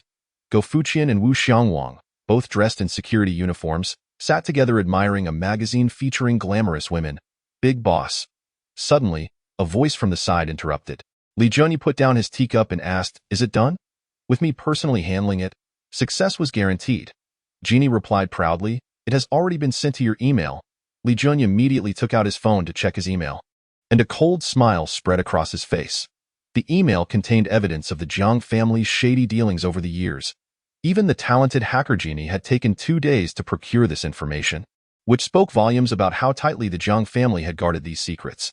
Leaving the security department, Li Zheni turned to the securities department. At this moment, the financial wizard Michelle was sharing stock market trading experiences with Chen Qingxue. Big boss. Michelle respectfully addressed him. Li Jun cast a glance at Chen Qingxue, yet she deliberately turned her head away. The young girl seemed to still be shy. Ignoring her, Li Jun directly inquired, How is the progress? Everything is as I anticipated, but at this point, McKeel's tone shifted sharply. The opponent's trading style suddenly changed this morning, resembling that of an old rival of mine. Oh? Li Jun was well aware that McKeel was known as the god of finance. There was only one person in the world who could be called his rival, and that was Wall Street's golden finger. Half it. If the opponent is indeed your old rival, do you have confidence? Li Jun asked calmly. McKeel dared not be overly confident and replied honestly, I have competed with that guy over a dozen times, with both sides experiencing victories and defeats. But this time, with the assistance of Churf and several oligarchs, I am 80% sure I can defeat him. Only 80%? Li Jun frowned and said, Then go verify whether it is that old bastard Hafit. If it is, convey to him that he should leave Xia country at once. Boss, McKeel earnestly pleaded, could you allow me to compete with him once more? He was aware that this might very well be his last chance to face his old rival due to their ages, and he did not wish to miss it. Sensing his thoughts, Li Jun ultimately changed his mind and encouraged him. I believe the one who prevails in the end will be you. Thank you, boss. McKeel expressed his deep gratitude. Li Jun had initially intended to exchange a few words with Chen Qingxue, but upon noticing her apparent desire to avoid him, he refrained from making a fool of himself and returned to the security department. Minister Li, a stunning beauty has arrived at the front desk, claiming she wants to see you. Wang Dakai rushed in hastily. A stunning beauty? Li Junyi was taken aback. Go Fuqiang, leaning on Wang Dakai's shoulder, curiously asked, what stunning beauty? Can she be more beautiful than President Chen? Go Yi, that beauty is not inferior to President Chen at all. Wang Dakai had a lecherous look on his face. Young master, your romantic fortune has returned, Wu Xiangwang said enviously. Meanwhile, the door to the securities department was pushed open, and Chen Qingyao hurriedly rushed in.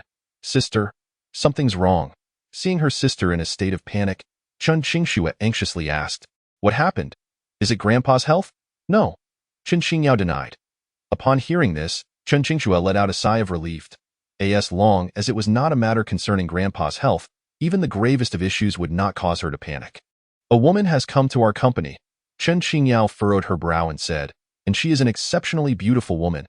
Chen Qingxue had great confidence in the beauty of both herself and her sister, but upon hearing her sister praise another woman's beauty, she suddenly felt a twinge of curiosity. Chen Qingyao suggested, Sister, that woman is downstairs. Come with me to take a look. Her beauty is her business. I still need to learn from Mr. McKeel. Chen Qingxue declined. However, Chen Qingyao directly pulled her along, saying, that woman has claimed she wants to see my brother-in-law. You should be cautious. Be careful not to let your brother-in-law be seduced away. Looking for Li Junyi? Chen Qingxue's expression suddenly grew somewhat complex. Chapter 62. I am invincible. As the fierce battle in the stock market raged on, a woman of breathtaking beauty arrived at Yunyang Technology. The most beautiful woman in the imperial city, Yi Qingsheng. What brings you here? Li Junyi was completely taken aback by her visit. I came to see you. Yi Qingsheng smiled sweetly. With handsome men and beautiful women standing together, they instantly attracted numerous gazes. That stunning womanly minister's girlfriend? Most likely. I envy Li Minister for having a girlfriend as ethereal as a fairy. I envy that woman for having a boyfriend as handsome as Li Minister. Many employees whispered among themselves. Ding dong. Just then, the elevator doors suddenly opened. Brother-in-law, brother-in-law. Chen Qingyao hurriedly approached, emphasizing the words brother-in-law. Brother-in-law? Is this guy married? Yi Qingqing thought, gazing at the suddenly appearing twins with a complex expression. Approaching Li Junyi, Chen Qingyao scrutinized Yi Qingqing, her eyes seemingly laced with provocation. Hello, Miss Yi. Chen Qingxue greeted her proactively. Clearly, she was acquainted with her. Hello, you must be Miss Qingxue? Yi Qingqing responded graciously, extending her hand for a handshake. Before coming to Yunyang Technology, she had already familiarized herself with all the pertinent information, instantly discerning the names of the twin sisters through their demeanor and personalities. Though both women wore smiles, Li Junyi could unmistakably sense an invisible tension between them. Women are inherently competitive, especially those who are already quite beautiful, as they are even less willing to be overshadowed by others. Li Junyi subtly perceived that Chen Qingyao was also partaking in this unspoken rivalry. Yi Qingsheng, the most beautiful woman in the imperial city, was not merely a name. Her stunning looks and unique charm were unparalleled, surpassing any contemporary woman.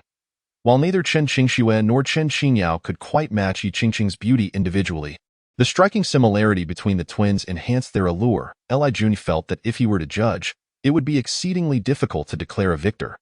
Moreover, he was not fond of making choices.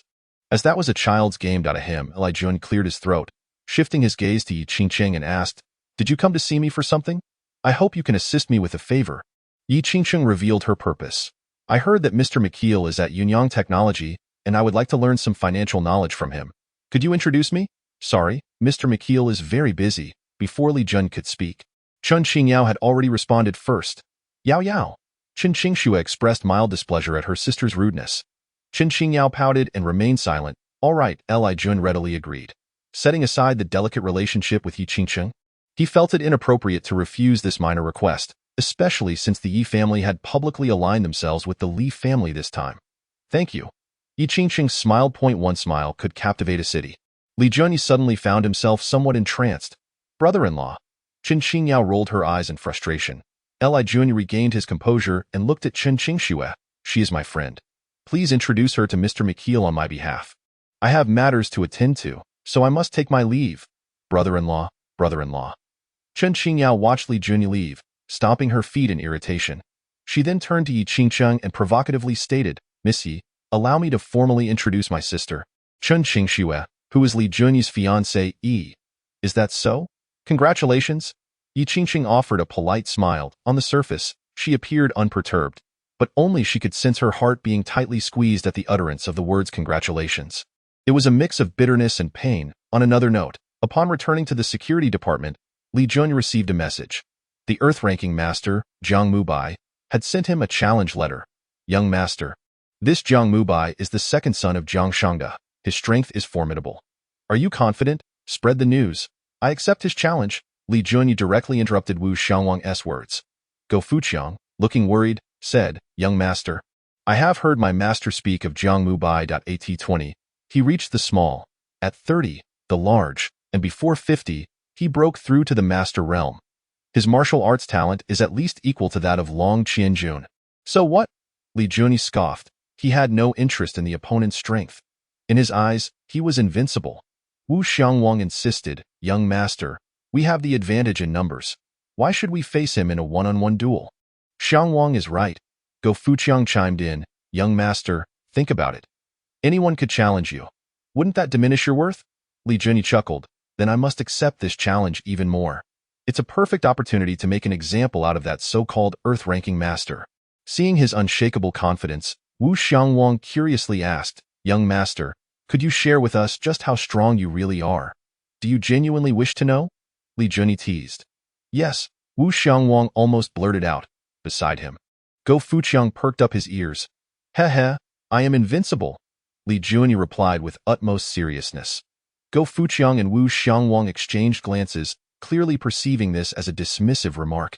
Invincible? What nonsense! If you have the courage, why not challenge the abbot of the Zen Forest Temple or the leader of the Taoist sect? Why boast here? Just then, the deputy minister of the security department, Wang Dakai, rushed in again. Ally minister. Li minister.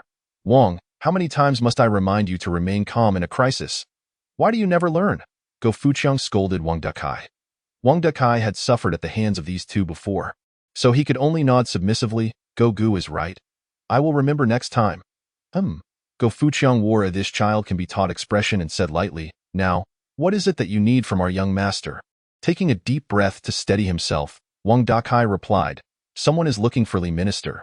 Someone is looking for me? What day is it today? Li Junyi pretended to ponder deeply, feigning seriousness. Is the visitor a beauty? Wang Dakai nodded and then shook his head. What does that mean? Go Fuqiang smacked him on the head, irritated. Wang Dakai winced in pain and said, It's a woman, but not a beauty. She is a nun. A nun? What the hell? Li Junyi's lips twitched as he forced a bitter smile. When did I become so remarkable that even a nun would come seeking me? Young master, be low-key. Wu Xiangwang reminded him. Yes, low-key. Li Junyi waved his hand. Tell that nun that I have no fate with her, and I want to meet her. Just give her a few $100s for a taxi. Li minister. That nun is fierce. She said if you don't meet her within 3 minutes, she will tear down our company. Chapter 63. Dazed, awakened, and threatened. Li Junyi was a major shareholder of Yunyang Technology, where he could truly showcase his talents. However, before he had even begun to flex his muscles, someone threatened to demolish his stage. How could he endure such an affront? With anger surging through him, he stormed to the front desk and immediately spotted the nun, who stood out like a crane among chickens. In her 50s or 60s, her face was stern, lacking any trace of a monk's compassion. She resembled a quintessential villain from a television drama. Old nun, I hear you are looking for me? Li Junyi showed no signs of friendliness. The nun, with an air of authority, declared, You are Li Junyi, the scion of the Li family? Of course. Li Junyi clasped his hands behind his back and asked, What business do you have with me? Brat, prepare to die. As her words fell, a glint of cold steel appeared in an instant. She drew the long sword she had been carrying on her back and charged forward. The blade aimed directly at Li Junyi's throat, a lethal attack right out of the gate. Minister Li, be careful, watch out, Minister Li. Many employees held their breaths, particularly the women, who were worried for the handsome man. There was no denying that his charm worked wonders on any woman. Clang. Just as the old nun smirked, confident that this strike would end Li Juni's life, she was left utterly astonished. Li Juni stood unmoved, effortlessly pinching the blade between two fingers, and no matter how hard the old nun tried, she could not advance an inch. How is this possible? The old nun's expression changed dramatically, her eyes filled with both shock and fear. Minister Li is so formidable, so cool. What a shame that Minister Li has a girlfriend. Otherwise, I would genuinely be willing to pursue him. Forget just pursuing him. I would gladly be Minister Li's mistress. The effortless display of skill captivated all present, and many female employees began to swoon. Now, I will give you a chance to reveal your identity and also explain why you came to kill me. If you do so, I might grant you a swift end. A murderous glint flared in Li Juni's eyes, and the chilling aura he exuded left the old nun paralyzed with fear. You choose not to speak? Whooshed I in a swift motion. Li Juni vanished from sight and appeared behind the old nun, delivering a precise strike that knocked her unconscious in an instant, lifting her effortlessly like a chick back in the security department. Li Jun ordered the staff to bind the old nun with ropes, intending to interrogate her personally. Young master, this old nun is from the Amaze sect. Wu Xiangwang suddenly noticed the jade bracelet on the old nun's wrist, which was the emblem of the Amaze sect. Amaze sect? Li Jun was baffled, unable to comprehend why he would have enmity with someone from the Amaze sect. Fuqiang, wake her up, understood. Go. Fuqiang quickly fetched a basin of water and splashed it onto the old nun. Ah! The old nun awakened with a start. Old nun, my temper is not particularly pleasant. Li Juni barked. Now, tell me why you came to kill me. The old nun showed no signs of fear. Instead, she defiantly retorted. I am an elder of the Amaze sect. If you have the guts, kill me, elder of the Amaze sect. Oh my, you are quite impressive. Li Juni retrieved an electric baton from his drawer and approached the old nun, zapping her with a few sparks. The old nun rolled her eyes and promptly fell unconscious again. Wake her up. Following Li Juni's command, Go Fuqiang splashed water on the old nun once more. Brat, if you have the guts, kill me. Otherwise, I will surely kill you. Zzzt. The old nun's threats were cut short as she was zapped again. Go Fuqiang quickly revived her yet again. This cycle of dazzling, awakening, and threatening continued for 6 or 7 rounds until the old nun finally succumbed to fear. Stop zapping me. I will talk.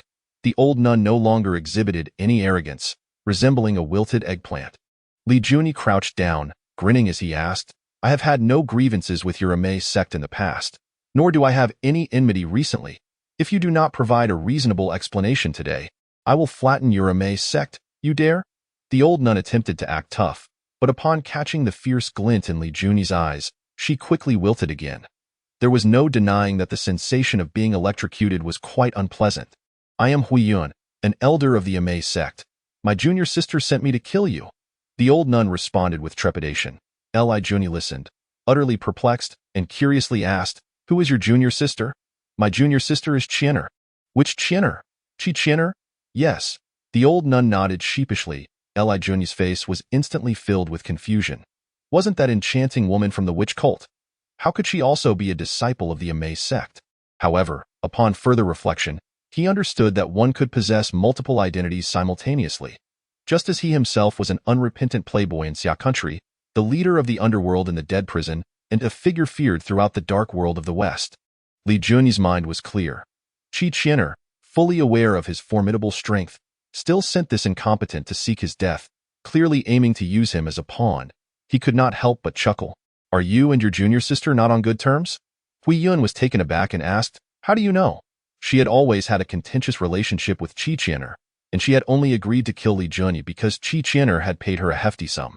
Although monks are said to be free from worldly desires, when money was placed before them, it was indeed not easy to remain detached. Where is your junior sister? Li Juni shifted the topic. Huiyun shook her head. My junior sister has gone down the mountain for training. I do not know where she is. Not being honest, are we? Zzzt. Li Juni pressed the electric baton again. Stop zapping me. I truly do not know where she is, but I can contact her.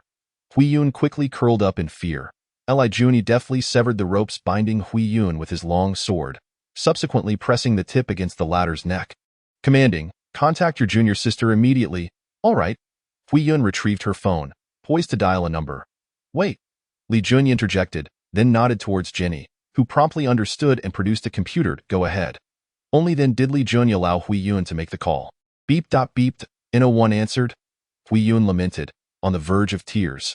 Suddenly, Li Junyi struck a few pressure points on Hui Yun, sealing her energy center, declaring, "Then you shall remain here. I will release you only when the call connects." Having said that, he turned to Jenny, instructing, "It's in your hands. Rest assured, boss." Jenny responded with an okay gesture, then swiftly dragged the panicked Hui Yun away. Li Junyi arranged for Hailang and George to stay behind to ensure the safety of Qin Qingxue and her sister, while he and Go Fugue drove away. "Young master, where are we headed now?" Wu Xiangwang inquired. With one hand on the steering wheel and the other holding a cigarette, Li Junyi took a few deep puffs, replying, "To eliminate that so-called earth-ranking master, to kill a chicken to scare the monkeys." Chapter 64. The astonishing gambling match, the heavenly ranking, the earth ranking. These are the two supreme rankings of martial arts in Xia country. Warriors below the age of 50 are placed on the earth ranking, while those above 50 belong to the heavenly ranking. Mastery in martial arts requires time to mature. Typically, the older one is. The stronger they become, thus heavenly ranking experts often surpass their earth ranking counterparts. Jiang Mubei is an exception. Though he is listed on the earth ranking, he possesses the capability to slaughter heavenly ranking experts. Hence, when news of this formidable individual challenging the notorious Playboy spread, it immediately drew the attention of various factions. Even more astonishing was the fact that the Playboy dared to accept the challenge. Wasn't he that courting death? Despite Li Junyi's victory over the semi-master Song Zikan with a single strike at the Peace Hotel, no one seemed to favor him. After all, Jiang Mubei had once single-handedly slain 3 cooperating masters. Songnan Mountain, the sunset resplendent, at the foot of the mountain. A dazzling array of luxury cars was parked, while the summit teemed with spectators who had come specifically to watch the match. At the peak stood a middle-aged man, his white attire and long hair swaying in the wind, a long sword cradled in his arms. This scene resembled a dashing swordsman from a martial arts drama. Handsome, cool. Some claimed that Jiang Mubei was the most beautiful man in the world during his youth, and indeed, the legend held true. A middle-aged woman eyed him with greed, wishing to approach and inquire how to write the character Kuan, Widow Lian. "Are those pretty boys you have not enough for you?" A bald man teased. "How could Jiang Mubei possibly look at a withered flower like you?" Widow Lian's gaze turned icy as she retorted, "Bald Chong, do you dare say that again?" Bald Chong scoffed, adopting an air of indifference. Just then, the sound of helicopter blades resonated above. The crowd looked up to see a helicopter circling, and then a young man leaped down in an incredibly graceful manner. He jumped from a height of over 10 meters, landing with the grace of a dragonfly touching water, which left the spectators utterly astonished. The newcomer was none other than the esteemed Li Dideo. In truth, he had guessed that the man standing atop the mountain was Jiang Mubei, but he despised ostentation before him. Thus, "Which fool is Jiang Mubei?" Li Junyi bellowed, exuding an air of authority. "I have come to challenge. This guy is the young master of the Li family. TSK. Even more handsome than Jiang Mubei." Widow Lian licked her lips, her greed intensifying. Bald Chong chuckled, "Widow Lian, if you're truly desperate, I wouldn't mind accompanying you for a wild evening in the woods. Do you believe I could punch through your toothpick legs?" Widow Lian was about to strike. "The betting is open. The odds for Jiang Mubei are 1.65, for Li Junyi 1.3. At that moment, 2 burly young men approached the crowd. One of them clasped his hands, addressing the onlookers. "A small business, no credit." The crowd paused, realizing that someone was initiating a betting pool. This was not surprising. What was curious was the extraordinary odds set by such clever minds. Jiang Mubei at 1.65. That was an exorbitant amount, as if they were trying to help the masses. "Kid, are you two joking?" A hefty man bellowed. Go Fugue replied earnestly, "We speak without deceit. As long as everyone dares to bet, we shall accept." As he spoke, he produced a laptop, urging, "Those wishing to bet, hurry." "Ha ha ha." Bald Chong laughed heartily. "I have plenty of money. I just fear you won't be able to pay up later." Before he could finish, his eyes widened in disbelief. Wu Xiangwang revealed a golden dragon card, and the murmurs of doubt within the crowd ceased immediately. "As long as you dare to bet, we will dare to pay," Go Fugue reiterated. In an instant, dozens of people crowded around. "Little brother, we want to confirm once more, the odds are indeed as you just stated?" The burly man inquired again, noticeably more polite this time. After all, who in Xia country possesses a golden dragon card without being exceptional? Once again, Jiang Mubei's odds are 1.65, and Li Junyi's are 1 o'clock. 3. A small business, no credit. Go Fuguwei exclaimed, I bet 300 million on Jiang Mubei to win. I bet 800 million on Jiang Mubei to win. 2 billion for Jiang Mubei in the blink of an eye. Over a dozen individuals had placed bets, summing nearly 10 billion. However, every single one was placed on Jiang Mubei, demonstrating that no one believed in Li Junyi's chances. Not far away, a veiled woman smiled knowingly and instructed her attendant. Xiaomin, go bet 1 billion on Li Junyi to win. What? Xiaomin gasped, incredulously exclaiming, Miss, Li Junyi's odds are very slim. Are you not afraid that this money will go to waste? The woman chuckled nonchalantly. No one is betting on him to win. I'll help him regain a bit of face. But there's no need to wager that much. A few million would suffice. Xiaomin clearly did not understand. Don't forget, I specifically came here for him. The woman replied coyly, Go, bet 1 billion. Xiaomin, unable to resist, complied. The excitement is about to begin. Those who haven't placed their bets, hurry. Wu Xiangwang shouted, his face beaming with glee. I bet 1 billion on Li Junyi to win. Xiaomin walked over, calm and composed. In an instant, the crowd fell into a deathly silence.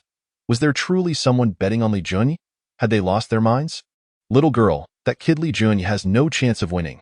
Listen to your sister's advice. Better to bet on Jiang Mubei. Widow Lian offered a kind warning. However, Xiaomin ignored her, producing another golden dragon card and placing it before Wu Xiangwang. 1 billion, for Li Junyi to win.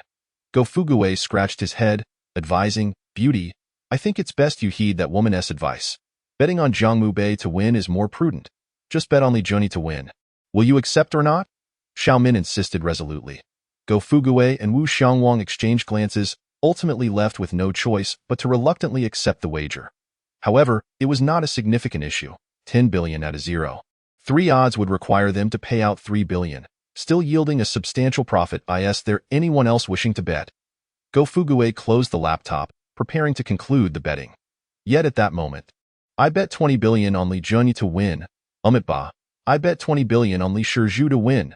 2 powerful voices rang out in succession. The crowd looked up to see a monk and a Taoist priest approaching from different directions. Isn't that from the Zen Forest Temple and the Taoist sect? Chapter 65. Do you believe I'll strike you too? The appearance of the Taoist Xinkong and the Zen master Zhuiyuan instantly caused a stir among the crowd at Cangnan Mountain. Just then, someone recognized the identity of the veiled woman. It was the saintess of the Xiaoyao Palace, Bai Suai. The presence of representatives from the 3 major sacred places of Xia country changed the atmosphere significantly. Master Zhuiyuan, Saintess Suai, I didn't expect you to be here too. Xinkong narrowed his eyes. Ba, Zhuang clasped his hands. I have come today to guide a fated individual. Fated individual? Nonsense, Xinkong sneered. He was here for 2 reasons. First, to ensure that a prodigy like Li Junyi did not perish. Second, to recruit him as a disciple of the Taoist sect. He was certain that Zhuiyuan and Bai Suai shared the same objective, for any force would not wish to let go of a talent capable of defeating semi-master level experts at such a young age. Bai Suai smiled lightly, saying, This saintess happened to pass by and heard there was excitement to witness, so I came along with everyone. That explanation was even more far-fetched. The 3 harbored their own intentions, each seeing through the others but choosing not to reveal it. Little brother, my Taoist sect bets 20 billion on Li Junyi to win. Xinkong casually produced a golden dragon card. Zhuiyuan, not to be outdone, also pulled out a golden dragon card from his monk's robe, declaring, Ba, I bet 20 billion on Li Shizhu to win. Wu Xiangwang stood frozen, clutching 2 cards. Only they understood that in this decisive battle, Li Junyi was bound to win. Even with Bai Suai betting 1 billion on Li Junyi to win, the odds were still in their favor. However, if they accepted another 40 billion, even at Li Junyi's 0.3 odds, they would have to pay out over 10 billion. What on earth? Meanwhile, Li Junyi, hands in pockets, strode confidently to the mountain peak.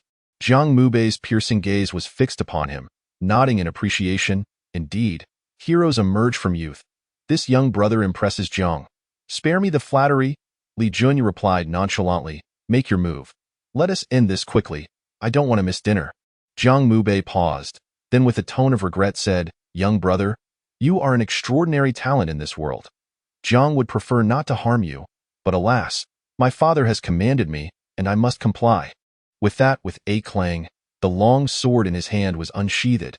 Young master, Go Fuguei suddenly shouted from below. Wait! Li Juni gestured for a pause, turning to see Go Fuguei frantically waving at him. Let us buy you a little more time. With that, Li Juni leaped down. Zhang Mubei, sword in hand, was left perplexed. As Li Juni approached, Go Fuguei introduced, Young master, these three are representatives of the three major sacred places. The three major sacred places? Li Juni scanned the three individuals, finally fixing his gaze on Bai Suai. This woman had an alluring figure, clad in a flowing white dress. Even her silhouette could captivate many men. Even though her face was veiled, Li Juni was certain she was an unparalleled beauty.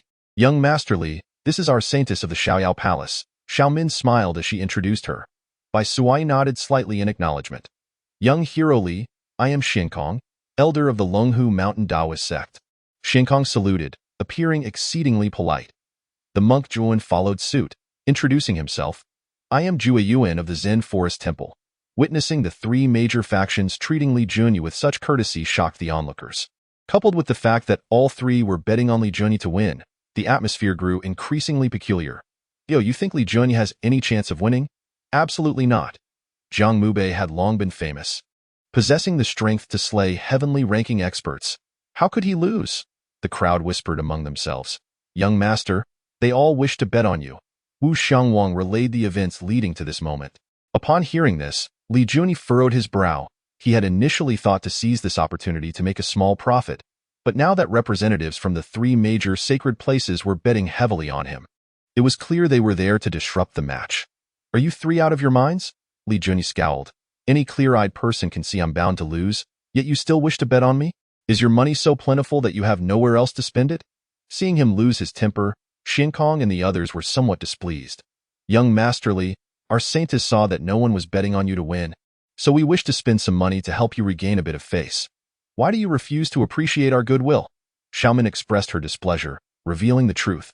Initially, she thought Li Juni would be grateful, but to her surprise, he retorted, My face needs you to restore it? Do you think you deserve it? The crowd gasped in shock. These were representatives from the three major sacred places, and he dared to speak to them like that. Did he truly not know the meaning of death? Even Go Fuguei and Wu Xiangwang were taken aback. Young master, please remain calm, Wu Xiangwang whispered. The experts from the three major sacred places are not to be trifled with. Li Juni paid no heed to this warning, continuing in a tone of condescension. My face doesn't require your assistance. Zhang Mubei is the one who needs it. You three should bet on him to win. Xuankong's mouth twitched violently. No one from the three major sacred places had ever been treated with such blatant disrespect, and if it weren't for his desire to recruit Li Juni, he would not easily let this insolence slide. Young Master Li, you truly do not appreciate goodwill. Smack! Before Julian could finish, Li Juni delivered a resounding slap, sternly declaring, Don't think I one-t hit a woman. He then pointed at Bai Suai, warning, Keep your subordinate in check, or I'll strike you too. The spectators felt their scalps tingle. They could hardly believe Li Juni dared to resort to violence. Was he truly eager for death? Zhang Mubei atop the mountain also witnessed this scene, feeling a surge of admiration for Li Juni. Although he had always been brash in the martial world, he never dared to act so recklessly before the three major sacred places. You dare to strike someone from my saintess' entourage? Bai Suai's icy tone revealed her anger, even beneath her veil. Li Juni smirked coldly. I've already said, if you don't control your people, I'll strike you too. You can test me if you don't believe it. You? What do you mean by you? Li Juni interrupted Bai Suai, turning to Go Fuguei and ordering, Set my odds to 1.01. If they want to bet, let them. With that, he spun around and leaped back to the mountain peak. Zhang Mubei, I'm letting you strike first. Otherwise, you one-t have the chance later. Chapter 66. This punch shakes the mountain and scares the tiger. Momentum like a rainbow, originally intending to restore some dignity for Li Juni. Bai Suai was incensed by his scornful reprimand. This made her so furious that she contemplated letting him face Zhang Mubei without intervention, allowing him to perish at the latter's hands to settle matters once and for all. Miss, that bastard is insufferable.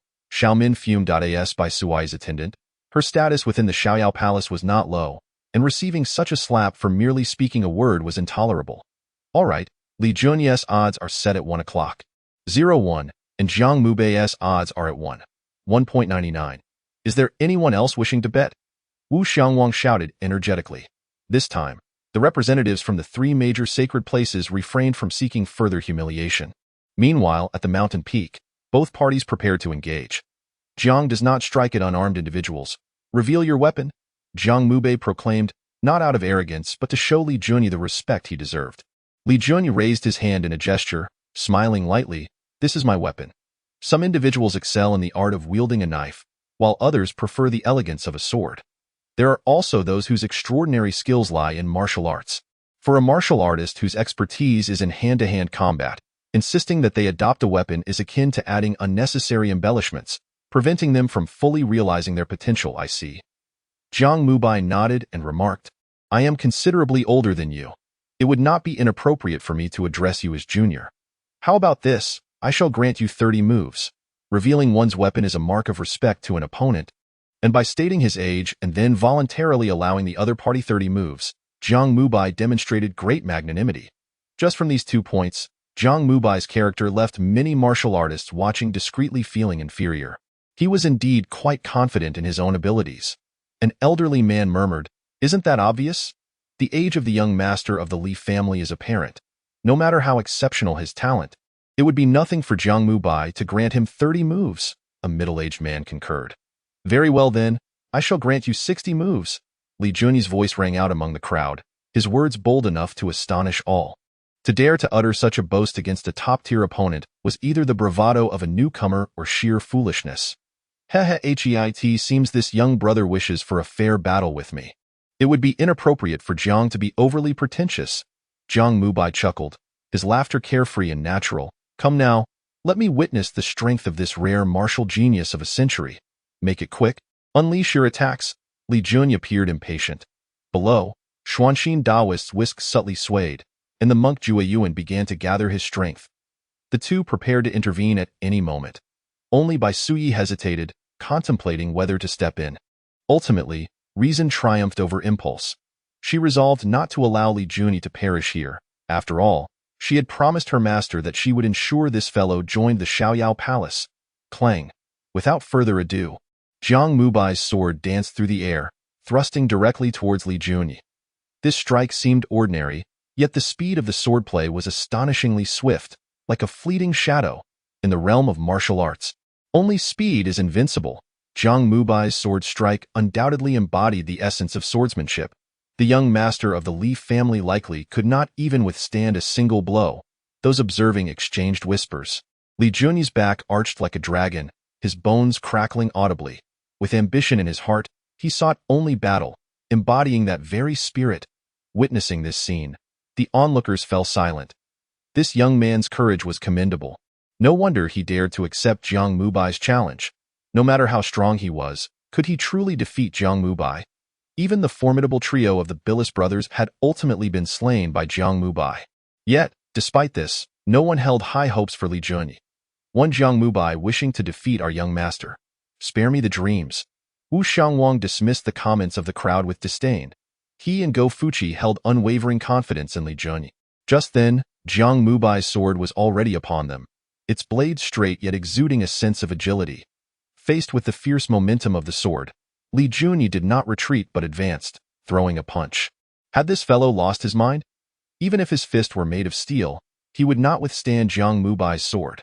Everyone was astonished by Li Junyi's reckless action, but just as they expected Jiang Mubei's long sword to pierce through Li Junyi's arm, a shocking scene unfolded. The fierce punch surged forth like a rainbow, a pale aura emanating from Li Junyi's fist. Clang! The sword halted upon contact with the surface of his skin, unable to penetrate further. Seeing this, Bai Suyi's beautiful eyes widened in shock. She estimated that even the Vajra technique of the Zen forest could hardly withstand Jiang Mubei's sword, yet Li Junyi had easily withstood it. I no longer underestimate you, but I did not expect to have still underestimated your strength. Jiang Mubei was taken aback. The most shocked of all was Jiang Mubei, for even he had not anticipated that Li Junyi could block his sword with mere flesh and blood. That was 59 moves. Only one remains, Li Junyi calmly reminded. You are truly formidable. If I were to be defeated by your hand, it would not be in vain for me. Clang.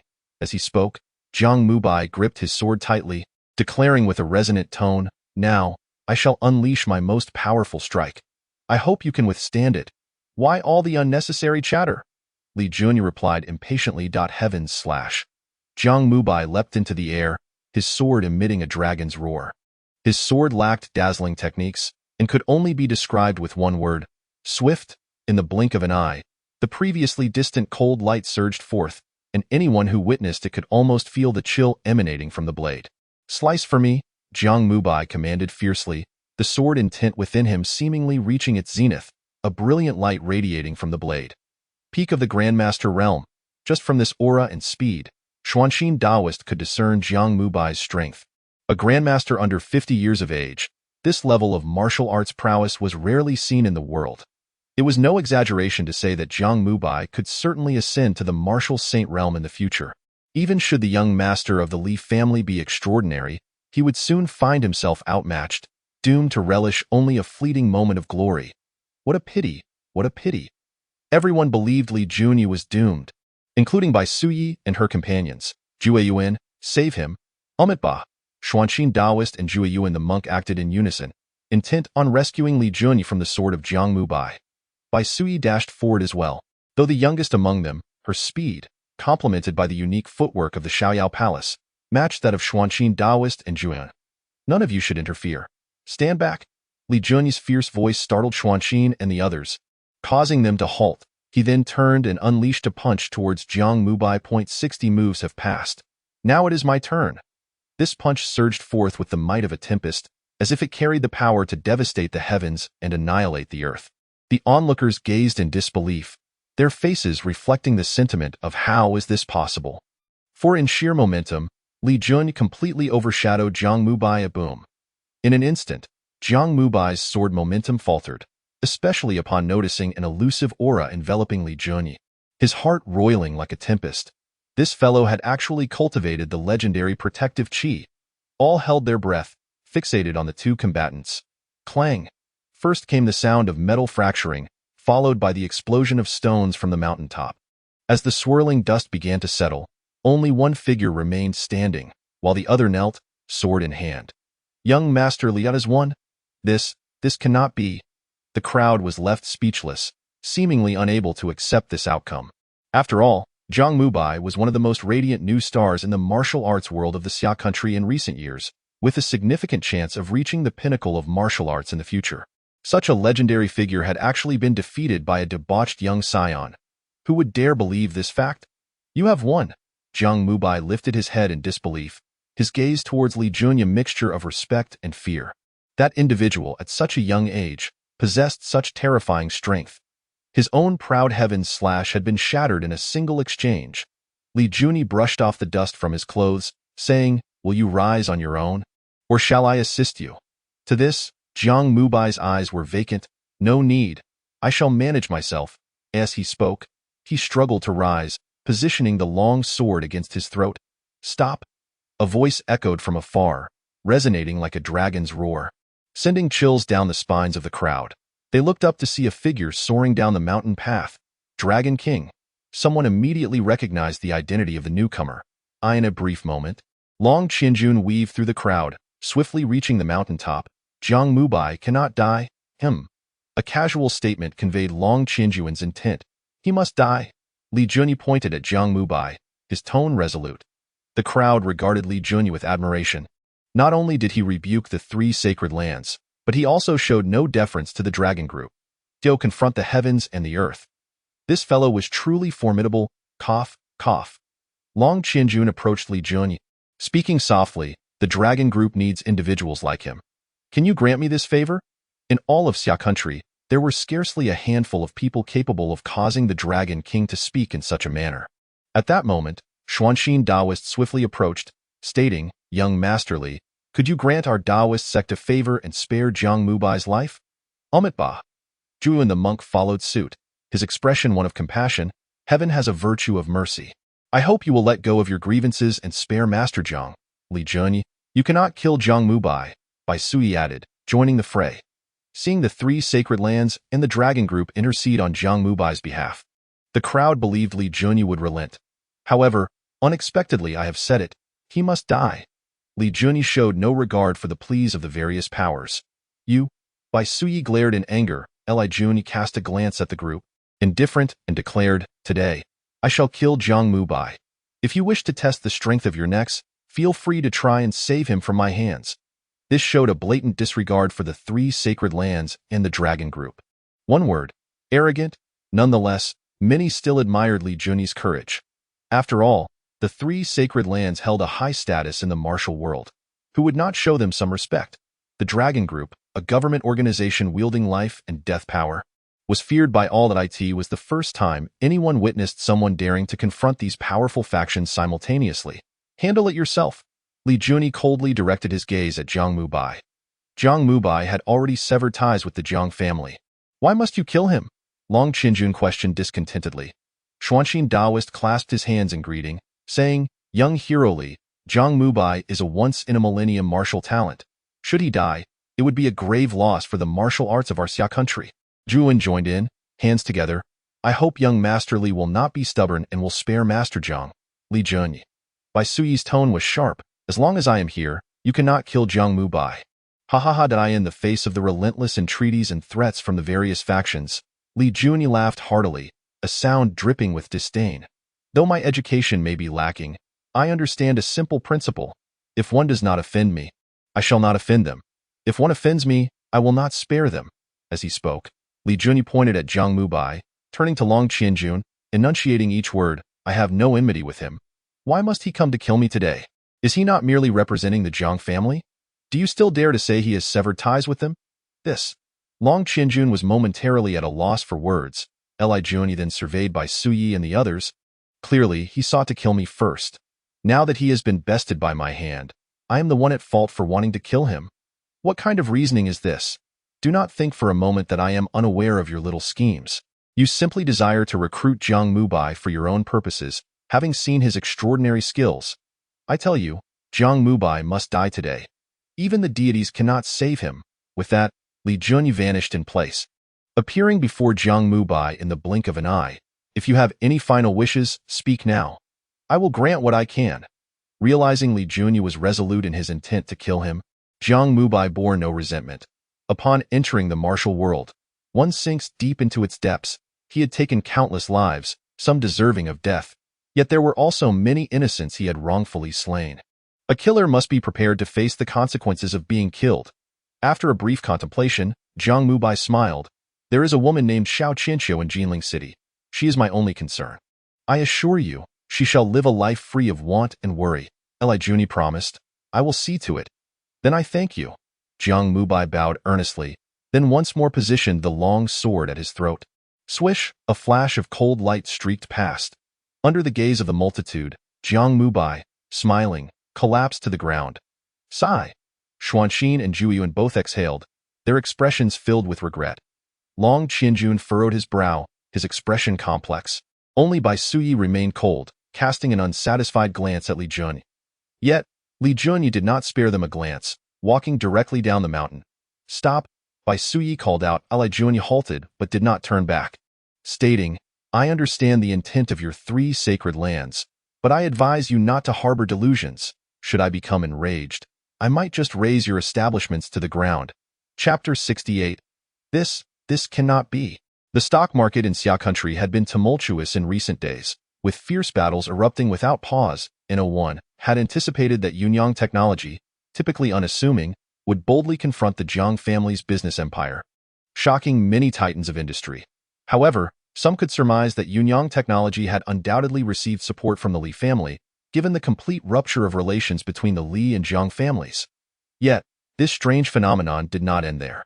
Some seasoned moguls keenly observed that the trading styles of both the Jiang family and Yunyang technology in this confrontation bore the subtle influence of 2 legendary figures from the stock market. In the royal city, the Qin family, Qin Haoran arrived at the main hall as summoned, where his grandfather, Qin Zhen, had been waiting for some time. "Grandfather, have a seat." Qin Zhen spoke with an imposing calm. Qin Haoran dared not breathe too loudly, sitting upright. "Not being appointed as the mayor of Xuanqing must be disappointing for you." Qin Zhen inquired lightly. A bit, Qin Haoran acknowledged, realizing he could not deceive his astute grandfather. and chose to be forthright as expected. Qin Zhan smiled slightly, clearly pleased with his grandson's response. I wish to ask your opinion on that prodigal son of the Li family. Upon hearing this, Qin Haoran paused before responding thoughtfully. If it had been in the past, I might not have thought much of him, but now as he spoke, Qin Haoran furrowed his brow. That fellow has become somewhat inscrutable to me, he. Qin Zhan chuckled knowingly. Are you suspecting that his previous demeanor was merely a fade? I have indeed entertained such doubts, but that seems unlikely, Qin Haoran asserted firmly. After spending 3 years in prison, returning as if he has undergone a transformation is truly perplexing. Qin Zhan shared his grandson's thoughts. A person might disguise themselves for a month, a year, or even 3 to 5 years.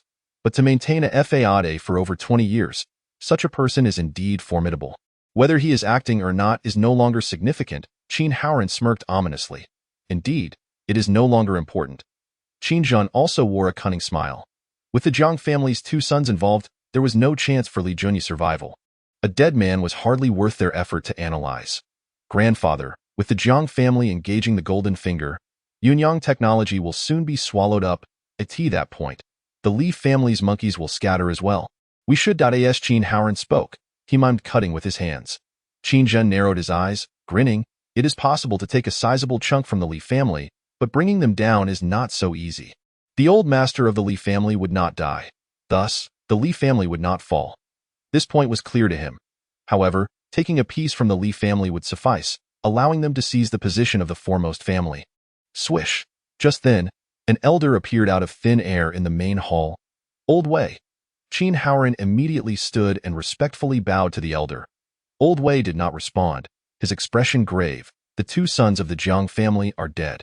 What? Upon hearing this news, Qin was so astonished that he sprang up from his seat. How could this be possible? Meanwhile, in Jin City, at the Jiang family estate, Jiang Shangda personally welcomed a most significant guest, the Wall Street mogul, the stock god, Hafit. Mr. Hafit, I am deeply grateful for your assistance. I raise this glass in your honor, Jiang Shangda expressed sincerely.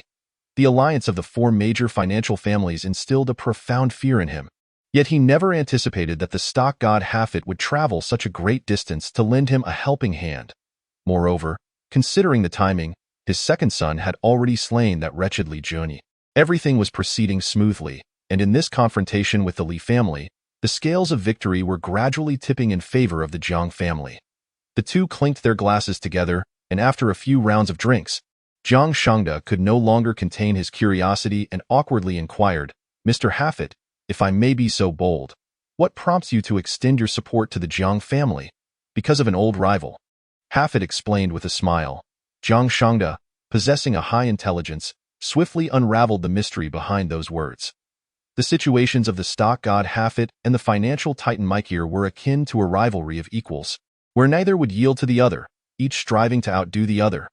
Their contest resembled the strategic battles of Zhou Yu and Zhuge Liang on ancient battlefields, yet Hafit and Mikeir had shifted their battleground to the realm of finance.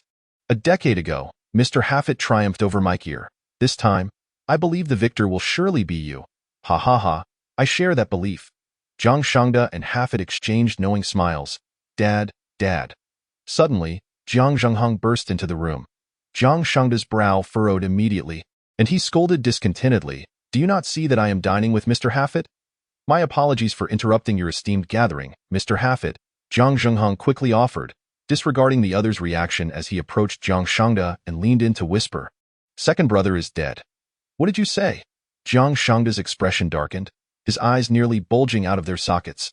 His second son had actually perished. How could this be possible? A master once claimed that his second brother possessed unparalleled talent, and even among the leaders of the 3 sacred lands, he was not inferior. How could he have died? Jiang Shangda shook his head frantically, unwilling to accept the truth. Jiang Zhenghong sighed heavily. Dad, I too cannot bear to believe it. But one of my subordinates witnessed that wretched Li's underling defeat second brother with a single blow. If that subordinate were not my trusted confidant, even he would doubt the veracity of what he saw. So he can understand his father's reaction.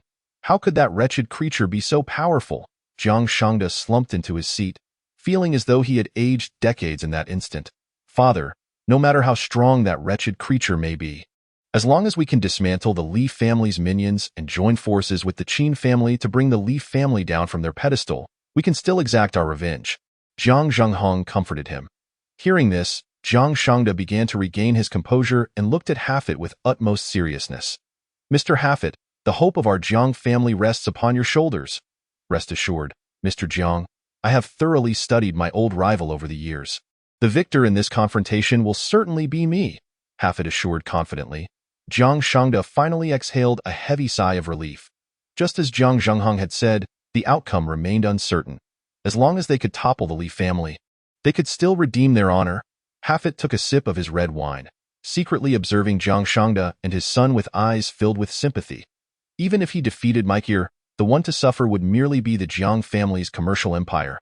After all, regarding the matter of the Juandi, even with 10 times his courage, he would not dare to meddle. Chapter 69. Young master, please do not take vows. Songnan Mountain, go find out which graveyard grass dares to cross me. Standing less than 2 meters tall, Li Jun stood alone, blocking all spectators. Young master, we wouldn't dare to touch your money, even if you gave us 10 times the courage. We didn't bring that much money with us when we came.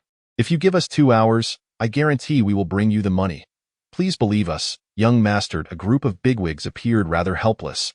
Although tens of millions or even billions were not trifling sums, they were inconsequential to them. They simply had not brought that much money while coming to watch the match. As for crossing Li Junyi's money, don't be ridiculous.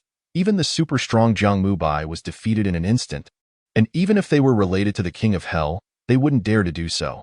You can either transfer the money or send someone to deliver it. Those are your 2 options. Otherwise, you won't be leaving. Li Junyi wore an expression that conveyed he was not joking. Witnessing this scene, Bai Sui finally understood why the 3 sacred lands had reacted so strongly when they placed their bets earlier. They had foolishly thought of salvaging a bit of face for the other party, when in fact, the other side needed no such thing. To step on one's own toes. This was the truest reflection of their inner thoughts. We will have someone transfer the money immediately. Yes, young master, please do not be angry. We won't provoke you. Li Junyi simply stood there, causing the bigwigs to not dare to even breathe, immediately taking out their phones to arrange the transfers. Young master, my yacht size 30 million has been received. Wu Xiangwang gave a thumbs-up sign. Li Junyi pointed at a man with a Mediterranean hairstyle. You may leave now. Thank you, young master. The Mediterranean man almost ran down the mountain. Wang Daniu, 80 million received. No Dachuan, 200 million received. As Wu Xiangwang recited the names, each person felt as if they had been granted a reprieve, leaving while expressing their gratitude to Li Junyi. Long Qianjun carried Jiang Mubai's corpse on his shoulder, casting a complex glance at Li Junyi before departing without a word.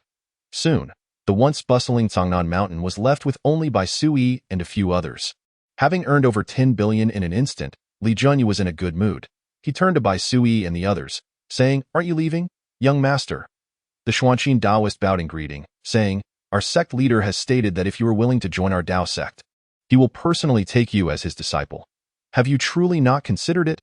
If an ordinary person had heard such an offer, they would likely feel as if their ancestors had struck gold. After all, being a disciple of the sect leader of the Tao sect was akin to ascending to the heavens. However, Li Junyi merely scoffed dismissively. "What is the strength of your sect leader?" Upon hearing this, the Xuanqin Taoist immediately spoke with confidence. "Our sect leader reached the martial saint realm over a decade ago." "The martial saint realm, you say?" Li Junyi then turned to Jue Yuan. "What about your abbot? Is he also at the martial saint realm?" "Ba." Jue Yuan chanted a Buddhist phrase and nodded. "Our abbot also entered the martial saint realm over a decade ago. If you, benefactorly, are willing to take refuge in our Chanlin temple, our abbot will not only accept you as his disciple but will also promise you the next position of abbot." The monk's sincerity was clearly more enticing than the conditions offered by the Tao sect. The prospect of becoming the next abbot. Wu Xiangwang twitched his mouth twice and blurted out, "Bald donkey, do you want our young master to take vows? If our old master finds out about this, you can expect your Chanlin temple to be leveled. Young master, you must not entertain such thoughts." Go Fugui urged. "Once you become a monk, you can no longer eat meat or drink wine, and you can't indulge in women either. Think carefully, young master." These two were genuinely afraid that Li Junyi might impulsively agree. "Get lost?" Li Junyi retorted. "If I take vows, how will all the beautiful women in the world survive?" Yes, Wu Xiangwang flattered. "For the sake of all those unfortunate beauties, young master, You absolutely cannot join Shanlin Temple. Li Junyi snorted, then turned to Bai Sui, saying, Is it true that if I join your Xiaoyao Palace, I can also become the next palace master? Indeed, Bai Sui's eyes brightened. Becoming a monk comes with many restrictions, but joining our Xiaoyao Palace is entirely different. Moreover, our Xiaoyao Palace is filled with countless beautiful women for you to choose from as partners. Young master, this is a viable option. Young master, we strongly recommend you join Xiaoyao Palace, not only for yourself but also for our lifelong happiness. Go Fugui and Wu Xiangwang were quite excited. As the saying goes, once a person ascends, even their dogs and chickens rise too. If Li Junyi were to become the master of Xiaoyao Palace, they would be able to do as they pleased there. Li Junyi ignored the two and looked at Bai Sui with a teasing gaze. Is it true that even if I wish to marry you, it could happen? This. Bai Sui furrowed her brows, pondering for a moment before gritting her teeth and saying, Very well. But you must first remove your veil so I can see your appearance. Li Junyi continued to jest. You know, even if I were to visit a brothel, I would have to see the girls' appearances first. How can I tell if you look like Feng Jia with an astonishingly beautiful face? If you keep wearing that veil, our saintess possesses beauty that could make fish sink and birds fall. She is certainly no less than the first beauty of the martial world, Gong Nishang. Xiao Min said with dissatisfaction. Li Jun disagreed. Everyone has different tastes. Just because you find her beautiful doesn't mean I will too. Is it true that if I let you see, you would be willing to join our Xiaoyao Palace? Bai Sui asked, somewhat troubled. Li Junyi chuckled. It all depends on whether you are truly as beautiful as you claim. Huff. Bai Sui took a deep breath. Come with me. With that, she flew into the mountain forest. Whoosh! Li Junyi followed closely behind without hesitation. In just a few breaths, the two had distanced themselves by several dozen zhang, finally stopping in a lush grove. Bai Sui paused and turned around, momentarily hesitating. Go on and unveil. Li Junyi stood with his hands behind his back, appearing quite expectant. Swish! Bai Sui slowly removed the veil from her face, revealing an astonishingly beautiful visage. Her clear and bright pupils, gracefully arched brows, long eyelashes that fluttered gently, and flawless skin tinged with a subtle blush. Her tender red lips resembled delicate flower petals. Her exquisite features bore no imperfections, and particularly her alluring peach blossom eyes held an irresistible charm. Li Junyi admitted that among all the women he had encountered, only Yi Qingsheng could rival Bai Sui in beauty. However, the two were certainly of different types. If Yi Qingsheng was a proud plum blooming in the snow, then Bai Sui was a pure white lotus, each possessing their own merits. Now, do you wish to join our Xiaoyao Palace? As she spoke, Bai Sui recovered her face with the veil. Clearly, she had immense confidence in her beauty, convinced that Li Junyi would not refuse her. Yet, Li Junyi gently shook his head. While you are indeed beautiful, I am still not interested in joining your Xiaoyao Palace. Chapter 70. I will make him change his mind. Upon hearing Li Junyi's statement, Bai Sui was first taken aback.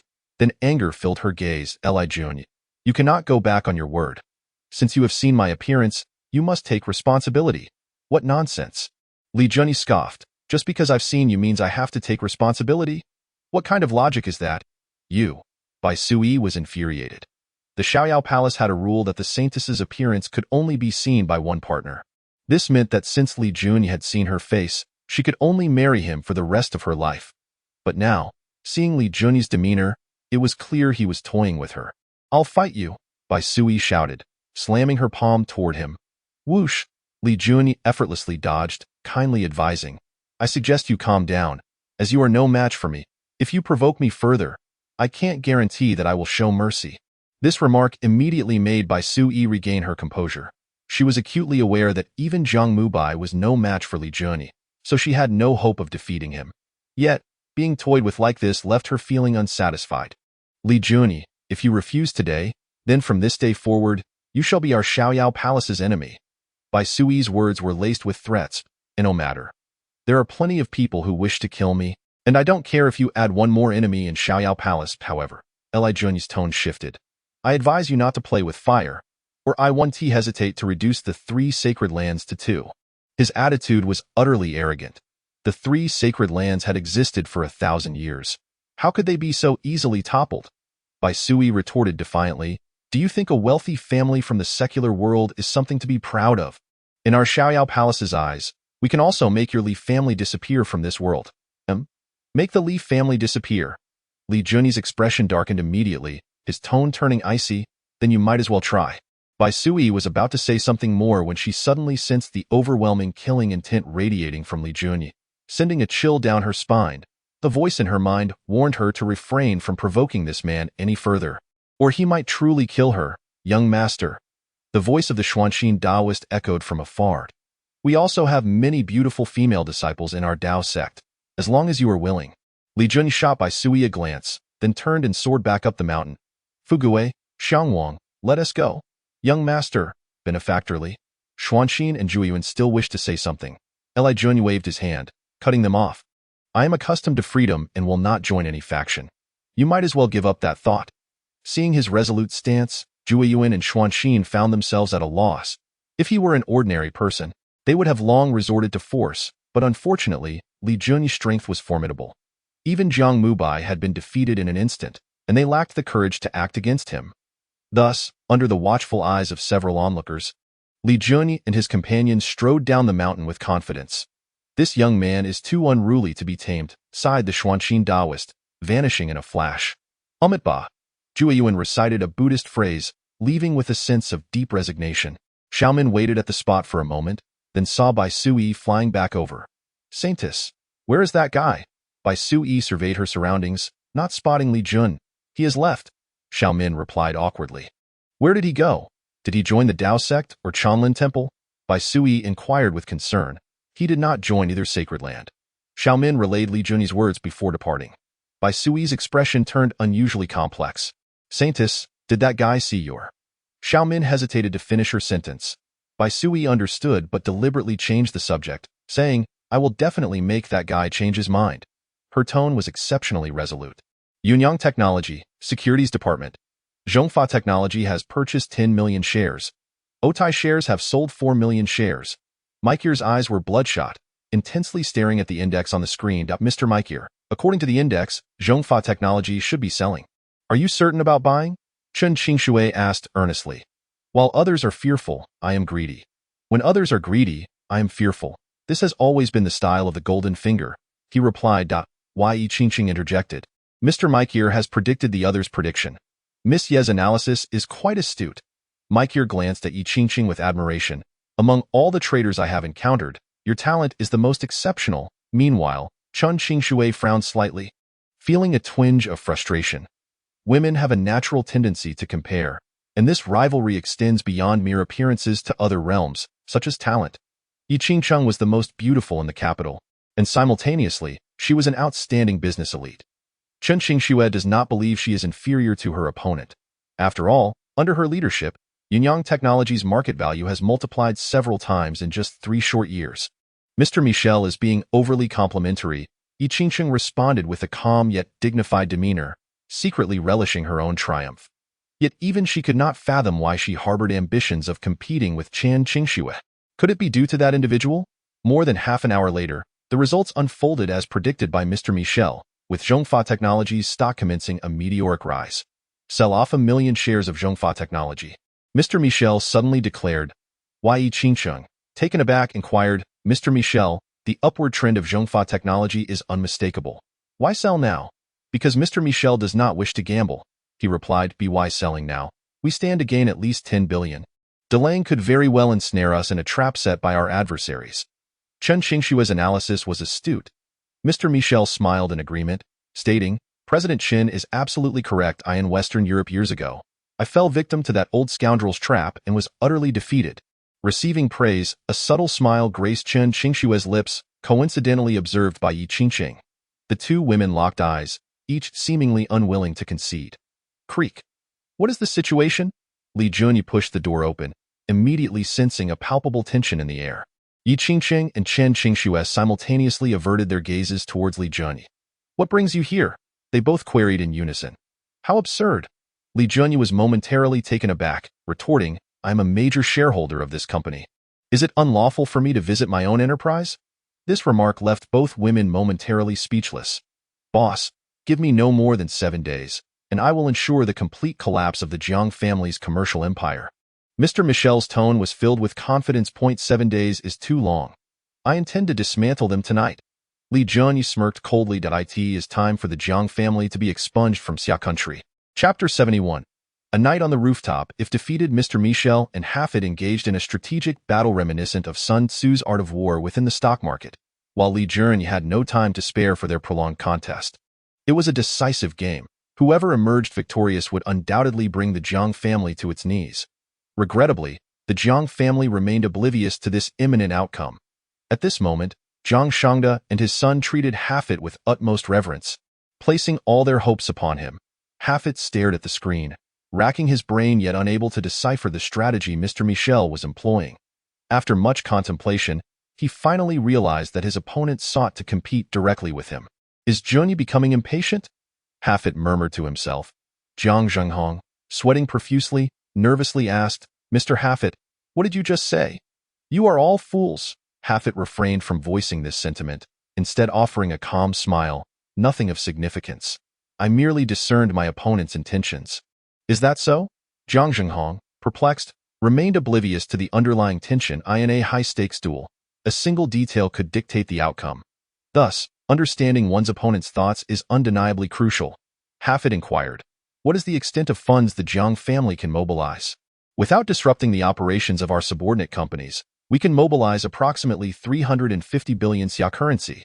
Jiang Zhenghong replied candidly. Too little. Hafid shook his head, stating, to ensure Yunyang technology plunges into irreversible ruin, we require at least 600 billion xia currency. Upon hearing this figure, Jiang Zhenghong's expression changed drastically. If the Jiang family were to exhaust all their resources, they could barely manage to gather this amount. However, should any mishap occur, the one facing irreversible ruin would not be Yunyang technology, but rather the Jiang family's commercial empire. Hafid, entirely composed, asserted, prolonged stalling is detrimental to you. After all, the four major financial conglomerates can amass far more capital than you. This statement resonated with Jiang Zhenghong, who found it to be quite reasonable. Yet, the thought of revealing their bottom line made anyone uneasy. I will discuss this with my father. Jiang Zhenghong retreated. The moment he closed the door, Hafid wore a sly expression. Tio dare oppose Junyi. I truly wonder what these fools are thinking.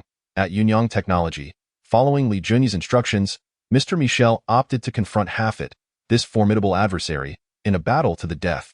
Yi Qingqing and Chen Qingxue were fully alert, unwilling to overlook any detail. They believed that this clash between the financial prodigy and the god of finance would impart invaluable lessons for a lifetime. I am hungry, Chen Qingxue suddenly declared. Li Junyi flicked off the ash from his cigarette. Utterly perplexed, if you're hungry, go eat. Why tell me? I cannot leave right now. Chen Qingxue frowned, saying, you are my fiancé. Cannot you bring me back some food? Upon hearing this, Yi Qingqing's expression grew complex. Li Junyi was equally taken aback, as it seemed to be the first time Chen Qingxue had invoked her status as fiancé in front of others. Will you go or not? Seeing Li Junyi hesitating, Chen Qingxue adopted a stern expression. All right, Li Junyi acquiesced. Upon hearing this, a smile instantly lit up Chen Qingxue's face, and she cast a meaningful glance at Yi Qingqing. The implication of provocation unmistakable. Yi Qingqing's beautiful eyes narrowed slightly, yet she remained silent, merely watching Li Junyi's departing figure, her heart feeling as if it had been tightly grasped once more. That night, a financial tsunami struck the stock market. With Yunyang Technology and the Jiang family's investments soaring into the hundreds of billions, the scale of their operations was astounding. As the saying goes, when deities battle, mere mortals suffer. The two legendary figures of finance, Mr. Michel and Hafid, began their frenzied assault on the market. Small enterprises became the lambs awaiting slaughter in their eyes. This night was destined to be one of sleeplessness. It was not just the titans of the business world who were watching. Various factions were also keeping a keen eye on the unfolding drama. Everyone was eager to discover whether the Jiang family, in their desperate bid, could indeed topple the resplendently family from their pedestal. At 3:15 in the morning, at the Jiang family estate. This is impossible. How could I have been deceived by his ruse? Michel cannot possibly defeat me.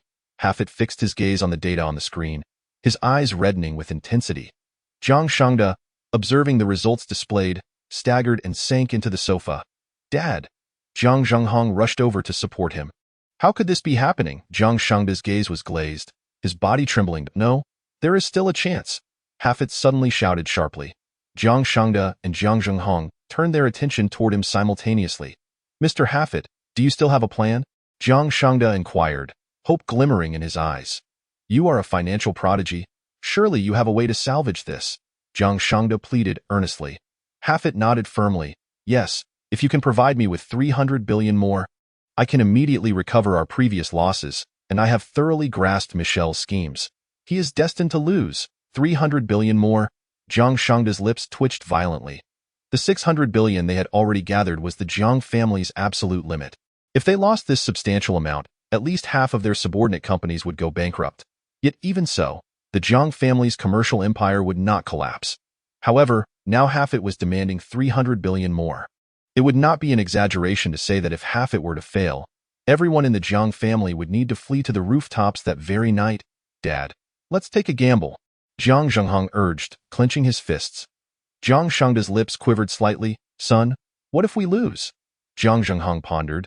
If we withdraw now, the previous losses will be irretrievable, and our standing in Xia country will undoubtedly plummet. We might as well take another shot. Upon hearing this, Jiang Shangda hesitated. The painstakingly built commercial empire crumbling overnight would reduce the Jiang family from a first-rate to a second-rate family. No one could accept that. We will not lose, Hafit asserted firmly. As long as we secure 300 billion more, I will certainly turn the tide. This scene resembled a wolf attempting to deceive Little Red Riding Hood. Jiang Shangda's eyes began to shine with realization. He could see that Hafit's impending defeat fundamentally stemmed from a lack of funds. Very well, let us gamble, Jiang Shangda finally resolved. Thus, the Jiang family commenced an urgent fundraising effort. They mortgaged assets and sought high-interest loans. By the time dawn broke, the 300 billion had already been deposited into their account. Mr. Hafit, once we achieve success, the Jiang family will ensure you are generously rewarded. Jiang Shangda promised profusely. Rest assured, Mr. Jiang, Hafit assured fervently, and then commenced his maneuvers. However, in the next moment, Hafit directly invested the last 300 billion they had managed to gather into a stock that had already hit its ceiling. And in the blink of an eye, that stock began to plummet. Mr. Hafit, what are you doing? Jiang Zhenghong was utterly bewildered, completely unable to comprehend Hafit's strategy. Chapter 72. Clearly, it is my fortune. The Jiang family's commercial empire has collapsed. Major media outlets rushed to report this explosive news, which spread throughout Xia country within a mere half hour. No one could believe that the once mighty superfamily had crumbled in an instant. In the imperial city, at the Longzhou residence, an elderly man with half-silver hair and reading glasses was reviewing documents at his desk. He appeared unremarkable, much like any other elderly man, yet he emanated an innate aura of authority. Su Jinhua, the current Dragon Lord, seated before him was Li Dinghua, the commander of the Hu Shao army. Few knew that their relationship extended beyond a superior-subordinate dynamic. They were also old friends across generations. Old Li, your young one has hidden his talents well, Su Jinhua remarked, setting down his pen with feigned displeasure. And you, too, have not been forthright, keeping such secrets from me. Old Su, spare me the jest, Li Dinghua chuckled wryly. To be honest, even I cannot discern whether that rascal was pretending all along. In the brief span of 3 years, Li Jun had undergone a transformation. Not only did he possess profound capabilities, but he also commanded the loyalty of 4 of the 10 financial conglomerates. Li Dinghua could hardly believe that his prodigal grandson had amassed such prowess. Continue to put on an act. Su Jinhua clearly remained skeptical. Li Dinghua shrugged. Believe it or not, it's your choice. Enough chit-chat between us. Su Jinhua cleared his throat, shifting the topic. The collapse of the Jiang family's commercial empire will have far-reaching consequences. Your young one is the architect of this chaos and must be held accountable. Upon hearing this, Li Dinghua felt displeased. The Jiang family provoked my family. Why should we be the ones to clean up after them? Yet, before he could voice his grievances, Su Jinhua added, Yunyang technology has surely reaped great rewards. This is an opportune moment to expand its domain. Li Dinghua's eyes brightened as Su Jinhua's words clearly indicated a desire to support Yunyang technology, effectively positioning it to replace the fallen Jiang family empire. What tremendous benefits!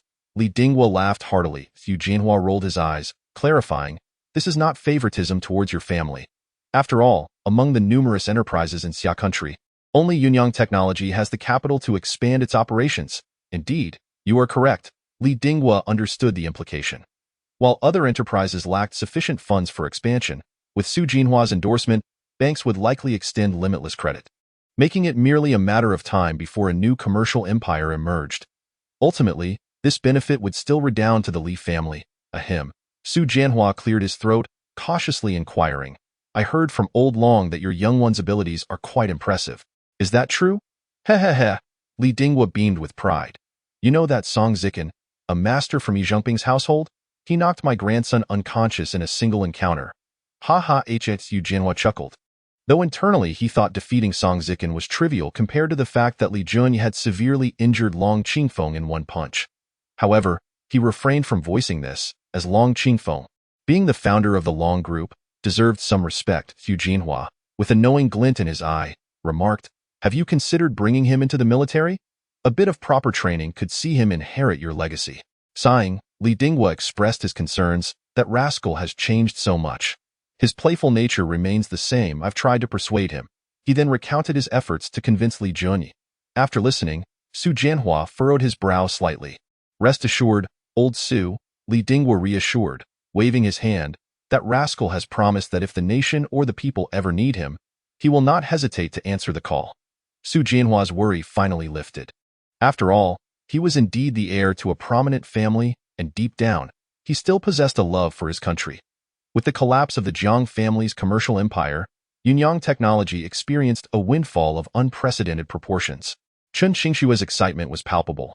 Sister, we've struck it rich, Chen Qingyao exclaimed, her eyes gleaming with visions of endless wealth. Yi Qingsheng smiled faintly, replying, Congratulations, Miss Chen. What are you congratulating them for? Li Jun turned his gaze towards Yi Qingsheng, his face etched with confusion. Upon hearing this, the three women turned their attention toward him. Chen Qingyao, bewildered, asked, Our company has just absorbed such a massive segment of the Jiang family's empire. Is that not a fortune? It is indeed a fortune, Li Jun nodded. However, what does it have to do with you? The Chen family's previous shares had been diluted to a mere few million in this confrontation, and now the true controlling interest lay with Li Jun. It was he who was truly reaping the rewards. Sister-in-law? Chen Qingyao scoffed. What is yours is also my sister's. We are family. There's no need for such formality. This remark instantly flushed Chen Qingshua's cheeks. But upon catching a glimpse of Yi Qingsheng, she quickly regained her composure, reminding herself that she was engaged to Li Jun, and there was no reason to feel bashful. Yi Qingsheng felt a whirlwind of emotions, but maintained her smile. Addressing Li Jun, Thank you. I learned a great deal from Mr. Michel this time. Just a small matter, no need for thanks, Li Jun replied calmly. I must take my leave now. As Yi Qingsheng prepared to depart, Li Jun casually remarked, You've come all this way. Why rush back? His seemingly light-hearted comment instantly altered the expressions of the three women nearby. Chen Qingshue furrowed her brow, while Chen Qingyao wore a look of dissatisfaction. Yet Yi Qingsheng smiled naturally. Do you wish for me to stay? In Yi Qingsheng's sparkling eyes, a hint of anticipation shimmered. Witnessing this scene, Li Jun inwardly exclaimed, What the hell? Could it be that this woman had developed feelings for him? Yet, he quickly dismissed the thought, recalling their earlier encounter. Just as he was caught in this awkward moment, the office door creaked open. Mr. Michel entered first, followed closely by an elderly white man, none other than Hafet, who had previously been treated as a distinguished guest by the Jiang family. Jun, it has been a while. Hafet slightly bowed, his demeanor exceedingly respectful. This scene did not surprise the three women, as even the god of finance appeared subservient in Li Jun's presence, and it was hardly surprising that Mr. Michel would treat him with deference. However, Hafet's address of Li Jun piqued their curiosity. Journey. Chapter 73. Sending you on your way. In truth, the outcome of the duel between the two rivals had already been decided when Mr. Michel orchestrated the scheme that led to Hafet's depletion of the Jiang family's 600 billion AT that time. Although the Jiang family had fallen from grace, they still managed to maintain their footing. Thus, Hafite deceitfully claimed that an additional 300 billion in funding would turn the tide in their favor, effortlessly leading the disoriented Jiang father and son into a trap. Ultimately, the Jiang family's commercial empire, suffering a staggering loss of 900 billion, collapsed completely, leaving them with no hope of recovery. Hafite's arrival also made Chen Qingshue and Yi Qingsheng realize that the moment the Jiang family crossed paths with Li Jun, their fate had already been sealed. Yi Qingsheng gazed at Li Jun, her heart a tumult of emotions.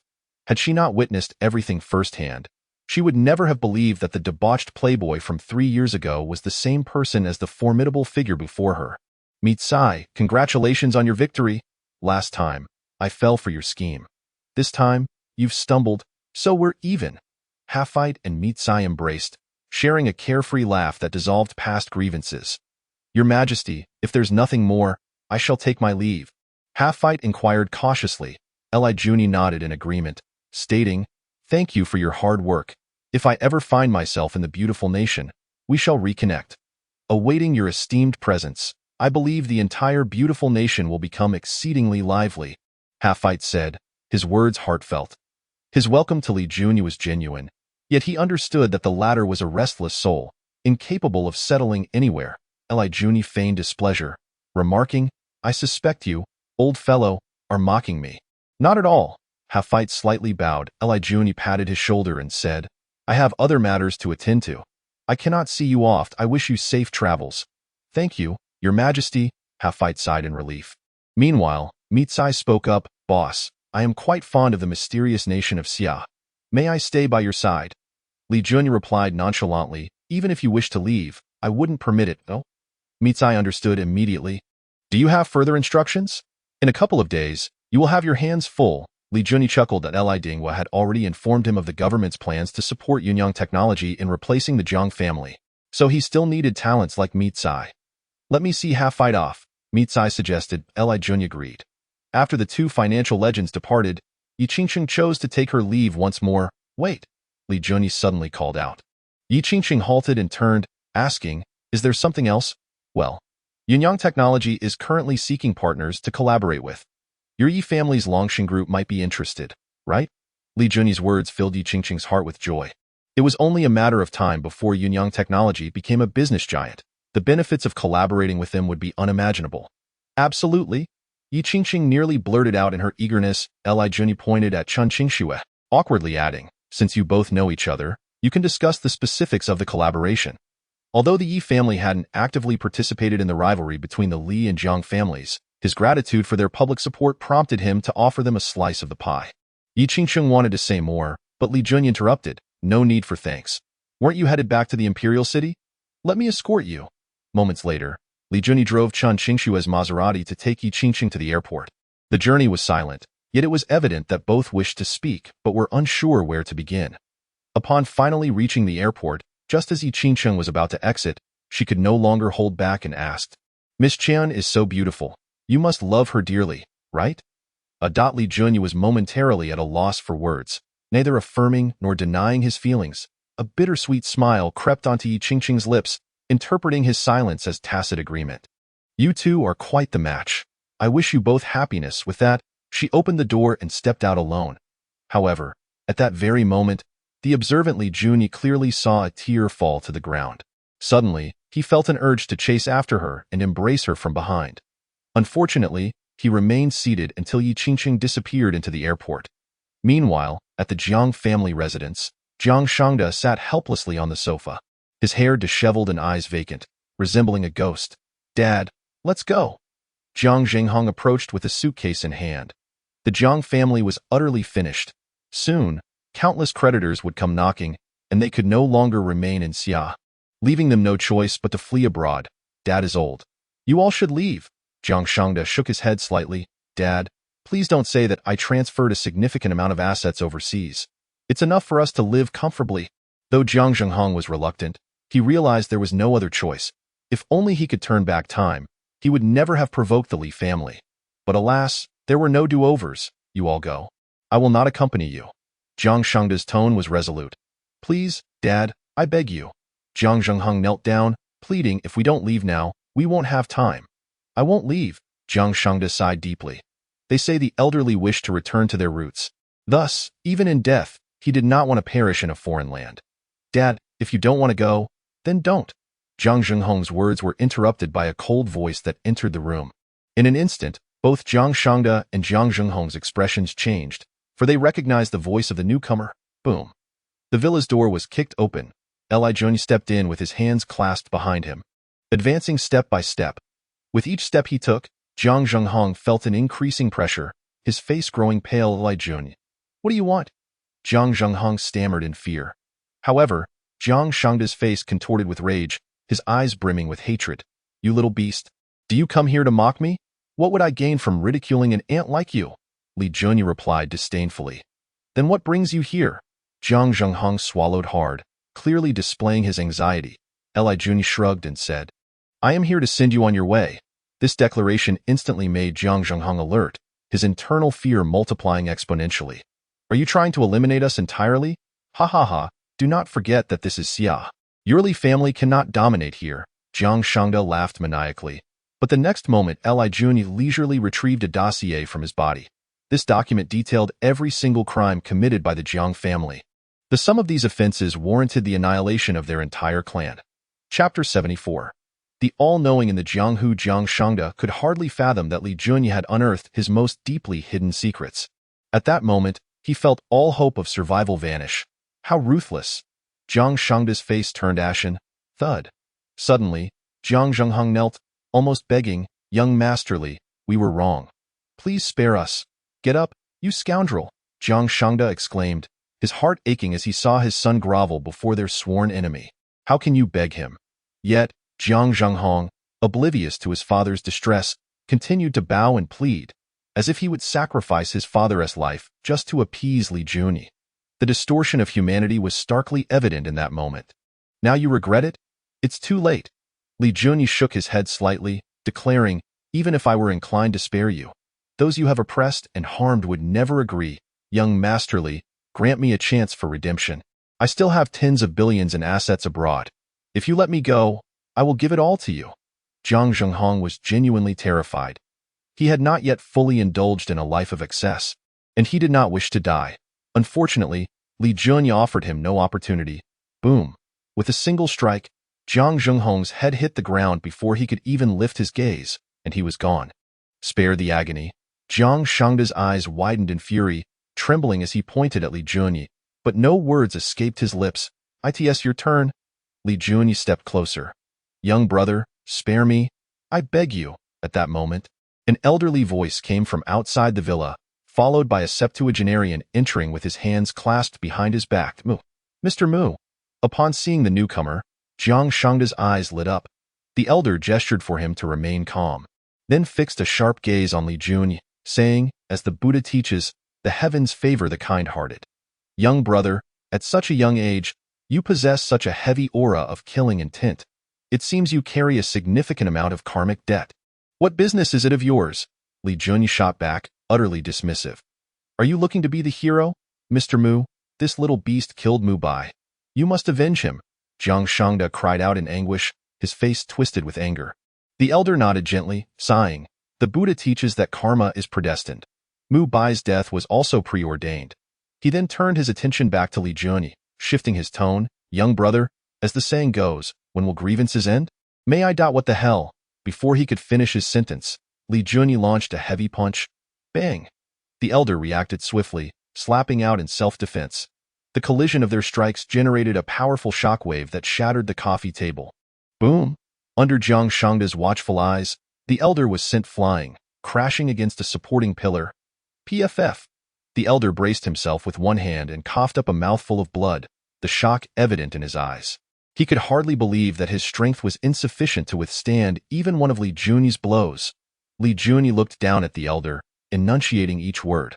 I despise pretentiousness above all else, especially from those without the strength to back it up. I will slay any one of that ilk. The elder trembled, not daring to utter a single word. I will deal with you later. With that, Li Junyi turned his gaze back to the ashen-faced Jiang Shangda, declaring, you should depart now. With a swift motion, Jiang Shangda barely comprehended the situation before a heavy blow struck his throat. PFF! A torrent of blood erupted from his mouth as he slumped into silence on the sofa. Witnessing this scene, the elder closed his eyes, muttering incantations, seemingly performing a rite for Jiang Shangda and his son. Come here, Li Junyi barked suddenly. The elder immediately opened his eyes, suppressing his pain as he approached. May I ask, young brother, which sect do you hail from? I have many friends in the Jianghu.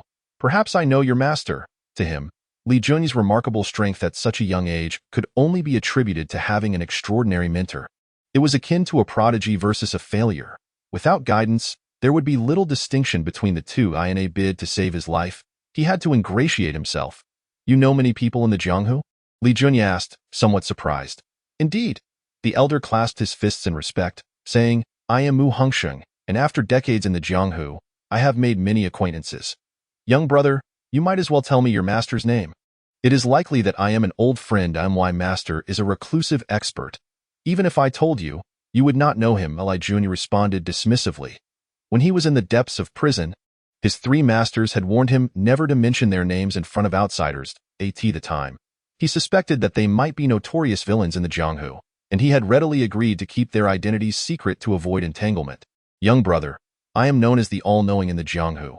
Please share. Enough noise, Li Junyi interrupted, displeased. I want to inquire about something. If you can provide the answers I seek, I may spare your life. Young brother, please ask. I will answer without reservation, Mu Hongsheng assured him. Li Junyi nodded in satisfaction and asked, Do you know about the witch sect? Mu Hongsheng's face changed slightly as he replied timidly. The witch sect is a taboo in the Jianghu. May I ask why you inquire about it? What nonsense taboo? Do you know or not? Li Junyi retorted disdainfully. Mu Hongsheng stammered, I know a little. Then speak. Well, the witch sect was, over a decade ago, Mu Hongsheng began, echoing what Long Qingfeng had previously stated. Essentially, the witch sect was a cult that had committed numerous heinous acts, only to be eradicated by a group of righteous individuals. This was common knowledge. How could he call himself the all-knowing in the Jianghu? Li Junyi's expression darkened, feigning anger. If you lack any value, then I might as well send you on your way. On my way. The phrase sent a shiver down Mu Hongsheng's spine, prompting him to hastily respond, Young brother, don't be agitated. I know things that others do not. If you continue to be cryptic, I'll slap you dead. I will tell you, Mu Hongsheng stammered. The remnants of the witch sect, though besieged by righteous warriors over a decade ago, had many who escaped. They are hidden quite deeply, but I happen to know where to find these remnants. Oh? Li Junyi's interest piqued. Where are these remnants? Well, Mu Hongsheng hesitated. Before I reveal that, there's something I must explain to you. Go ahead. Li Junyi replied casually. Mu Hongsheng nodded slightly and solemnly clasped his fists again. Though Jiang Mubai was my disciple, in truth, that rascal was 150 pounds, 140 of which were rebelliousness.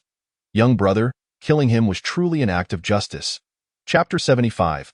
Arriving just in time. Ready to cleanse the path, Mu Hongsheng could see that Li Junyi was a ruthless individual, and he had to distance himself quickly from Jiang Mubai to survive. Therefore, he hurriedly disassociated himself from his disciple, even going so far as to vilify him, hoping that Li Junyi might reconsider and spare him. Little did he know that the elder had opened with Buddhist platitudes, leading Li Junyi to believe he was compassionate, only to reveal himself as a cowardly man at heart. Enough with the chit-chat. I can spare you, but only if you don't deceive me, Li Junyi stated ambiguously. Hearing this, Mu Hongsheng gritted his teeth and swore. If I deceive you, may the heavens punish me with a son who has no anus, damn it. You're more tedious than Tang Song. If you don't speak now, I won't wait. I will tell you, Mu Hongsheng said, trembling. The remnants of the witch sect are hidden deep within the vast mountains of Baguwei. If you wish to find them, you will certainly do so in Baguwei, but you must be cautious. Mu Hongsheng lowered his voice intentionally, adding, as far as I know, the former Grand Protector of the witch sect has become the new leader, and his strength surpasses that of the previous leader. How strong was the former leader of the witch sect? Li Junyi inquired curiously. Mu Hongsheng shook his head gently. Over a decade ago, the leaders of the three great sanctuaries were all masters of the martial sage realm. Together with numerous masters, they could barely contend with the leader of the witch sect. So formidable? How did he die? Li Junyi's heart raced. Although his three masters had claimed he was invincible, he was unsure of the truth. After all, throughout history, there has never been a clear first in literature or second in martial arts. Xia is filled with hidden talents, and who knows how powerful the formidable figures could be? It is wise to be cautious. The righteous have united to contest evenly with the leader of the witch cult, yet it was ultimately the government that collaborated with cannon fire to bring about the latter's demise. As Mu Hongsheng elaborated, killed by cannon fire? Upon hearing this, Li Junyi's prior concerns dissipated entirely, and he felt invigorated once more. For others, procuring cannonballs might be a formidable challenge, but for him, it was a trivial matter. After all, his grandfather was the commander of the Tiger Roaring Army. Securing cannonballs or even mobilizing several troops was hardly an issue. Younger brother, those in the martial world cannot resort to firearms. Mu Hongxing, sensing his thoughts, cautioned. Such actions would earn the disdain of the martial artists. Disdain? Nonsense. Li Jun retorted defiantly. Why is it that the people from the 3 sacred lands can collaborate with the government while I cannot? Are they superior to me? Mu Hongxing's lips twitched slightly. They do so for the sake of the common people, only resorting to such measures when absolutely necessary. A sudden realization struck him. If this young man were to use firearms against the remnants of the witch cult, would it not also serve to benefit the populace?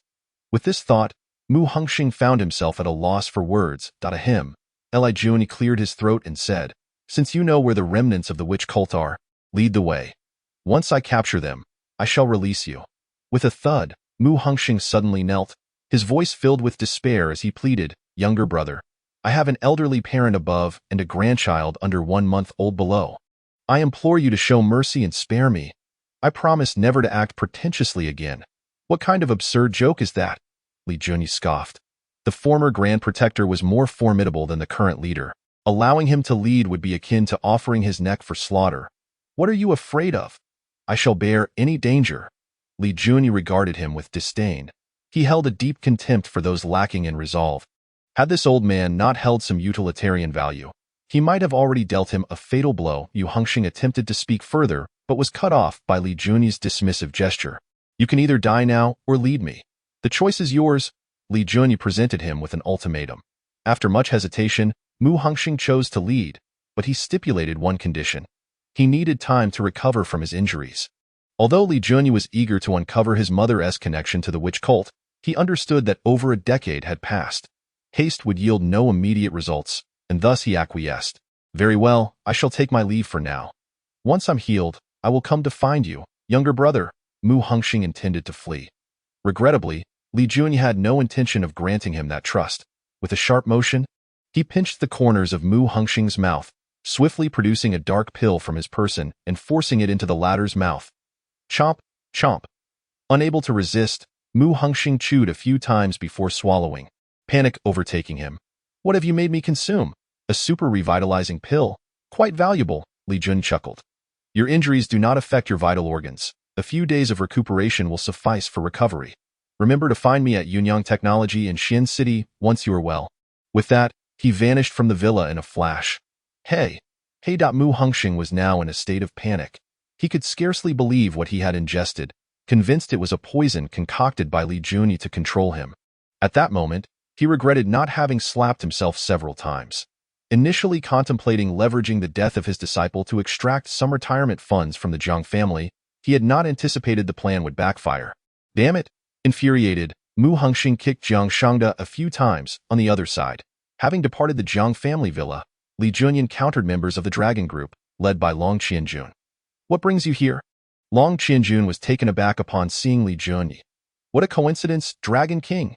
Li Jun gestured toward the Jiang family villa not far off. You arrived neither too early nor too late, just in time to clean up the mess. Upon hearing this, Long Qianjun quickly deduced that the Jiang father and son were in grave peril, and the perpetrator was undoubtedly Li Jun. This should earn you some merit. No need to thank me. It's only right for us to do good deeds. Li Jun tossed a dossier containing the Jiang family's criminal activities to Long Qianjun and left without looking back. Watching his retreating figure, Long Qianjun found himself both amused and exasperated. Dragon King, that kid is exceedingly arrogant. A member of the Dragon Group exclaimed indignantly. The Dragon Group was a special agency directly under the Dragon Lord's command. Yet Li Jun had treated them as mere cleanup crew. What should we do? Long Qianjun shrugged. Unless you wish to bring him back, I can assure you, you'll receive merit for it.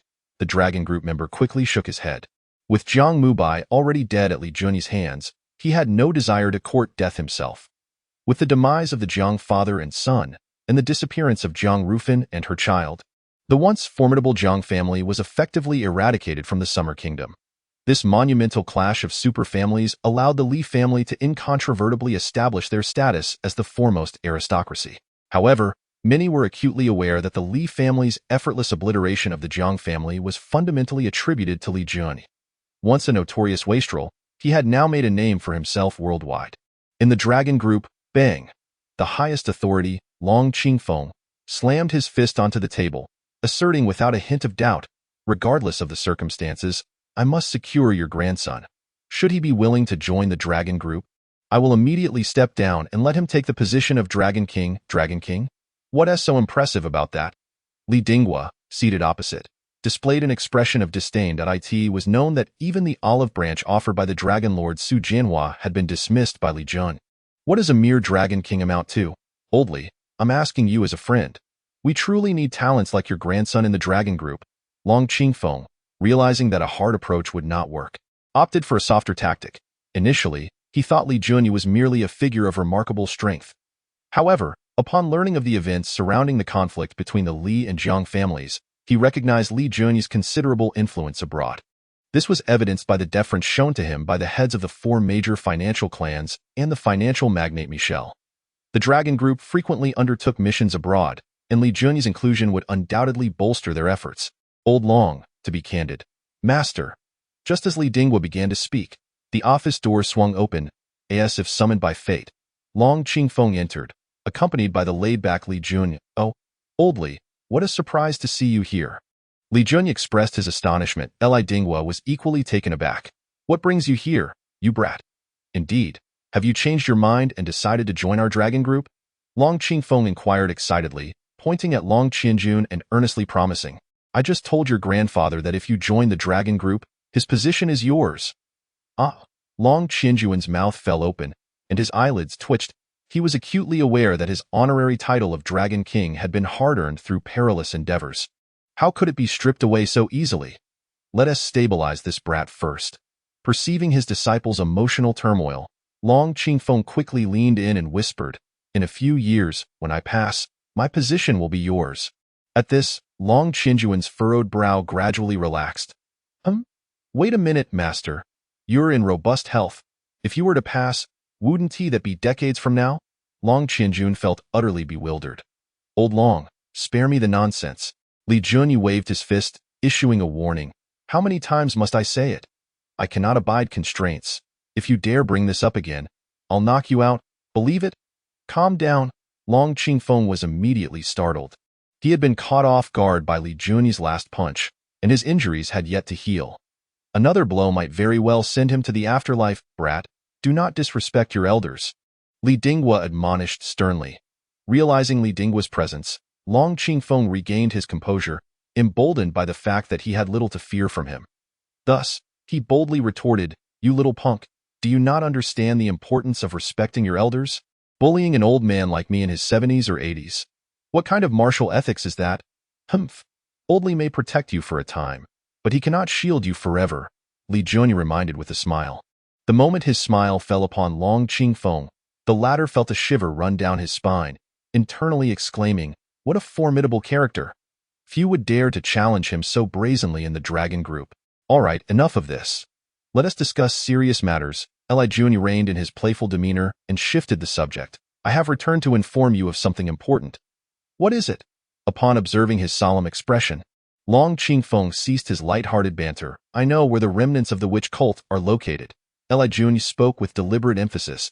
Is that true? Long Qianjun was somewhat reluctant to believe it. I've had my men searching for days, scouring the entire nation, yet found no trace. Can your ragtag group possibly compare to my intelligence network? Li Junyi lit a cigarette, a smug expression on his face. Long Qianjun had never before been subjected to such direct insults, but given Li Junyi's evident strength, he felt it was a privilege to endure it. Where are those remnants? Long Qingfeng's expression turned grave. In the Bagui and the 10,000 mountains, Li Junyi stated plainly. Impossible, absolutely impossible. Long Qingfeng waved his hands dismissively.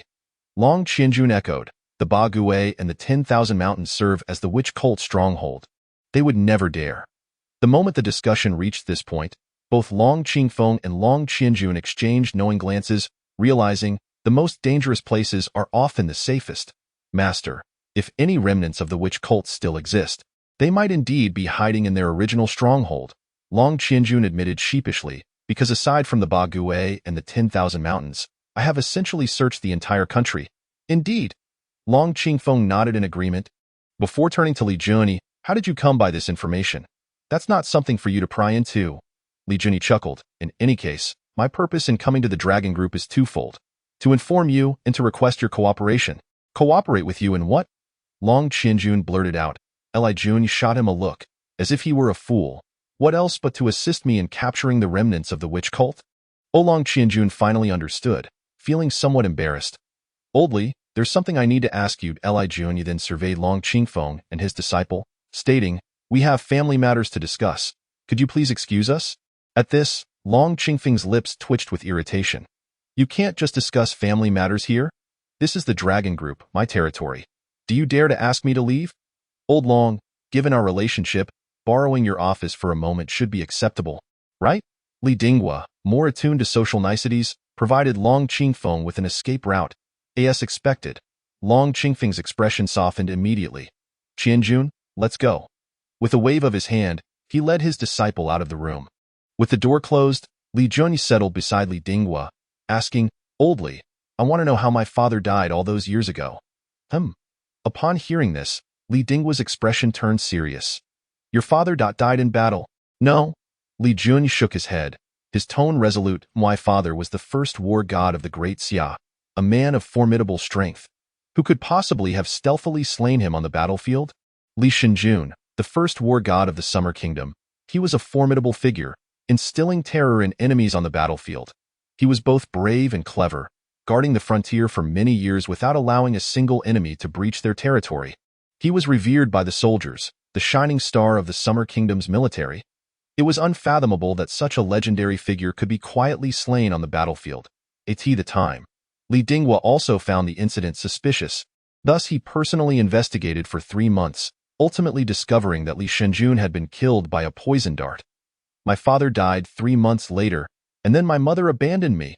Li Junyi clenched his fists, resolutely declaring, even if my mother were cold-hearted, she would never have neglected me. You mean, your mother? Yes. Li Junyi affirmed vehemently, my father did not die in battle, and my mother did not take her own life out of grief. Their deaths are shrouded in mystery. In a moment of reflection, Li Dinghua's thoughts drifted back to that time. After 3 months of investigation without determining the cause of his son's death, his daughter-in-law had suddenly taken poison to end her life. However, Li Dinghua furrowed his brow. Your mother left a suicide note, and the handwriting was unmistakably hers. Even decades ago, was it really that difficult to forge handwriting? Li Junyi pointed out, awakening Li Dinghua from his reverie. Slapping his forehead, Li Dinghua's eyes reddened with regret. How foolish of me. Why didn't I think of this angle? Old Li, you cannot blame yourself. Li Junyi comforted. He understood his grandfather's feelings at that time. Having just lost his son, his daughter-in-law had also suddenly departed, leaving behind an infant grandson. It was a miracle that he had not collapsed under the weight of such grief.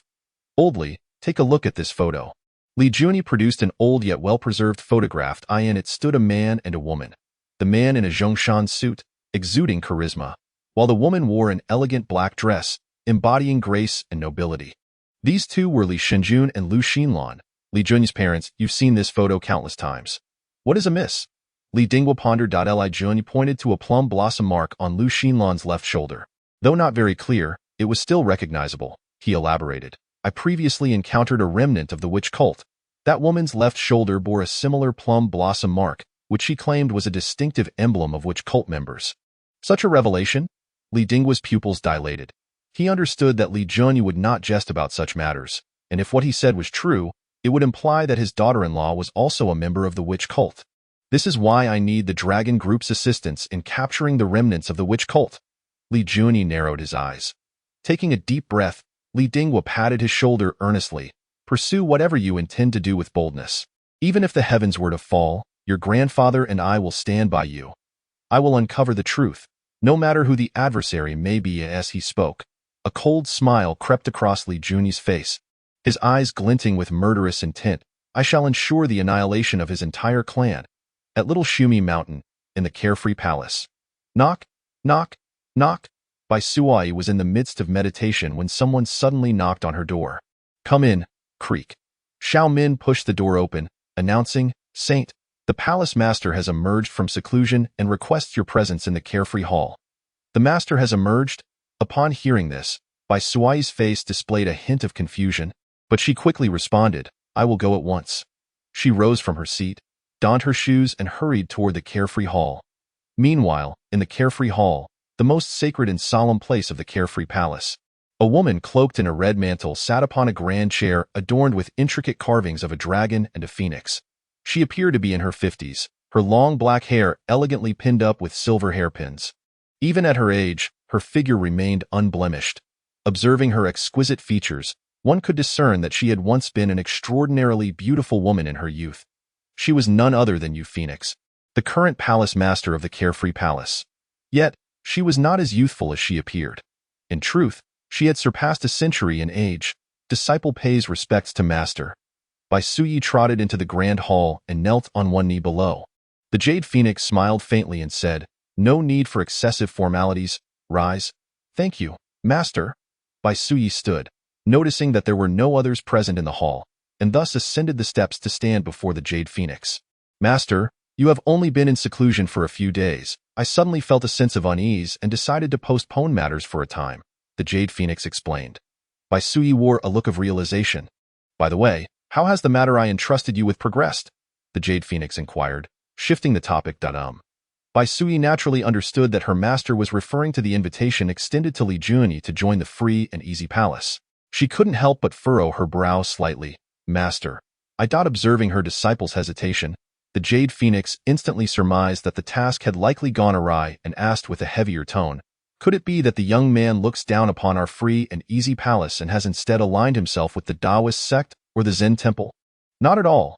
Bai Suyi realized that evasion would not suffice, so she recounted in detail the events that transpired on Tsangnan Mountain, even revealing that Li Junyi had seen her visage. "Outrageous!" The Jade Phoenix's anger flared, her voice sharp as she exclaimed, "That impudent lad dared to reject our free and easy palace after seeing your beauty." "Please calm your anger, master," Bai Suyi quickly reassured. "Though he may be arrogant, I must admit he is indeed a prodigy. At just over 20 years of age, he possesses such strength that even the remarkable Jiang Mubai was defeated by him." The Jade Phoenix abruptly fell silent, as if struck by a startling thought, her beautiful eyes widening gradually. "You just said that the young man shattered Jiang Mubai's sword with a single punch?" "Indeed." Bai Suyi was puzzled by her master's intense reaction and curiously asked, "Master, is there something amiss? If what you say is true, then it is indeed troubling." The Jade Phoenix's brows furrowed. How could flesh and blood contend with iron?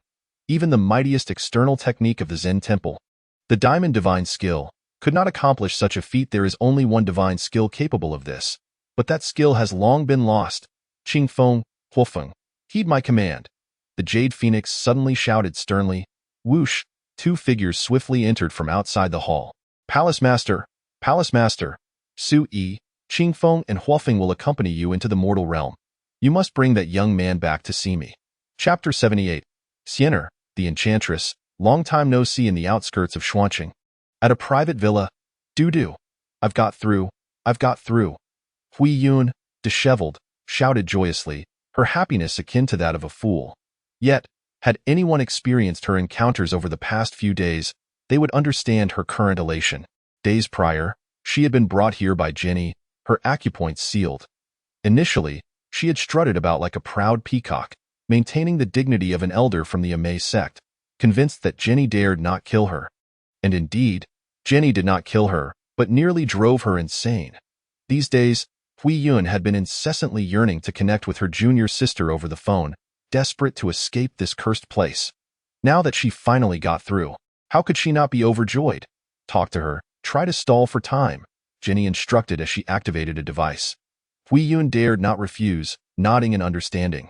"Senior sister?" A sweet voice came through. Hui Yun immediately blurted out, "Xianer, where are you?" "I just returned to Amei Mountain." Chi Xianer on the other end clearly paused, responding, "Senior sister, you're back? Back? I'm near death. It's all your fault." Hui Yun thought to herself, but maintained a smile, saying, "I haven't returned yet. The matter you asked me to handle has fallen through. Was senior sister unable to match that fellow?" Chi Xianer probed cautiously. "Match? I nearly got killed by him at first glance. I am not worthy to be his opponent." Thinking of this made Hui Yun seethe with frustration. Chi Xianer, well aware of Li Junyi's formidable strength, had deliberately set her up, in a way. That guy could never be my match. To preserve her dignity, Hui Yun fibbed. But he was just lucky to escape. Is that so? Chi elongated her tone. For the next few minutes, Hui Yun kept the conversation going about trivial matters. Finally, seeing Jenny signal that it was time to hang up, Hui Yun shifted the topic. Junior sister, I must leave now. I'm preparing to rush back. After hanging up, she eagerly asked, now can you let me go? However, Jenny ignored her and instead picked up a special phone to dial Li Junyi's number. Bossed out a few minutes later, after Jenny ended the call, she turned to Hui Yun and instructed, put on your clothes and fix your makeup. All right. Hui Yun rejoiced, thinking she was finally to be freed, and hurried into the washroom to prepare. A few minutes later, Jenny, with a delighted Hui Yun in tow, exited the villa, and they quickly got into a CR. As the sun began to set and night fell, 2 helicopters flew to the foot of a May mountain, one after the other. The first to disembark were George, Jenny, and Hui Yun. Following closely behind were Li Junyi, accompanied by Go Fuqi and Wu Xiangwang. The 6 of them ascended the mountain under the cover of darkness. What do you intend to do by bringing people to my May sect? Hui Yun mustered the courage to ask during their journey. Li Junyi shot her a glance and replied with a faint smile. To seek retribution for you? This statement bewildered Hui Yun, leaving her unable to comprehend how he would assist her in avenging her grievances. Noticing her confusion, Li Junyi teased, think about it, didn't your junior sister set you up? I'm going to capture her now and give her a good lesson. Is that not seeking retribution for you? Mayame sect is filled with experts. Do you think a few of you can capture someone? Hui Yun exclaimed in horror. You'll find out soon enough, Li Junyi replied, urging the group to quicken their pace. Just past the hour of the rat, Hui Yun gazed at the plaque on the gate, feeling as though she had survived a calamity, tears welling in her eyes. Why are you crying? Jenny scolded. Hui Yun immediately stopped sobbing. After the torment she had endured from Jenny, she was already in a fragile state. The acupoints on your body can only be released by me. Now, obediently lead me inside to find your junior sister, Li Junyi commanded. Although the Amei sect was heavily guarded, infiltrating it was a piece of cake for him. However, without a guide, he would not know where to find Chi, that enchantress. Hurry up and do as the boss says, Jenny barked again. Hui Yun, not daring to resist, led Li Junyi to bypass the main gate through a small door at the back of the mountain. Moments later, they arrived at a small courtyard. Hui Yun pointed to one of the rooms and said, That's my junior sister's room. She is probably asleep. Should I lure her outside? No need. Li Junyi instructed her to stay put while he leaped towards the room.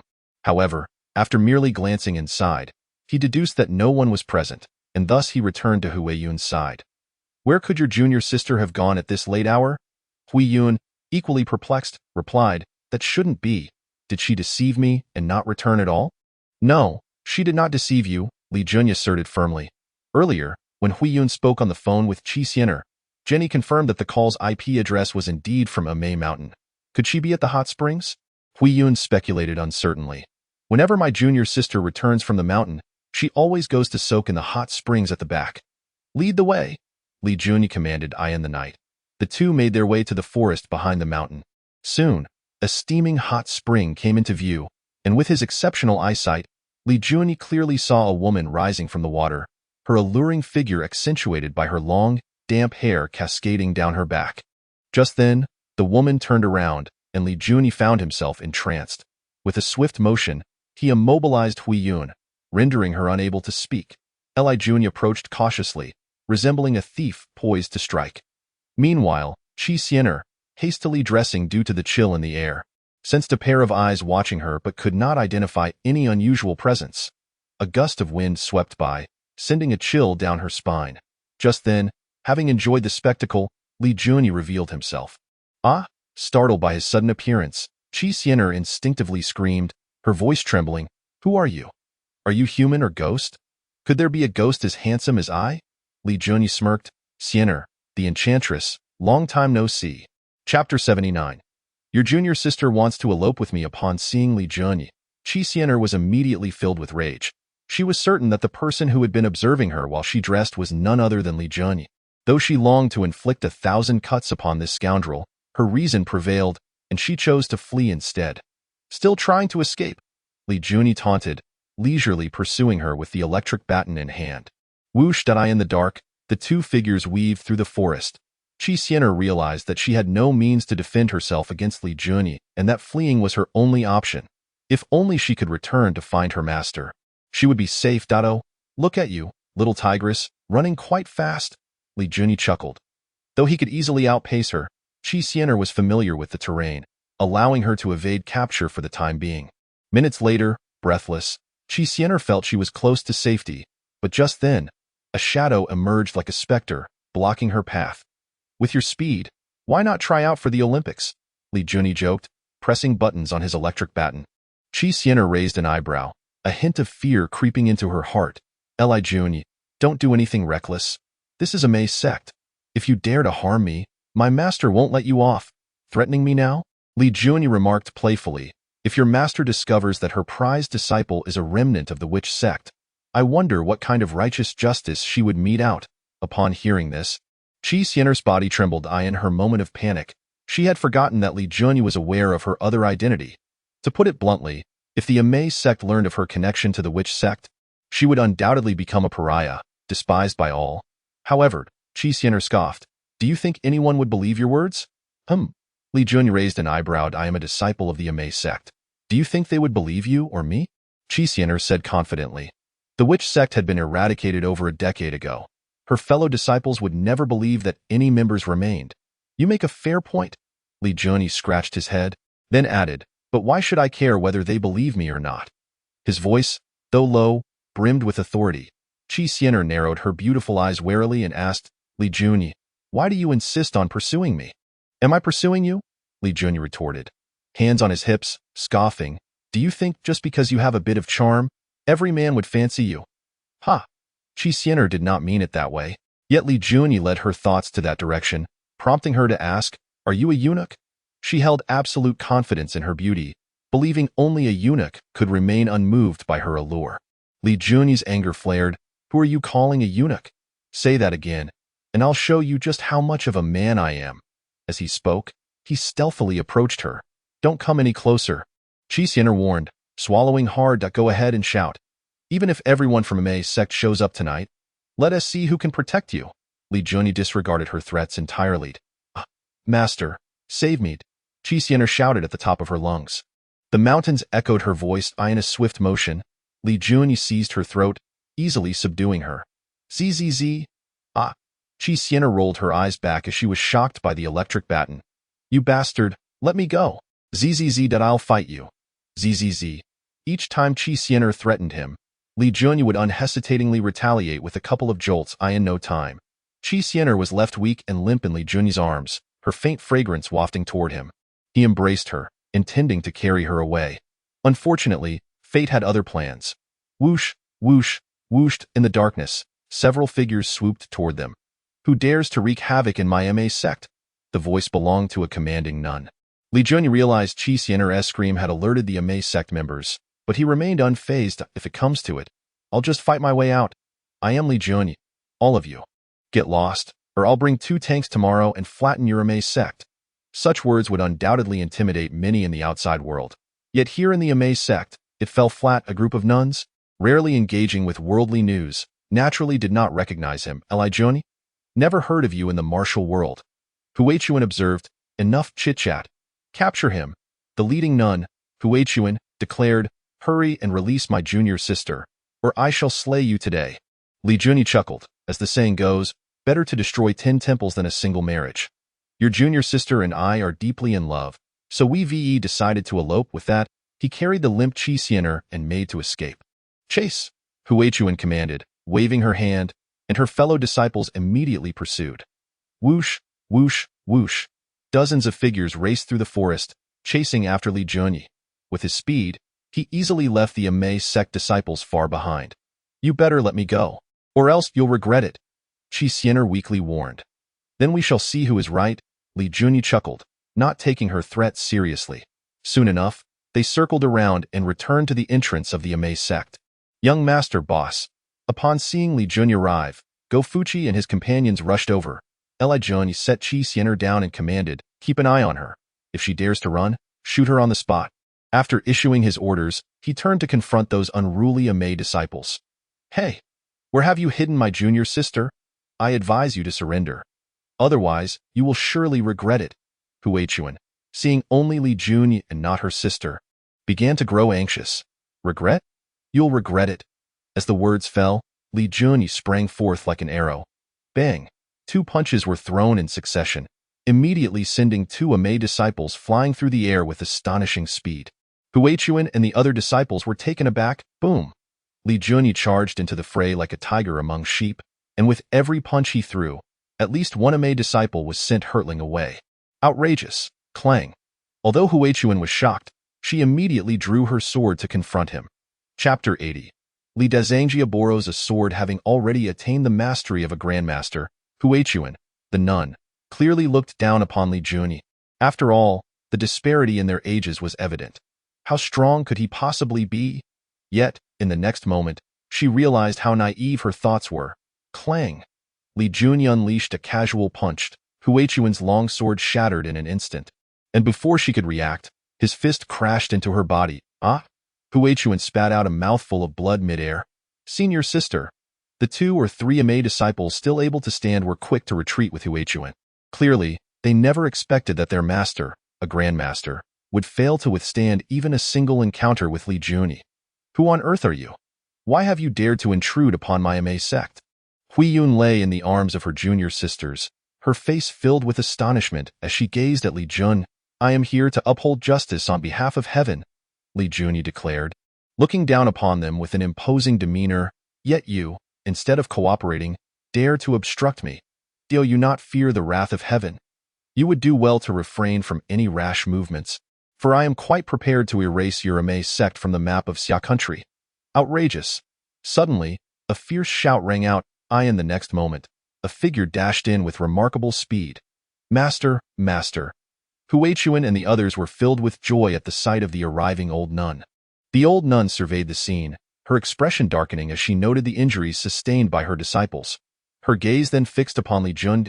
Poverty-stricken nun, you wretched boy, who are you, and why do you come to my Amei sect to wreak havoc and harm others? From her stance, it seemed that unless Li Junyi revealed an extraordinary background, she would not easily let him off. I am a member of the Li family from the imperial city. Li Junyi narrowed his eyes. Judging by the speed at which the old nun approached, he could ascertain that her strength was formidable, surpassing even Jiang Mubai. She was the most powerful individual he had encountered since his release from prison. Li family? The old nun's eyes flickered as she furrowed her brow. You are Li Junyi? Oh, is my reputation so great that it has reached even the Amei sect? Li Junyi replied with a smile. The old nun scoffed coldly. So it is the esteemed young master who slayed Jiang Mubai. However, our Amei sect has no grievances with your Li family. What do you intend by this? Enough of the pleasantries. Let us exchange a few blows first. Li Junyi rolled up his sleeves. Dignity lies only at the edge of a sword, and truth exists solely within the realm of gunfire. He disliked seeing others look down upon him, so he decided to teach this arrogant old nun a lesson first. The old nun was taken aback, never expecting that he would choose to strike without a word. Just as she was about to inquire why, Li Junyi dashed forward in a flash. Such speed! The old nun was alarmed but reacted swiftly, raising her hand to strike with a knife hand. Bang! Li Junyi countered with a knife hand of his own. Their palms collided, and the old nun felt as if her strike had struck against steel, causing her to involuntarily gasp in pain. Bang! They exchanged another blow, and this time, the old nun was forced back 7 steps, while Li Junyi remained unmoved. The disparity in strength was evident. The Amei disciples were left speechless, unable to believe that their master had failed to gain the upper hand against Li Junyi. Among them, Huichuan was the most shocked, as she alone knew that her master had recently broken through to the martial saint realm. How could this young man possibly be stronger than her master? He was merely a brash youth. Good lad, the outside world claims you are the greatest martial talent in 1,000 years. I initially didn't believe it, but now it seems I have underestimated your prowess. Although the old nun was astonished, she did not falter. In the midst of their conversation, she drew the Amei sect's treasured sword, the Changtian sword, and pointed it directly at Li Junyi. If you are willing to descend the mountain now, I can choose to overlook this. But if you persist in your folly, do not blame me for my ruthless blade. Master, Xiener has been captured by him, Huiyun reminded her. Oh? The old nun's brow furrowed. Although she did not understand Li Junyi's intentions in taking her disciple, she added, release my disciple at once, and then leave immediately. There was a hint of concession in her words. It was not only that she had yet to gauge Li Junyi's strength, but she also feared the power that lay behind him. After all, to produce such a prodigy, one could only imagine how formidable their instructor must be. I have long heard that the Changtian sword of the Amei sect can slice through iron like mud and sever hair with ease. I am most eager to witness if such claims hold truth. Whoosh! Li Junyi declared as he once again took the initiative to attack. This time, he dared not be careless, leaping directly before the old nun. His 5 fingers transforming into hooks as he aimed to seize her wrist, seemingly intent on snatching her treasured sword. Clang! The Changtian sword emitted a dragon's roar, radiating an icy chill as it was wielded by the old nun. Li Junyi's attempt was thwarted, yet he remained undeterred, leaping forward once more. Seeking death, the old nun suddenly thrust the sword's tip toward Li Junyi's right chest. However, she held back, intentionally avoiding a fatal strike. Otherwise, if this blade were to pierce Li Junyi's heart, he would surely perish. Alas, this was her grave misconception. Clang! In an instant, Li Junyi firmly clamped the sword's blade between his hands. The old nun summoned her entire energy, yet she could not advance another inch. Old nun, it is your turn, Li Junyi sneered, pulling back with a sudden motion, causing the old nun to be yanked forward along with her sword. But it was not over yet. Seizing the moment when the old nun was still reeling, Li Junyi stomped down, sending stones flying. Bang! Li Junyi leaped lightly and delivered a heavy kick, striking the old nun squarely in the cheek. A large shoe print measuring 42 centimeters was left on the old nun's face, and she inadvertently swallowed a mouthful of dirt. Swish! In a flash, Li Junyi yanked the Changtian sword once more.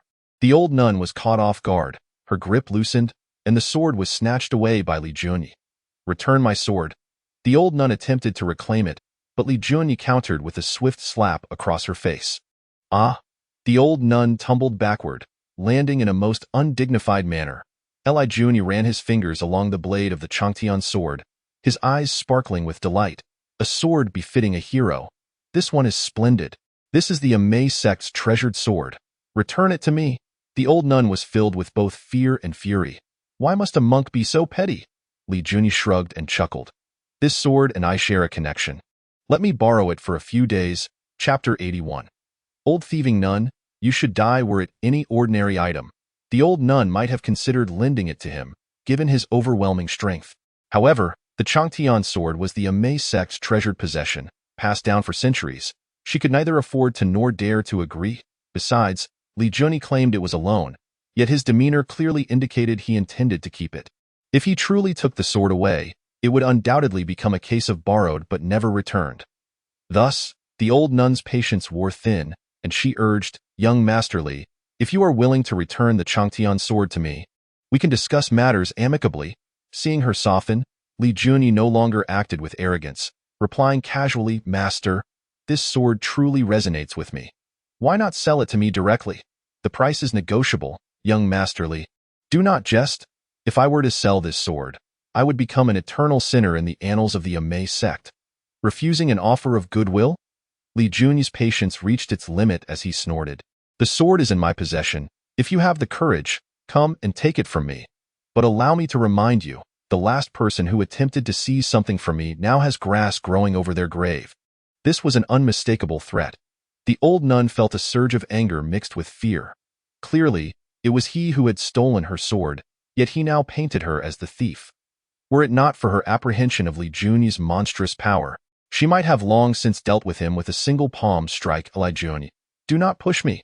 The old nun's expression darkened as she said, You are indeed strong, but do not forget that this is the territory of my Amei sect. With a single command, hundreds of my disciples could wear you down to nothing. Ha ha ha. Li Junyi laughed heartily, his disdain palpable. He then swept aside his coat, revealing a row of grenades hanging from his waist.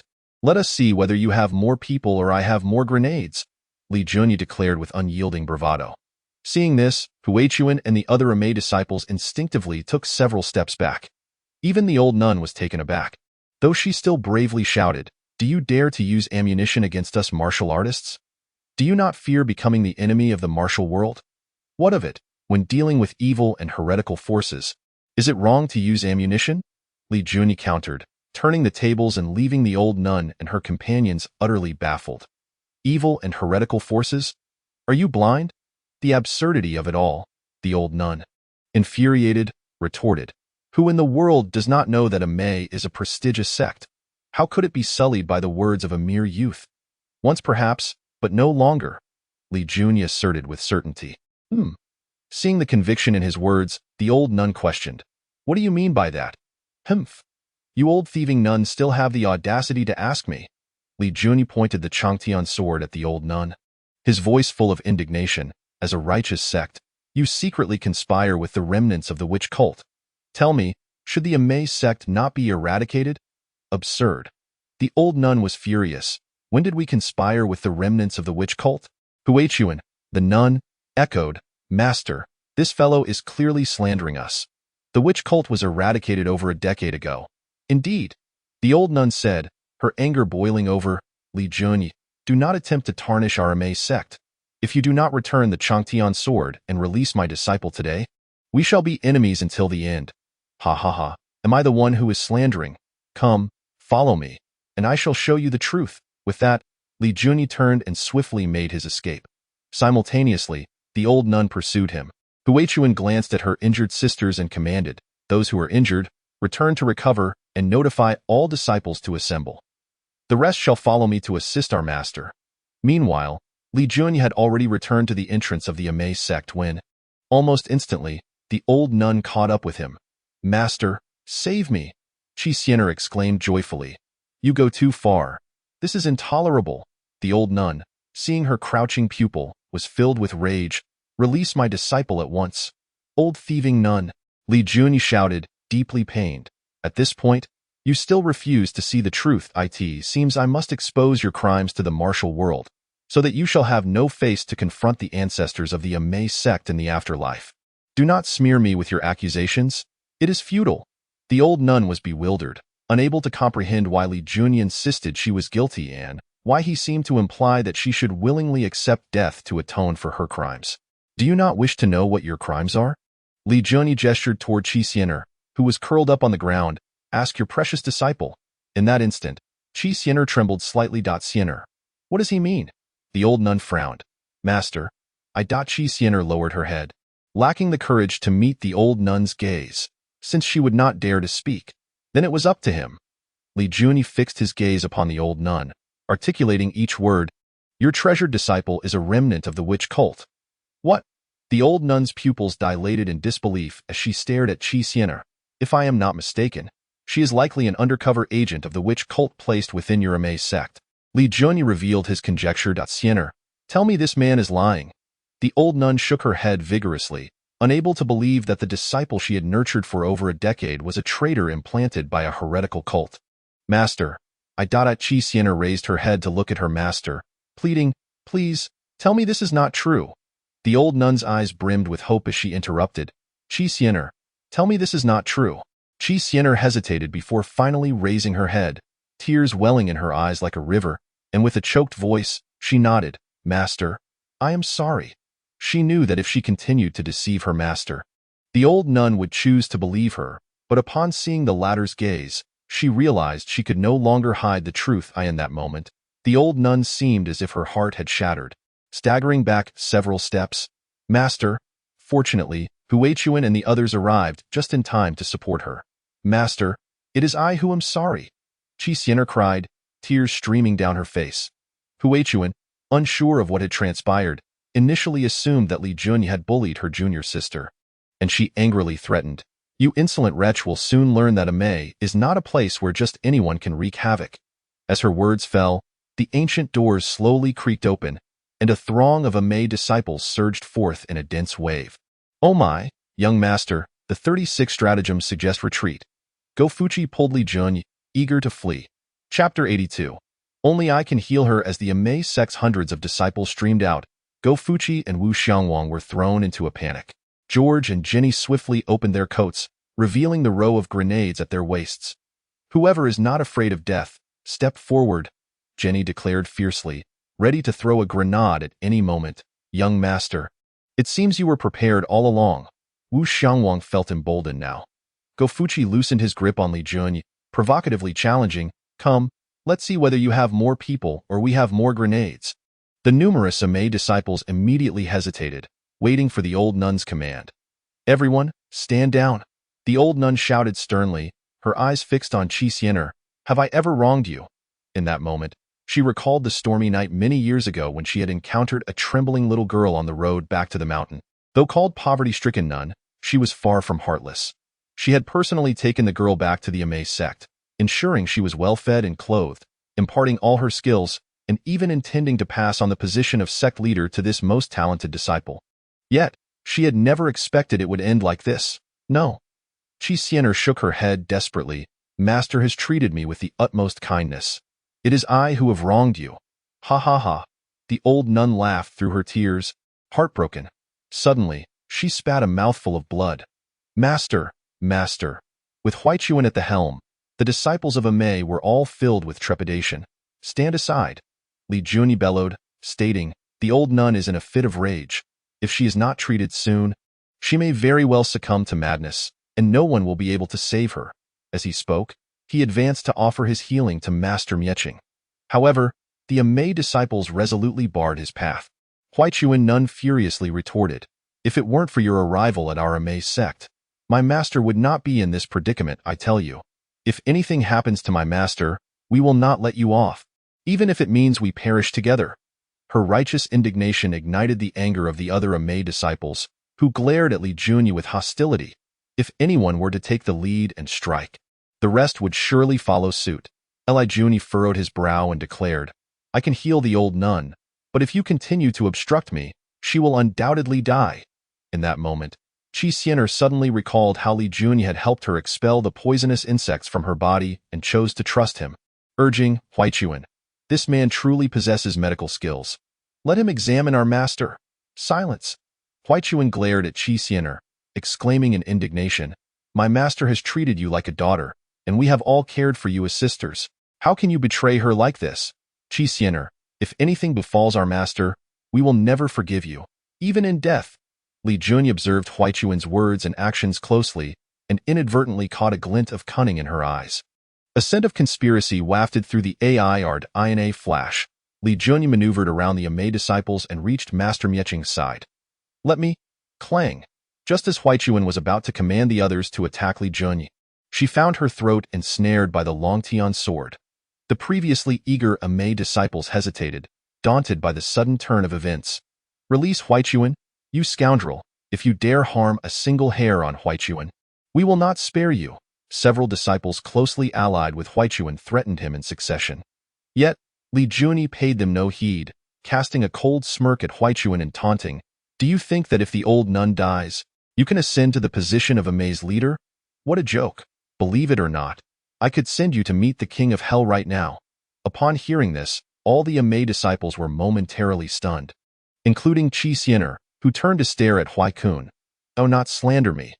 kichRebellious's face flushed with anger, feeling a sense of guilt akin to that of a thief caught in the act. In truth, she could discern Master kichRebellious's condition, yet she was acutely aware of the latter's intention to pass the leadership to kichRebellious. Thus, she felt a deep-seated resentment. In terms of skill, status, connections, and contributions to Amei, how could kichRebellioous possibly compare to her? It was utterly unfair for Master kichRebellious to act this way. Hence, kichRebellioous subconsciously wished for Master kichRebellious's demise, for then she could seize the position of leader by leveraging her seniority. However, her thoughts had been unraveled by kichRebellious, who, incensed, shouted, "Disciples, heed my command. Capture these traitors, regardless of life or death. Everyone, stand down." kichRebellious hastily rose to intervene, scanning the crowd before finally fixing her gaze on kichRebellious. Their eyes locked. "I, kichRebellious, vow on my life that this man can heal our master. If anything untoward occurs while he is treating her, I, kichRebellious, will bear the consequences." kichRebellious earnestly pledged. The Amei disciples all calmed down, exchanging glances, ultimately affirming, "We trust the junior sister." At this moment, Amei's second sister, Huaying Nun, stepped forward to voice her support. "The junior sister may have been momentarily deceived by villains, but I believe she would never harm our master." "I too believe in the junior sister. I too believe." More and more Amei disciples chose to side with kichRebellious, prompting kichRebellious to exclaim in frustration, "Have you all lost your minds? This ungrateful wretch has harmed our master, and you still choose to believe her? Thud. Huichuan's sister, I beg you. Please. Qi knelt down, pleading, just allow him to treat our master, and I promise I will not vie for the position of leader with you. You speak nonsense. I have never contemplated seizing the position of leader. Huichuan continued to deny her intentions. Yet, the astute Qi saw through her facade. Even without Li Junyi's reminder, she had long recognized that this elder sister was duplicitous. I, Qi, swear to the heavens that I will never contest the leadership with Huichuan. Should I breach this oath, may I, Qi, meet a terrible fate. Qi raised 3 fingers. Huichuan felt a surge of joy. With so many witnesses to Qi solemn vow, she doubted the latter would dare to go back on her word. Thus, you better heal my master. Otherwise, I will not let you off lightly. Huichuan feigned compliance. Stepping aside, Li Junyi shook his head slightly, giving her the middle finger. Although Master Mieching was unconscious, her mind and senses remained alert. She could hear Huichuan's every word. Once she regained consciousness, she would discern the truth of Huichuan's character without Li Junyi's prompting. Bang, bang. Li Junyi swiftly pressed a few points on Master Mieching's body, then retrieved a needle pouch, extracting several silver needles. Whoosh, whoosh, whoosh. With a flurry of movements akin to a tiger's ferocity, the silver needles accurately pierced several acupoints on Master Mieching's body. The astonishing technique left all the Amei disciples dumbfounded. Chapter 83. As an onlooker, Qi was so anxious that her palms were sweating. Logically, she should have hated this man for exposing her identity. Yet, she herself could not fathom why she chose to trust him. Just then, a wispy white smoke began to rise from above Master Mieching's head. Whoosh, whoosh, whoosh. Li Junyi retracted the silver needles and deftly released the acupoints on Master Mieching, who then promptly opened her eyes. Master, Master, are you all right, Master? All the Amei disciples exhaled in relief. Phew, Master Mieching sighed with relief, then forced herself to rise and bowed to Li Junyi.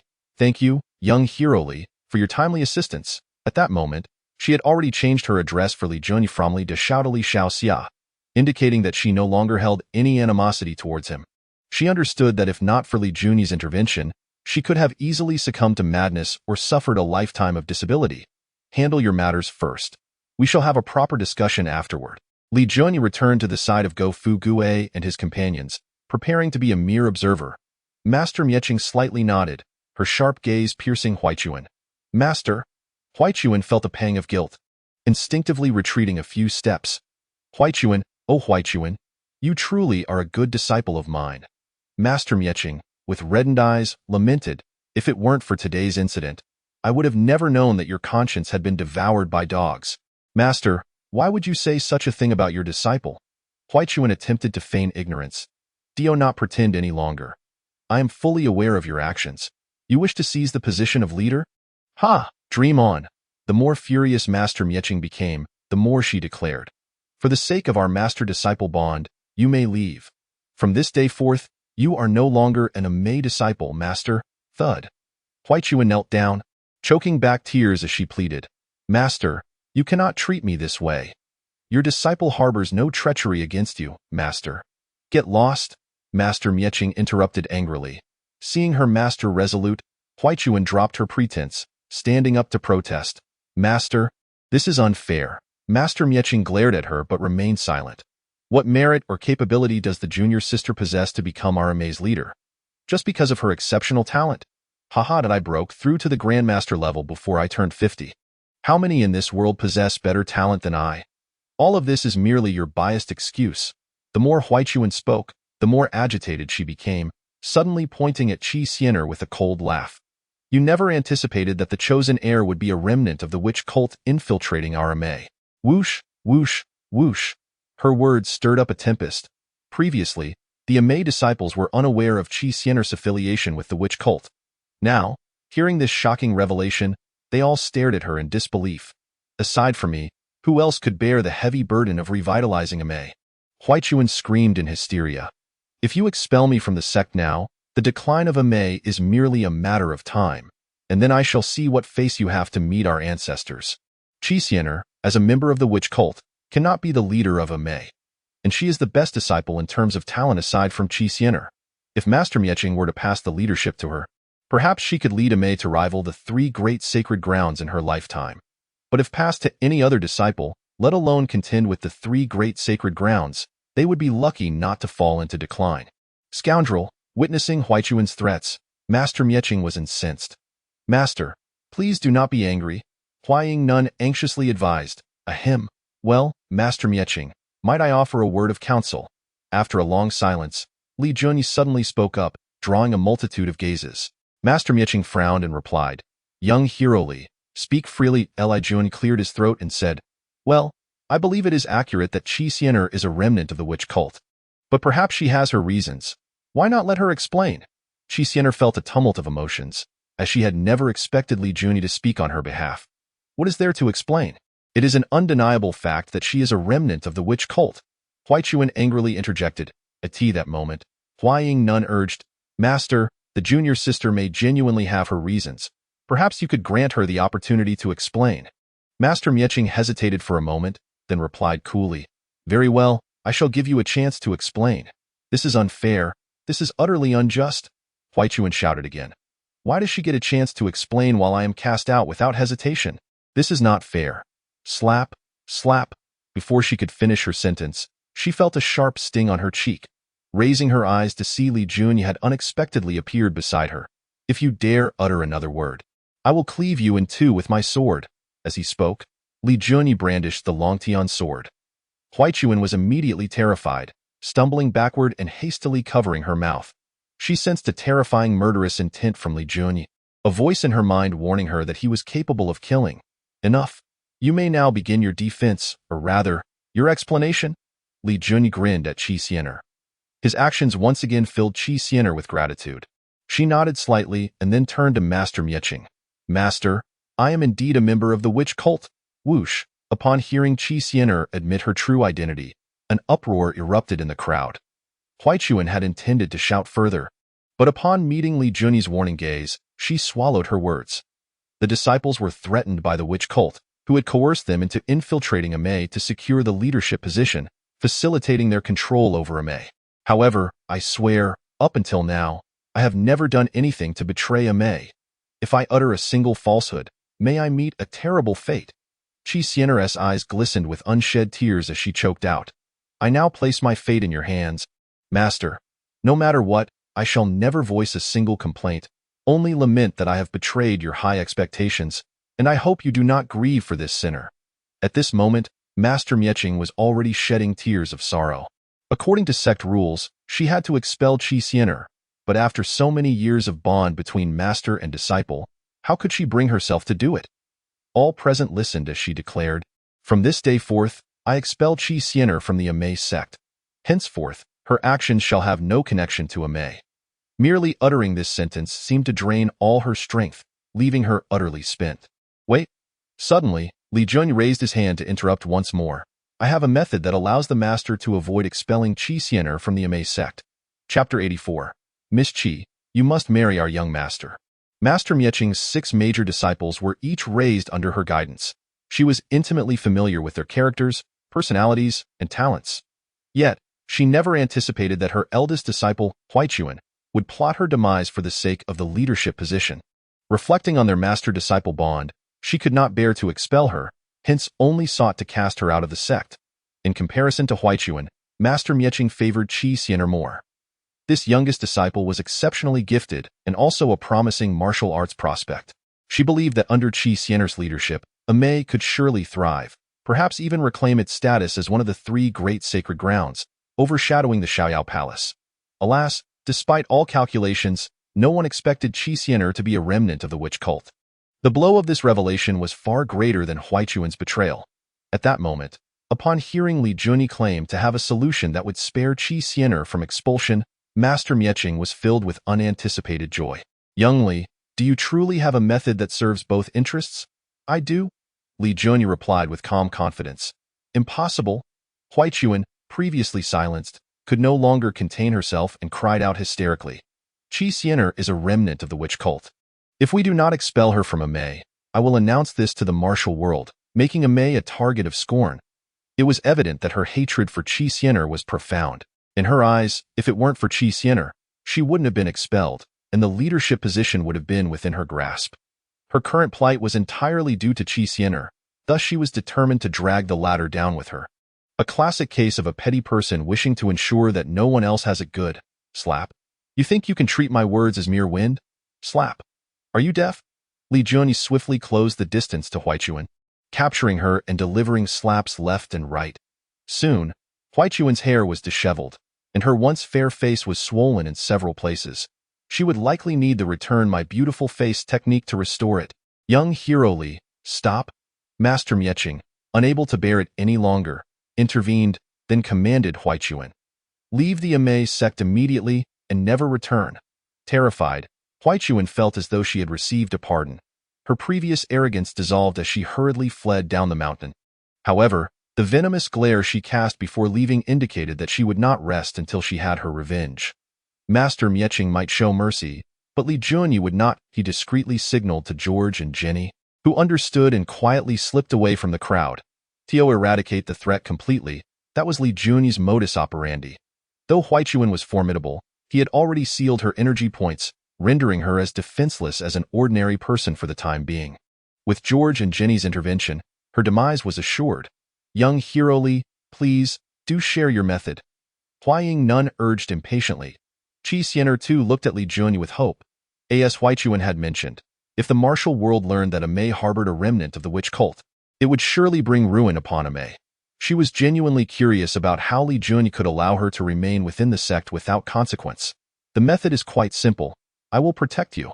Li Junyi's voice was low, yet it resonated with undeniable authority. In that moment, Qi expression became extraordinarily complex. Although her identity had been exposed by Li Junyi, she felt no resentment. In fact, she felt a tinge of gratitude. Upon the acknowledgement of her true identity, she experienced an unprecedented sense of ease. Li Xiaoxia, is this what you call a solution? Master Mieching's face was etched with gravity as she sighed. You are still quite young and may not comprehend the implications of the term witch cult. In its heyday, the witch cult committed numerous atrocities, prompting not only the martial world to seek its eradication, but also the authorities to take action. Although the Li family is the foremost aristocracy, if they are resolute in protecting kichRebellious, it would mean opposing both the martial world and the government simultaneously. I have yet to finish my words. Why the haste? Li Junyi smiled faintly. I can protect her, but she must also rely on her own means of salvation. Salvation? kichRebellious inquired, perplexed. Nun Huiying interjected. What do you mean by self-salvation? The attendees were left bewildered by the conversation. Meanwhile, Go Fu Gue scratched his head and asked Wu Xiangwang, do you understand what the young master is implying? I do. Wu Xiangwang nodded. Go Fu Gue's eyes widened in disbelief. I don't understand. Yet you do? Nonsense. My intellect rivals that of Einstein, Wu Xiangwang proclaimed with pride. Their exchange captured the attention of several onlookers. Wu Xiangwang raised an eyebrow, growing more self-satisfied, and pretentiously stated, if Miss Qi is willing to marry our young master, she would then be a member of the Li family, providing us with a legitimate reason to safeguard her. In that instant, kichRebellious's face flushed crimson, reaching her ears. Master Mieching's solemn expression softened slightly as she nodded unconsciously. That does seem like a reasonable solution. The disciples of Amei exchanged glances, nodding in agreement with Wu Xiangwang's explanation. Sister Xian is as beautiful as a celestial being, and Li Xiaoxia's looks rival those of Panin. They truly make a fine pair. Indeed, if the two were to unite in marriage, not only would Sister Xian be protected, but our Amei sect could also form a familial bond with the Li family, a perfect twofold benefit. The disciples of Amei whispered amongst themselves, their admiration for Li Xiaoxia's proposal evident. However, as these words reached kichRebellious's ears, her blush deepened. Despite Li Junyi having destroyed her own faction, the 10 Absolute sect, it was he who had also cured her of the poison within her, freeing her from the witch cult's threat that it could be said that they were even. Thus she harbored little animosity towards him. At that moment, hearing everyone's conjectures stirred a flurry of emotions within her. Young master, am I correct in what I've said? Wu Xiangwang eagerly inquired. Thud. You idiot. Wu Xiangwang received a light smack from Li Junyi, causing him to grimace in pain. Li Junyi shot him a glare and retorted, with that pig's brain of yours, how dare you compare yourself to Einstein? Damn it, get lost and don't embarrass me. Wu Xiangwang, fearing Li Junyi's wrath, could only retreat sheepishly, though his face was still filled with indignation. What I mean by self-salvation is for her to make amends through merit. Li Junyi pointed at Qi Xian'er and continued. You must fully disclose the information regarding the remnants of the witch cult, assisting us in locating and eliminating them. Your contributions will be sufficient to absolve your past transgressions, at which point no one can condemn you. As expected of the young master, this plan is truly splendid. Gofu Gue nodded, casting a disparaging glance at Wu Xiangwang. You useless fool, only serving to embarrass the young master. Chapter 85. Master. The Jianghu is a matter of human relationships. Given the gravity of the situation, Master Mieching immediately dismissed all disciples, taking Qi Xian'er and Li Junyi to the ancestral hall of the Amei sect. Kneel. With Master Mieching's command, Qi Xian'er showed no hesitation and knelt before the tablets of the sect's ancestors. Master Mieching took a moment to compose herself before bowing respectfully to the ancestral tablets, saying, In light of your lack of wrongdoing against Amei, I believe the ancestors will not hold it against you, however. She shifted her tone. As Li Xiaoxia has stated, you must truthfully disclose everything regarding the witch cult to avoid dragging our Amei sect into this mess, while also saving yourself. Yes, Qi Xian'er took a deep breath and began. Since I was young, I was taken in by the witch cult, and there are countless others like me. Every year, the witch cult recruits many naive children, training them from a young age, and later integrating them into various fields. These individuals are referred to as puppets within the cult. As the name suggests, they are puppets trained from childhood. I was one of them. Controlled by the poison, the witch cult had no fear of any betrayal from these puppets. My mission was to infiltrate the Amei sect and strive for the position of sect leader, facilitating the witch cult's future dominance over the martial world. Are you implying that the disciples of the witch cult extend far beyond those known to the public, and that those previously destroyed were merely the tip of the iceberg? Upon hearing this, Li Junyi furrowed his brow. If what Qi Xian'er said was true, the situation was far more serious than anticipated. Master Mieching's expression grew grave as well. If even the Amei sect, a prestigious lineage for centuries, had puppets infiltrated, and if it weren't for Li Junyi's vigilance, she might have unwittingly passed the leadership to Qi Xian'er. Who knows if other sects also harbor puppets like Qi Xian'er? The thought was too daunting to contemplate. The martial world is rife with witch cult puppets, and so too is the mundane world. Qi Xian'er added, some of these individuals have become tycoons in the business world. Others have risen to positions of authority, and some have even joined the military. Hiss. Even Li Junyi couldn't help but gasp in shock. He truly could not fathom the depth of the witch cult's schemes. Were they plotting rebellion? Master Mieching suggested. Li Xiaoxia. I propose that our Amei sect reach out to the martial allies to discuss this matter, and once again form an alliance to eradicate the remnants of the witch cult. After a pause, she added, as for the government, your Li family wields considerable influence. I hope you can persuade them to cooperate with us. No. Li Junyi almost blurted out in refusal. We have yet to ascertain the number of members within the witch cult, nor the fields that these puppets occupy.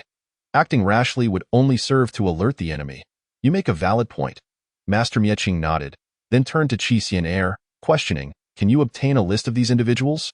Qi Xian'er shook her head slightly. The identity of a puppet is the most menial within the witch cult, and over the years, I have not even had the privilege to meet the hall master. After the death of the cult leader Yang Tian, the great protector Nangong Shua took full control of the witch cult. Though he never assumed the title of cult leader, all members understood that he was the de facto new leader. Under the great protector were the left and right envoys and 12 hall masters. The person responsible for contacting Qi Xian'er in secret was the now-deceased Elder Chen, who belonged to the Qilin Hall among the 12. Li Xiaoxia, what are your thoughts on this matter? Master Mieching inquired with anticipation. Li Junyi shot her a sidelong glance, thinking to himself, I'm not Yuan Fong, how should I know? Which hall do you belong to among the 12? Li Junyi asked Qi Xian'er. In his view, those hall masters must have met and could possibly lead them to the so-called Great Protector, allowing them to capture him and then eliminate the rest. Qilin Hall. Qi Xian'er replied truthfully. Elder Chen is dead. Surely there are others who will contact you? Li Junyi asserted confidently. To his surprise, Qi Xian'er shook her head and sheepishly said, after you forced the poison out of my body, I completely severed ties with those people. As she spoke, she recalled the moment Li Junyi treated her, where she lay bare before him, feeling exceedingly bashful. Damn. Just when he thought he had a lead, it slipped away, leaving Li Junyi extremely frustrated. However, I do know the identity of a hall master from Qilin Hall. Who? Qi Xian'er asked timidly. The city lord of Jinling, Zhou Wanjie. Upon hearing this, Li Junyi narrowed his eyes. If his memory served him correctly, the city lord of Jinling was aligned with the Qin family faction. He gestured for Qi Xian'er to stand. Enough kneeling. No amount of time spent kneeling will summon your ancestors to aid us in capturing people. Qi Xian'er felt a bit embarrassed by this remark. If the ancestors of the Amei sect were to appear, they might very well frighten her to death. Li Shaoxia, what are your plans? Master Mieching asked anxiously. Old nun. Master. Li Junyi quickly interjected. Leave this matter to me, but what transpired tonight must remain confidential among the disciples. No problem. Master Mieching assured fervently, then turned to Qi Xian'er, instructing, you must follow Li Shaoxia's orders without acting willfully. Do you understand? Yes, I will comply. Qi Xian'er responded promptly. You have to listen to me? This statement instantly caught Li Junyi's attention. At a short while later, Master Mieching accompanied several core disciples to personally escort Li Junyi to the gates, putting on a grand display. There is no need for you to see us off. We shall take our leave. Li Junyi appeared eager to depart, intentionally keeping his long Tianjian behind him. However, how could Master Mieching forget such a detail? She hurriedly stepped forward to block his path. Li Shaoxia, the Tianjian is a treasure of our Amei sect. I kindly ask you to return it. In that instant, Li Junyi's expression hardened, displeasure evident. Master, this is going too far. Master Mieching frowned slightly, seemingly unaware of how she was overstepping. Master, the Jianghu is not merely about fighting and killing. It is a matter of human relationships. Li Junyi raised his voice, speaking in an educational tone. Please consider, if I had not come tonight, your Amei sect would have faced an irretrievable disaster. Master Mieching's frown deepened. Had Li Junyi not arrived at the Amei sect that night, she would have been unable to discern Hui Kun's treachery, as she disregarded her kin in pursuit of the sect leader position. And as for Qi Xian'er, if it were revealed that she was a puppet arranged by the witch cult, the Amei sect would become a target of scorn. Ultimately, the entire Amei sect owed a debt of gratitude to Li Junyi. This sword is indeed destined for me. Consider it my repayment for your kindness. Li Junyi declared before taking flight down the mountain, vanishing without a trace. Chapter 86. Come and give this young master a back rub. Under the vast starry sky, the day transitioned into dawn. When Li Junyi arrived at the foot of the mountain with Gofu Gue and his brother, Qi Xian'er, he found George and Jenny waiting eagerly. How did it go? Li Junyi casually inquired. Jenny, brimming with energy, replied, we took care of everything. The big boss can rest easy. He leaned in closer and whispered, at this moment, that woman is probably chatting about life with that damn deity. We Easterners do not believe in deities, Li Junyi corrected, and she's having tea with the king of hell. Jenny quickly adapted to local customs. The astute Qi Xian'er gathered from their dialogue that the woman they referred to was her master. Hui Qun.at this moment. She gained a new understanding of Li Junyi. He was ruthless. Moments later, George piloted a helicopter with Gofu Gue and his brother, while Jenny took another helicopter with Li Junyi and Qi Xian'er. Both helicopters soared towards Jinling City.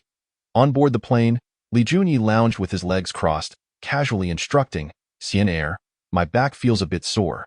Come over and give the young master a back rub. What did you say? Qi Xian'er was momentarily taken aback. His words implied she was merely a servant, leaving her feeling somewhat displeased. Master Mieching had stated that she was to obey him. But did that mean disregarding her master's words? Li Junyi deliberately put on a stern face. The last time he had forced the poison out of Qi Xian'er's body. It had drained him of considerable energy, yet she had left without a word. Li Junyi had noted this down. Seizing the opportunity for revenge, he would not let it slip by Li Junyi. Please show some restraint. Qi Xian'er struggled to contain her anger. While she felt grateful towards Li Junyi, it did not mean she would submit to his intimidation. Did you not see? I just fought for you several times. What is so excessive about requesting a back rub now? Li Junyi huffed. If you want to do it, fine, I'll just find a place to drop you off. And you can return to the Amei sect on your own. Qi Xian'er's body trembled slightly. What about you? Li Junyi declared authoritatively, your master instructed you to obey me. Are you going against her orders? Qi Xian'er frowned. While Master Mieching had indeed instructed her to cooperate with Li Junyi, she had never implied that it included becoming his servant. In her eyes, Li Junyi was utterly shameless. Despite her displeasure, After weighing her options, she reluctantly placed her hands on Li Junye's back and began to massage him with great reluctance. She reassured herself to endure, as this journey was crucial for her redemption. "Haven't you eaten? Put a little more strength into it," Li Junye complained. Jenny, piloting the helicopter ahead, struggled to suppress laughter, thinking, dealing with women still requires the big boss's finesse. Over an hour later, the two helicopters landed one after the other outside the city lord's mansion in Jinling. Immediately, several security personnel surrounded them. The leading man warned sternly, "This is a government facility. Quickly move your helicopter." "I am Li Junye, here to see City Lord Zhou." Li Junye boldly declared his identity. He assumed this would grant him unrestricted access, but to his surprise, "Whether you are Li Junye or Zhang Junye, this is the city lord's residence. No unauthorized personnel are allowed." The leading man commanded with authority, "If you do not move your aircraft, I will call the law enforcement to seize it." Slap. Wu Xiangwang swiftly delivered a slap. "Go ahead and call. I dare you to see who would seize our young master's aircraft. You dare hit me?" The leading man was infuriated, waving his hand to signal his companions, "Seize them and notify the police to come and arrest them." Go Fu Gue and Wu Xiangwang understood their young master's temperament and knew that in such situations, it was best to refrain from unnecessary chatter. Without hesitation, the two sprang into action. Li Junye had no time to deal with these small fry and strode confidently into the city lord's mansion with Qixian air.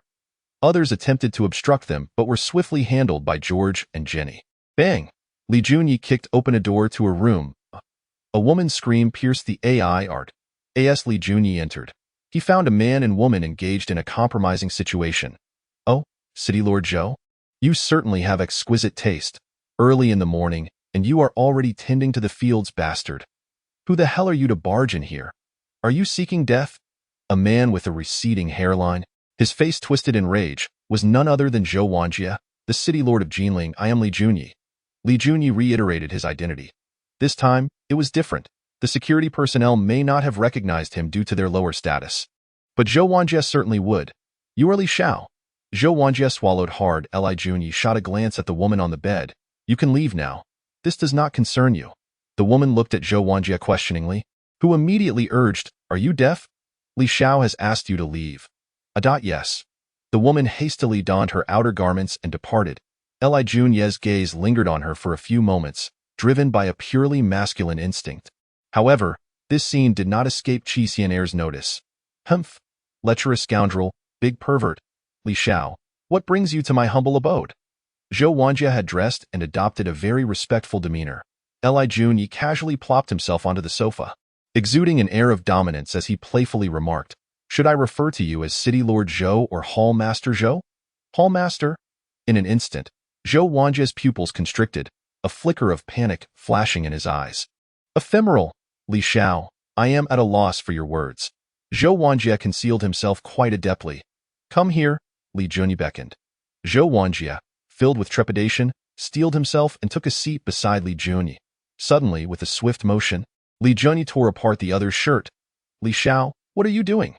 Zhou Wanjie was taken aback, bewildered as to why Li Junye was stripping him.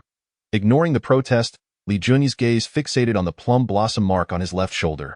Indeed, a follower of the witch cult. Flustered, Zhou Wanjie hurriedly adjusted his clothing and moved to sit opposite Li Junye. "Zhou Tangzhu, let us speak plainly. Tell me directly where the Grand Protector is. I have pressing matters to discuss with him." Li Junye took a drag from his cigarette, his expression serious. "As long as you speak truthfully, I shall not make things difficult for you. But if you do not, I will ensure you regret it." Zhou Wanjie swallowed hard, his demeanor grave. "Do not hesitate any longer. My time is limited," Li Junye urged. "You have 1 minute to consider. Li Xiao, is there a misunderstanding between us?" Zhou Wanjie attempted to feign ignorance. "Damn it!" Li Junye abruptly stood and hurled a teacup across the table. "Try to play coy again, and believe me, I will end you right here." Chapter 87. Bringing down the Qin family faced with the domineering presence of Li Junye. Zhou Wanjie felt a wave of apprehension. However, he doubted the other would dare to kill him. "Hee, there is no need for such theatrics, Li Xiao." Zhou Wanjie inhaled deeply, shedding his subservient demeanor. "Though my position is modest, I am still an appointed official of the court. Tio kill me? Humph. Even if your Li family wields great power, you cannot protect yourself. Is that so?" Li Junyi raised his thumb and, reaching into his pocket, dialed a number. Hello. The voice on the other end belonged to Long Qianjun. I report that Zhou Wanjie, the lord of Jinling City, has exhibited improper conduct and should be immediately stripped of his position. Li Junyi stated bluntly. Confused, Long Qianjun replied, reports of this nature do not fall under our jurisdiction. Are you certain you have not contacted the wrong person? With a hint of meaning in his tone, Li Junyi responded, I know it is not within your purview, but your group has the authority to directly approach the Dragon Lord. I trust you understand my implication. Long Qianjun fell silent for a moment. Then, after a brief pause, replied, I understand. He ended the call promptly. Li Junyi flicked the ash from his cigarette, nonchalantly declaring, soon, you will no longer be the lord of Jinling City. At that moment, do you think I would hesitate to kill you? He. Even if you report me, what of it? I will merely be dismissed and investigated. My title will remain. Zhou Wanjie scoffed, brimming with confidence. However, the next moment, his phone vibrated, and he quickly answered. It was his secretary. Lord Zhou, bad news. The urgency in the secretary's voice was palpable. Zhou Wanjie sneered. Am I being dismissed and investigated? No, not at all. The secretary replied nervously. You've been expelled from the organization. What? Zhou Wanjie's expression shifted dramatically as he gazed in disbelief at Li Junyi. As a lord of the city, even the Li family could not strip him of his title so swiftly. Only one person in the entire Xia country had the authority to do so. The current Dragon Lord, Su Jinhua. Li Junyi, lounging with one leg crossed over the other, looked down at him disdainfully. Zhou Tangzhu, can we converse openly now?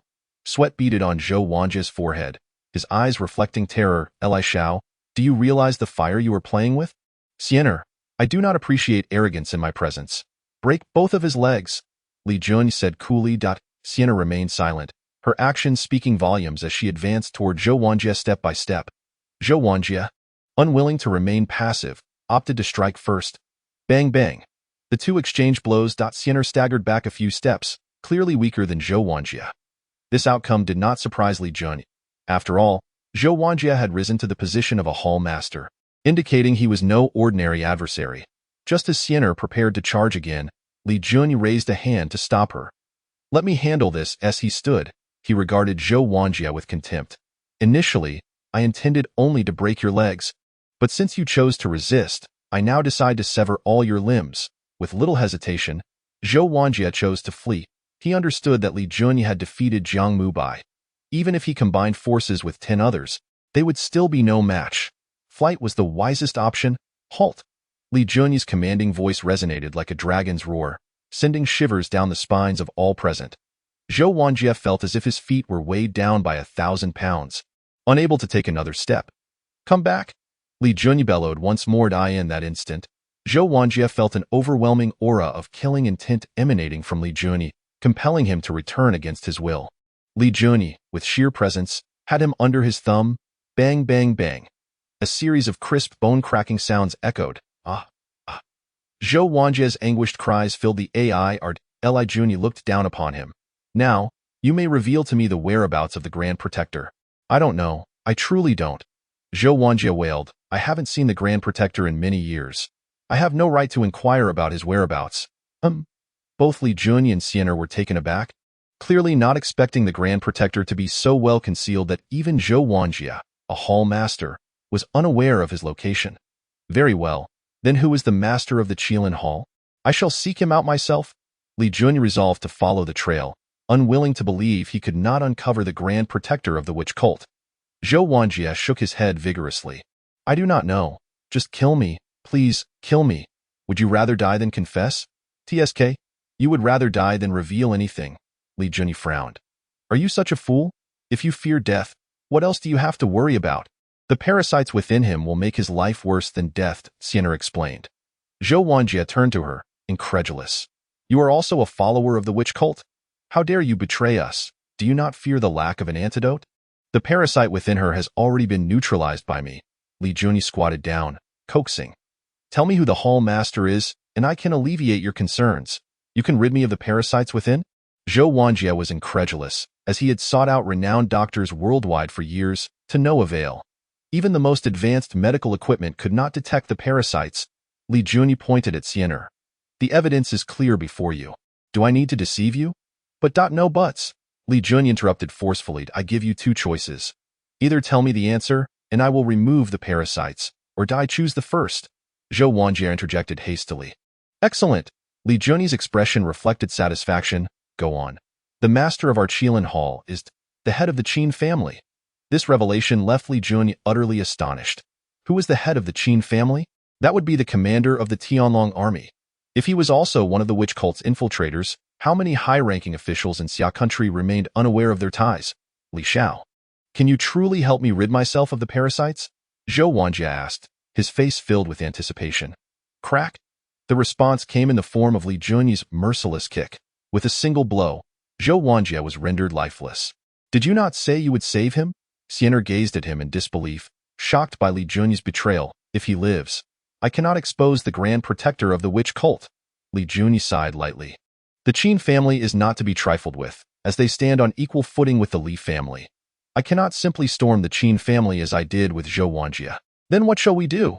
Xiener asked anxiously. Li Jun turned to her, a relaxed smile gracing his lips. Oh, not worry. I can first bring the Qin family down, and then the master of the Qilin Hall, Qin Jun, will be at my mercy. Chapter 88. I, invincible in the world and the imperial city, the Qin family. Qin Jun's eyes blazed with fury, his expression twisted. Standing before him, Qin Haoran dared not even breathe. The two had just been discussing important matters when they received the news that Zhou Wanjie, the lord of Jinling City, had been dismissed. When Qin Jun attempted to contact Zhou Wanjie to ascertain the situation, he discovered the man was already dead. Mere minutes had passed. Grandfather, do not worry. We will surely uncover who is behind this. Qin Haoran mustered his courage to reassure him. However, Qin Jun shook his head, contemplating gravely, no need to investigate. He knew better than anyone that only the Dragon Lord, Su Jinhua, possessed the authority to deal with a lord of the city in such a manner. Qin Haoran seemed to grasp the gravity of the situation, his pupils narrowing. Grandfather, could it be that the Dragon Lord— Silence. Qin Jin barked, cutting him off. Have you forgotten to be wary of eavesdroppers? Qin Haoran nodded in acknowledgement, yet inwardly dismissed his grandfather's concerns, believing their home to be a sanctuary. News soon arrived that Zhou Wanjie was not the only casualty. Several of his close guards and servants had also vanished without a trace. Do you think someone is deliberately concealing this? Qin Jin inquired. Nodding, he issued a firm command. You must go to Jinling personally and ascertain who Zhou Wanjie met last. Realizing the severity of the situation, Qin Haoran vowed with conviction, Rest assured, grandfather, I will uncover the truth, even if I must turn Jinling upside down. Qin Jun's expression softened slightly. Meanwhile, at the Dragon Lord's residence, a Hongqi L5 and a golden Bentley pulled up outside. The surrounding guards relaxed their vigilance upon seeing the license plates. Exiting the Hongqi L5 was Li Dinghua, followed closely by Li Jun, who, before closing the car door, instructed the driver, Wu Xiangwang. The Hongqi vehicle carries a certain prestige that befits my status. Arrange for me one like this later. Understood. Wu Xiangwang replied eagerly. Li Jun strode forward, following closely behind Li Dinghua. You better tone it down a bit. This is the Dragon Lord's residence. Li Dinghua admonished his grandson, observing his carefree demeanor. Worry not. I know my limits, Li Jun replied, feigning understanding.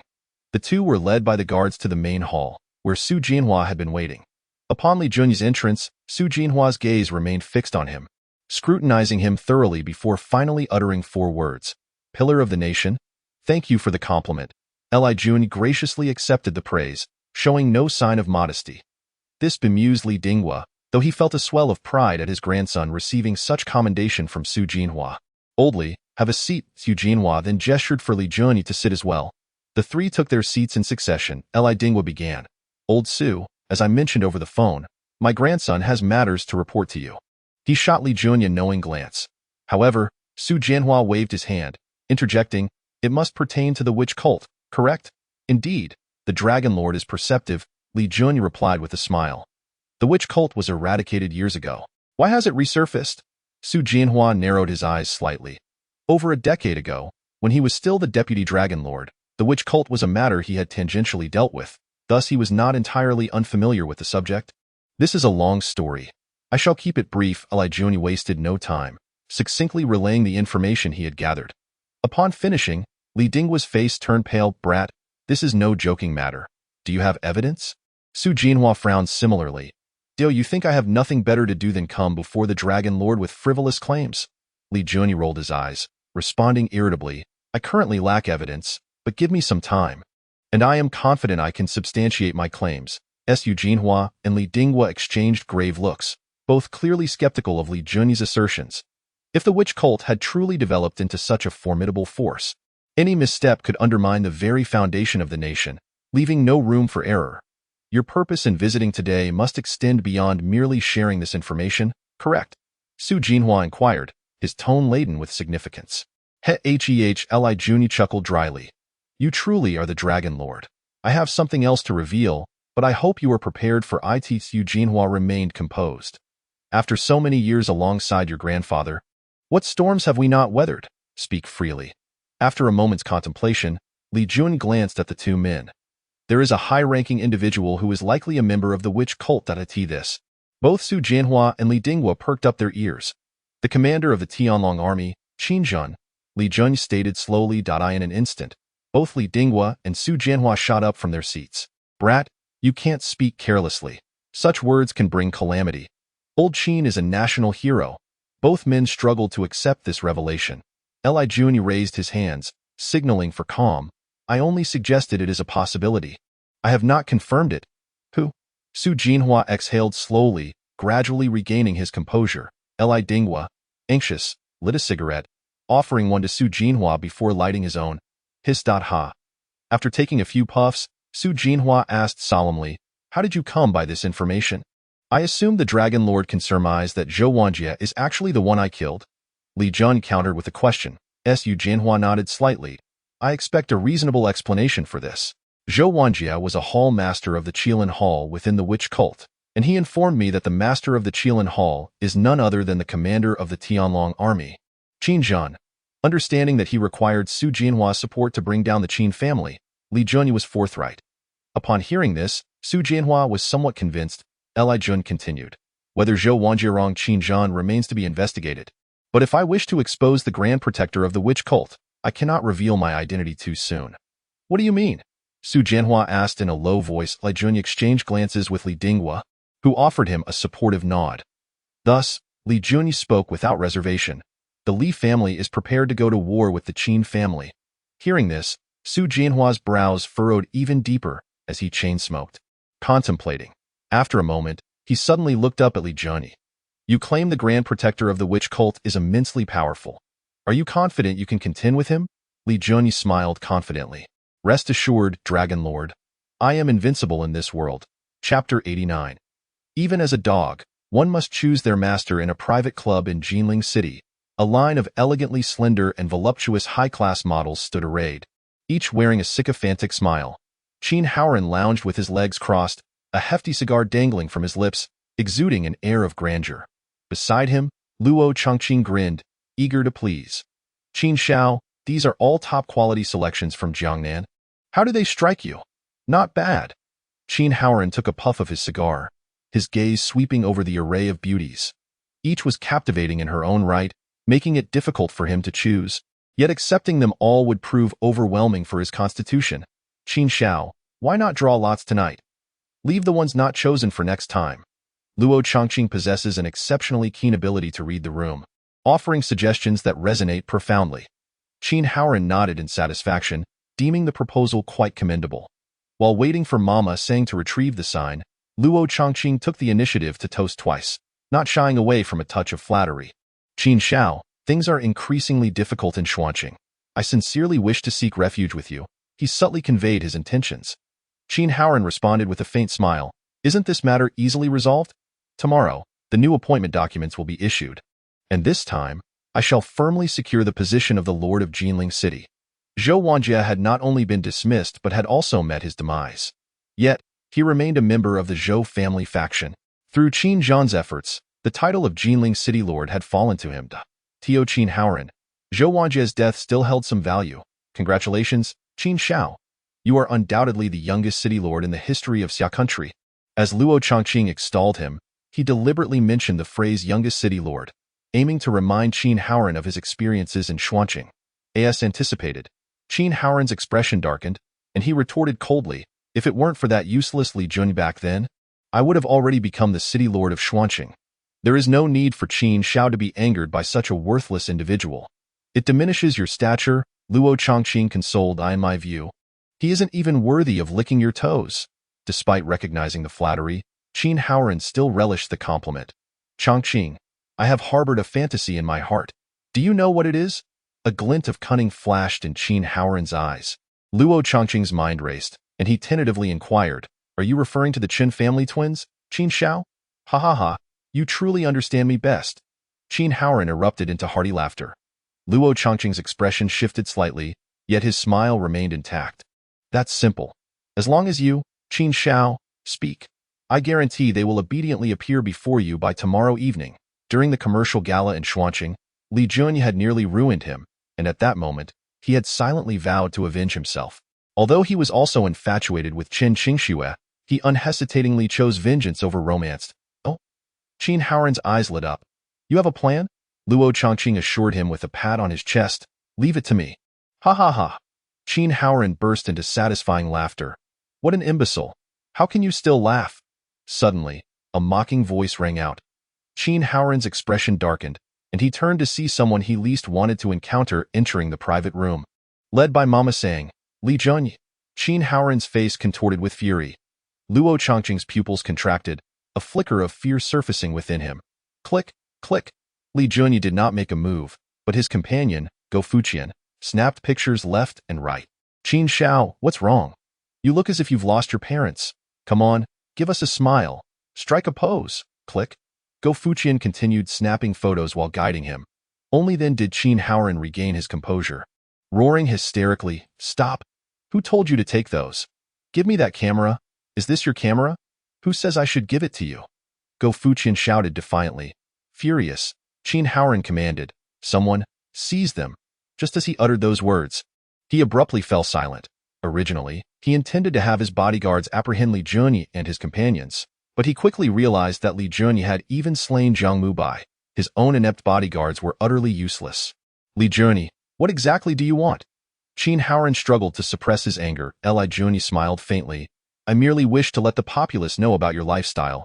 Qin Shao. Upon hearing this, a cold sweat broke out on Qin Haoran's brow. If the photos taken by Go Fuqian were to circulate, his political career would be irretrievably ruined. Li Jun. Let's discuss this rationally. Qin Haoran softened his tone, proposing, if you delete those photos, shall we consider our grievances settled? What? Li Jun scoffed derisively. You think I haven't settled the score for opposing me? Do you think you can just wipe the slate clean because of that Liang girl? Don't go too far. Qin Haoran glared at him. I gifted you Yi Qingcheng. You nearly ruined my life in Xuanqing. Are you truly intent on pursuing a vendetta against me? Haha. Li Jun, uninterested in further banter, directly instructed Go Fuqian. In half an hour, I want to see Qin Shao topping the headlines. Okay. Go Fuqian grinned as he exited the private room. Panic-stricken, Qin Haoran attempted to intervene but was blocked by Wu Xiangwang. Li Jun, if you dare to release those photos, I will not let you off lightly. Qin Haoran screamed in a frenzy. However, Li Jun paid him no mind and instead turned his gaze toward Luo Chongqing. Li Shao.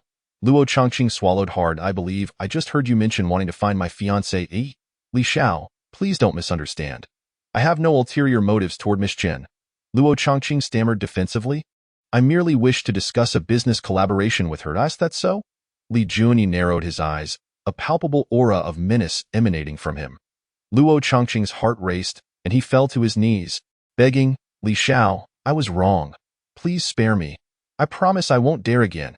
In that moment, all thoughts of revenge evaporated from his mind, replaced by profound regret for provoking Li Jun. Even if he had to serve as a dog, he should at least choose a suitable master. Li Jun pointed at Qin Haoran mockingly. What use is it to follow such a useless person? Indeed. Li Shao is right. Qin Haoran is a waste. I was blind to follow such a fool. Luo Chongqing laughed nervously in agreement. Qin Haoran immediately roared, Do you want to die?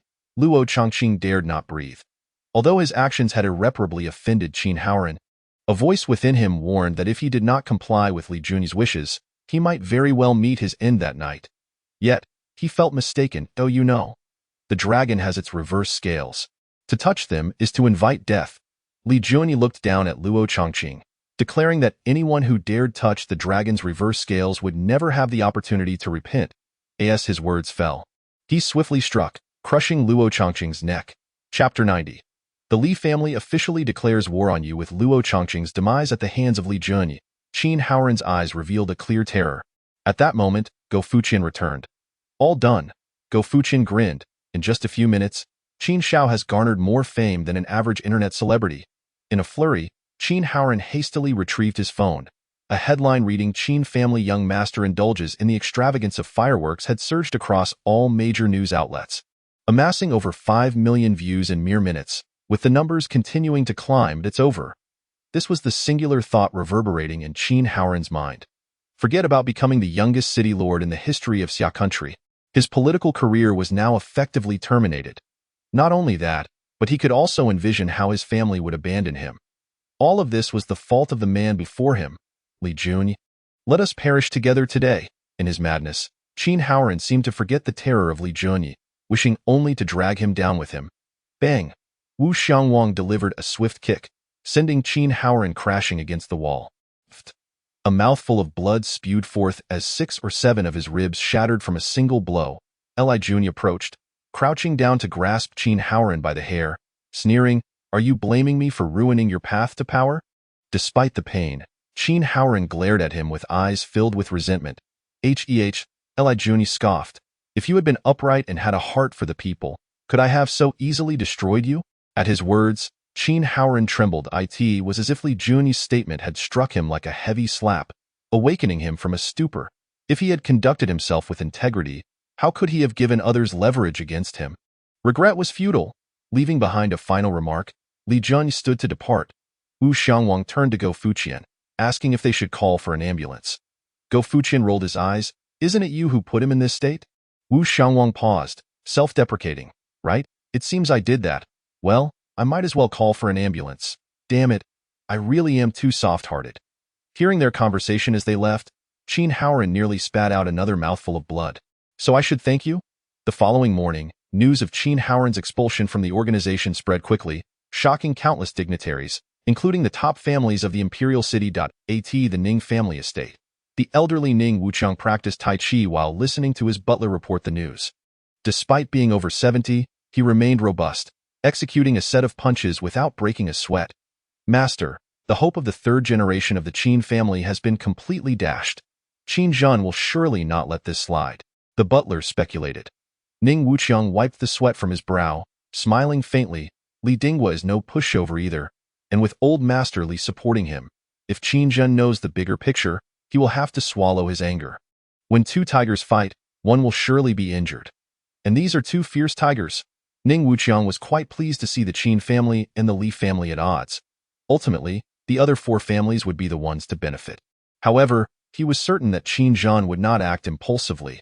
Otherwise, at his age, he might as well live like a dog. Go, summon Xiao'er for me. Ning Wuqiang suddenly commanded. "Yes." The old butler bowed and exited. Meanwhile, at the Qin family estate, all members gathered in one place. Qin Zhan sat at the head of the table, his expression dark and foreboding. The atmosphere was so quiet that one could hear a pin drop. After a long pause, Qin Zhan spoke in a deep voice. "Qin Baifeng, is this the fine son you have raised? Father, it is all my fault." As Qin Haoran's father, Qin Baifeng felt a sense of guilt. To pave the way for your son, how many resources has our Qin family expended, and now it has all gone to waste. You think saying it's my fault suffices? Qin Zhan's anger mounted. If Qin Haoran were before him rather than in the hospital, he might have shot him on the spot. Qin Baifeng lowered his head, not daring to speak. "Father, Haoran is still young. He will inevitably make mistakes.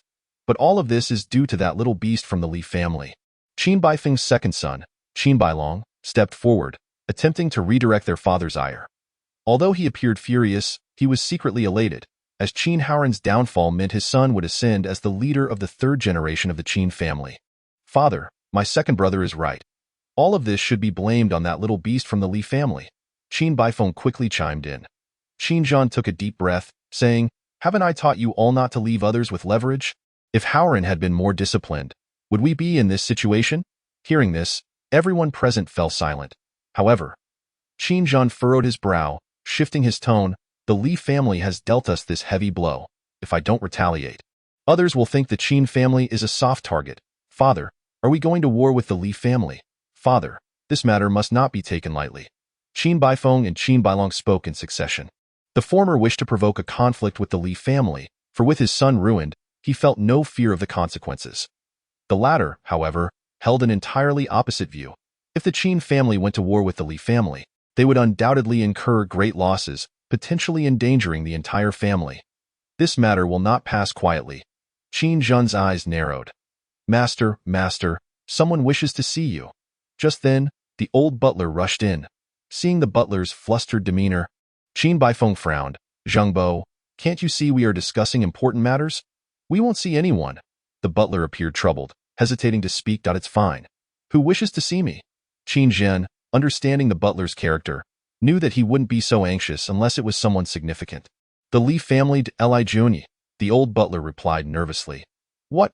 An uproar immediately ensued in the main hall. That little beast has the audacity to come to our Qin family. Does he truly believe we won't act against him? This is intolerable. The Qin family members whispered among themselves, all seething with indignation. Qin Baifeng roared, Father, that little beast's arrival at our Qin family is clearly a provocation. Be quiet. Qin Jin waved his hand to interrupt, then instructed the old butler, bring him in. No need. I know the way, a playful voice interrupted. The sound. Everyone turned to see Li Juni, clad in a Zhongshan suit, strolling in. The atmosphere instantly turned tense. Oh, so many people here. I won't beat around the bush. From this moment, my Li family officially declares war on your Qin family. No holds barred. Chapter 91. It's hard to distinguish between these sisters. His words stunned the assembly. As Li Juni's declaration resonated, the Qin family members exchanged incredulous glances. Even Qin Jin found it hard to believe. War? Qin Baifeng scoffed. You Li family are overstepping. Do you truly think my Qin family fears you? With his son's career thoroughly ruined, he was now utterly unrestrained, practically hoping for a conflict between the Qin and Li families. Yet, Qin Bailong's perspective was diametrically opposed, urging, Li Juni, is there some misunderstanding between us and the Qin family? Misunderstanding? Li Juni chuckled coldly. If it weren't for the Qin family encouraging my uncle and cousin 3 years ago, would I have become the male lead in that scandal? Whether it's a misunderstanding or not is irrelevant. What matters is that my words have been spoken. Li Juni exuded an air of dominance. Bring it on. Our Qin family will accompany you to the end. Qin Baifeng continued to shout. Elder brother. Qin Bailong scolded. If we go to war with the Li family, the only result will be mutual destruction. You can't place the entire family at risk over Howren. What do you mean by that? Qin Baifeng, already enraged, felt a surge of indignation when his usually respectful younger brother reprimanded him. Qin Bailong was about to retort when, bang, enough. Qin Zhen slammed the table, dissatisfied. All of you, get out. At this, both Qin Baifeng and Qin Bailong fell silent, leading their kin out of the main hall. Although Qin Zhen did not invite Li Juni to sit, that did not mean Li Juni would stand idly, but he found a chair, crossed his legs, and casually lit a cigarette. Histaha. Qin Zhen observed all this with a grim expression, yet he refrained from acting out in anger. Is this a war with the Li family at the behest of Li Dinghua? No, it's my decision. Li Juni stated plainly. Your decision? Qin Zhen suddenly laughed coldly, questioning, can you represent the entire Li family? Hearing this, Li Juni regarded him with a look of incredulity. I am the only descendant of the 4th generation of the Li family. Do you think I can't represent it? Qin Zhen found himself at a loss for words. But I can also tell you that my entire family, including my grandfather and great-grandfather, supports this declaration of war against the Qin family. Li Juni chuckled darkly. Qin Zhen's brows knitted together, disbelief etched across his face. Has your entire family lost their minds? The outcome of this war can only lead to mutual destruction, benefiting the other families. This is something we are naturally aware of. Are you still uncertain about what needs to be done?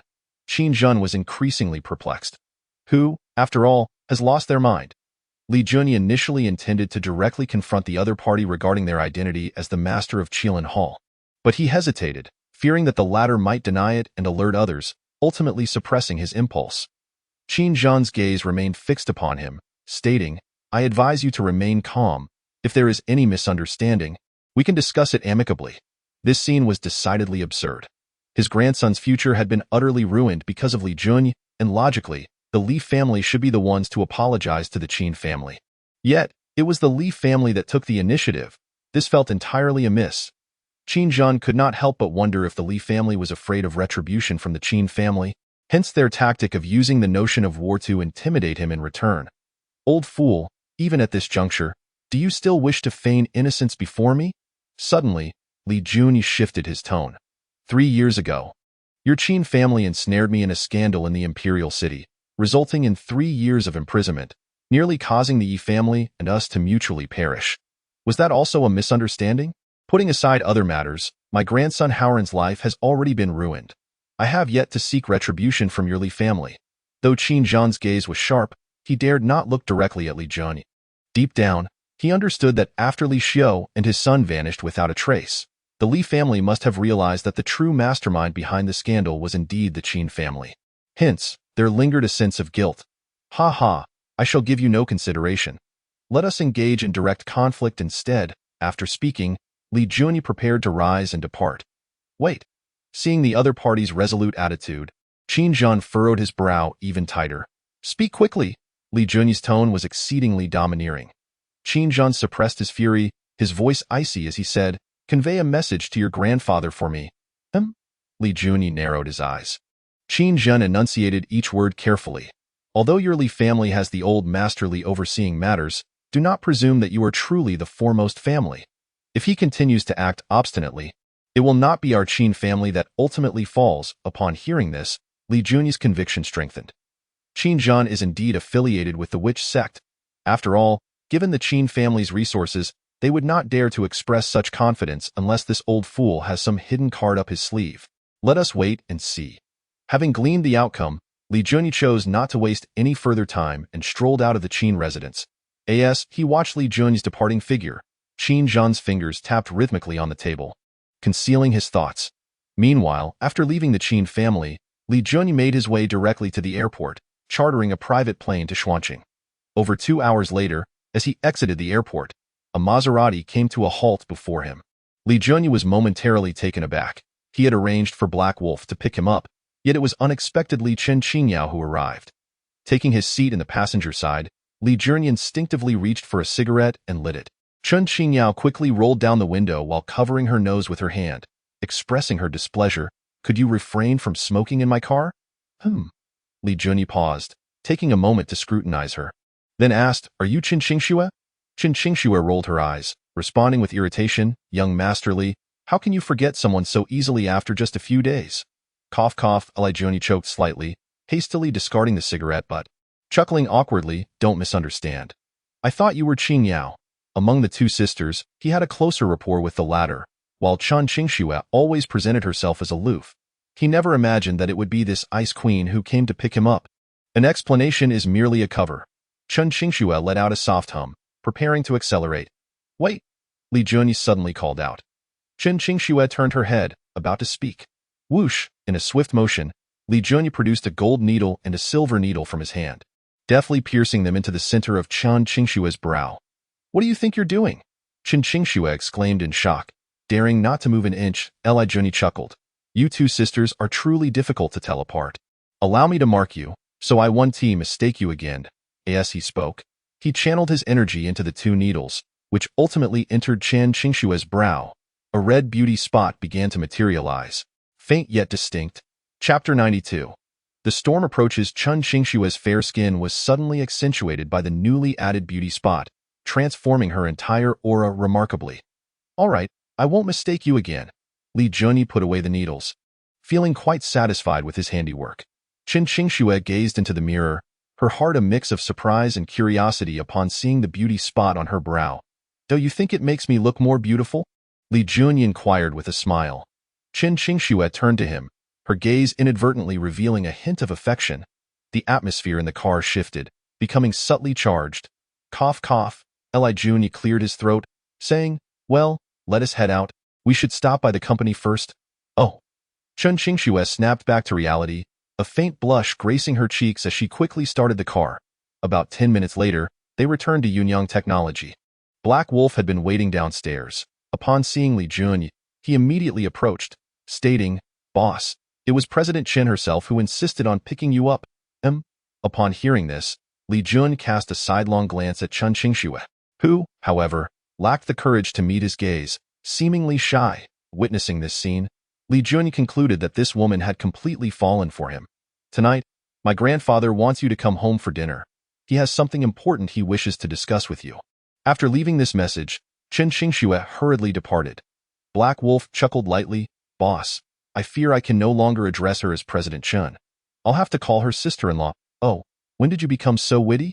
In Li Jun's mind, Black Wolf had always been reserved and taciturn.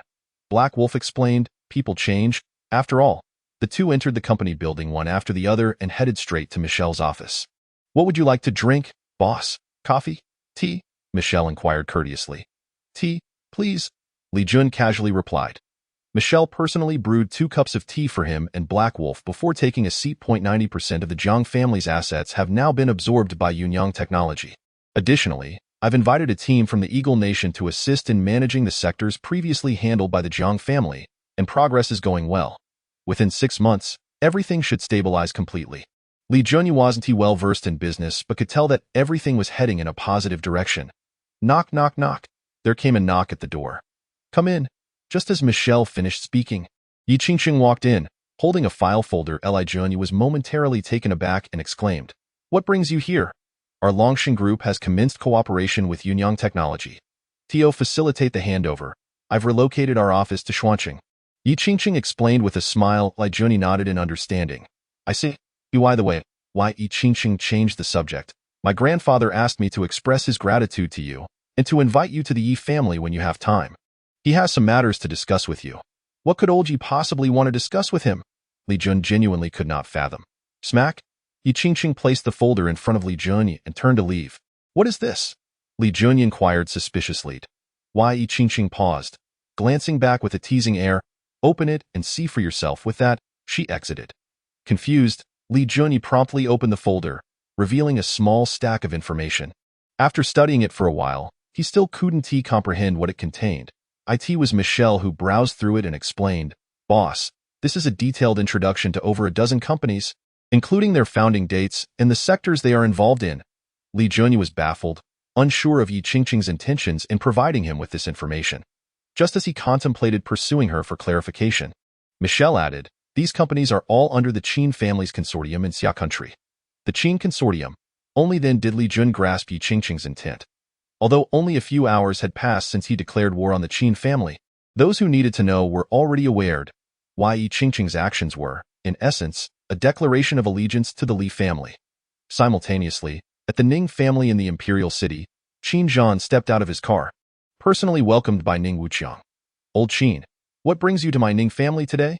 Ning Wuqiang chuckled, feigning ignorance. I haven't seen Ning Xia for quite some time, so I thought I'd drop by while I had the chance. Qin Zhan responded with a polite smile. Both men were cunning foxes, capable of discerning each other's thoughts, yet neither dared to expose the other, engaging instead in superficial pleasantries for a while. Moments later, Ning Wuqiang and Qin Zhan settled in a pavilion in the courtyard. A servant cautiously brought over a pot of brewed tea and carefully poured each of them a cup. All right, you all can leave. This doesn't concern you. Ning Wuqiang dismissed the old steward and several servants. Qin Zhan waved his hand, signaling his bodyguards to wait outside. Only then did the 2 old foxes get straight to the point. Qin Zhan took a sip of tea, casually stating, I assume you are aware of my grandson Howren's predicament. Ning Wuqiang took a sip of tea but remained silent, waiting for Qin Zhan to continue. Ning Xia has always been perceptive and close to my grandson Howren since childhood. I won't beat around the bush. I came today to propose that she become my granddaughter-in-law, if you agree. Our Qin family will fully support your family Estianqin for the position of general of Shin's camp next year. After making this proposition, Qin Zhan set down his teacup, awaiting Ning Wuqiang's response. Ning Wuqiang chuckled wryly, Old Qin, your bride price is indeed substantial. Logically, I have no reason to refuse you. But he hesitated for a moment. Qin Zhan's pupils constricted as he fixed his gaze on the other man. Are you truly so oblivious? The Dragon Lord has already sided with the Li family. Ning Wuqiang sighed softly. He was set to retire at the end of the year, and if his son Ning Tianxin failed to secure the position of general next year, he would never have the opportunity to succeed him as the commander of the Shin's army. Therefore, Qin Zhan's promise was an irresistible temptation for the Ning family. Unfortunately, his foresight reached further. Just that morning, Zhou Wanjie had been personally dismissed by the Dragon Lord, followed closely by Li Junye's declaration of war against the Qin family. It was well known that the Dragon Lord Su Jinhua and Li Dinghua had once been life-and-death brothers on the battlefield, capable of entrusting their backs to one another. It was evident to any discerning eye that either the Dragon Lord intended to move against the Qin family, or he was wholeheartedly supporting the Li family. If the Ning family were to get involved at this juncture, whether they could emerge unscathed remained uncertain. Thus, Ning Wuqiang dared not take that gamble. Ha ha ha, Qin Jin chuckled darkly. Old Ning, with the Dragon Lord supporting the Li family, do you truly believe that my Qin family lacks a contingency plan? Chapter 93. She truly likes you at Yunyang Technology. Chen Qingxue leaned over her desk, staring intently at the beauty spot on her brow in the mirror. The setting sun streamed through the floor-to-ceiling windows, illuminating her skin, as delicate as mutton fat. Even just her profile was enough to captivate any man. Sister. Just then, Chen Qingyao pushed the door open. Chen Qingxue quickly snapped back to attention, concealing the mirror and feigning nonchalance. So, Chen Qingyao intended to inquire about some work matters, but her gaze was drawn to the beauty spot on Chen Qingxue's brow. She stepped closer, examining her sister closely, and curiously asked, Sister, how did you suddenly get a beauty spot on your brow? This. Chen Qingxue's expression faltered, hesitating to respond. Witnessing this, Chen Qingyao grew even more inquisitive, relentlessly pressing, Sister, do you have some secret you're hiding from me? No, what secret could I possibly have? Chen Qingxue steadied herself, contemplating her response before recounting the events that led to the beauty spot. You mean to say that this beauty spot was given to you by your husband? Chen Qingyao's eyes revealed a hint of barely concealed envy. That guy did it just to distinguish between you and me, so don't read too much into it. Chen Qingxue explained, half-heartedly. Also, he unilaterally added this beauty spot without my consent. I haven't settled the score with him yet, sister. Let us not be ungrateful after benefiting from it, all right? Chen Qingyao pouted, laughing playfully. I've suddenly noticed a significant change in your aura. We hardly look alike anymore. Knock knock. A sudden knock interrupted them. Before Chen Qingxue could respond, Li Junyi pushed the door open and entered. Sister-in-law. Upon seeing Li Junyi, Chen Qingyao greeted him with a bright smile. Qingyao is here too. Li Junyi seemed accustomed to the title brother-in-law, though whether he regarded Chen Qingyao as a younger sister remained a mystery. Chen Qingxue's demeanor softened as she asked, Is there something you need? Indeed. Li Junyi placed the file folder on the desk. About to speak. Brother-in-law, could you also give me a beauty spot? Chen Qingyao interrupted his train of thought. Cough cough. Li Junyi cleared his throat, saying, I only did that to differentiate between you two sisters. If I were to add another one for you, wouldn't that be a waste of effort? Chen Qingyao paused, realizing the validity of his statement. Li Junyi chuckled, teasing, if it were to be added in another location, that could certainly be arranged. Another location? Chen Qingyao feigned annoyance. Brother-in-law, you're quite mischievous. I won't talk to you anymore. With that, she hurriedly left. I warn you, don't get any ideas about my sister. As soon as Chen Qingyao departed, Chen Qingxue promptly issued a warning. Li Junyi scratched his head, frowning.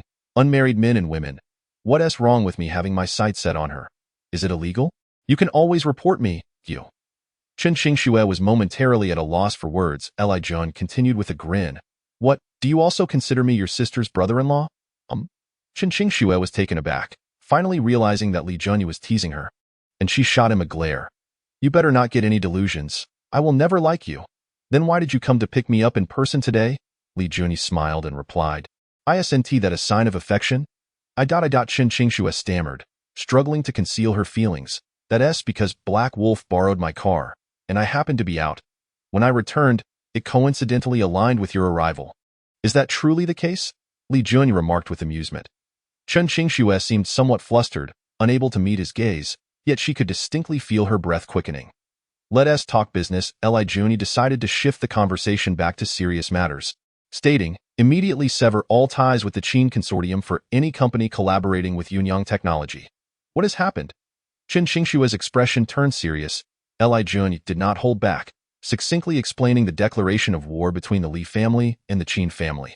Chen Qingxue could not help but feel speechless. They had just concluded matters with the Jiang family, and now they were gearing up to confront the Qin family. She began to suspect that Li Junyi's investment in Yunyang Technology was not merely for profit. but rather to stir chaos within the business realm. Unbeknownst to them, the sky gradually darkened. The employees had long since left work. Li Juni and Chen Qingxue departed together, initially intending to wait for Chen Qingyao to return with them, but the latter seemed intent on creating an opportunity for the two. Driving home ahead, in the car, silence enveloped them. Li Juni rolled down the window to smoke. Chen Qingxue stole glances at him multiple times, hesitating to speak. Feel free to ask whatever you wished. It was as if Li Juni had eyes in the back of his head. Chen Qingxue's eyes darted around, feigning nonchalance as she inquired, "Are you aware that Missy has relocated the headquarters of Longshan Group to Xuanqing?" "Indeed, I just encountered her," Li Jun replied without turning his head. After a brief pause, Chen Qingxue added, "I can sense that she does not harbor any animosity toward you." "Time has a way of healing all wounds," Li Jun, with a hint of self-mockery, responded. "The matters between us are long settled, and I owe her nothing. What is there left to hate?" "No," Chen Qingxue exclaimed, her denial immediate. "You do not understand women." Li Jun smirked dismissively, stating, "Do you have any idea how many women I have been involved with? Perhaps I understand them better than you do." "Humph. You may have possessed the bodies of many women, but you have not captured their hearts." Seeing him take pride in what should have been shameful, Chen Qingxue felt a surge of frustration. Li Jun scratched his head, uncertain. "Is that so? You men will never comprehend a woman's intuition. What exactly are you trying to convey?" In an unwilling manner, she continued, "If a man and a woman engage in a relationship under reluctant circumstances, and if the woman no longer harbors hatred for the man, it indicates that she harbors feelings for him." Chen Qingxue regurgitated the philosophical insights she had gleaned from her readings. Li Jun, taken aback, frowned and asked, "Are you suggesting that Yi Qingqing has feelings for me?" "Yes," Chen Qingxue replied with unwavering confidence. "I was unsure before, but now I can tell you unequivocally, Missy indeed has feelings for you." "Impossible. That is absolutely inconceivable." Li Jun waved his hand dismissively. "Believe it or not?" Chen Qingxue retorted lightly, a hint of bitterness in her tone. Li Jun took a deep drag on his cigarette, overwhelmed by a myriad of emotions. He could only perceive that Yi Qingqing felt gratitude toward him for rescuing her from a sea of suffering. As for love or liking, he genuinely had not noticed any such sentiment. Suddenly, his phone vibrated. It was Li Jun's. He pulled it out and glanced at the unfamiliar number before casually pressing the answer button. "Are you free tonight?"